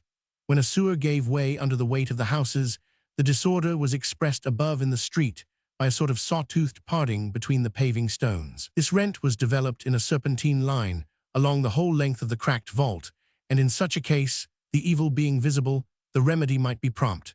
It often happened also that the internal ravage was not revealed by any scar outside, and in that case, woe to the sewermen. Entering the injured drain incautiously, they might be lost in it. The old registers mention several nightmen buried in this manner in the fontes. They mention several names, among others that of the sewerman swallowed up in a slough under the opening on the Rue Carême Prenant, of the name of Blaise Poutrain. This Blaise was brother of Nicolas Poutrain, who was the last sexton of the cemetery called the Charnier des Innocents in 1785. when that cemetery expired. There was also the young and charming Vicomte d'Escaubleau, to whom we have alluded, one of the heroes of the siege of Lerida, where the assault was made in silk stockings and with violins at their head. 500 Escaubleau, surprised one night with his cousin, the Duchesse de Sourdis, drowned himself in a cesspool of the Beautreillis sewer, where he had taken refuge to escape the duck. Madame de Sourdis, when told the story of this death, asked for her smelling bottle and forgot to weep through inhaling her salts. In such a case there is no love that holds out. The cloaca extinguishes it. Hero refuses to wash the corpse of Leander. Thisbe holds her nose in the presence of Pyramus and says, "Pa." Chapter 6. The Fontis. Jean Valjean found himself in presence of a Fontis. This sort of breaking in was frequent at that day in the subsoil of the Champs-Élysées, which was difficult to manage in hydraulic works and not preservative of subterranean constructions, owing to its extreme fluidity. This fluidity exceeds even the inconsistency of the sands of the Quartier Saint-Georges, which could only be overcome by laying rubble on baton, and of the gas-infected clay strata in the Quartier des Martyrs, which are so liquid that a passage could be effected under the gallery only by means of an iron tube. When in 1836 the authorities demolished and rebuilt under the Faubourg Saint-Honoré the old stone sewer in which Jean Valjean is now engaged, the shifting sand which is the subsoil of the Champs-Élysées as far as the Seine offered such an obstacle that the operation lasted 6 months, to the great annoyance of those living on the waterside, especially such as had mansions and coaches. The works were more than difficult, they were dangerous, but we must allow that it rained for 4.5 months, and the Seine overflowed thrice. The Fontis which Jean Valjean came across was occasioned by the shower of the previous evening. A giving way of the pavement, which was badly supported by the subjacent sand, had produced a deposit of rainwater, and when the filtering had taken place the ground broke in, and the roadway, being dislocated, fell into the mud. How far, it was impossible to say, for the darkness was denser there than anywhere else. It was a slough of mud in a cavern of night. Jean Valjean felt the pavement depart from under him as he entered the slough. There was water at top and mud underneath. He must pass it, for it was impossible to turn back. Marius was dying, and Jean Valjean worn out. Where else could he go? Jean Valjean advanced. The slough appeared but of slight depth at the first few steps, but as he advanced his legs sank in. He soon had mud up to the middle of the leg and water up to the middle of the knee. He walked along, raising Marius with both arms as high as he could above the surface of the water. The mud now came up to his knees and the water to his waist. He could no longer draw back, and he sank in deeper and deeper. This mud, dense enough for the weight of one man, could not evidently bear two. Marius and Jean Valjean might have had a chance of getting out separately, but for all that, Jean Valjean continued to advance, bearing the dying man, who was perhaps a corpse. The water came up to his armpits, and he felt himself drowning.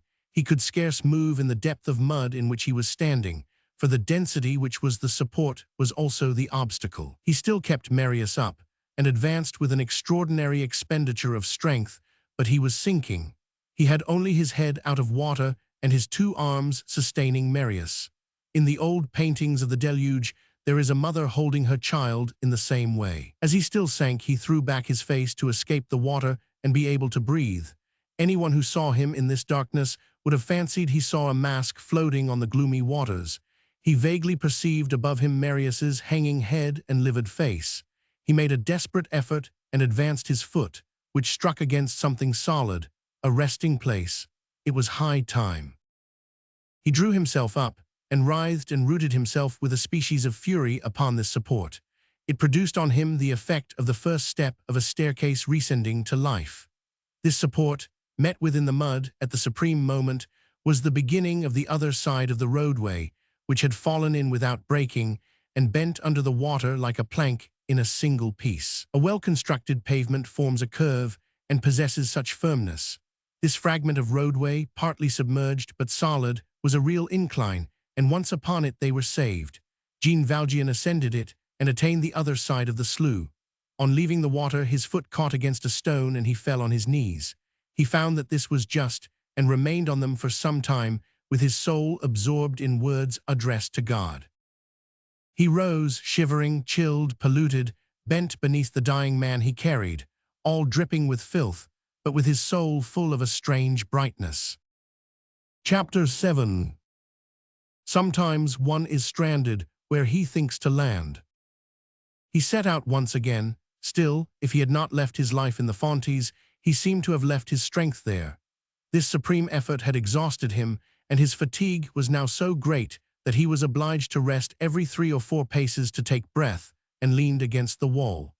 Once, he was obliged to sit down on the banquette in order to alter Marius's position, and believed that he should remain there. But if his vigor were dead, his energy was not so, and he rose again.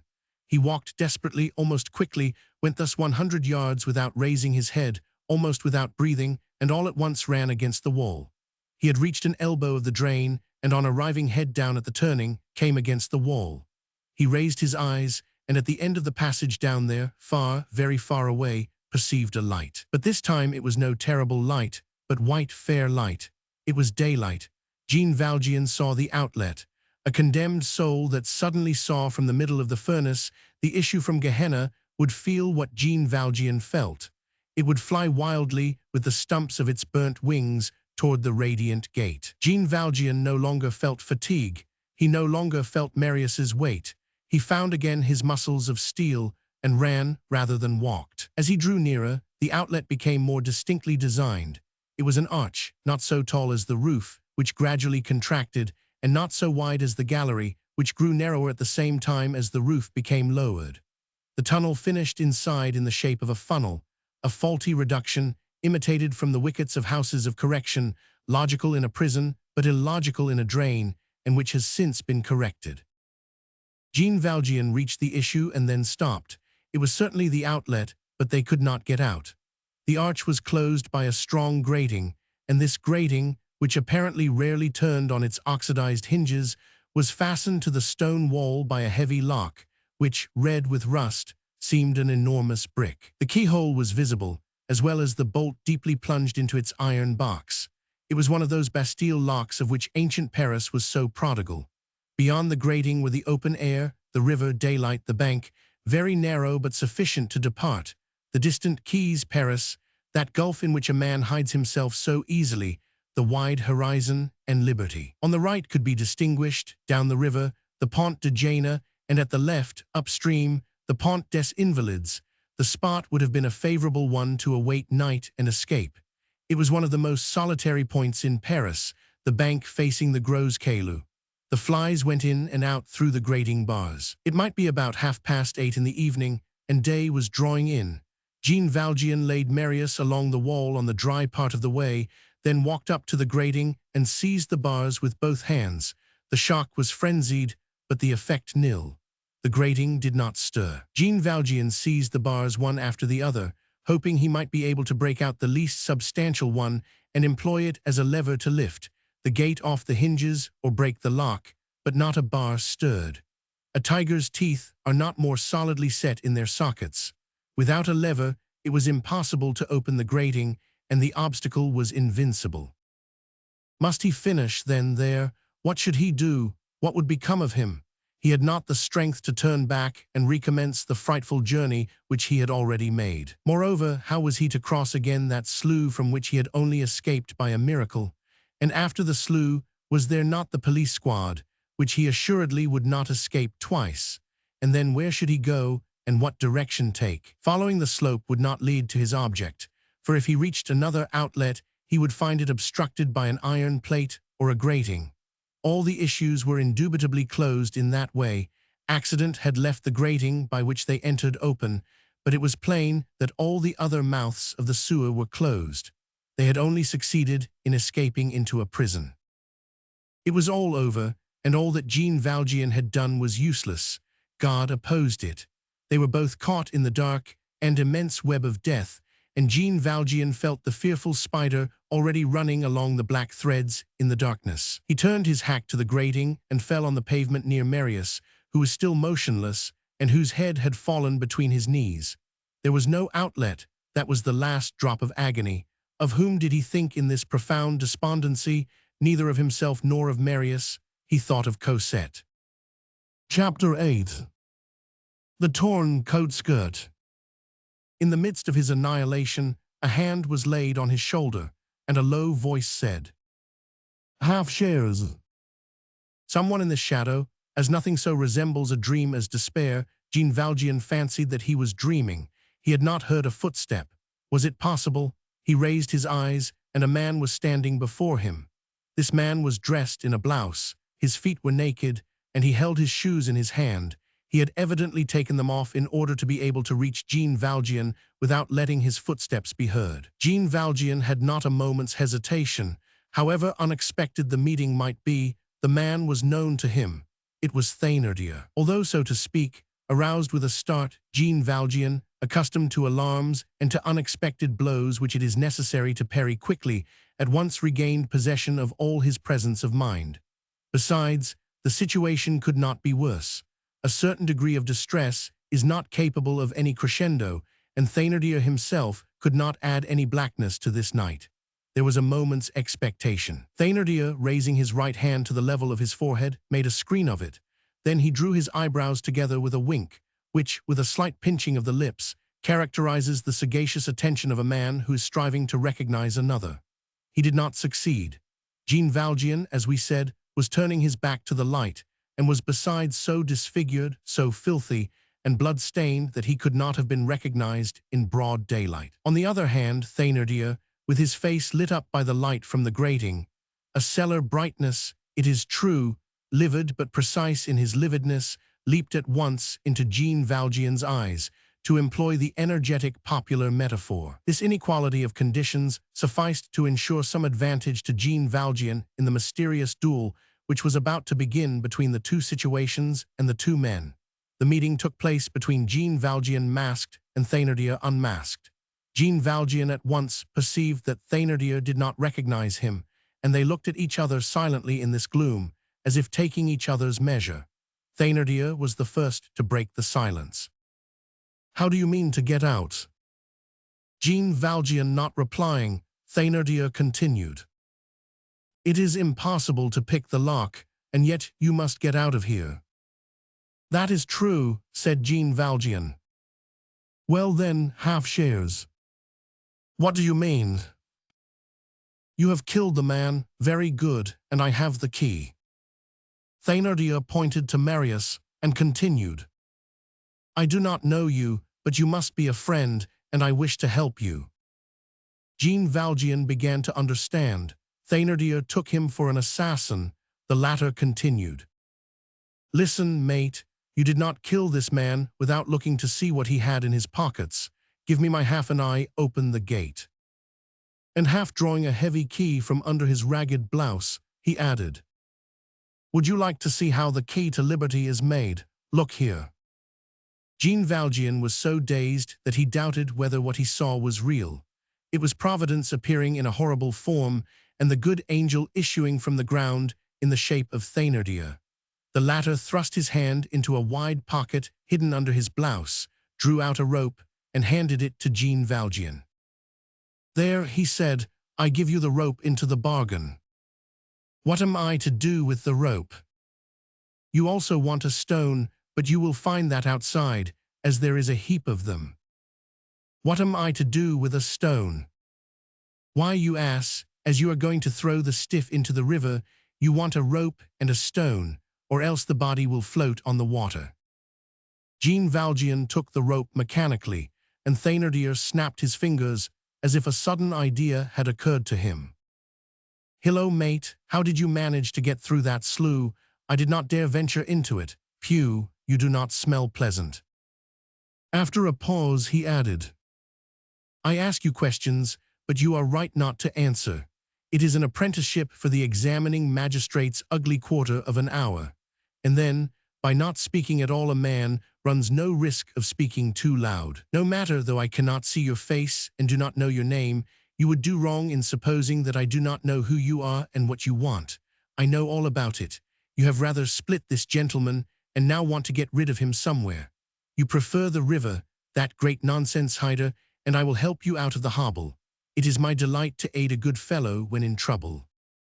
While commending Jean Valjean for his silence, it was plain that he was trying to make him speak.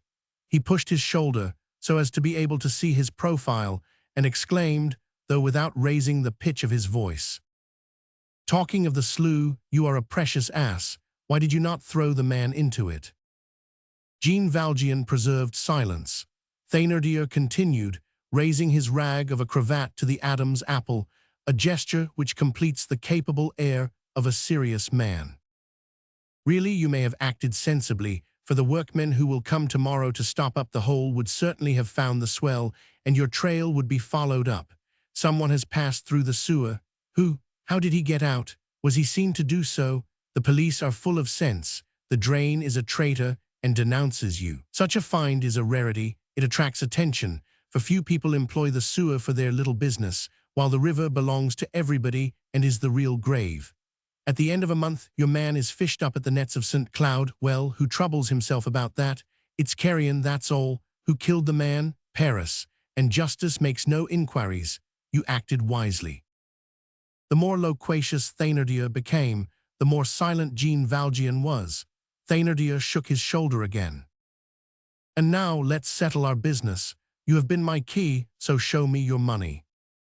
Thénardier was haggard, firm, slightly menacing, but remarkably friendly. There was one strange fact. Thénardier's manner was not simple. He did not appear entirely at his ease.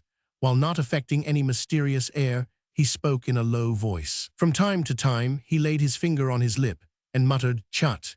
It was difficult to guess why, for they were only themselves present. Jean Valjean thought that other bandits were probably hidden in some corner no great distance off, and that Thénardier was not anxious to share with them. The latter continued. Now for a finish, how much had the swell about him? Jean Valjean felt in his pockets. It was, as will be remembered, always his rule to have money about him, for the gloomy life of expedience to which he was condemned rendered it a law for him. This time, however, he was unprovided. In putting on upon the previous evening his National Guard uniform, he forgot, mournfully absorbed as he was, to take out his pocketbook, and he had only some change in his waistcoat pocket. He turned out his pocket, which was saturated with slime, and laid on the banquette a louis d'or, 2 5-franc pieces, and 5 or 6 double sous. Thénardier thrust out his lower lip with a significant twist of the neck. "You did not kill him for much," he said. He began most familiarly feeling in Jean Valjean and Marius's pockets, and Jean Valjean, who was most anxious to keep his back to the light, allowed him to do so. While feeling in Marius's coat, Thénardier, with the dexterity of a conjurer, managed to tear off, without Jean Valjean perceiving the fact, a strip which he concealed under his blouse, probably thinking that this piece of cloth might help him to recognize hereafter the assassinated man and the assassin. However, he found no more than the 30 francs. "It is true," he said, "one with the other you have no more than that." And forgetting his phrase, half-shares, he took all. He hesitated a little at the double sous, but on reflection he took them too, while grumbling, "I don't care, it is killing people too cheaply." This done, he again took the key from under his blouse. "Now, my friend, you must be off. It is here as at the fairs, you pay when you go out. You have paid, so you can go." And he began laughing. We may be permitted to doubt whether he had the pure and disinterested intention of saving an assassin when he gave a stranger the help of this key and allowed anyone but himself to pass through this gate. Thénardier helped Jean Valjean to replace Marius on his back, and then proceeded to the grating on the tips of his naked feet. After making Jean Valjean a sign to follow him, he placed his finger on his lip and remained for some seconds as if in suspense. But when the inspection was over, he put the key in the lock. The bolt slid, and the gate turned on its hinges without either grinding or creaking. It was plain that this grating and these hinges, carefully oiled, opened more frequently than might be supposed. This smoothness was ill-omened. It spoke of furtive comings and goings, of the mysterious entrances and exits of nightmen, and the crafty footfall of crime. The sewer was evidently an accomplice of some dark band, and this taciturn grating was a receiver. Thénardier held the door ajar, left just room for Jean Valjean to pass, relocked the gate, and plunged back into the darkness, making no more noise than a breath. He seemed to walk with the velvety pads of a tiger. A moment later, this hideous providence had disappeared, and Jean Valjean was outside. Chapter 9. Marius appears dead to a connoisseur. He let Marius slip down onto the bank. They were outside. The miasmas, the darkness, the horror were behind him. The healthy, pure, living, joyous, freely respirable air inundated him. All around him was silence, but it was the charming silence of the sun setting in the full azure. Twilight was passing, and night, the great liberator, the friend of all those who need a cloak of darkness to escape from an agony, was at hand. The sky presented itself on all sides like an enormous calm, and the river rippled up to his feet with the sound of a kiss. The aerial dialogue of the nests bidding each other good night in the elms of the Champs-Élysées was audible. A few stars, faintly studding the pale blue of the zenith, formed in the immensity little imperceptible flashes. Night unfolded over Jean Valjean's head all the sweetness of infinitude. It was the undecided and exquisite hour which says neither yes nor no. There was already sufficient night for a man to lose himself in it, a short distance off, and yet sufficient daylight to recognize anyone close by. Jean Valjean was for a few seconds irresistibly overcome by all this august and caressing serenity. There are minutes of oblivion in which suffering gives up harassing the wretch. All is eclipsed in the thought. Peace covers the dreamer like night, and under the gleaming twilight the soul is lit with stars in imitation of the sky which is becoming illumined. Jean Valjean could not refrain from contemplating the vast clear night above him, and pensively took a bath of ecstasy and prayer in the majestic silence of the eternal heavens. Then, as if the feeling of duty returned to him, he eagerly bent down over Marius, and lifting some water in the hollow of his hand, softly threw a few drops into his face. Marius's eyelids did not move, but he still breathed through his parted lips. Jean Valjean was again about to plunge his hand into the river when he suddenly felt an indescribable uneasiness, as when we feel there is someone behind us without seeing him. He turned round, and there was really someone behind him, as there had been just before. A man of tall stature, dressed in a long coat, with folded arms, and carrying in his right hand a life-preserver, whose leaden knob could be seen, was standing a few paces behind Jean Valjean, who was leaning over Marius. It was with the help of the darkness a species of apparition.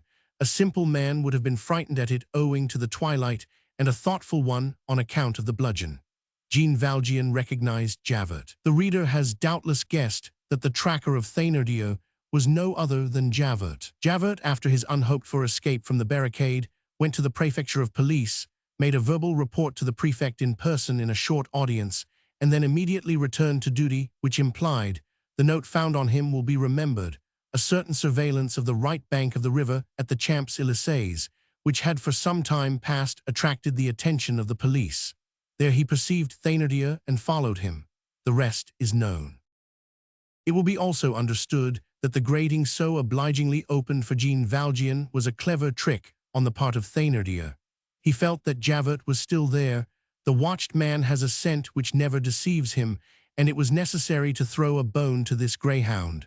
An assassin, what a chance! He could not let it slip. Thénardier, on putting Jean Valjean outside in his place, offered a prey to the policeman, made him loose his hold, caused himself to be forgotten in a greater adventure, recompensed Javert for his loss of time, which always flatters a spy, gained 30 francs, and fully intended for his own part to escape by the help of this diversion. Jean Valjean had passed from one reef to another. These two meetings, one upon the other, felling from Thénardier on Javert, were rude. Javert did not recognize Jean Valjean, who, as we have said, no longer resembled himself. He did not unfold his arms, but made sure his life-preserver by an imperceptible movement, and said, in a sharp, calm voice, "Who are you?" "Myself." "What do you mean?" "I am Jean Valjean."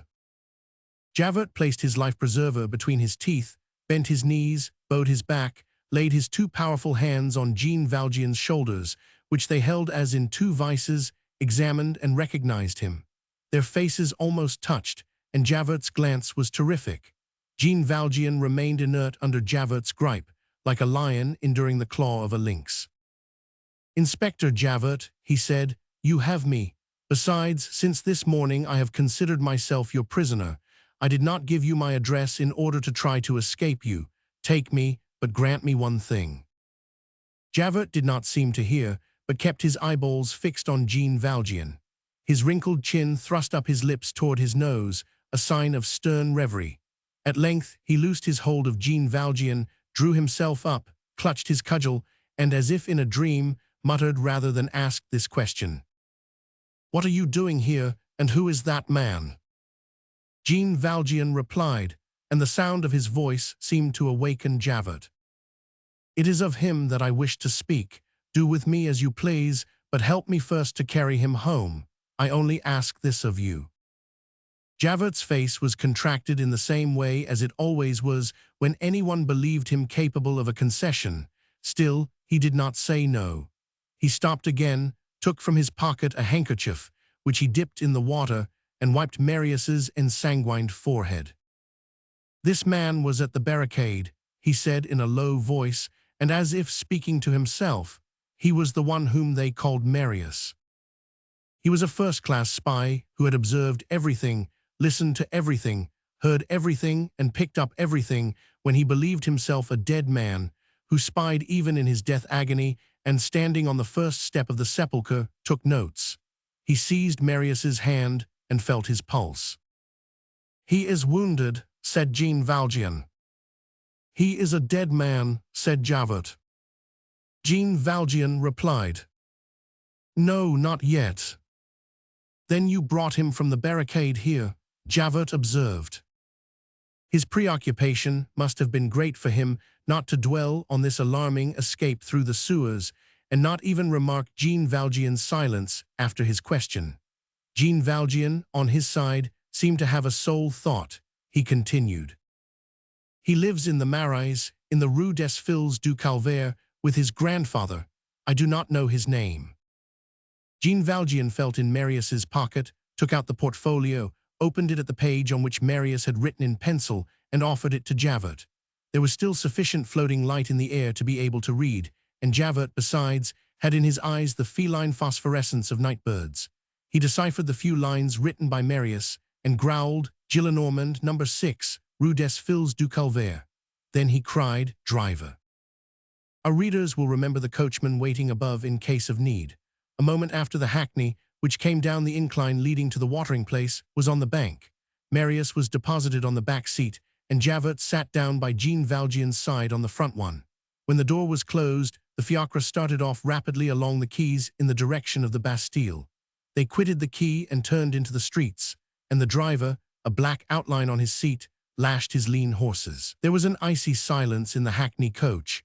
Marius, motionless, with his body reclining in one corner, his head on his chest, his arms pendant, and his legs stiff, appeared to be only waiting for a coffin. Jean Valjean seemed made of gloom, and Javert of stone, and in this fiacre full of night, whose interior, each time that it passed a lamp, seemed to be lividly lit up as if by an intermittent flash, accident united and appeared to confront the three immobilities of tragedy, the corpse, the spectre, and the statue.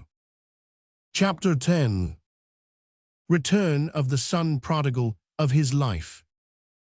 At each jolt over the pavement, a drop of blood fell from Marius's hair.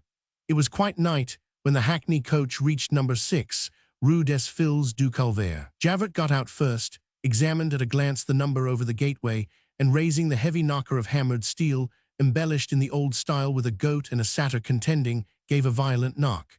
The folding door opened slightly, and Javert pushed it open. The porter half showed himself, yawning and scarce awake, candle in hand.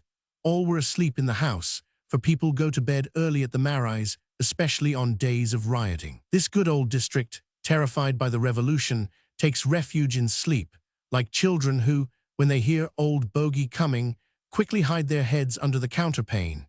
In the meanwhile, Jean Valjean and the driver removed Marius from the hackney coach, Valjean holding him under the armpits and the coachman under the knees. While carrying Marius in this way, Jean Valjean passed his hands under his clothes, which were terribly torn, felt his chest, and assured himself that his heart still beat.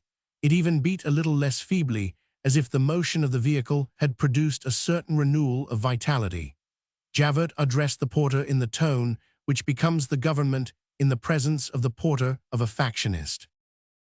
"Anyone live here of the name of Gillenormand?" "It is here. What do you want with him?" "We bring him his son." His son, the porter asked in amazement. He is dead. Jean Valjean, who came up ragged and filthy behind Javert, and whom the porter regarded with some horror, made him a sign that it was not so. The porter seemed neither to understand Javert's remark nor Jean Valjean's sign. Javert continued. He has been to the barricade, and here he is. To the barricade, the porter exclaimed. He has been killed. Go and wake his father. The porter did not stir. Be off, Javert continued, and added, there will be a funeral here tomorrow. For Javert, the ordinary incidents of the streets were classified categorically, which is the commencement of foresight and surveillance, and each eventuality had its compartment.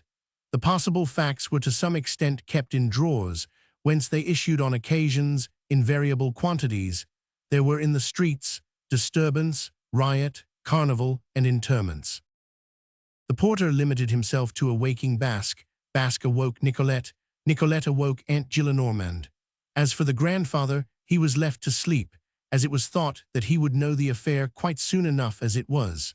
Marius was carried to the first floor, no one being acquainted with the fact in the rest of the house, and he was laid on an old sofa in M. Gillenormand's anteroom, and while Basque went to fetch a physician and Nicolette opened the linen presses, Jean Valjean felt Javert touch his shoulder.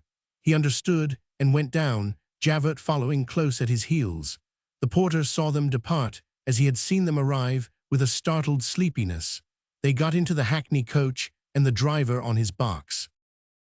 Inspector Javert, Jean Valjean said, grant me one thing more. What is it? Javert answered roughly. Let me go home for a moment, and you can then do with me what you please. Javert remained silent for a few moments, with his chin thrust into the collar of his greatcoat, and then let down the front window. Driver, he said, number 7, Rue de l'Homme Armé. Chapter 11. A shaking in the absolute. They did not speak during the entire ride. What did Jean Valjean want? To finish what he had begun, to warn Cosette, tell her where Marius was, give her perhaps some other useful information, and make, if he could, certain final arrangements. For his own part, as regarded what concerned him personally, it was all over. He had been arrested by Javert and did not resist. Any other than he, in such a situation, would perhaps have thought vaguely of the rope which Thénardier had given him, and the bars of the first cell he entered. But since his meeting with the bishop, Jean Valjean had within him a profound religious hesitation against every assault, even on himself. Suicide, that mysterious attack on the unknown, which may contain to a certain extent the death of the soul, was impossible to Jean Valjean. On entering the Rue de l'Homme Armé, the coach stopped, as the street was too narrow for vehicles to pass along it. Jean Valjean and Javert got out. The driver humbly represented to Mr. Inspector that the Utrecht velvet of his coach was quite spoiled by the blood of the assassinated man and the filth of the assassin. That is how he understood the affair, and he added that an indemnity was due to him. At the same time, taking his license book from his pocket, he begged Mr. Inspector to have the kindness to write him a little bit of a certificate.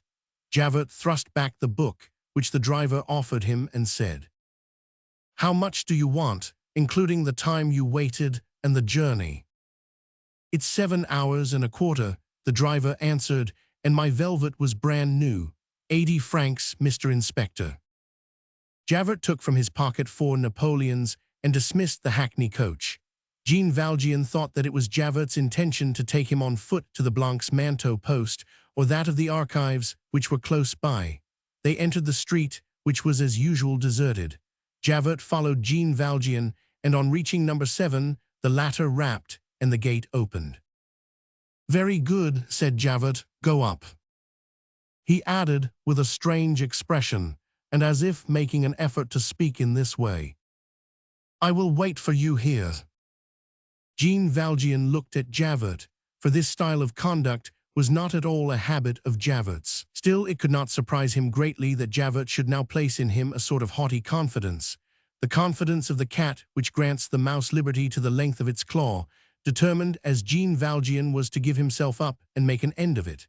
He thrust open the gate, entered the house, shouted to the porter, who was lying down and had pulled the string from his bed. "It is I," and mounted the staircase. On reaching the first story, he paused, for every Via Dolorosa has its stations. The window at the head of the stairs, a sash window, was open. As is the case in many old houses, the staircase obtained light from and looked out on the street. The street lantern, situated precisely opposite, threw some little light on the stairs, which caused a saving of a lamp. Jean Valjean, either to breathe or mechanically, thrust his head out of this window and looked down into the street. It is short, and the lamp lit it from one end to the other. Jean Valjean had a bedazzlement of stupor. There was no one in it. Javert had gone away. Chapter 12. The grandfather. Basque and the porter had carried Marius, who was still lying motionless on the sofa on which he had been laid on arriving, into the drawing-room. The physician, who had been sent for, hurried in, and Aunt Gillenormand had risen. Aunt Gillenormand came and went, horrified, clasping her hands, and incapable of doing anything but saying, "Can it be possible?" She added at intervals, "Everything will be stained with blood." When the first horror had passed away, a certain philosophy of the situation appeared even in her mind, and was translated by the exclamation, "It must end in that way." She did not go so far, though, as "Did I not say so?" which is usual on occasions of this nature. By the surgeon's orders, a folding bed was put up near the sofa. He examined Marius, and after satisfying himself that the pulse still beat, that the patient had no penetrating wound in the chest, and that the blood at the corners of the lips came from the nostrils, he had him laid flat on the bed, without a pillow, the head level with the body, and even a little lower, the chest bare, in order to facilitate the breathing. Mademoiselle Gillenormand, seeing that Marius was being undressed, withdrew and told her beads in her bedroom. The body had received no internal injury. A ball, deadened by the pocketbook, had deviated and passed round the ribs with a frightful gash, but as it was not deep, it was therefore not dangerous. The long subterranean march had completed the dislocation of the collarbone, and there were serious injuries there. The arms were covered with saber cuts. No scar disfigured the face, but the head was cut all over with gashes. What would be the state of these wounds on the head? Did they stop at the scalp, or did they reach the brain? It was impossible to say yet. It was a serious symptom that they had caused the faintness, and men do not always awake from such fainting fits. The hemorrhage, moreover, had exhausted the wounded man. From the waist downward, the lower part of the body had been protected by the barricade. Basque and Nicolette tore up linen and prepared bandages. Nicolette sewed them, and Basque rolled them. As they had no lint, the physician had temporarily checked the effusion of blood with cakes of wadding. By the side of the bed, 3 candles burned on the table on which the surgeon's pocketbook lay open. He washed Marius's face and hair with cold water, and a bucketful was read in an instant. The porter, candle in hand, lighted him. The surgeon seemed to be thinking sadly. From time to time, he gave a negative shake of the head, as if answering some question which he mentally addressed to himself. Such mysterious dialogues of the physician with himself are a bad sign for the patient. At the moment when the surgeon was wiping the face and gently touching with his finger the still closed eyelids, a door opened at the end of the room, and a tall, pale figure appeared. It was the grandfather. The riot during the last 2 days had greatly agitated, offended, and occupied M. Gillenormand. He had not been able to sleep on the previous night, and he had been feverish all day.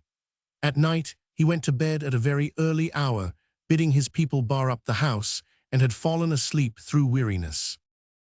Old men have a fragile sleep.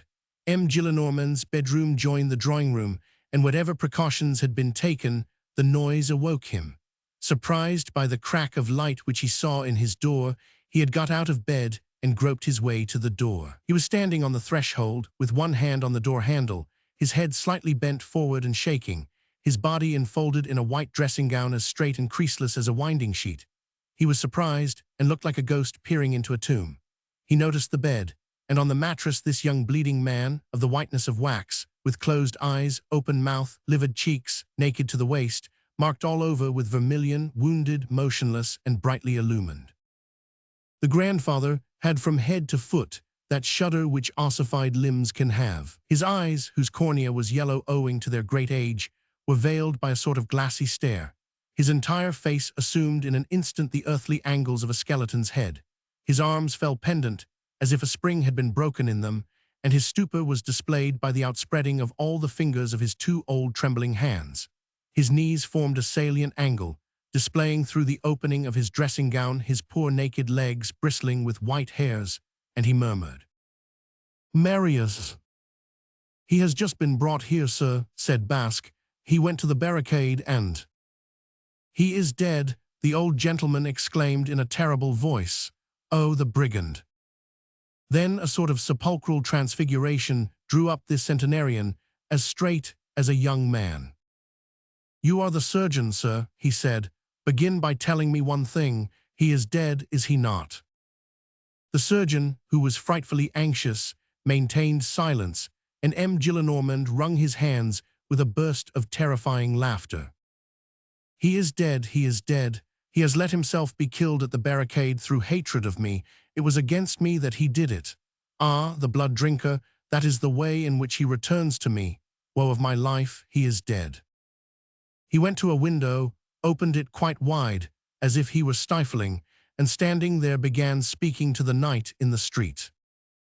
"Stabbed, sabred, massacred, exterminated, slashed, cut to pieces. Do you see that the beggar? He knew very well that I expected him, and that I had his room ready, and that I had placed at my bed head his portrait when he was a child.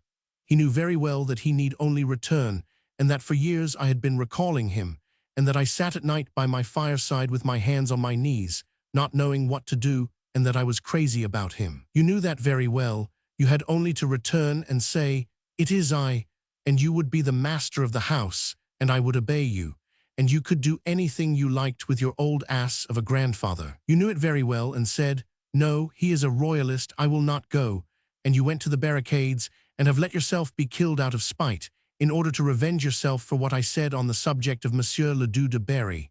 Is not that infamous? Go to bed and sleep quietly, for he is dead. This is my awaking." The surgeon, who was beginning to be anxious for both, left Marius, and going up to M. Gillenormand, took his arm. The grandfather turned, looked at him with eyes that seemed dilated and bloodshot, and said calmly, "I thank you, sir, I am calm. I am a man. I saw the death of Louis XVI, and can endure events.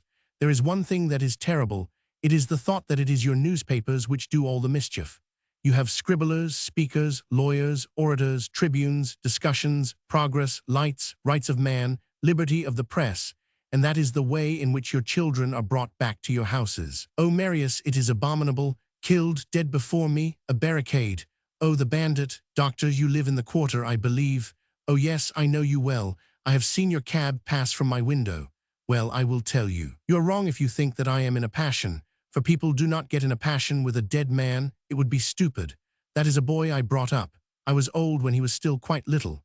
He played in the Tuileries with his little spade and hhis little chair, and in order that the inspectors should not scold, I used to fill up with my cane the holes which he made with his spade. One day he cried, 'Down with Louis XVIII,' and went off. It is not my fault. He was all pink and white, and his mother is dead. Have you noticed that all little children are light-haired? He is a son of one of those brigands of the Loire, but children are innocent of their father's crimes. I remember him when he was so high, and he could never manage to pronounce a D. He spoke so sweetly and incomprehensibly that you might have fancied him a bird. I remember one day that a circle was formed in front of the Farnese Hercules to admire that child. He was so lovely. He had a head such as you see in pictures. I used to speak loud to him and threaten him with my cane, but he knew very well that it was a joke. In the morning, when he entered my room, I scolded, but it produced the effect of sunshine upon me. It is not possible to defend yourself against these brats, for they take you and hold you and do not let you go again. It is the fact that there never was a Cupid like that child. And now what do you say of your Lafayette, your Benjamin Constant, and your Tirecure de Courcelles, who kill him for me? Oh, it cannot pass away like that." He went up to Marius, who was still livid and motionless, and began wringing his hands again. The old gentleman's white lips moved as it were mechanically, and allowed indistinct sentences to pass, which were scarce audible. "Ah, heartless! Ah, clubbist! Ah, scoundrel! Ah, septembriser!" Reproaches uttered in a low voice by a dying man to a corpse. By degrees, as such internal eruptions must always burst forth, the flood of words returned, but the grandfather seemed no longer to have the strength to utter them. His voice was so hollow and choked that it seemed to come from the other brink of an abyss. I do not care a bit, I will die too. And then to think there is not a wench in Paris who would not be happy to produce the happiness of that scoundrel, a scamp who, instead of amusing himself and enjoying life, went to fight and let himself be shot like a brute. And for whom and for what? For the Republic, instead of going to dance at the Chaumière, as is the duty of young men. It is really worthwhile being 20 years of age. The Republic, a fine absurdity. Poor mothers bring pretty boys into the world for that. Well, he is dead. That will make 2 hearses under the gateway. So you have got yourself served in that way for love of General Lamarck. What did General Lamarck do for you? A sabre, a chatterer, to get oneself killed for a dead man. Is it not enough to drive one mad? Can you understand that? At 20, and without turning his head to see whether he left anything behind him. Now see the poor old fellows who are obliged to die all alone. Rot in your corner, owl. Well, after all, that is what I hoped for, and is for the best, as it will kill me right off. I am too old, I am 100, I am 100,000, and I had a right to be dead long ago. Well, this blow settles it. It is all over. What happiness! What is the use of making him inhale ammonia and all that pile of drugs? You ass of a doctor, you are wasting your time. There, he's dead, quite dead. I know it, for I am dead too. He did not do the thing by halves. Yes, the present age is infamous, infamous, infamous. And that is what I think of you, your ideas, your systems, your masters, your oracles, your doctors, your scamps of writers, your rogues of philosophers, and all the revolutions which have startled the Tuileries ravens during the last 60 years. And since you were pitiless in letting yourself be killed so, I will not even feel sorry at your death. Do you hear, assassin? At this moment, Marius slowly opened his eyes, and his glance, still veiled by lethargic surprise, settled on M. Gillenormand. Marius, the old man cried, Marius, my little Marius, my child, my beloved son, you open your eyes, you look at me, you are alive, thanks. And he fell down in a fainting fit. Book IV. Javert derailed. Javert retired slowly from the Rue de l'Homme Armé. He walked with drooping head for the first time in his life, and equally for the first time in his life with his hands behind his back. Up to that day, Javert had only assumed of Napoleon's 2 attitudes, the one which expresses resolution, the arms folded on the chest, the one indicating uncertainty, the arms behind the back, was unknown to him. Now a change had taken place, and his whole person, slow and somber, was stamped with anxiety. He buried himself in the silent streets, but followed a certain direction. He went by the shortest road to the Seine, reached the Quai des Ormes, walked along it, passed the Grève, and stopped, a little distance from the Place du Châtelet, at the corner of the Pont Notre Dame. The Seine makes there, between that bridge and the Pont au Change on one side, and the Quai de la Mégisserie and the Quai aux Fleurs on the other, a species of square hike traversed by a rapid. This point of the Seine is feared by sailors. Nothing can be more dangerous than this rapid, at that period contracted and irrigated by the piles of the mill bridge since demolished. The 2 bridges, so close to each other, heighten the danger, for the water hurries formidably through the arches. It rolls in broad, terrible waves, it increases and is heaped up. The flood strives to root out the piles of the bridge with thick liquid cords. Men who fall in there do not reappear, and the best swimmers are drowned. Javert leaned his elbows on the parapet, his chin on his hand, and while his hands mechanically closed on his thick whiskers, he reflected. A novelty, a revolution, a catastrophe had just taken place within him, and he must examine into it. Javert was suffering horribly, and for some hours past, Javert had ceased to be simple. He was troubled. This brain, so limpid in its blindness, had lost its transparency, and there was a cloud in this crystal. Javert felt in his conscience duty doubled, and he could not hide the fact from himself. When he met Jean Valjean so unexpectedly on the Seine bank, he had something within him of the wolf that recaptures its prey and the dog that finds its master again. He saw before him 2 roads, both equally straight, but he saw 2 of them, and this terrified him, as he had never known in his life but one straight line. And poignant agony, these 2 roads were contrary, and one of these right lines excluded the other. Which of the 2 was the true one? His situation was indescribable. To owe his life to a malefactor, to accept this debt and repay him, to be, in spite of himself, on the same footing with an escaped convict, and requite one service with another service, to let it be said to him, be off, and to say in his turn, be free. To sacrifice to personal motives duty, that general obligation, and to feel in these personal motives something general too, and perhaps superior. To betray society in order to remain faithful to his conscience, that all these absurdities should be realized and accumulated upon him, was what startled him. One thing had astonished him, that Jean Valjean had shown him mercy, and one thing had petrified him, that he, Javert, had shown mercy to Jean Valjean. Where was he? He sought and no longer found himself. What was he to do now? To give up Jean Valjean was bad, to leave Jean Valjean at liberty was bad. In the former case, the man of authority fell lower than the man of the galleys. In the second, a convict rose higher than the law and set his foot upon it. In either case, dishonor for him, Javert. Whatever resolution he might form, there was a fall, for destiny has certain extremities projecting over the impossible, beyond which life is only a precipice. Javert had reached one of these extremities. One of his anxieties was to be constrained to think, and the very violence of all these contradictory emotions compelled him to do so. Now, thought was an unusual thing for him, and singularly painful. There is always in thought a certain amount of internal rebellion, and he was irritated at having that within him. Thought, no matter on what subject beyond the narrow circle of his destiny, would have been to him in any case useless and wearisome. But thinking about the day which had just passed was a torture. And yet he must, after such shocks, look into his conscience and give himself an account of himself. What he had done caused him to shudder. He, Javert, had thought fit to decide, against all police regulations, against all social and judicial organization, and against the entire codes, a discharge that had suited him. He had substituted his own affairs for public affairs. Was not that unjustifiable? Each time that he stood facing the nameless action which he had committed, he trembled from head to foot. What should he resolve on? Only one resource was left him, to return at full speed to the Rue de l'Homme Armé and lock up Jean Valjean. It was clear that this was what he ought to do, but he could not do it. Something barred the way on that side. What? Is there anything in the world besides sentences, the police, and the authorities? Javert was overwhelmed. A sacred galley slave, a convict impregnable by justice, and that through the deed of Javert.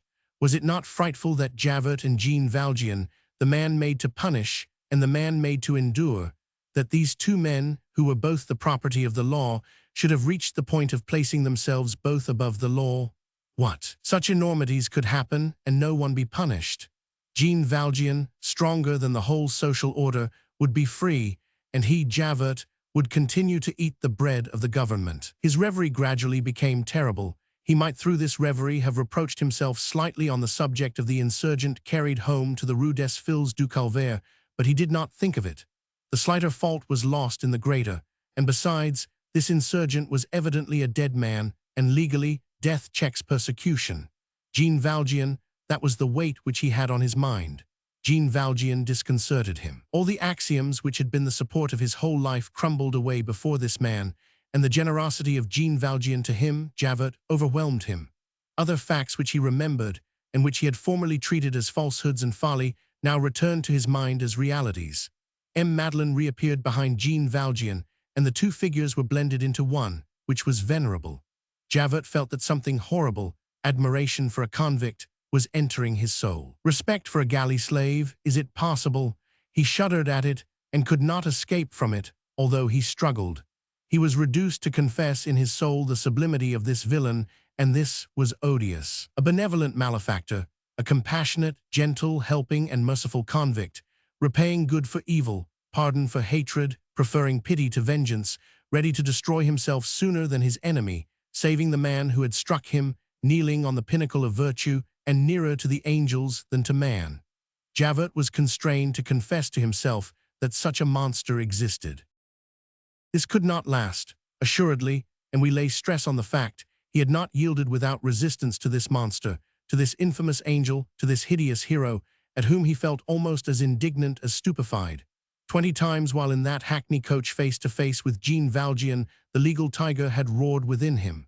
20 times he had felt tempted to hurl himself on Jean Valjean, to seize and devour him, that is to say, arrest him. What more simple, in fact, shout to the nearest post before which he passed, "Here is a convict who has broken his ban," and then go away, leave the condemned man there, be ignorant of the rest, and interfere no further. This man is eternally the prisoner of the law, and the law will do what it pleases with him. What was fairer? Javert had said all this to himself. He had wished to go further, to act, apprehend the man, and then, as now, had been unable. And each time that his hand was convulsively raised to Jean Valjean's collar, it fell back as if under an enormous weight, and he heard in the bottom of his heart a strange voice, crying to him, "That is well. Give up your Savior, then send for Pontius Pilate's basin, and wash your hands in it." Then his thoughts reverted to himself, and by the side of Jean Valjean aggrandized, he saw himself degraded. A convict was his benefactor, but why had he allowed that man to let him live? He had the right of being killed at that barricade, and should have employed that right. It would have been better to call the other insurgents to his aid against Jean Valjean and have himself shot by force. His supreme agony was the disappearance of certainty, and he felt himself uprooted.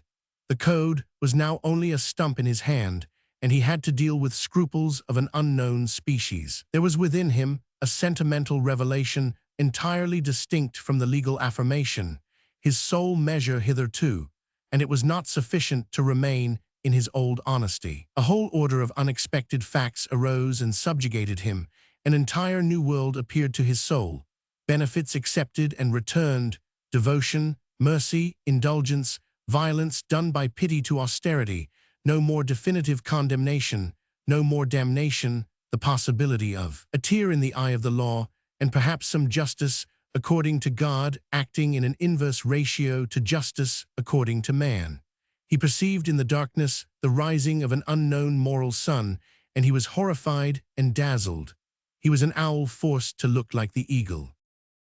He said to himself that it was true, then, that there were exceptions, that authority might be disconcerted, that the rule might fall short in the presence of a fact, that everything was not contained in the text of a code, that the unforeseen made itself obeyed, that the virtue of a convict might set a snare for the virtue of a functionary, that the monstrous might be divine, that destiny had such ambuscades, and he thought with despair that he had himself not been protected from a surprise.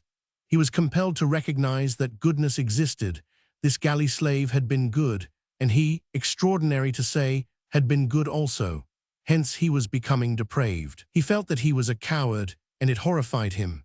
The ideal for Javert was not to be human, grand, or sublime. It was to be irreproachable, and now he had broken down. How had he reached this stage? How had all this happened? He could not have told himself. He took his head between his hands, but whatever he might do, he could not succeed in explaining it. He certainly had had the intention of delivering Jean Valjean over to the law, of which Jean Valjean was the captive, and of which he was the slave. He had not confessed to himself for a single instant, while he held him, that he had a thought of letting him go. It was to some extent unconsciously that his hand had opened and allowed him to escape. All sorts of enigmatic novelties passed before his eyes. He asked himself questions and gave himself answers, and his answers terrified him. He asked himself, what has this convict, this desperate man, whom I followed to persecution, and who had me under his heel, and could have avenged himself, and ought to have acted so, both for his rancor and his security, done in leaving me my life and showing me mercy, his duty? No, something more. And what have I done in showing him mercy in my turn, my duty? No, something more. Is there, then, something more than duty?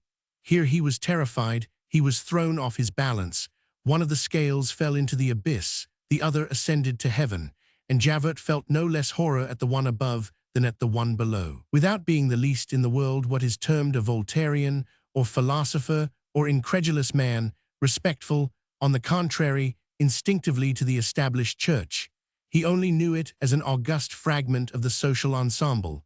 Order was his dogma, and sufficient for him. Since he had attained man's age and office, he had set nearly all his religion in the police, being, and we employ the words without the slightest irony, and in their most serious acceptation, being, as we have said, a spy. As another man is a priest, he had a superior, M. Gisquet.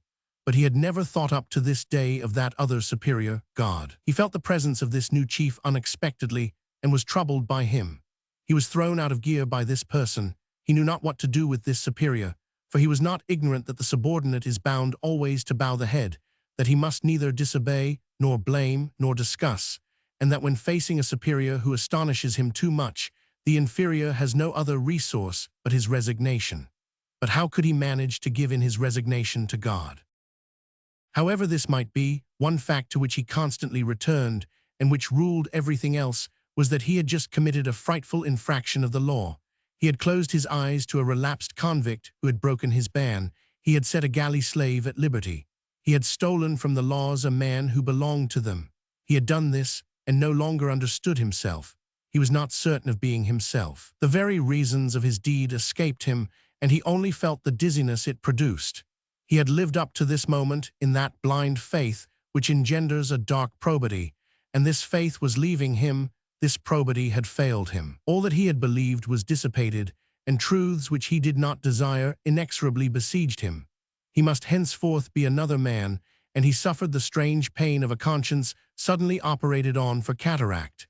He saw what it was repulsive to him to see, and felt himself spent, useless, dislocated from his past life, discharged and dissolved. Authority was dead within him, and he no longer had a reason for living.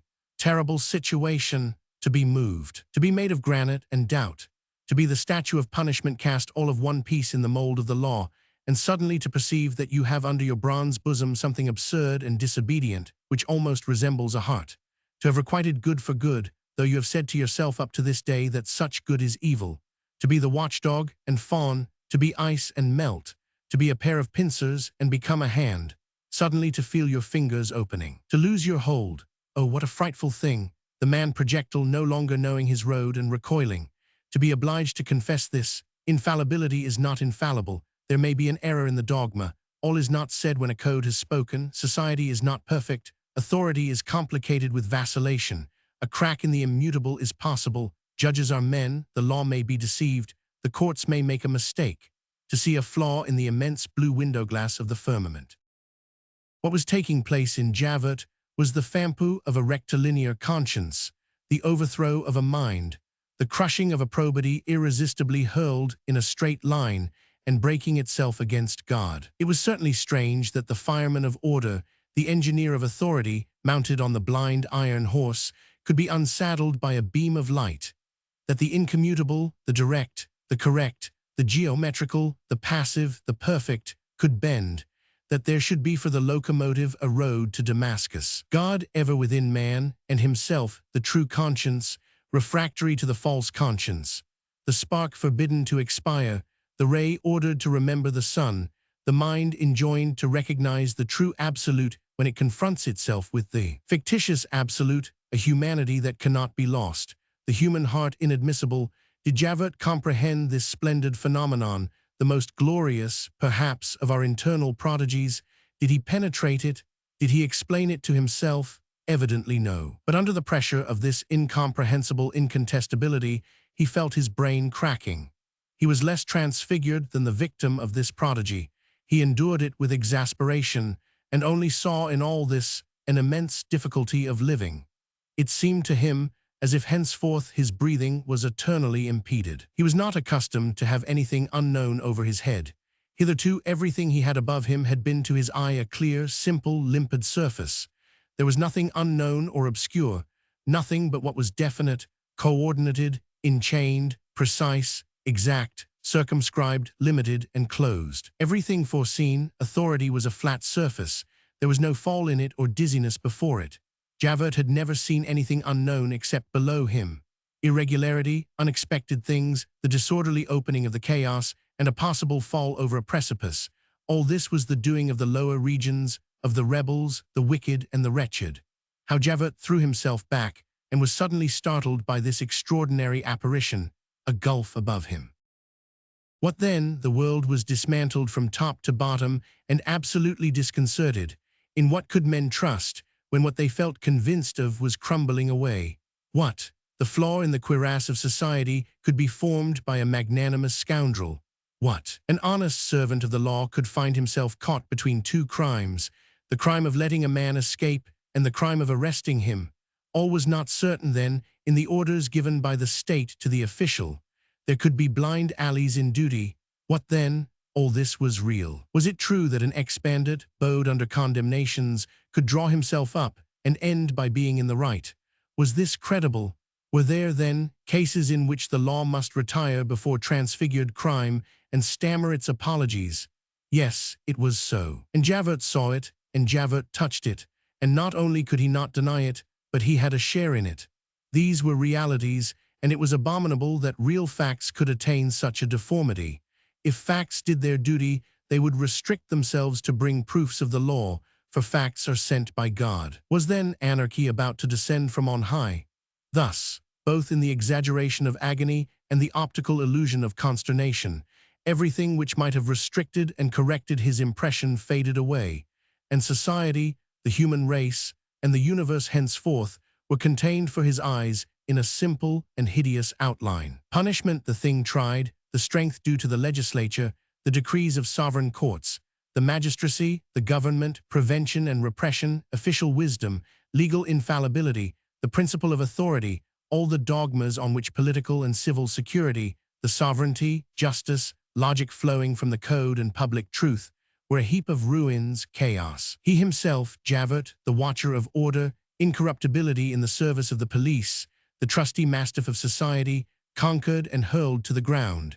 And on the summit of all this ruin stood a man in a green cap, and with a glory round his brow. Such was the state of overthrow. He had reached such the frightful vision which he had in his mind. Was this endurable? No, it was a violent state, were there ever one, and there were only two ways of escaping from it. One was to go resolutely to Jean Valjean and restore to the dungeon the man of the galleys. The other. Javert left the parapet, and with head erect this time walked firmly toward the guardroom indicated by a lantern at one of the corners of the Place du Châtelet. On reaching it, he saw through the window a policeman, and went in. The police recognize each other merely by the way in which they push open the door of a guardroom. Javert mentioned his name, showed his card to the sergeant, and sat down at the table on which a candle was burning. There were also on the table a pen, a leaden inkstand, and paper, ready for contingent reports and the records of the night patrols. This table, always completed by a straw chair, is an institution. It exists in all police offices. It is always adorned with a boxwood saucer full of sawdust and a box of red wafers, and it is the lower stage of the official style. It is here that the state literature commences. Javert took the pen and a sheet of paper and began writing. This is what he wrote. A few remarks for the good of the service. 1. I beg le Préfet to cast his eyes on this. 2 prisoners, when they return from examination at the magistrate's office, take off their shoes and remain barefoot on the slabs while they are being searched. Some cough on re-entering prison. This entails infirmary expenses. 3. Tracking is good, with relays of agents at regular distances, but on important occasions, 2 agents at the least should not let each other out of sight, because if for any reason one agent were to fail in his duty, the other would watch him and take his place. 4. There is no explanation why the special rules of the prison of the Maidlonettes prohibit a prisoner from having a chair, even if he pay for it. 5. At the Maidlonettes, there are only 2 gratings to the canteen, which allows the canteen woman to let the prisoners touch her hand. 6. The prisoners called barkers, who call the other prisoners to the visitors' room, demand 2 sous from each prisoner for crying his name distinctly. This is a robbery. 7. 10 sous are kept back from the pay of a prisoner working in the weaving room for a running thread. This is an abuse on the part of the manager, as the cloth is not the less good. 8. It is annoying that visitors to La Force are obliged to pass through the boys' court in proceeding to the speaking room of Saint Marie Egyptian. 9. It is certain that gendarmes are daily heard repeating, in the courtyard of the prefecture, the examination of prisoners by the magistrates. For a gendarme, who ought to be consecrated, to repeat what he has heard in the examination room is a serious breach of duty. 10. Madame Henry is an honest woman. Her canteen is very clean, but it is wrong for a woman to hold the key of the secret cells. This is not worthy of the conciergerie of a great civilization. Javert wrote these lines in his calmest and most correct handwriting, not omitting to cross a T and making the paper creak firmly beneath his pen. Under the last line he signed, Javert, Inspector of the First Class, at the post of the Place du Châtelet. About 1 in the morning, June 7, 1832. Javert dried the ink on the paper, folded it like a letter, sealed it, wrote on the back, "Note for the administration," left it on the table, and quitted the guardroom. The glass door fell back after him. He again diagonally crossed the Place du Châtelet, reached the quay again, and went back with automatic precision to the same spot which he had left a quarter of an hour previously. He bent down and found himself again in the same attitude on the same parapet slab. It seemed as if he had not stirred. The darkness was complete, for it was the sepulchral moment which follows midnight. A ceiling of clouds hid the stars. The houses in the cité did not display a single light. No one passed. All the streets and quays that could be seen were deserted, and Notre Dame and the towers of the Palace of Justice appeared lineaments of the night. A lamp reddened the edge of the quay, and the shadows of the bridges looked ghostly one behind the other. Rains had swelled the river. The spot where Javert was leaning was, it will be remembered, precisely above the rapids of the Seine and that formidable whirlpool which unrolls itself and rolls itself up again like an endless screw. Javert stooped down and looked. All was dark, and nothing could be distinguished. A sound of spray was audible, but the river was invisible. At moments in this dizzy depth, a flash appeared and undulated, for water has the power, even on the darkest night, of obtaining light, no one knows whence, and changing itself into a lizard. The glimmer vanished, and all became indistinct again. Immensity seemed open there, and what was beneath was not water, but the gulf. The quay wall, abrupt, confused, mingled with the vapor, hidden immediately, produced the effect of a precipice of infinitude. Nothing could be seen but the hostile coldness of the water, and the sickly smell of the damp stones could be felt. A ferocious breath rose from this abyss, and the swelling of the river, divined rather than perceived, the tragic muttering of the water, the mournful immensity of the bridge arches, a possible fall into this gloomy vacuum.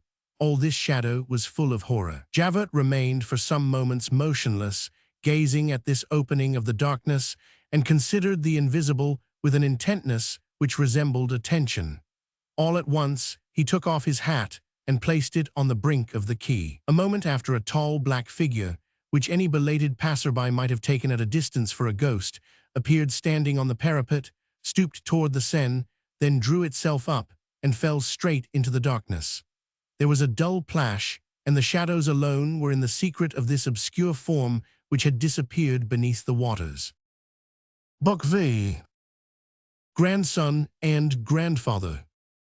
Chapter 1. Where we again meet the tree with the zinc patch. Some time after the events which we have just recorded, the Sieur Boulatruelle had a lively emotion. The Sieur Boulatruelle is the road mender of Montfermeil, of whom we have already caught a glimpse in the dark portions of this book. Boulatruelle, it will possibly be remembered, was a man occupied with troubled and various things. He broke stones and plundered travelers on the highway. Road mender and robber, he had a dream. He believed in the treasures buried in the forest of Montfermeil.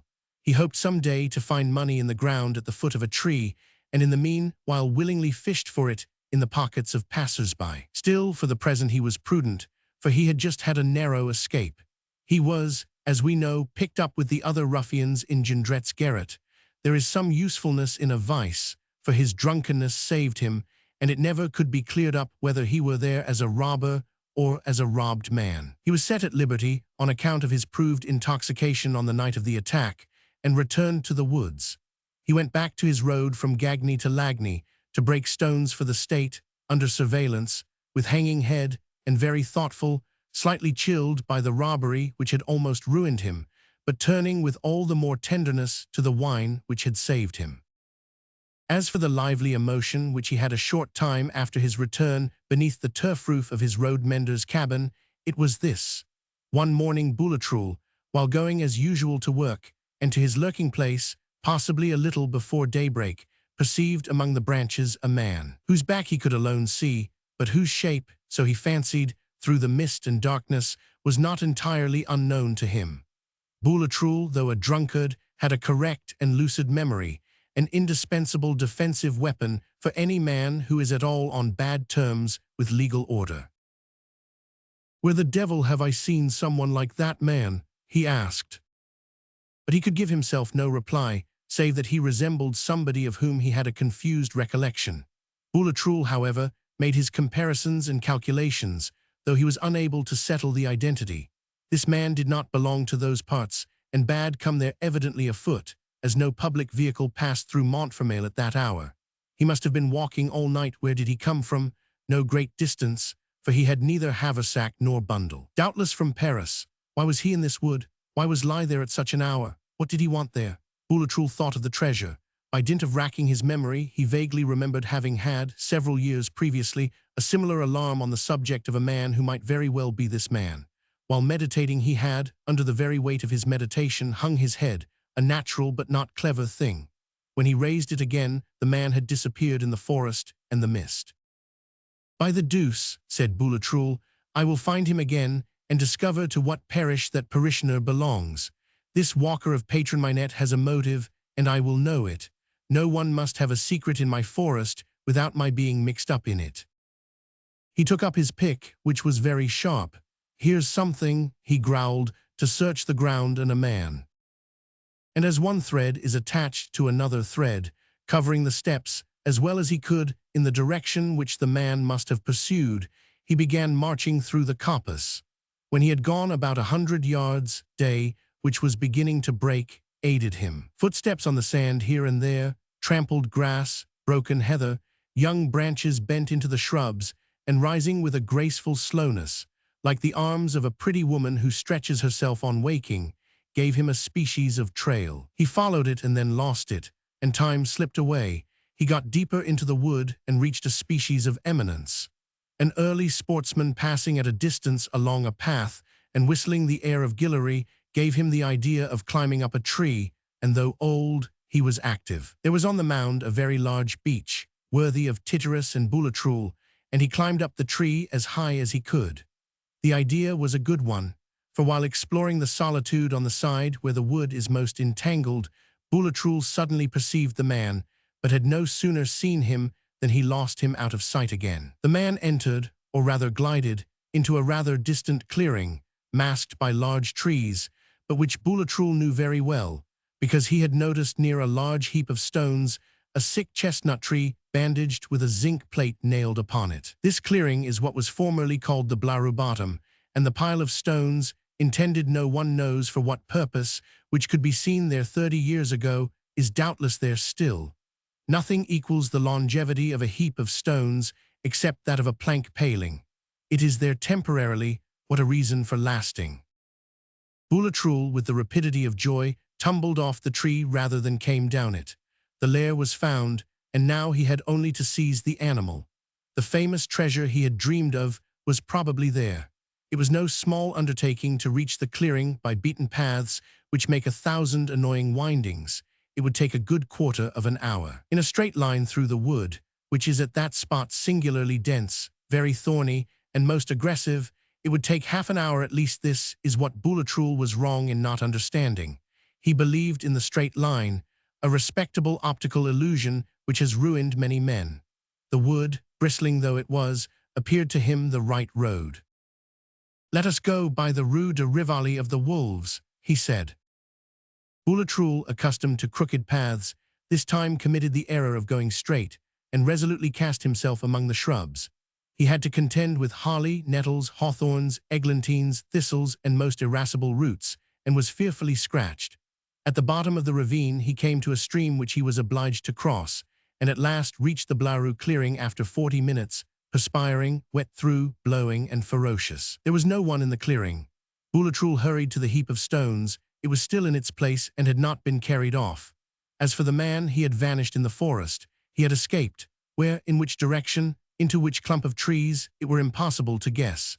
And most crushing thing of all, there was behind the heap of stones and in front of the zinc-banded tree a pick, forgotten or abandoned, and a hole, but the hole was empty. "Robber!" Boulatruelle cried, shaking his fists at heaven.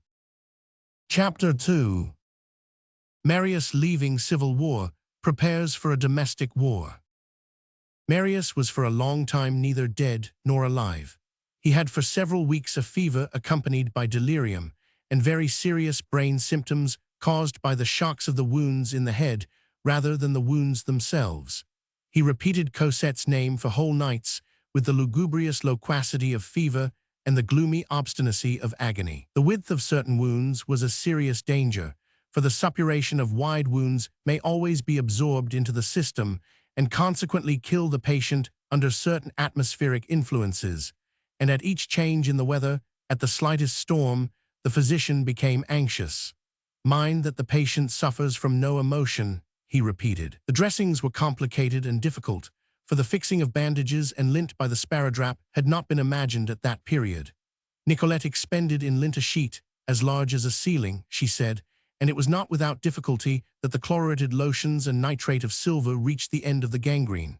So long as there was danger, M. Gillenormand, broken-hearted by the bedside of his grandson, was like Marius, neither dead nor alive. Every day, and sometimes twice a day, a white-haired and well-dressed gentleman, such was the description given by the porter, came to inquire after the wounded man and left a large parcel of lint for the dressings. At length, on September 7th, 4 months, day by day, from the painful night on which he had been brought home dying to his grandfather, the physician declared that he could answer for him and that convalescence was setting in.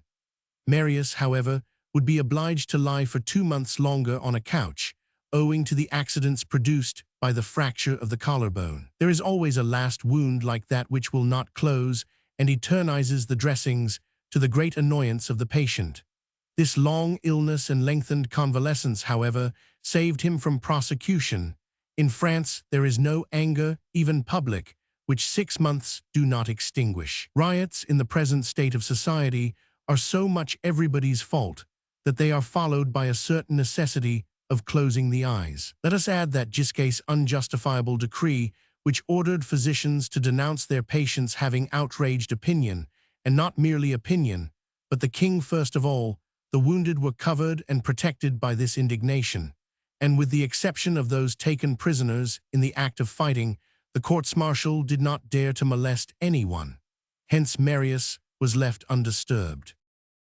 M. Gillenormand first passed through every form of agony, and then through every form of ecstasy. Much difficulty was found in keeping him from passing the whole night by Marius's side.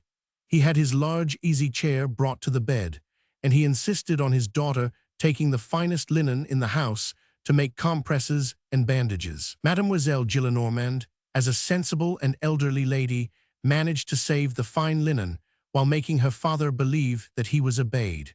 M. Gillenormand would not listen to any explanation that for the purpose of making lint fine linen is not so good as coarse, or new so good as worn. He was present at all the dressings, from which Mademoiselle Gillenormand modestly absented herself. When the dead flesh was cut away with scissors, he said, "Aye, aye." Nothing was so touching as to see him hand the wounded man a cup of broth with his gentle senile trembling. He overwhelmed the surgeon with questions and did not perceive that he constantly repeated the same. On the day when the physician informed him that Marius was out of danger, he was beside himself. He gave his porter 3 louis d'or, and at night, when he went to his bedroom, danced a gavotte, making castagnettes of his thumb and forefinger, and sang a song something like this. Jean est né a fauger. Vry nid d'une berger. J'adore son Japan. Frippon. Amour tu vis NL. Car c'est dans sa pranelle. Que tu mets ton carquois. Narquois. Moi je la chante et j'aime. Plus que Diane Merme. Jean et ses deux titans. Bretons. Then he knelt on a chair, and Basque, who was watching him through the crack of the door, felt certain that he was praying. Up to that day, he had never believed in God. At each new phase in the improvement of the patient, which went on steadily, the grandfather was extravagant. He performed a multitude of mechanical actions full of delight. He went up and down stairs without knowing why. A neighbor's wife, who was very pretty, by the way, was stupefied at receiving one morning a large bouquet.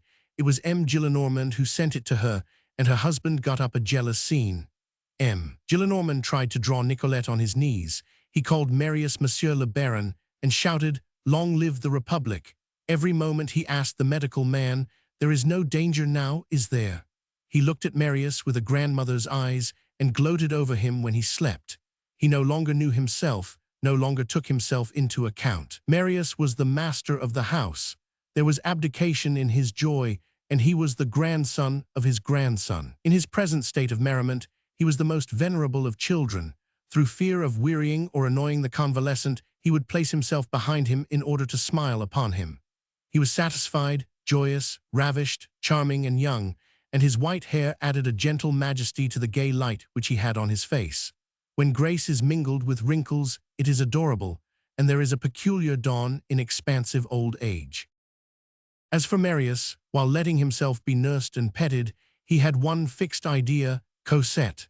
Since the fever and delirium had left him, he no longer pronounced this name, and it might be supposed that he had forgotten it. But he was silent precisely because his soul was there. He knew not what had become of Cosette. The whole affair of the Rue de la Chanvrerie was like a cloud in his memory. Shadows almost indistinct floated through his spirit. Eponine, Gavroche, Mabeuf, the Thénardiers, and all his friends mournfully mingled with the smoke of the barricade. The strange passage of M. Fauchelevent through that blood-stained adventure produced upon him the effect of an enigma in a tempest. He understood nothing of his own life. He knew not how or by whom he had been saved, and no one about knew it either. All they were able to tell him was that he had been brought there at night in a hackney coach. Past, present, future, all this was to him like the mist of a vague idea. But there was in this mist one immovable point, a clear and precise lineament, something made of granite, a resolution, a will, to find Cosette again. For him, the idea of life was not distinct from the idea of Cosette. He had decreed in his heart that he would not receive one without the other, and he unalterably determined to demand of his grandfather, of destiny, of fate, of Hades itself, the restitution of his lost Eden. He did not conceal the obstacles from himself. Here let us underline one fact. He was not one or greatly affected by all the anxiety and all the tenderness of his grandfather. In the first place, he was not in the secret of them all, and next, in his sick man's reveries, which were perhaps still feverish, he distrusted this gentleness as a strange and new thing intended to subdue him. He remained cold to it, and the poor grandfather lavished his smiles in pure loss. Marius said to himself that it was all very well so long as he did not speak and let matters rest, but when he came to Cosette, he should find another face, and his grandfather's real attitude would be unmasked. Then he would be rough, a warming up of family questions, a comparison of positions, every possible sarcasm and objection at once. Fauchelevent, Coupelevent, fortune, poverty, wretchedness, the stone on the neck, the future a violent resistance, and the conclusion a refusal. Marius stiffened himself against it beforehand, and then, in proportion as he regained life, his old wrongs reappeared, the old ulcers of his memory reopened. He thought again of the past. Colonel Pontmercy placed himself once more between M. Gillenormand and him, Marius, and he said to himself that he had no real kindness to hope for from a man who had been so unjust and harsh to his father. And with health came back a sort of bitterness against his grandfather, from which the old man gently suffered. M. Gillenormand, without letting it be seen, noticed that Marius, since he had been brought home and regained consciousness, had never once called him father. He did not say, "Sir," it is true, but he managed to say neither one nor the other, by a certain way of turning his sentences. A crisis was evidently approaching, and as nearly always happens in such cases, Marius, in order to try himself, skirmished before offering battle. This is called feeling the ground. One morning it happened that M. Gillenormand, alluding to a newspaper which he had come across, spoke lightly of the convention, and darted a royalist epigram at Danton, Saint Just, and Robespierre. The men of '93 were giants, Marius said sternly.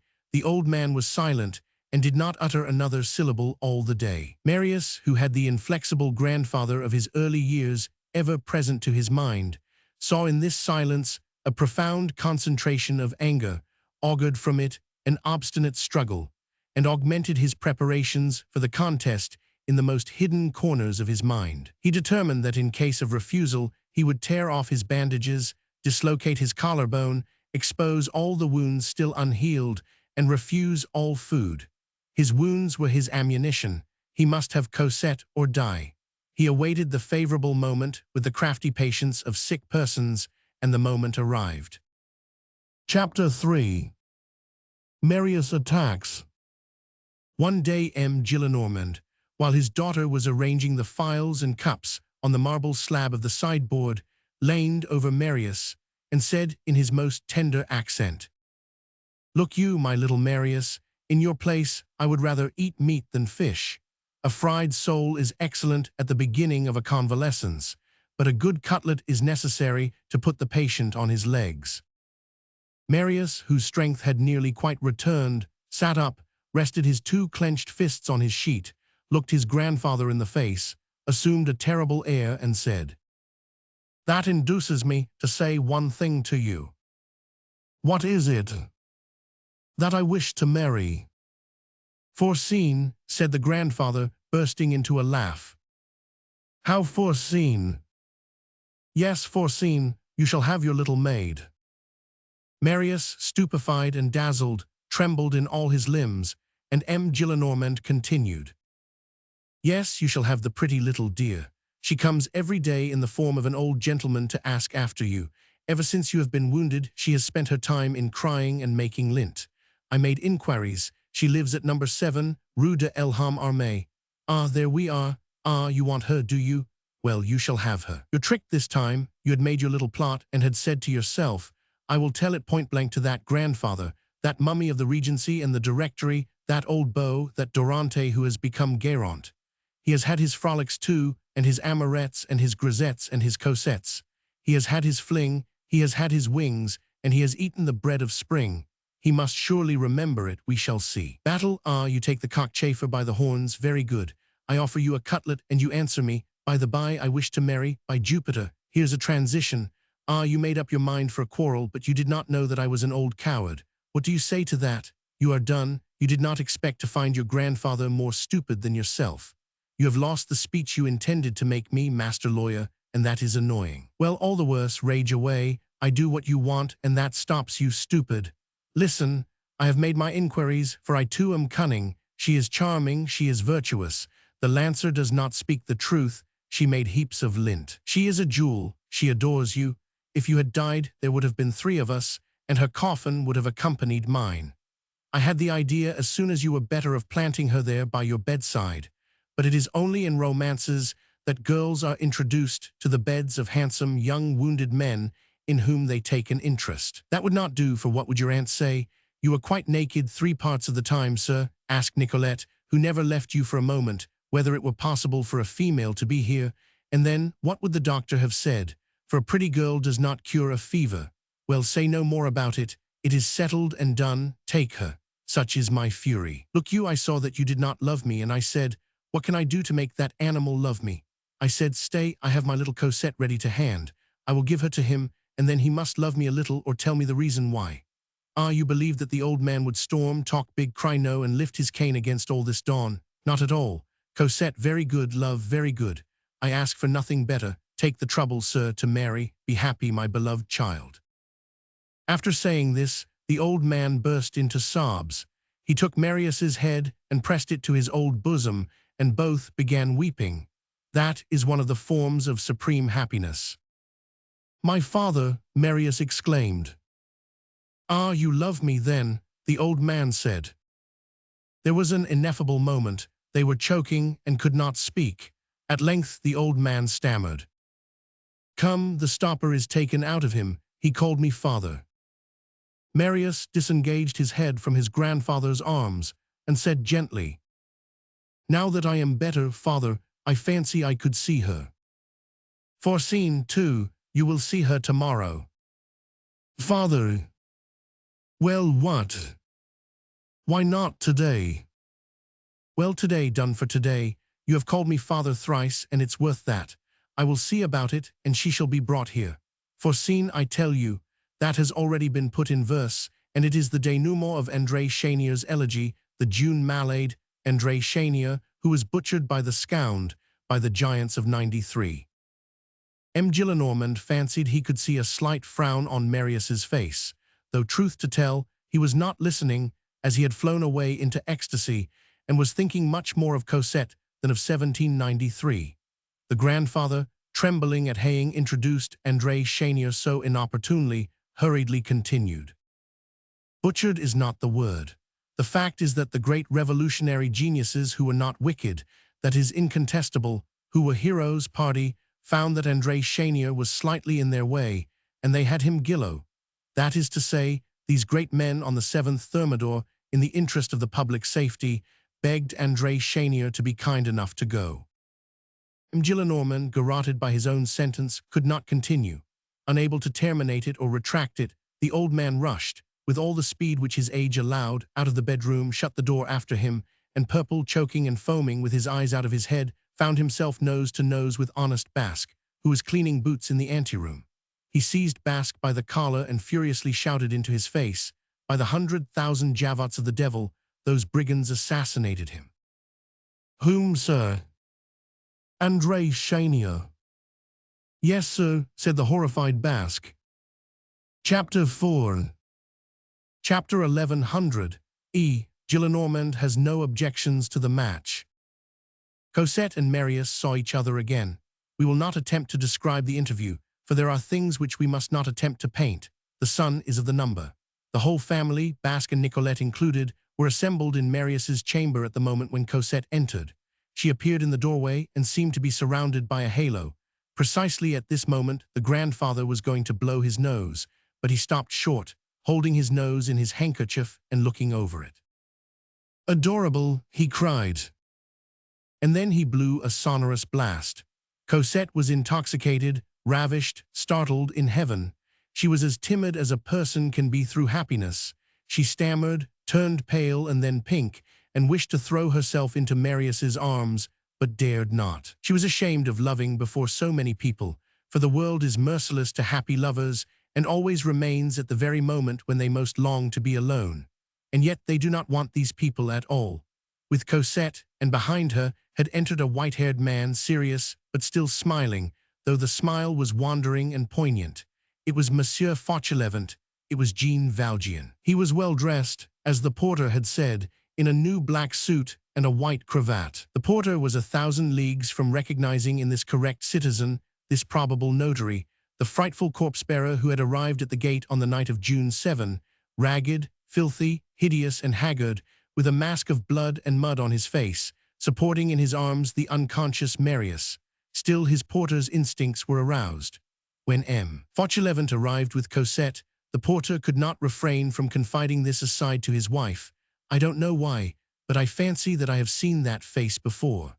M. Fauchelevent remained standing by the door of Marius's room, as if afraid. He held under his arm a packet rather like an octavo volume wrapped in paper. The paper was green, apparently from mildew. "Has this gentleman always got books under his arm like that?" Mademoiselle Gillenormand, who was not fond of books, asked Nicolette in a whisper. Well, M. Gillenormand, who had heard her, answered in the same key, "He is a savant. Is that his fault? Monsieur Boulard, whom I knew, never went out without a book either, and like him had always had an old book near his heart." Then bowing, he said in a loud voice, "M. Fauchelevent." Father Gillenormand did not do it purposely, but an inattention to proper names was an aristocratic way of his. "Monsieur Fauchelevent, I have the honor of requesting this lady's hand for my grandson, M. le Baron Marius Pontmercy." Monsieur Fauchelevent bowed. "All right," the grandfather said. And turning to Marius and Cosette, with both arms extended in benediction, he cried, You have leave to adore each other." They did not let it be said twice, and the prattling began. They talked in a whisper, Marius reclining on his couch and Cosette standing by his side. "Oh, heaven," Cosette murmured, "I see you again. It is you, to go and fight like that. But why? It is horrible. For 4 months I have been dead. Oh, how wicked it was of you to have been at that battle. What had I done to you? I forgive you, but you will not do it again. Just now, when they came to tell me to come to you, I thought again that I was going to die, but it was of joy. I was so sad. I did not take the time to dress myself, and I must look frightful. What will your relations say at seeing me in a tumbled collar? But speak. You let me speak all alone. We are still in the Rue de l'Homme Armé. It seems that your shoulder was terrible, and I was told that I could have put my hand in it, and that your flesh was as if it had been cut with scissors. How frightful that is! I wept so that I have no eyes left. It is strange that a person can suffer like that. Your grandfather has a very kind look. Do not disturb yourself. Do not rest on your elbow like that, or you will hurt yourself. Oh, how happy I am. So our misfortunes are all ended. I am quite foolish. There were things I wanted to say to you which I have quite forgotten. Do you love me still? We live in the Rue de l'Homme Armé. There is no garden there.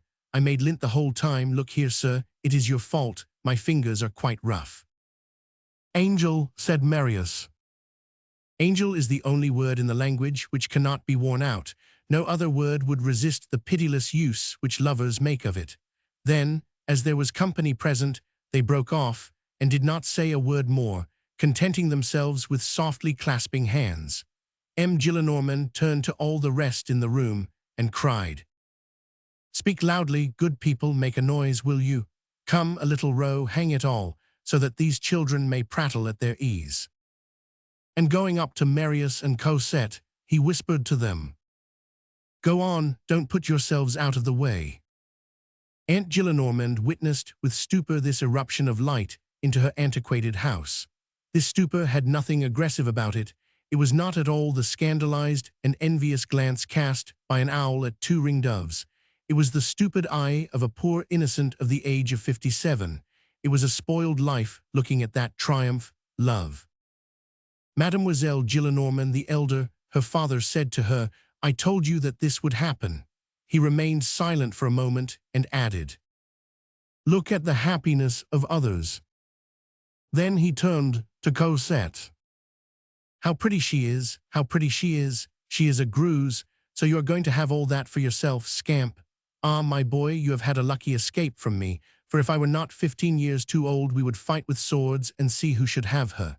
There, I am in love with you, mademoiselle, but it is very natural, it is your right. What a famous, charming little wedding we will have. St. Denis du Saint-Sacrement is our parish, but I will procure a dispensation so that you may be married at St. Paul, for the church is better. It was built for the Jesuits and more coquettish. It is opposite Cardinal Birague's fountain. The masterpiece of Jesuit architecture is at Namur and is called St. Loup. You should go and see that when you are married, for it is worth the journey. Mademoiselle, I am entirely of your opinion. I wish girls to marry, for they are made for it. There is a certain Saint Catherine whom I would always like to see with hair disordered. To remain a maid is fine, but it is cold. Multiply, says the Bible. To save the people, a Joan of Arc is wanted, but to make a people we want Mother Gigogni. So marry, my darlings. I really do not see the use of remaining a maid. I know very well that they have a separate chapel in church, and join the confraternity of the Virgin.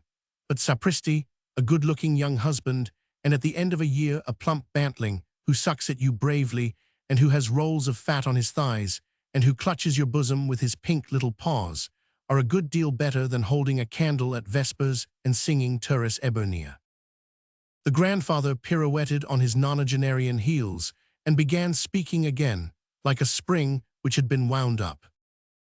Ainsi, bornant le cœurs de tes revolutionaries. Alcip il est donc vrai, dans plus tu te maries. By the by, what father? Had you not an intimate friend? Yes, Courfeyrac. What has become of him? He is dead. That is well. He sat down by their side, made Cosette take a chair, and took their 4 hands in his old wrinkled hands. This darling is exquisite, this Cosette is a masterpiece, She is a very little girl and a very great lady. She will be only a baroness, and that is a derogation, for she is born to be a marchioness. What eyelashes she has! My children, drive it well into your pates that you are on the right road. Love one another, be foolish over it, for love is the stupidity of men and the cleverness of God. So adore one another. Still, he added, suddenly growing sad, what a misfortune! More than half I possess is sunk in annuities. So long as I live it will be all right. But when I am dead, 20 years hence, ah, my poor children, you will not have a farthing. Your pretty white hands, Madame la Baronne, will be wrinkled by work. Here a serious and calm voice was heard saying, Mademoiselle Euphrasie Fauchelevent has 600,000 francs.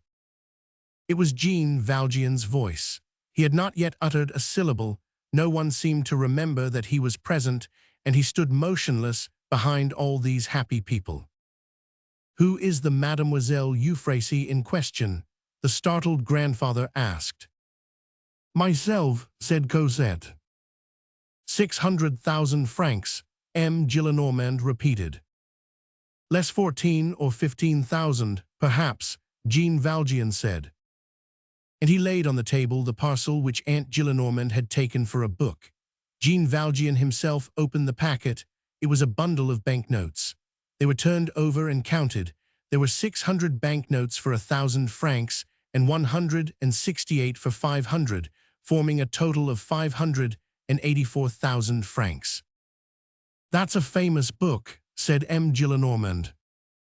584,000 francs, the aunt murmured. That arranges a good many things, does it not, Mademoiselle Gillenormand the elder? The grandfather continued. That devil of a Marius has found a millionaire grisette upon the tree of dreams. Now trust to the amorettes of young people. Students find studentesses with 600,000 francs. Cherubin works better than Rothschild. 584,000 francs, Mademoiselle Gillenormand repeated. 584,000 francs, we may as well say 600,000. As for Marius and Cosette, they were looking at each other during this period and hardly paid any attention to this detail. Chapter 5. Deposit your money in a forest rather than with a notary. Of course our readers have understood, and no lengthened explanation will be required, that Jean Valjean, after the Champmathieu affair, was enabled by his escape for a few days to come to Paris, and withdraw in time from Lafitte's the sum he had gained under the name of M. Madeleine at M-sur-M. And that, afraid of being recaptured, which in fact happened to him shortly after, he buried this sum in the forest of Montfermeil at the spot called the Blaru Bottom. This sum, 630,000 francs, all in banknotes, occupied but little space, and was contained in a box. But in order to protect the box from damp, he placed it in an oak coffer filled with chips of chestnut wood. In the same coffer, he placed his other treasure, the bishop's candlesticks. It will be remembered that he carried off these candlesticks in his escape from M-sur-M. The man seen on one previous evening by Boulatruelle was Jean Valjean, and afterwards, whenever Jean Valjean required money, he fetched it from the Blaru clearing, and hence his absences to which we have referred. He had a pick concealed somewhere in the shrubs, in a hiding place known to himself alone. When he found Marius to be convalescent, feeling that the hour was at hand when this money might be useful, he went to fetch it, and it was also he whom Boulatruelle saw in the wood, but this time in the morning and not at night. Boulatruelle inherited the pick. The real sum was 584,500 francs, but Jean Valjean kept back the 500 francs for himself. We will see afterwards, he thought. The difference between this sum and the 630,000 francs withdrawn from Lafitte's represented the expenditure of 10 years fro to 1833. The 5 years' residence in the convent had cost only 5,000 francs. Jean Valjean placed the 2 silver candlesticks on the mantelpiece, where they glistened, to the great admiration of Toussaint. Moreover, Jean Valjean knew himself freed from Javert. It had been stated in his presence, and he verified the fact in the Moniteur which had published it, that an inspector of police of the name of Javert had been found drowned under a washerwoman's boat between the Ponto chain and the Pont Neuf, and that a letter left by this man, hitherto irreproachable and highly esteemed by his chiefs, led to the belief in an attack of dementia and suicide. In truth, thought Jean Valjean, since he let me go when he had hold of me, he must have been mad at that time. Chapter 6. The two old men, each in his fashion, do everything for Cosette's happiness. All preparations were made for the marriage, and the physician, on being consulted, declared that it might take place in February. It was now December, and a few ravishing weeks of perfect happiness slipped away. The least happy man was not the grandfather. He sat for a whole quarter of an hour contemplating Cosette. "The admirably pretty girl," he would exclaim, "and she has so soft and kind an air. She is the most charming creature I have ever seen in my life. Presently she will have virtues with a violet scent. She is one of the graces, on my faith. A man can only live nobly with such a creature. Marius, my lad, you are a baron, you are rich, so do not be a pettifogger, I implore you." Cosette and Marius had suddenly passed from the sepulchre into paradise. The transition had not been prepared, and they would have been stunned if they had not been dazzled. "Do you understand anything of all this?" Marius would say to Cosette. "No," Cosette answered, "but it seems to me as if the good God were looking at us." Jean Valjean did everything, smoothed everything, conciliated everything, and rendered everything easy. He hurried toward Cosette's happiness with as much eagerness and apparently with as much joy as Cosette herself. As he had been mayor, he was called to solve a delicate problem, the secret of which he alone possessed, the civil status of Cosette. To tell her origin openly might have prevented the marriage, but he got Cosette out of all the difficulties. He arranged for her a family of dead people, a sure method of not incurring any inquiry. Cosette was the only one left of an extinct family. Cosette was not his daughter, but the daughter of another Fauchelevent. Two brothers Fauchelevent had been gardeners at the convent of the Little Picpus. They proceeded to this convent. The best testimonials and most satisfactory character were given, for the good nuns, little suited and but little inclined to solve questions of paternity, had never known exactly of which of the two Fauchelevents Cosette was the daughter. They said what was wanted, and said it zealously. An instrument was drawn up by a notary, and Cosette became by law Mademoiselle Euphrasie Fauchelevent, and was declared an orphan both on the father's and mother's side. Jean Valjean managed so as to be designated, under the name of Fauchelevent, as guardian of Cosette, with M. Gillenormand as supervising guardian. As for the 584,000 francs, they were a legacy left to Cosette by a dead person who wished to remain unknown. The original legacy had been 594,000 francs, but 10,000 had been spent in the education of Mademoiselle Euphrasie, 5,000 of which had been paid to the convent. This legacy, deposited in the hands of a third party, was to be handed over to Cosette upon her majority or at the period of her marriage. All this was highly acceptable, as we see, especially when backed up by more than 500,000 francs. There were certainly a few singular points here and there, but they were not seen, for one of the persons interested had his eyes bandaged by love, and the others by the 600,000 francs. Cosette learned that she was not the daughter of the old man whom she had so long called father. He was only a relation, and another Fauchelevent was her real father. At another moment this would have grieved her, but in the ineffable hour she had now reached it was only a slight shadow, a passing cloud, and she had so much joy that this cloud lasted but a short time. She had Marius. The young man came, the old man disappeared. Life is so. And then, Cosette had been accustomed for many long years to see enigmas around her. Every being who has had a mysterious childhood is ever ready for certain renunciations. Still she continued to call Jean Valjean father. Cosette, who was among the angels, was enthusiastic about Father Gillenormand. It is true that he overwhelmed her with madrigals and presents.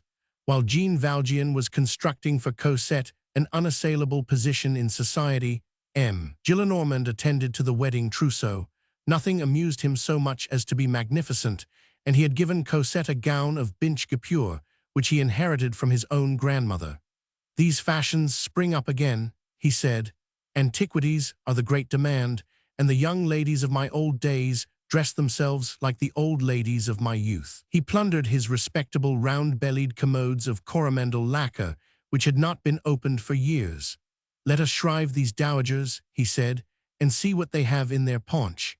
He noisily violated drawers full of the dresses of all his wives, all his mistresses, and all his female ancestry. He lavished on Cosette Chinese satins, damasks, lampas, painted moires, gros de Naples dresses, Indian handkerchiefs embroidered with gold that can be washed, Genoa and Alençon point lace, sets of old jewelry, ivory bonbon boxes adorned with microscopic battles, laces, and ribbons. Cosette, astounded, wild with love for Marius, and with gratitude to M. Gillenormand, dreamed of an unbounded happiness, dressed in satin and velvet. Her wedding basket seemed to her supported by seraphim, and her soul floated in ether with wings of Mechlin lace. The intoxication of the lovers was only equaled, as we stated, by the ecstasy of the grandfather, and there was something like a flourish of trumpets in the Rue des Filles du Calvaire. Each morning, there was a new offering of bric-à-brac from the grandfather to Cosette, and all sorts of ornaments were spread out splendidly around her. One day Marius, who not unfrequently talked gravely through his happiness, said, with reference to some incident which I have forgotten, "The men of the Revolution are so great that they already possess the prestige of centuries, like Cato and like Phocion, and each of them seems a mémoire antique." "Moire antique," exclaimed the old gentleman. "Thank you, Marius, that is the very idea which I was seeking for." And on the morrow, a splendid tea-colored moire antique dress was added to Cosette's outfit. The grandfather extracted a wisdom from this frippery. "Love is all very well, but this is required with it. Something useless is required in happiness. Happiness is only what is absolutely necessary, but season it, say I, with an enormous amount of superfluity. A palace and her heart and the Louvre. Give me my shepherdess, and try that she be a duchess. Bring me fillies crowned with cornflowers, and add to her 1,000 francs a year. Open for me an endless bucolic under a marble colonnade. I consent to the bucolic, and also to the fairy scene in marble and gold. Dry happiness resembles dry bread. You eat it, but you do not dine. I wish for superfluity, for the useless, for extravagance, for that which is of no use." I remember to have seen in Strasbourg Cathedral a clock as tall as a 3-storied house, which marked the hour, which had the kindness to mark the hour, but did not look as if it was made for the purpose, and which, after striking midday or midnight, midday the hour of the sun, and midnight the hour of love, or any other hour you please, gave you the moon and the stars, earth and sea, birds and fishes, Phobos and Phoebe, and a heap of things that came out of a corner, and the 12 apostles, and the Emperor Charles V, and Eponine and Sabinus, and a number of little gilt men who played the trumpet into the bargain, without counting the ravishing chimes which it scattered in the air on every possible occasion, without your knowing why. Is a wretched naked clock, which only marks the hours, worth that? I am of the opinion of the great clock of Strasbourg, and prefer it to the Black Forest cuckoo clock. M. Gillenormand talked all sorts of nonsense about the marriage, and all the ideas of the 18th century passed pell-mell into his dithyrambs. "You are ignorant of the art of festivals, and do not know how to get up a day's pleasure in these times," he exclaimed. "Your 19th century is soft, and is deficient in excess. It is ignorant of what is rich and noble. In everything it is close-shorn. Your third estate is insipid, and has no color, smell, or shape. The dream of your bourgeoises, who establish themselves, as they call it, is a pretty boudoir freshly decorated with mahogany and calico. Make way there. The Sieur Grigou marries the Demoiselle Grippesou. Sumptuousness and splendor. A louis d'or has been stuck to a wax candle. Such is the age. I insist on flying beyond the Sarmatians. So far back as 1787, I predicted that all was lost on the day when I saw the Duc de Rohan, Prince de Léon, Duc de Chabot, Duc de Montbazon, Marquis de Soubise, Vicomte de Thouars, peer of France, go to Longchamps in a tape-cull. That bore its fruits. In this century men have a business, gamble on the stock exchange, win money, and are mean. They take care of and varnish their surface. They are carefully dressed, washed, soaped, shaved, combed, rubbed, brushed, and cleaned externally, irreproachable, as polished as a pebble, discreet, trim, and at the same time, virtue of my soul, they have at the bottom of their conscience dung-heaps and cesspools, at which a milkmaid who blows her nose with her fingers would recoil. I grant the present age this motto, dirty cleanliness. Marius, do not be annoyed. Grant me the permission to speak, For I have been saying no harm of the people, you see. I have my mouth full of your people, but do let me give the bourgeoisie a pill. I tell you point blank that at the present day people marry, but no longer know how to marry. Ah, it is true, I regret the gentility of the old manners. I regret it all. That elegance, that chivalry, that courteous and dainty manner, that rejoicing luxury which every one possessed. The music forming part of the wedding, symphony above and drums beating below stairs. The joyous faces seated at table, the spicy madrigals, the songs, the fireworks, the hearty laugh, the devil and his train, and the large ribbon bows. I regret the bride's garter, for it is first cousin of the girdle of Venus. On what does the siege of Troy turn? Parbleu, on Helen's garter. Why do men fight? Why does the divine Diomedes smash on the head of Merioneus that grand brass helmet with the 10 points? Why do Achilles and Hector tickle each other with lances? Because Helen let Paris take her garter. With Cosette's garter Homer would write the Iliad. He would place in his poem an old chatterer like myself and call him Nestor. My friends, in former times, in those amiable former times, people married learnedly. They made a good contract and then a good merry-making. So soon as Cujas had gone out, Gamacho came in. Hang it all, the stomach is an agreeable beast that demands its due and wishes to hold its wedding too. We supped well, and had at table a pretty neighbor without a neckerchief, who only concealed her throat moderately. Oh, the wide laughing mouths, and how gay people were in those days. Youth was a bouquet, every young man finished with a branch of lilac or a posy of roses. If he were a warrior, he was a shepherd, and if by chance he were a captain of dragoons, he managed to call himself Florian. All were anxious to be pretty fellows, and they wore embroidery and rouge. A bourgeois looked like a flower, and a marquis like a precious stone. They did not wear straps, they did not wear boots. They were flashing, lustrous, gilt, light, dainty, and coquettish, but it did not prevent them wearing a sword by their side. They were hummingbirds with beak and nails. It was the time of the indes gallants. One of the sides of that age was delicate, the other magnificent, and by the virtue people amused themselves. At the present day they are serious. The bourgeois is miserly, the bourgeois is prudish. Your age is out of shape. The graces would be expelled because their dresses were cut too low in the neck. Alas, beauty is concealed as an ugliness. Since the Revolution all wear trousers, even the ballet girls. A ballet girl must be serious, and your rigadoons are doctrinaire. A man must be majestic, and would feel very much annoyed at not having his chin in his cravat. The idea of a scamp of 20, who is about to marry, is to resemble Monsieur Royer Collard. And do you know what people reach by this majesty? They are little. Learn this fact. Joy is not merely joyous, it is grand. Be gaily in love, though hang it all, marry when you do marry, with fever and amazement and tumult, and a hurly-burly of happiness. Gravity at church, if you will, but so soon as the mass is ended, sarpedieu, you ought to make a dream whirl round your wife. A marriage ought to be royal and chimerical, and parade its ceremony from the Cathedral of Rhymes to the Pagoda of Chantloop. I have a horror of a scrubby marriage. Ventrigoulette, be an Olympus at least upon that day. Be gods. Ah, people might be sylphs, jests and smiles, argyraspides, but they are scrubs. My friends, every newly married man ought to be Prince Aldobrandini. Take advantage of this unique moment of life to fly into the Empyrean with the swans and the eagles, even if you fall back tomorrow into the bourgeoisie of frogs. Do not save upon the hymeneal rites. Do not nibble at this splendor, nor split farthings on the day when you are radiant. A wedding is not housekeeping. Oh, if I had my way, it should be a gallant affair, and violins should be heard in the trees. Here is my program, sky blue and silver. I would mingle in the fete the rustic divinities and convene the dryads and the nereids. The wedding of Amphitrite, a pink cloud, nymphs with their hair carefully dressed and quite nude, an academician offering quatrains to the DS, a car drawn by marine monsters. Triton trottate devant, et turrate de sa conque. Des sons, si ravissants quil ravissate quiconque. There is a program for a fete, or I'm no judge, sac a papier.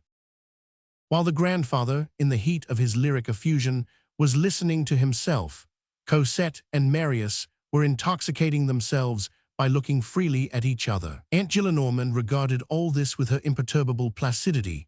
She had, during the last 5 or 6 months, a certain amount of emotions. Marius returned, Marius brought back bleeding, Marius brought from a barricade, Marius dead, then living, Marius reconciled, Marius affianced, Marius marrying a poor girl, Marius marrying a millionaire. The 600,000 francs had been her last surprise, and then the indifference of a leading communicant returned to her. She went regularly to her mass, told her beads, read her euchology, whispered in one corner of the house her aves, while I love you was being whispered in another, and saw Marius and Cosette vaguely like two shadows. The shadow was herself. There is a certain state of inert asceticism in which the mind, neutralized by torpor, and a stranger to what might be called the business of living, does not perceive, with the exception of earthquakes and catastrophes, any human impressions, either pleasant or painful. This devotion, Father Gillenormand would say to his daughter, resembles a cold in the head. You smell nothing of life, neither a good odor nor a bad one. However, the 600,000 francs had settled the old maid's indecision. Her father was accustomed to take her so little into account that he had not consulted her as to the consent to Marius's marriage. He had acted impetuously, according to his wont, having, as a despot who had become a slave, but one thought, that of satisfying Marius. As for the aunt, he had scarce remembered that the aunt existed, and that she might have an opinion of her own, and sheep though she was, this had offended her. Somewhat roused internally, but externally impassive, she said to herself, my father settles the marriage question without me, and I will settle the question of the inheritance without him. She was rich, in fact, and her father was not so, and it is probable that if the marriage had been poor, she would have left it poor. All the worse for my nephew. If he chose to marry a beggar, he may be a beggar too.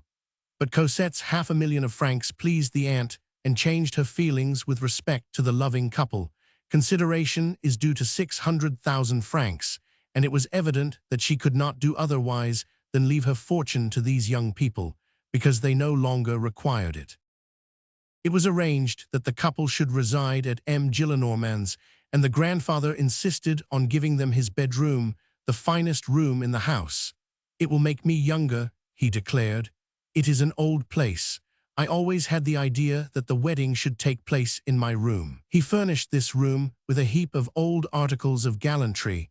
He had it hung with an extraordinary fabric which he had in the piece, and believed to be Utrecht, a gold satin ground with velvet auriculars. It was with that stuff, he said, that the bed of the Duchess d'Anville à la Rocheguyon was hung. He placed on the mantelpiece a figure in Saxon porcelain carrying a muff on its naked stomach. M. Gillenormand's library became the office which Marius required. For an office, it will be borne in mind, is insisted upon by the Council of the Order. Chapter 7. The Effects of Dreaming, blended with Happiness.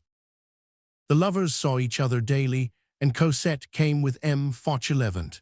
It is turning things topsy-turvy, said Mademoiselle Gillenormand, that the lady should come to the gentleman's house to have court paid to her in that way. But Marius's convalescence had caused the adoption of the habit, and the easy chairs of the Rue des Filles du Calvaire, more convenient for a tête-à-tête than the straw-bottomed chairs of the Rue de l'Homme Armé, had decided it.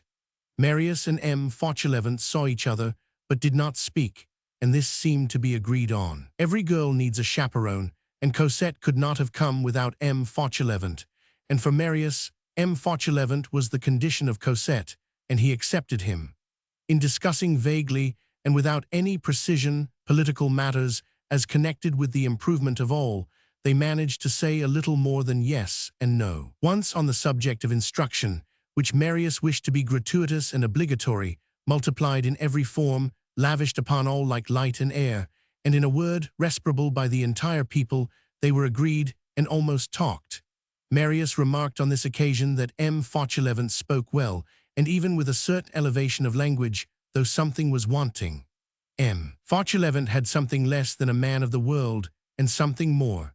Marius, in his innermost thoughts, surrounded with all sorts of questions this M. Fauchelevent, who was to him simple, well-wishing, and cold. At times doubts occurred to him as to his own recollections.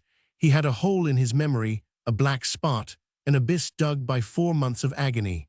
Many things were lost in it, and he was beginning to ask himself whether it was the fact that he had seen M. Fauchelevent, a man so serious and so calm, at the barricade.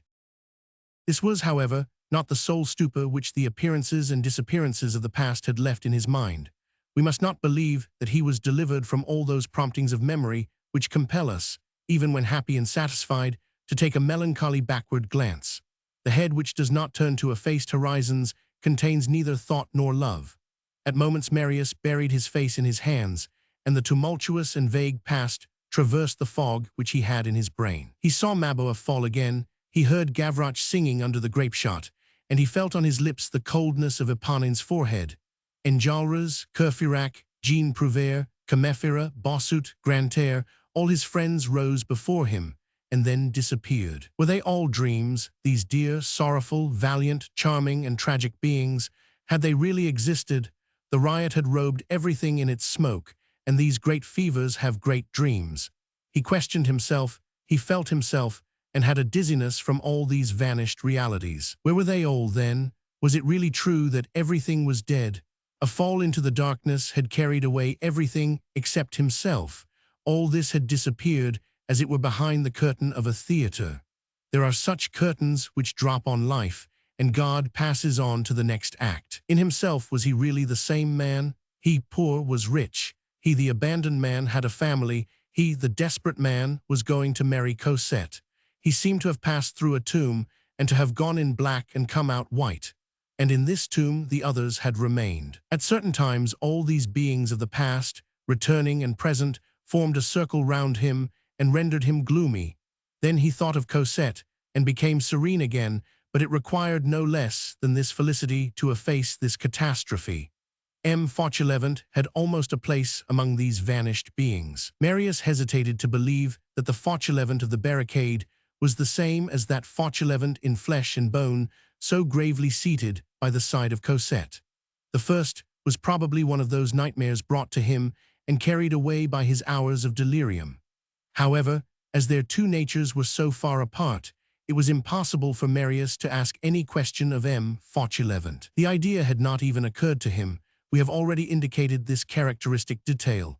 Two men who have a common secret, and who, by a sort of tacit agreement, do not exchange a syllable on the subject, are not so rare as may be supposed. Once, however, Marius made an effort. He turned the conversation on the Rue de la Chanvrerie, and turning to M. Fauchelevent, he said to him, "Do you know that street well?" "What street?" "The Rue de la Chanvrerie." "I have never heard the name of that street," M. Fauchelevent said, in the most natural tone in the world. The answer, which related to the name of the street, and not to the street itself, seemed to Marius more conclusive than it really was. Decidedly, he thought, I must have been dreaming. I had an hallucination. It was someone that resembled him, and M. Fauchelevent was not there. Chapter 8. Two men, impossible to find. The enchantment, great though it was, did not efface other thoughts from Marius's mind. While the marriage arrangements were being made, and the fixed period was waited for, he made some troublesome and scrupulous retrospective researches. He owed gratitude in several quarters. He owed it for his father, and he owed it for himself. There was Thénardier, and there was the stranger who had brought him back to M. Gillenormand's. Marius was anxious to find these two men again, as he did not wish to marry, be happy, and forget them, and feared lest these unpaid debts of honor might cast a shadow over his life, which would henceforth be so luminous.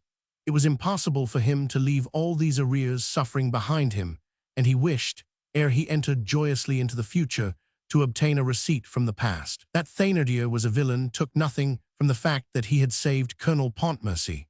Thénardier was a bandit for all the world excepting for Marius. And Marius, ignorant of the real scene on the battlefield of Waterloo, did not know this peculiarity, that his father stood to Thénardier in the strange situation of owing him life without owing him gratitude. Not one of the agents whom Marius employed could find Thénardier's trail, and the disappearance seemed complete on that side. Mother Thénardier had died in prison before trial, and Thénardier and his daughter Azelma, the only two left of this lamentable group, had plunged again into the shadow. The gulf of the social unknown had silently closed again upon these beings. No longer could be seen on the surface that quivering, that tremor, and those obscure concentric circles which announce that something has fallen there, and that a grappling iron may be thrown in. Mother Thénardier being dead, Boulatruelle being out of the question, Claquesous having disappeared, and the principal accused having escaped from prison, the trial for the trap in the Gorbeau attic had pretty nearly failed. The affair had remained rather dark, and the assize court had been compelled to satisfy itself with two subalterns, Pancho, alias Printanier, alias Bigrenail, and Demi-Liard, alias Dieu Milliards, who had been condemned, after hearing both parties, to 10 years at the galleys. Penal servitude for life was passed against their accomplices who had escaped. Thénardier, as chief and promoter, was condemned to death, also in default. This condemnation was the only thing that remained of Thénardier, casting on this buried name its sinister gleam, like a candle by the side of a coffin. However, this condemnation, by thrusting Thénardier back into the lowest depths through the fear of being recaptured, added to the dense gloom which covered this man. As for the other, the unknown man who had saved Marius, the researchers had at first some result, and then stopped short. They succeeded in finding again the hackney coach which had brought Marius to the Rue des Filles du Calvaire on the night of June 6. The driver declared that on the 6th of June, by the order of a police agent, he had stopped from 3 p.m. till nightfall on the quay of the Champs-Élysées above the opening of the Great Sewer, that at about 9 in the evening the gate of the sewer which looks upon the riverbank opened, that a man came out, bearing on his shoulders another man, who appeared to be dead, that the agent who was watching at this point had arrested the living man and seized the dead man, that he, the coachman, had taken all these people into his hackney coach, that they drove first to the Rue des Filles du Calvaire and deposited the dead man there, that the dead man was Marius, and that he, the coachman, recognized him thoroughly, though he was alive this time, that afterwards they got into his coach again, and a few yards from the gate of the archives he was ordered to stop, that he was paid in the street and discharged, and the agent took away the other man, that he knew nothing more, and that the night was very dark. Marius, as we said, remembered nothing. He merely remembered that he had been seized from behind by a powerful hand at the moment when he fell backwards from the barricade, and then all was effaced for him. He had only regained his senses when he was at M. Gillenormand's. He lost himself in conjectures. He could not doubt as to his own identity, but how was it that he, who had fallen in the Rue de la Chanvrerie, had been picked up by the police agent on the bank of the Seine, near the Bridge of the Invalids? Someone had brought him from the market district to the Champs-Élysées, and how, by the sewer, extraordinary devotion, someone who, it was the man whom Marius was seeking. Of this man who was his savior he could find nothing, not a trace, not the slightest sign. Marius, though compelled on this side to exercise a great reserve, pushed on his inquiries as far as the prefecture of police, but there the information which he obtained led to no better result than elsewhere. The prefecture knew less about the matter than the driver of the hackney coach. They had no knowledge of any arrest having taken place at the outlet of the Great Drain on June 6. They had received no report from the agent about this fact which, at the prefecture, was regarded as a fable. The invention of this fable was attributed to the driver, for a driver anxious for drink money is capable of anything, even imagination. The fact, however, was certain, and Marius could not doubt it, unless he doubted his own identity, as we have just said. Everything in this strange enigma was inexplicable. This man, this mysterious man, whom the driver had seen come out of the grating of the Great Drain, bearing the fainting Marius on his back, and whom the police agent caught in the act of saving an insurgent. What had become of him? What had become of the agent himself?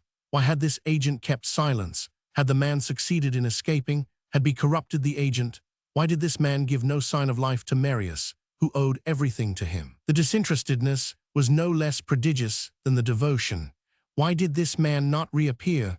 Perhaps he was above reward, but no man is above gratitude. Was he dead? Who was the man? What was he like? No one was able to say. The driver replied, the night was very dark. Basque and Nicolette in their start had only looked at their young master, who was all bloody. The porter, whose candle had lit up Marius's tragic arrival, had alone remarked the man in question, and this was the description he gave of him. The man was frightful. In the hope of deriving some advantage from them for his researches, Marius kept his blood-stained clothes which he wore when he was brought to his grandfather's.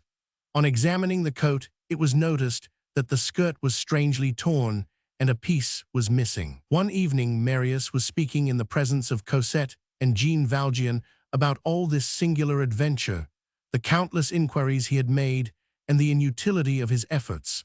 Monsieur Fauchelevent's cold face offended him, and he exclaimed with a vivacity which had almost the vibration of anger. "Yes, that man, whoever he may be, was sublime. Do you know what he did, sir? He intervened like an archangel.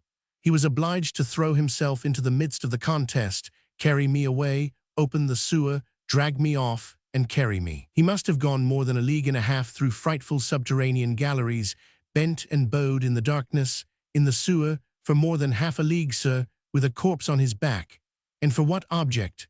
For the sole object of saving that corpse, and that corpse was myself. He said to himself, 'There is perhaps a gleam of life left here, and I will risk my existence for this wretched spark.' And he did not risk his existence once, but 20 times, and each step was a danger, and the proof is that on leaving the sewer he was arrested. Do you know, sir, that this man did all that, and he had no reward to expect? What was I? An insurgent. What was I? A conquered man. Oh, if Cosette's 6,000 francs were mine." "They are yours," Jean Valjean interrupted. "Well then," Marius continued, "I would give them to find that man again." Jean Valjean was silent. Book VI. The Sleepless Night. Chapter 1. February 16, 1833. The night of February 16 was a blessed night, for it had above its shadow the open sky. It was the wedding night of Marius and Cosette. The day had been adorable. It was not the blue festival dreamed of by the grandfather, a fairy scene, with a confusion of cherubim and cupids above the head of the married couple, a marriage worthy of being represented over a door, but it had been sweet and smiling. The fashion of marrying in 1833 was not at all as it is now. France had not yet borrowed from England that supreme delicacy of carrying off a wife, of flying on leaving the church, hiding one's self as if ashamed of one's happiness, and combining the maneuvers of a bankrupt with the ravishment of the Song of Songs. We had not yet understood how chaste, exquisite, and decent it is to jolt one's paradise in a post-chaise, to vary the mystery with click-clacks of the whip, to select an inn bed as the nuptial couch, and to leave behind one, at the conventional alcove at so much per night, the most sacred recollection of life, jumbled with the tête-à-têtes of the guard of the diligence and the chambermaid. In the second half of the 19th century, in which we now are, the mayor and his scarf, the priest and his chasuble, the law and guard are no longer sufficient. They must be complemented by the postilion of Longjumeau, blue jacket with red facings and bell buttons, a leather-bound plate, green leather breeches, oaths to the Norman horses with their knotted tails, imitation gold lace, oilskin hat, heavy, dusty horses, an enormous whip, and strong boots. France does not carry the elegance to such an extent as to shower on the post-chaise, as the English nobility do, old shoes and battered slippers, in memory of Churchill, afterwards Marlborough or Malbrouck, who was assailed on his wedding day by the anger of an ant, which brought him good luck. Shoes and slippers do not yet form part of our nuptial celebrations, but patience, with the spread of good taste, we shall yet come to it. In 1833, it is a century since then, marriage was not performed at a smart trot. People still supposed at that epoch, whimsically enough, that a marriage is a private and social festival, that a patriarchal banquet does not spoil a domestic solemnity, that gaiety, even if it be excessive so long as it is decent, does no harm to happiness, and finally, that it is venerable and good for the fusion of these two destinies from which a family will issue, to begin in the house, and that the household may have in future the nuptial chamber as a witness. And people were so immodest as to many at home. The wedding took place, then, according to this fashion which is now antiquated, at M. Gillenormand's, and though this affair of marrying is so simple and natural, the publication of the banns, drawing up the deeds, the mayoralty, and the church always caused some complication, and they could not be ready before February 16. Now, we note this detail for the pure satisfaction of being exact. It happened that the 16th was Mardi Gras. There were hesitations and scruples, especially on the part of Aunt Gillenormand. "A Mardi Gras," the grandfather exclaimed, "all the better. There is a proverb that marriage un Mardi Gras. Enora point d'enfants ingrats." All right, done for the 16th. Do you wish to put it off, Marius? Certainly not, said the amorous youth. We'll marry then, said the grandfather. The marriage, therefore, took place on the 16th, in spite of the public gaiety. It rained on that day, but there is always in the sky a little blue patch at the service of happiness, which lovers see, even when the rest of creation are under their umbrellas. On the previous day, Jean Valjean had handed to Marius, in the presence of M. Gillenormand, the 584,000 francs. As the marriage took place in the ordinary way, the deeds were very simple. Toussaint was henceforth useless to Jean Valjean, so Cosette inherited her and promoted her to the rank of lady's maid. As for Jean Valjean, a nice room was furnished expressly for him at M. Gillenormand's, and Cosette had said to him so irresistibly, "Father, I implore you," that she had almost made him promise that he would come and occupy it. A few days before that fixed for the marriage, an accident happened to Jean Valjean. He slightly injured the thumb of his right hand. It was not serious, and he had not allowed anyone to poultice it or even see it, not even Cosette. Still, it compelled him to wrap up his hand in a bandage and wear his arm in a sling, and this, of course, prevented him from signing anything. M. Gillenormand, as supervising guardian to Cosette, took his place. We will not take the reader either to the mayoralty or to church. Two lovers are not usually followed so far, and we are wont to turn our back on the drama so soon as it puts a bridegroom's bouquet in its buttonhole. We will restrict ourselves to noting an incident which, though unnoticed by the bridal party, marked the drive from the Rue des Filles du Calvaire to St. Paul's Church. The Rue St. Louis was being repaired at the time, and it was blocked from the Rue du Parc Royal, hence it was impossible for the carriage to go direct to St. Paul's. As they were obliged to change their course, the most simple plan was to turn into the boulevard. One of the guests drew attention to the fact that, as it was Mardi Gras, there would be a block of vehicles. "Why so?" M. Gillenormand asked. "On account of the masks." "Famous," said the grandfather. "We will go that way. These young people are going to marry and see the serious side of life, and seeing the masquerade will be a slight preparation for it." They turned into the boulevard. The first of the wedding carriages contained Cosette and Aunt Gillenormand, M. Gillenormand, and Jean Valjean. Marius, still separated from his bride, according to custom, was in the second. The nuptial procession, on turning out of the Rue des Filles du Calvaire, joined the long file of vehicles, making an endless chain from the Madeleine to the Bastille, and from the Bastille to the Madeleine. Masks were abundant on the boulevard, and though it rained every now and then, Payless, Pantalon, and Jill were obstinate. In the good humor of that winter of 1833, Paris had disguised itself as Venus. We do not see a Mardi Gras like this nowadays, for as everything existing is a widespread carnival, there is no carnival left. The sidewalks were thronged with pedestrians, and the windows with gazers, and the terraces crowning the peristyles of the theaters were covered with spectators. In addition to the masks, they look at the file, peculiar to Mardi Gras as to Longchamp, of vehicles of every description, citadines, carts, curricles, and cabs, marching in order rigorously riveted to each other by police regulations, and, as it were, running on rails.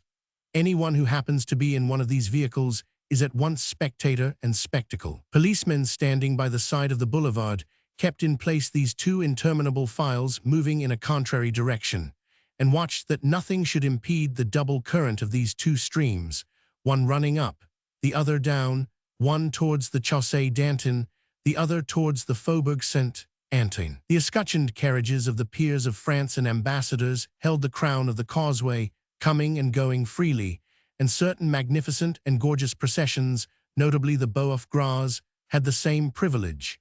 In this Parisian gaiety England clacked his whip, for the postchaise of Lord Seymour, at which a popular sobriquet was hurled, passed with a great noise.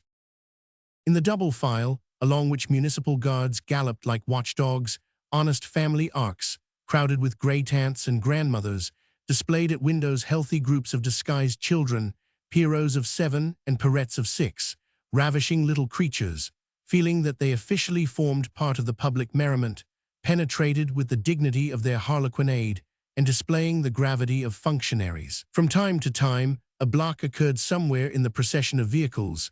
One or other of the two side files stopped until the knot was untied, one impeded vehicle sufficing to block the whole line. Then they started again. The wedding carriages were in the file, going towards the Bastille on the right-hand side of the boulevard.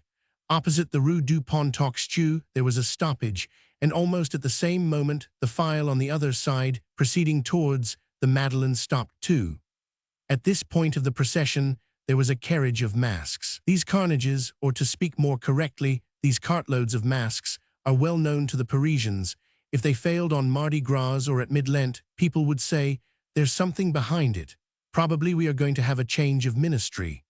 A heap of harlequins, columbines, and pantaloons jolted above the heads of the passers-by, all possible grotesques, from the Turk to the savage. Hercules supporting marquises, fish-fags who would make Rabelais stop his ears, as well as M-anads who would make Aristophanes look down, tow perukes, pink fleshings, three-cornered hats, pantaloons, spectacles, cries given to the pedestrians, hands on hips, bold postures, naked shoulders, masked faces, and unmuzzled immodesty. A chaos of effronteries driven by a coachman in a headdress of flowers. Such is this institution. Greece felt the want of Thespis' cart, and France needs Vadet's fiacre. All may be parodied, even parody. The Saturnalia, that grimace of antique beauty, by swelling and swelling becomes the Mardi Gras, and the Bacchanal, formerly crowned with vine leaves, inundated by sunshine, and displaying marble breasts in a divine semi-nudity, is now flabby under the drenched rags of the north, has ended by being called a Chienlit. The tradition of the coaches of masks dates back to the oldest times of the monarchy. The accounts of Louis XI allow the palace steward 20 sous tournois for 3 coaches of masquerades. In our time, these noisy piles of creatures generally ride in some old caucou, the roof of which they encumber, or cover with their tumultuous group a landau, the hood of which is thrown back. There are 20 in a carriage intended for 6. You see them on the seat, on the front stool, on the springs of the hood, and on the pole, and they even straddle across the lamps. They are standing, lying down, or seated, cross-legged, or with pendant legs. The women occupy the knees of the men, and this wild pyramid is seen for a long distance over the heads of the crowd.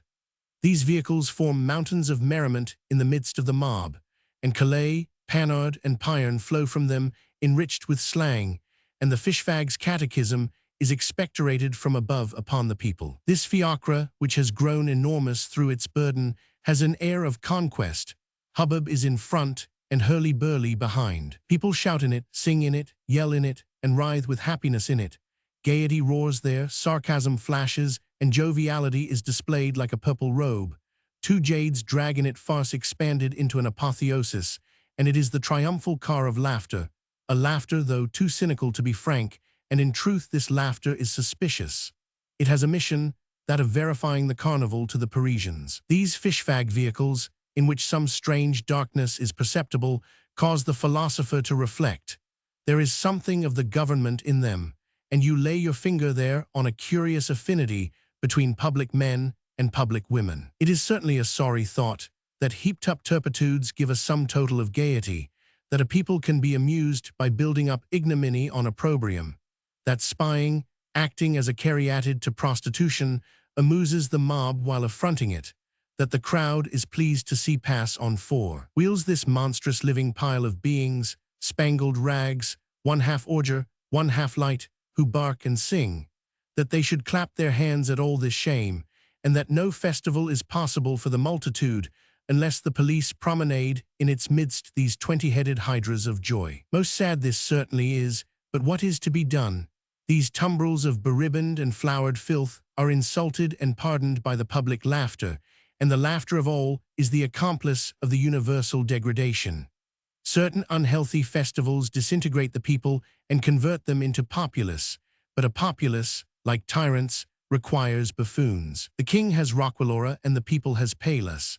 Paris is the great mad city wherever it is not the great sublime city, and the carnival there is political. Paris, let us confess it, willingly allows infamy to play a farce for its amusement, and only asks of its masters, when it has masters, one thing: paint the mud for me. Rome was of the same humor. She loved Nero, and Nero was a titanic débardeur. Accident willed it, as we have just said, that one of the shapeless groups of masked men and women collected in a vast barouche stopped on the left of the boulevard, while the wedding party stopped on the right. the carriage in which the masks were, noticed opposite to it the carriage in which was the bride. "Hillo," said a mask, "a wedding." "A false wedding," another retorted, "we are the true one." And as they were too far off to address the wedding party, and as they also feared the interference of the police, the two masks looked elsewhere. The whole vehicle load of maskers had plenty of work a moment after, for the mob began hissing it, which is the caress given by the mob to masquerades, and the two masks who had just spoken were obliged to face the crowd with their comrades, and found all the missiles of the market repertory scarce sufficient to reply to the atrocious jaw-lashing from the people. A frightful exchange of metaphors took place between the masks and the crowd. In the meanwhile, two other masks in the same carriage, a Spaniard with an exaggerated nose, an oldish look, and enormous black mustaches, and a thin and very youthful fish girl wearing a half-mask, had noticed the wedding also, and while their companions and the spectators were insulting each other, held a conversation in a low voice. Their aside was covered by the tumult and was lost in it. The showers had drenched the open carriage, the February wind is not warm, and so the fish girl, while answering the Spaniard, shivered, laughed, and coughed. This was the dialogue, which we translate from the original slang. "Look here. What is it, pa? Do you see that old man?" "What old man?" "There in the wedding coach, with his arm in a sling." "Yes, well, I feel sure that I know him."